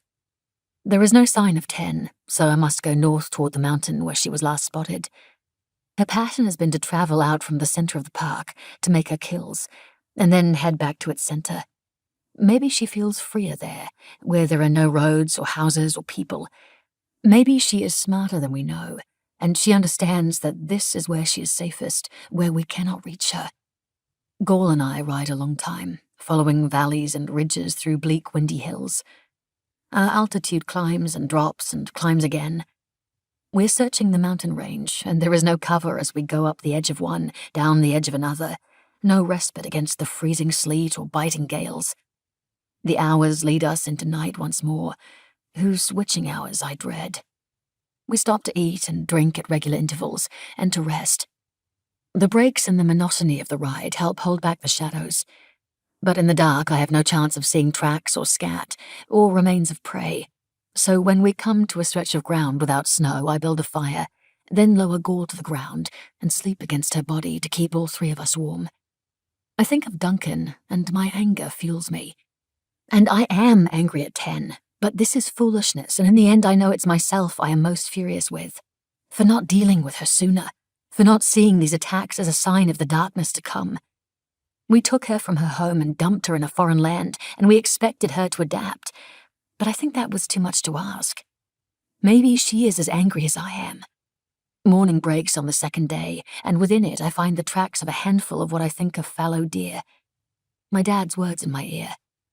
There is no hunting a wolf. They are cleverer than we are, so instead you hunt its prey. Sometimes, and only because I have looked at so many over the years, I think I can detect the very faint paw prints of a wolf inside the tracks of the deer. Here lives the difference between a wolf and a dog, or indeed a wolf and most other animals. The elegance and efficiency of specifically seeking compacted snow that other animals have done the hard work of compacting, is a clever way to reduce the energy she must use. But I'm on her trail now. After some time, we follow the deer tracks along the length of an icy river to the edge of a huge frozen loch that glitters blue-white in the sun. The tracks part around the edge of the loch, and on its other side, just like that, stands a wolf. She watches me, a smudge of tawny brown. I can imagine she is daring me. Then she walks, casually, out of sight. No matter how much I need to reach her, I'm not stupid enough to take a horse over a frozen lake with no idea how thick the ice is. I nudge Gaul, and we start around the loch, still at a walk.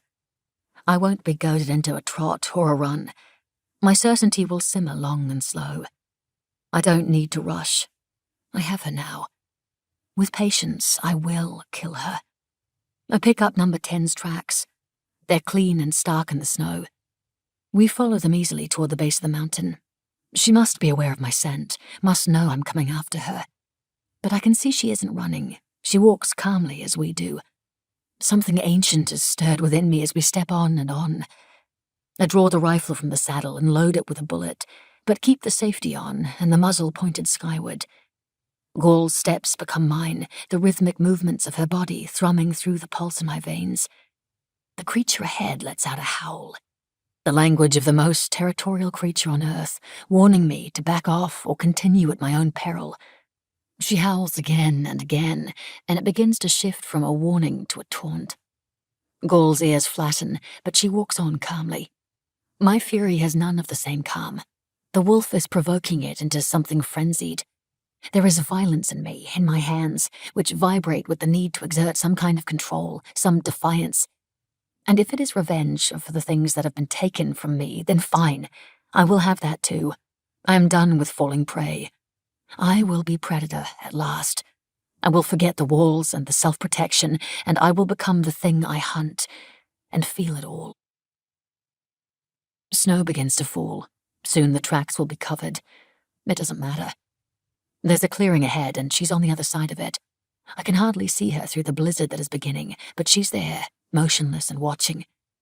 I swing off the horse, who is restless now that the wolf is so near. I can't risk her throwing me.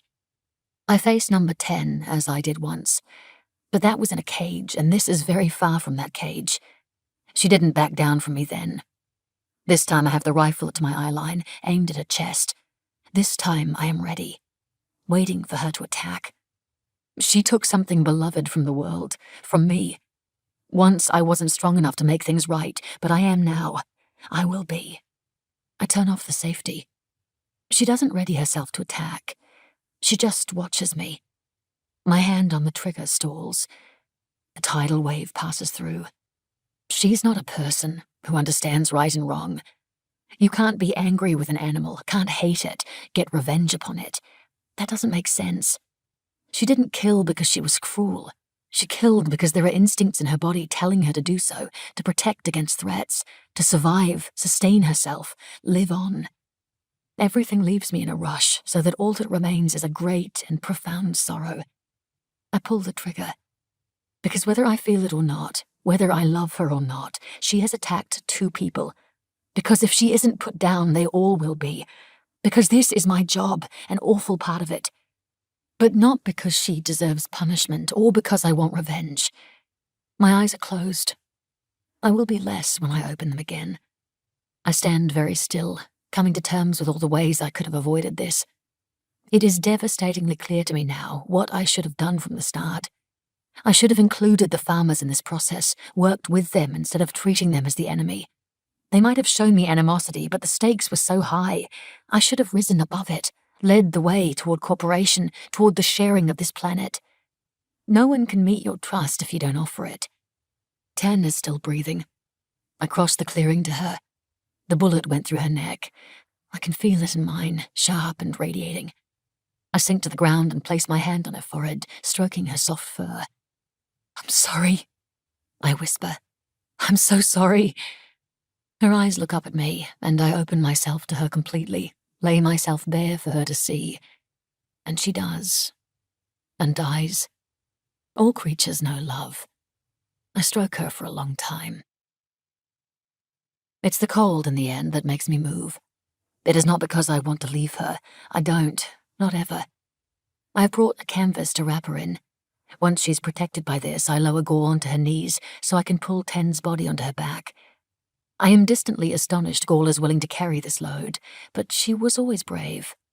The wolf isn't as heavy as she looks, a fine creature, lean in form. She seems almost delicate now that her ferocity is gone, stolen. Not for the first time, I hate my job, the humanness of it. I would leave her out here to feed the other animals, to feed the earth, if I didn't need to show Red and the hunters proof of her death, if my job didn't require me to study her remains.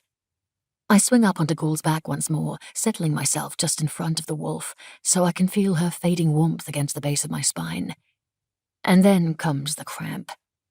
I've had cramping before. This is louder. Little one is squeezing me from within. There is pressure and discomfort, and then it's gone. I start riding for home with a thought in the back of my mind, and a louder thought that no, it's too early for that.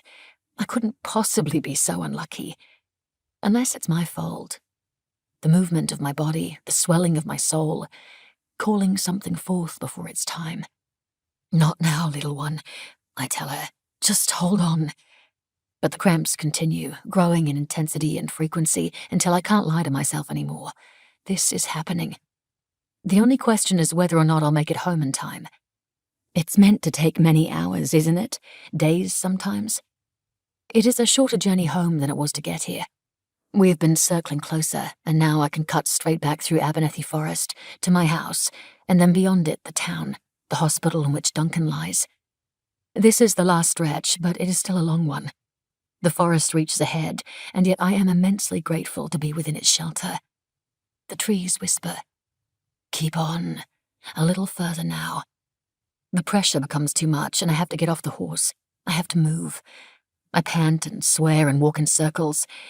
It is bewilderingly uncomfortable, so uncomfortable it seems impossible my body can maintain this feeling, but it does. And I stop having reasonable thoughts, start trying to make bargains with the sky and the roots, can't work out what the hell I should do or how to make this stop, but I definitely need it to stop. I can tell Ghoul is nervous, but I don't have the capacity to worry about it, until I let out a long, low moan, the moan of a cow, and she jerks an alarm at the sound. And then she's off, trotting away and leaving me here, and I certainly have the capacity to worry about it now. So I walk, in between contractions, for as long as I can, until the next one hits.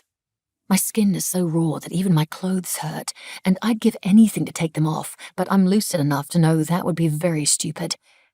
I have to start thinking about this baby. I've been so stubborn. I'm a coward. I've put her in harm's way because I was terrified of how I might love her and how I would be swallowed by her. And I couldn't allow being so disastrously vulnerable. And so I made her vulnerable instead, and that is unforgivable. I speak to her as I walk through the snow. I say all the things I might have said over the last 8 months if only I'd been brave enough. I will her to live, and then that seems foolish because it is her will to live that seizes my body every few minutes, her strength despite my efforts to ignore her. As I lower myself onto all fours in the snow, I know I must be as calm as I'm able, must reach for strength that will be worthy of hers. I'm not sure how much time has passed before I need to take off my pants. I'm struggling not to push. I don't know how to push, and yet I can't not. I have to. I've never been more frightened, never calmer. I take off my boots and pants and underwear, leaving my socks, and make a bed on the ground with my coat. The trees above and around, they sway. I am home here, and so glad. It is right that I'm here after all. It was always going to be here. The pain starts to take over and swell up from within me, exploding in a mighty roar that startles the birds from the trees. She is tearing through me, and everything is clenched so tightly I forget to breathe, and there are spots in front of my eyes. And I think the human body is a failure of evolution because it was not meant to withstand this. Our shape is wrong. Our capacity is wrong. And yet women do this every day, and they survive. So that's what I'll do. I will do this and survive, because afterward I will need to get the baby to safety. With my fingers I feel for her head. There is certainly something hard and wet there, but I have no way to tell if it's her skull. I must hope. I'm moving still, unable to find the right position. On my back is a nightmare, but on my hands and knees I can't reach to catch her. So in the end I stand up, leaning my forehead against a tree. It holds all of me up, and I bend my knees and reach down to catch her. Within me is a certainty I have never known. This is my pain. It is no trick, not stolen. It belongs to no one but me.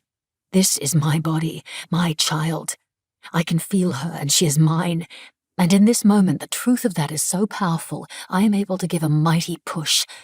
Her head and shoulders force their way out, and then the rest of her slips free, my hands catching her by the leg and swinging her up into my arms. She is a bruised shade and covered in bloody pussy muck, so I lower my mouth to her face and suck her airways clean. She takes a huge breath, and she is breathing into my lungs we share, and I thought my condition was a trick, a curse, a burden to carry, but in this moment it is a gift. She opens her eyes and looks at me. I am halved and doubled at once. I sink to the ground on my makeshift bed and place her on my chest, against my skin.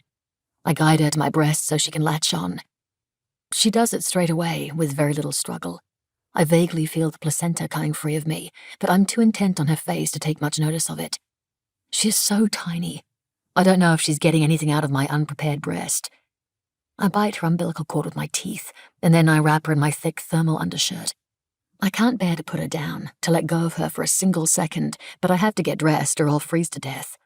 So I lie her down, and clumsily draw on my clothes, and then press her to my chest inside the warm coat. I have no strength left in my body. My legs are almost paralyzed with weakness. I'm bleeding quite a lot, and this scares me, but there isn't time now to rest. I need to get her somewhere warm, somewhere she can be looked after. So I find what little strength I have left, and I get to my feet, and I start walking. She sleeps in my arms, this little creature. We are both calmed by the smell of each other. I give her what warmth I have, leaving a trail of red behind. At some point I realize I've been following a figure up ahead, keeping my steps timed to his. "Dad?" I call, and he stops, turns. "My girls," he says with such love. "Where did you go?" I ask. "Into the forest." I swallow this aching thing in me. "Did it look after you?" Dad smiles. "It did." I close my eyes. "Isn't she beautiful?" he says, by my side now. "Keep going, darling. I'm so tired." "I know you are, but I'll show you the way." I follow my father through the trees until eventually he is swallowed up by the falling snow. As night falls, I must stop. I've been moving too slowly. I haven't made enough progress, and now it is too cold to move at all. My body won't obey. I try to make us a fire, but Gaul left with my matches, and my hands are shaking and too stiff to make use of my fingers. So I hunker down against the base of a tree and press my body warmth around my daughter, whose calm I take courage from. "We'll start walking again as soon as the light changes," I whisper to her. "We'll walk forever if we have to. I won't stop. You're safe, little one." I'm bleeding even more now, but I will get back up again soon. It's the scent of them that reaches me first. In the dark of the earliest hours comes the feather-soft musk of their approach. This is their forest, and they too have been alerted by scent, the trail of it I've left behind. I open my eyes. I haven't slept, but have lain in a frozen kind of limbo, slipping back and forth. My first conscious thought in hours is, this night is too cold to survive. We're going to die here. The second is, the wolves have come. My will to fight is immense. I will stand and run at them. I will scare them. If they don't scare, I will fight them with my hands and my teeth. I will tear at them. I will make of my body a shield. I will do anything. I will not let them hurt her. But the immensity of a will is still nothing, not compared with the body. The body is master of us, and it can only be asked for so much. I try to stand, but nothing happens. I try to yell, but only a rasp comes loose. The cold is too deep. I've lost too much blood. The wolves melt from the trees. Their eyes reflect the moonlight. I turn and cover my daughter with my body, and I look down at her in this little cocoon. "Survive," I urge her. The air catches in my lungs. But she doesn't attack me, this smallest of the wolves, nearly grown now, but still white as the day I held her in my hands. She lies her body next to mine, and as the rest of her pack move to join her, pressing their warmth around us and saving us from the cold, I lower my face into the white of her neck, and I weep.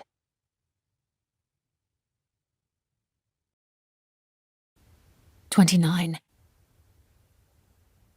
When I wake to dawn light, they're gone, and I'm left to wonder if they were real. The infinite mystery of wolves. I am delirious as I stagger to my feet. Little one has been asleep a long time now. I walk, step after painful step. I'm amazed there is any blood left in me. Soon I hear a sound. I know that sound. It's a horse. My body collapses to the ground, and this time I won't be getting up again. It doesn't matter. She has found us. Have I imagined her? She swings off Gaul and runs to me, and she's here. My sister is here, and so it doesn't matter that I won't get back up. There is no life in which she will let harm come to little one. She protects. Aggie kisses my cheeks and forehead, and she scoops the baby into her arms. Her arm, which has blood seeping through its sleeve. I'm confused. I don't understand her blood. But she says to my daughter with her voice, "Little one." And I'm crying again, and she is too. "Take her," I say. Aggie meets my eyes, and we don't need words. She knows what's within me, the very farthest reaches of me. I can't get on a horse, not hemorrhaging like this. And even if I could, it would be too slow to try to carry us all. It's time that matters now. It's little one, and she hasn't moved in a long time, far too long. And so Aggie nods, and she places her coat around me and kisses me again, and she says, "I'll come back for you. Just hold on." I hear her voice in my mind long after she has carried my daughter away. In the dream, I am sitting before Duncan's fireplace, and Fingal's head is in my lap. There is twisted furniture all around, and his large hand is stroking my hair, slow and gentle, his lips against my temple. "You know what happened," he whispers, breath to my ear. I do. I know it now. At long last. "Ho!" The shout comes from a long way away, maybe another world away. I've been slipping between two for hours. The veil is paper thin. I resist that shout, happy where I am. The fire is warm. His touch everything. "Up ahead!" "Inti," he says, and I say Duncan, and we both say don't go, but it's too late. I am gone, returned to the cold. How long have I been out here? How long since Aggie left? Did she make it back in time? The sky is spinning. Snow clouds turn in circles. There are flakes falling on my face, into my eyelashes, onto my lips. I can taste them on my tongue. A face appears. It's Red McCrae. My hope stutters out.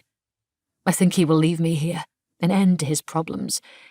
But he lifts me into his arms and says, "It's all right, sweetheart. You're safe now." And I hold on to him as he carries me home, thinking I know nothing about hatred or love, about cruelty or kindness. I know nothing. 30. I wake to find my sister in bed with me, and a baby in between. Aggie has been watching us both as we sleep. Our hands are linked, and hers is so warm. Now she smiles at me, and I smile back. Later, when things make sense again, she moves to the chair so I have room to try to breastfeed. I've been sewn up and given a blood transfusion, and left on a drip. My body hurts, but mostly it just feels exhausted. Little one has been given fluids and warmth, and has been monitored. She has some jaundice, and I'm not producing much breast milk, but she is, miraculously, in reasonably good health. She is tiny, with thick dark hair and the prettiest little face I've ever seen. And beloved. Aggie tells me she'd been watching for my return when Gaul showed up carrying her burden. Aggie lowered the wolf from the horse's back, then turned her around again and followed her path back to me, far more quickly than I was able to travel on my journey. It is strange to hear her speaking. I'm not used to it yet, and at the same time it seems as though she never stopped. We are quiet a while, listening to the beeps of the machines that drift in from the hallway. And I marvel at the way it feels to breastfeed, at the intimacy, even when she's not getting much. The trying, apparently, will help. "What happened to your arm?" I ask Aggie. "A dog," she replies. I look up at her, frowning. "What?" She doesn't answer, and I remember my dream, and know. The story comes in small morsels, as much as Aggie can say at a time. She uses signs as well as her voice, because signing is not a habit she will shake in a matter of days, maybe not ever. It goes like this. When Lainey drops Stuart at the end of the road, She thinks she is leaving him to go after Duncan, but instead he walks from my house. It is me who has publicly accused him of abusing his wife. It is me who is vulnerable. Duncan is too strong a target for Stuart's already humiliated rage. Aggie wakes in the night to a furious hammering on the door. There isn't a doubt in her mind that it's what she's been waiting for. Gus has found her. She takes a sharp knife from the kitchen, as she would do several more times in this very same kitchen when needs arose. And she looks through the window and sees a man. Her husband, come to finish her. She decides she will finish him first. She feels a thrill, a need, and fear to obliterate the rest, to swallow it all whole. The man is shouting, saying her sister's name, spewing abuse. How dare I stick my nose into his business? There is a jolt of cognitive dissonance as the man's face changes before Aggie's eyes. This is not her husband, but it is a husband, one who has been harming his wife. I've been talking about him after all, talking and talking to a woman I thought couldn't hear me. But as it turns out, she was listening all along, and she did not like the sound of Stuart Burns. She had seen him, as I had, sitting in his car beyond the boundary of our house, watching us. When the man gives up and walks away into the forest, Aggie follows him. She is very frightened, more so now that she's outside, but she gathers her courage. She was fierce once, and she has always been more comfortable with rage than I have. She calls, "Stuart!" He turns and says, "What?" Like it's normal to be addressed out here in the dead of night. He recognizes her, thinks she is me. He advances, thinking to teach me the lesson he came here to impart. But before he touches Aggie, some instinct makes her arm jerk. She stabs and slashes with her serrated knife. Then she turns and walks home. Simple as that. What neither of us realized is that there was someone watching from the road, thinking she was me. There is a long quiet as we both return from that night forest and its ghosts. I feel myself shiver and wonder how I didn't guess sooner. Little one is tired of feeding and fallen asleep. "Promise me you'll never tell anyone," I say to Aggie. "If he's ever found, we'll let them think it was number 10 who killed him, and I'll admit I was the one who buried him because I wanted to protect my wolves." Aggie looks at me for a long moment, but she doesn't reply. "And Duncan?" I want to ask. But I already know the answer, and I can't bear to hear it spoken aloud. Something in me will perish along with him when I know for certain that he is dead, and she the one to do it. I can already picture how it must have happened. Aggie sees that I'm afraid of him, and that's all it takes. The tried and tested patience of her life. She walks the same path through the forest once more, further this time. She takes the knife. She waits outside his house for him to emerge. He lets his dog out first, maybe. Fingal is barking. He can smell someone in the trees. Duncan follows to see what the fuss is about. Maybe Aggie is intended only to threaten him. She means to keep him away from me, but maybe the dog panics her, and the man is advancing, and so she lifts a knife and slashes Duncan's throat. The dog attacks, sinking his teeth into her arm. She is forced to cut him too, and runs, leaving them both where they fell.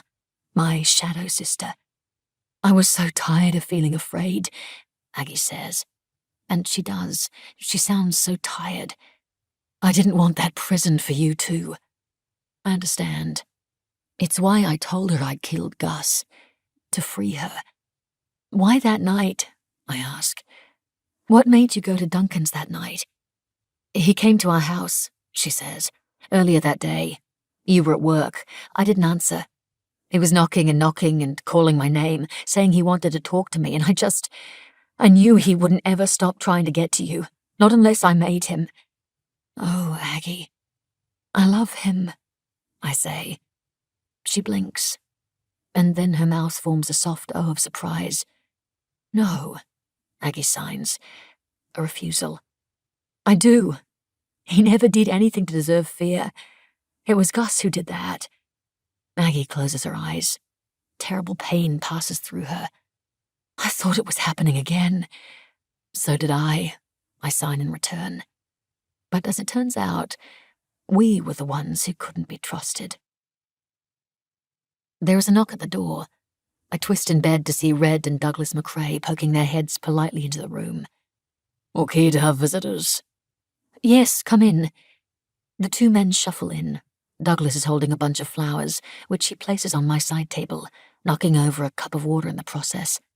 "Look at this little lassie," the old man says, sweeping my daughter into his arms and cradling her with practiced ease. I blink in surprise. All right then. Red is looking between my sister and me. "There's two of you." I introduce them, and Red gives Aggie a polite nod. She looks him up and down with cool appraisal.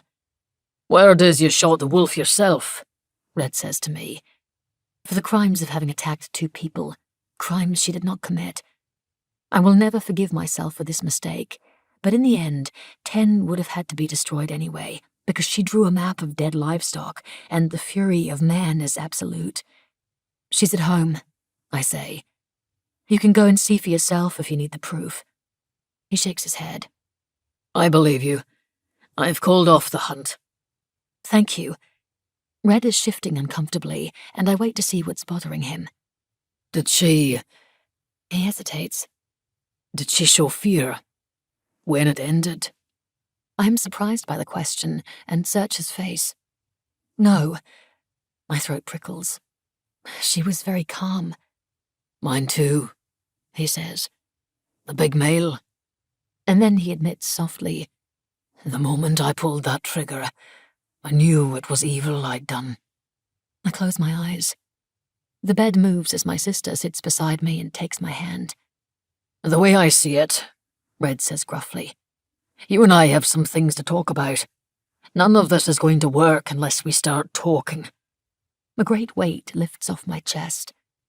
I couldn't agree with you more, Red. Later, after I've slept a little, I watch my sister with the baby, rocking her gently by the window. I'm sorry, Aggie, I say, long overdue. She looks at me. I'm sorry I didn't stop them. I'm so sorry I didn't fight. You couldn't have. They were doing it to you too. I shake my head. That isn't real. My sister holds my eyes. You came in to be with me.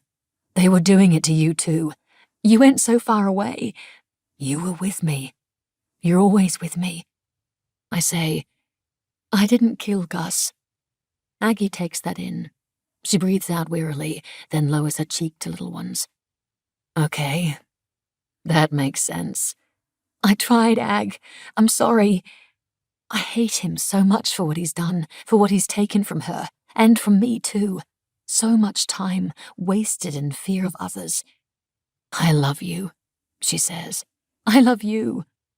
I look at my daughter, and she helps to fortify me. Is Duncan... Aggie says, he's waiting for you. With little one in my arms, my sister wheels me into his room. It's on another floor. He is hooked up to a monitor and drip. There are thick bandages around his neck. His eyes are closed, face pale. Aggie pushes me to his bedside, as close as she can, and then she leaves us. The sun moves beyond the window, casting us in warm evening light. We wait for him to wake. Maybe it's the soft sounds little one makes, but soon he opens his eyes. When he sees us, his tears slip down his cheeks. There is a pad and pen on his tray. He writes something and holds it up. You saved my life. I swell with the knowledge that he was right. He was so right. He could have become his father, but he chose to become his mother instead. We all have that choice, and most of us make it. There is cruelty to survive, to fight against. But there is gentleness more than anything, our roots deep and entangled.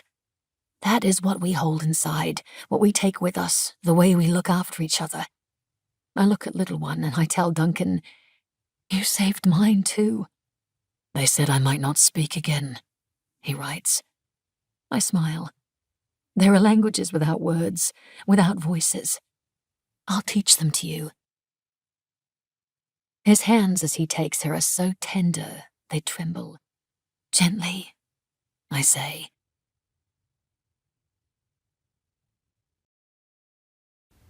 "31. We are home now. There are tangled birds' nests between us, but there is little one to think of. I don't know how we will find our places in each other's orbits, because there are not only 2 of us now, but 4. Duncan has written a statement declaring he was attacked by a wolf, as everyone thought. They don't look further into the type of wounds he was given. A sharp blade instead of animal teeth. A slice, not a tear. They don't question, because he is the police chief and because this is the outcome that makes sense to them, a crime that has already been punished. I killed the monster after all. Number 10 lies dead upon a lie, upon my mistake. She will become legend, and the wolves will suffer for it, because it was not them who came to this place and spilled blood. It was my sister and me. And Duncan was the first to figure it out. After he met her and saw how similar we looked, and how unwell she was, it sparked a theory. Fergus called him a bloodhound, and he is. He guessed it all. And still, he has done his best to protect us, and that is not something I will soon forget. Tonight, as Aggie bathes little one, Duncan and I sit before the fire, and he runs his hands through my hair. And it is my dream awoken. He writes on his pad, "She needs to be in a facility. She could still be a danger to others." I meet his dark eyes. "I can't, Duncan." He puts his pen down, but I know it will not be the end of this conversation. The policeman in him, the protector, he is just like her in that way. I phone Mum, unsure how I could possibly put into words all that has happened, knowing I must. She answers quickly. "There you are, sweet girl. I've been calling and calling. I have something to tell you both." This surprises me, so I hold off my own tumult. "Jim and I are getting married." I laugh. "How's that, Mum?" "Well, I was trying to figure out the same thing myself, and I did have a thought. Remember how I told you about the timeline? About making a timeline to solve your case?" Mum asks. "Yeah?" "My thought's got to do with that. Yeah, people do bad things to each other, and we remember those stories. We remember the pain, but we remember it because it stands out. It's the blip in the timeline, the thing that doesn't fit. And that's because the rest of the timeline, which is our whole lives really, is made of kindness. That's what's normal. It's so normal we don't even notice it." I smile. "Mum," I say, "can you come to Scotland?" "I thought you'd never ask." Aggie and I walk all around the paddock while Duncan cooks dinner with our daughter in a sling on his chest. We are both watching the sky to see the lights again, but they don't return for us, not tonight. The stars and the moon are alone up there. After a long while, I speak into the quiet. "I saw Dad," I tell her softly, "when I was in the forest." Aggie searches my face. "How was he?" I smile. "He was Dad. It still calls to you, doesn't it? The forest. Always." But my eyes fall on warm blue cottage and what it holds. It's quieter now. "I think I get it, finally," Aggie says with a smile. "How you belong there. How we both do." You wake early. There is heavy fog. Your horse is waiting for you, as she always has been. You let her out toward the hills. You have been healthy, looking after our little family, even Duncan. Though there is something heavy and irrevocable between you. You took something precious from him, and he knows you were sick, but still, life is strange. We do our best. He is very good at forgiveness. He learned young. You have been happy, I know you have. There is purpose now, and we have let Gus go. So then why? You walk up and along a ridge to watch the sunrise golden. Gall's snorts are warm, her mouth tickling your palm. It is beautiful up here. It is vast. With the waking world at your feet, you are free. Maybe it's guilt for the violence. Maybe it lives in you in a way you can't ignore. Maybe you think you'll come between us, or simply want to make space for something new. Or because it doesn't go away, it never goes away, that pain, even in the midst of this new life. Maybe it's because you can finally be sure I'll be all right without you. I don't truly know why, but I wake one morning to find you gone. You've left a note on the table. It reads simply, "Gone home. X." And you have taken Gall. I leave little one with Duncan and I go out searching. I track what I can, but the trail disappears. I call your name with a voice broken by grief, but I have done this before and I know its end. You have gone the way Dad did, like the animals do. You have gone into the wild to die. Or maybe you have gone to live. Epilogue. On a cold night last month, Ash, leader of the Abernethy pack, lay down to sleep and didn't wake. Her family lay around her, keeping her warm as she passed away. She was 9 years old, the first to build a pack in this new world, the first to bear pups and protect them, alone, against all manner of threat. She guided them through this land and taught them to survive. She never mated again, not after the death of number 9. She had only 1 litter of pups, but they have all proven to be strong and brave. And she had a gentler passing than most wolves are afforded. The Abernethy pack has a new leader now. She is as white as her mother was. She is smaller and even stronger if that is possible. I love her with every atom of me, and perhaps, in some deeper world than we know, in some place more beautiful than we can see, she loves me in return. She saved us once, and it cannot be said that there are no mysteries within a wolf. Last winter I went out with my tranquilizer darts, and I removed every radio collar we'd placed, so the wolves could truly be free. It is spring now, and the hills have changed colour. The deer are on the move, things are growing again. The wolves have come home. And by some miracle, or perhaps it's simply the natural way, the people of this land are becoming accustomed to them. With no more incidents since the death of number 10, a kind of quiet has fallen over the Highlands. And I suspect, when I see locals using binoculars to patiently watch for sightings, that the wolves are working their way into the hearts of the Scottish people. My daughter squirms in her sling over my back. She would prefer to be walking, but I want to reach the crest of the hill before I put her down to explore. The sky is grey with rain, but then it mostly is, here in the north of the world. It makes the earth lush, helps it to grow. We reach the survey grounds I first inspected years ago, this stretch of hillside I have walked time and again, hoping to see new growth. I pull her from the sling so she can run freely through the heather. She laughs, as in love with the wilderness as I have ever been. She was born here, is bound deeply. Even if we leave, there are other forests to save, other wolves to return home. The trembling giant has been calling. A part of her will always belong here. Something catches my eye, and I squat to look at it. "Come and look," I say, and she runs to see, tracing her fingers over the brave new shoots we've been waiting for. "Willow and alder," I say. Then I show her how to press her ear to the ground. "Listen," I whisper. "Can you hear them?"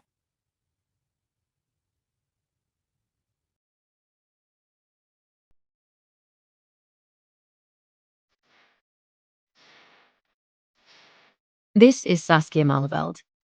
Thank you for listening to Once There Were Wolves, a Macmillan audio production from Flatiron Books. This program was produced by Matty Argyropoulos, recorded by Krista Jackalone. Text copyright 2021 by Charlotte McConaghy. Production copyright 2021 by Macmillan Audio. All rights reserved.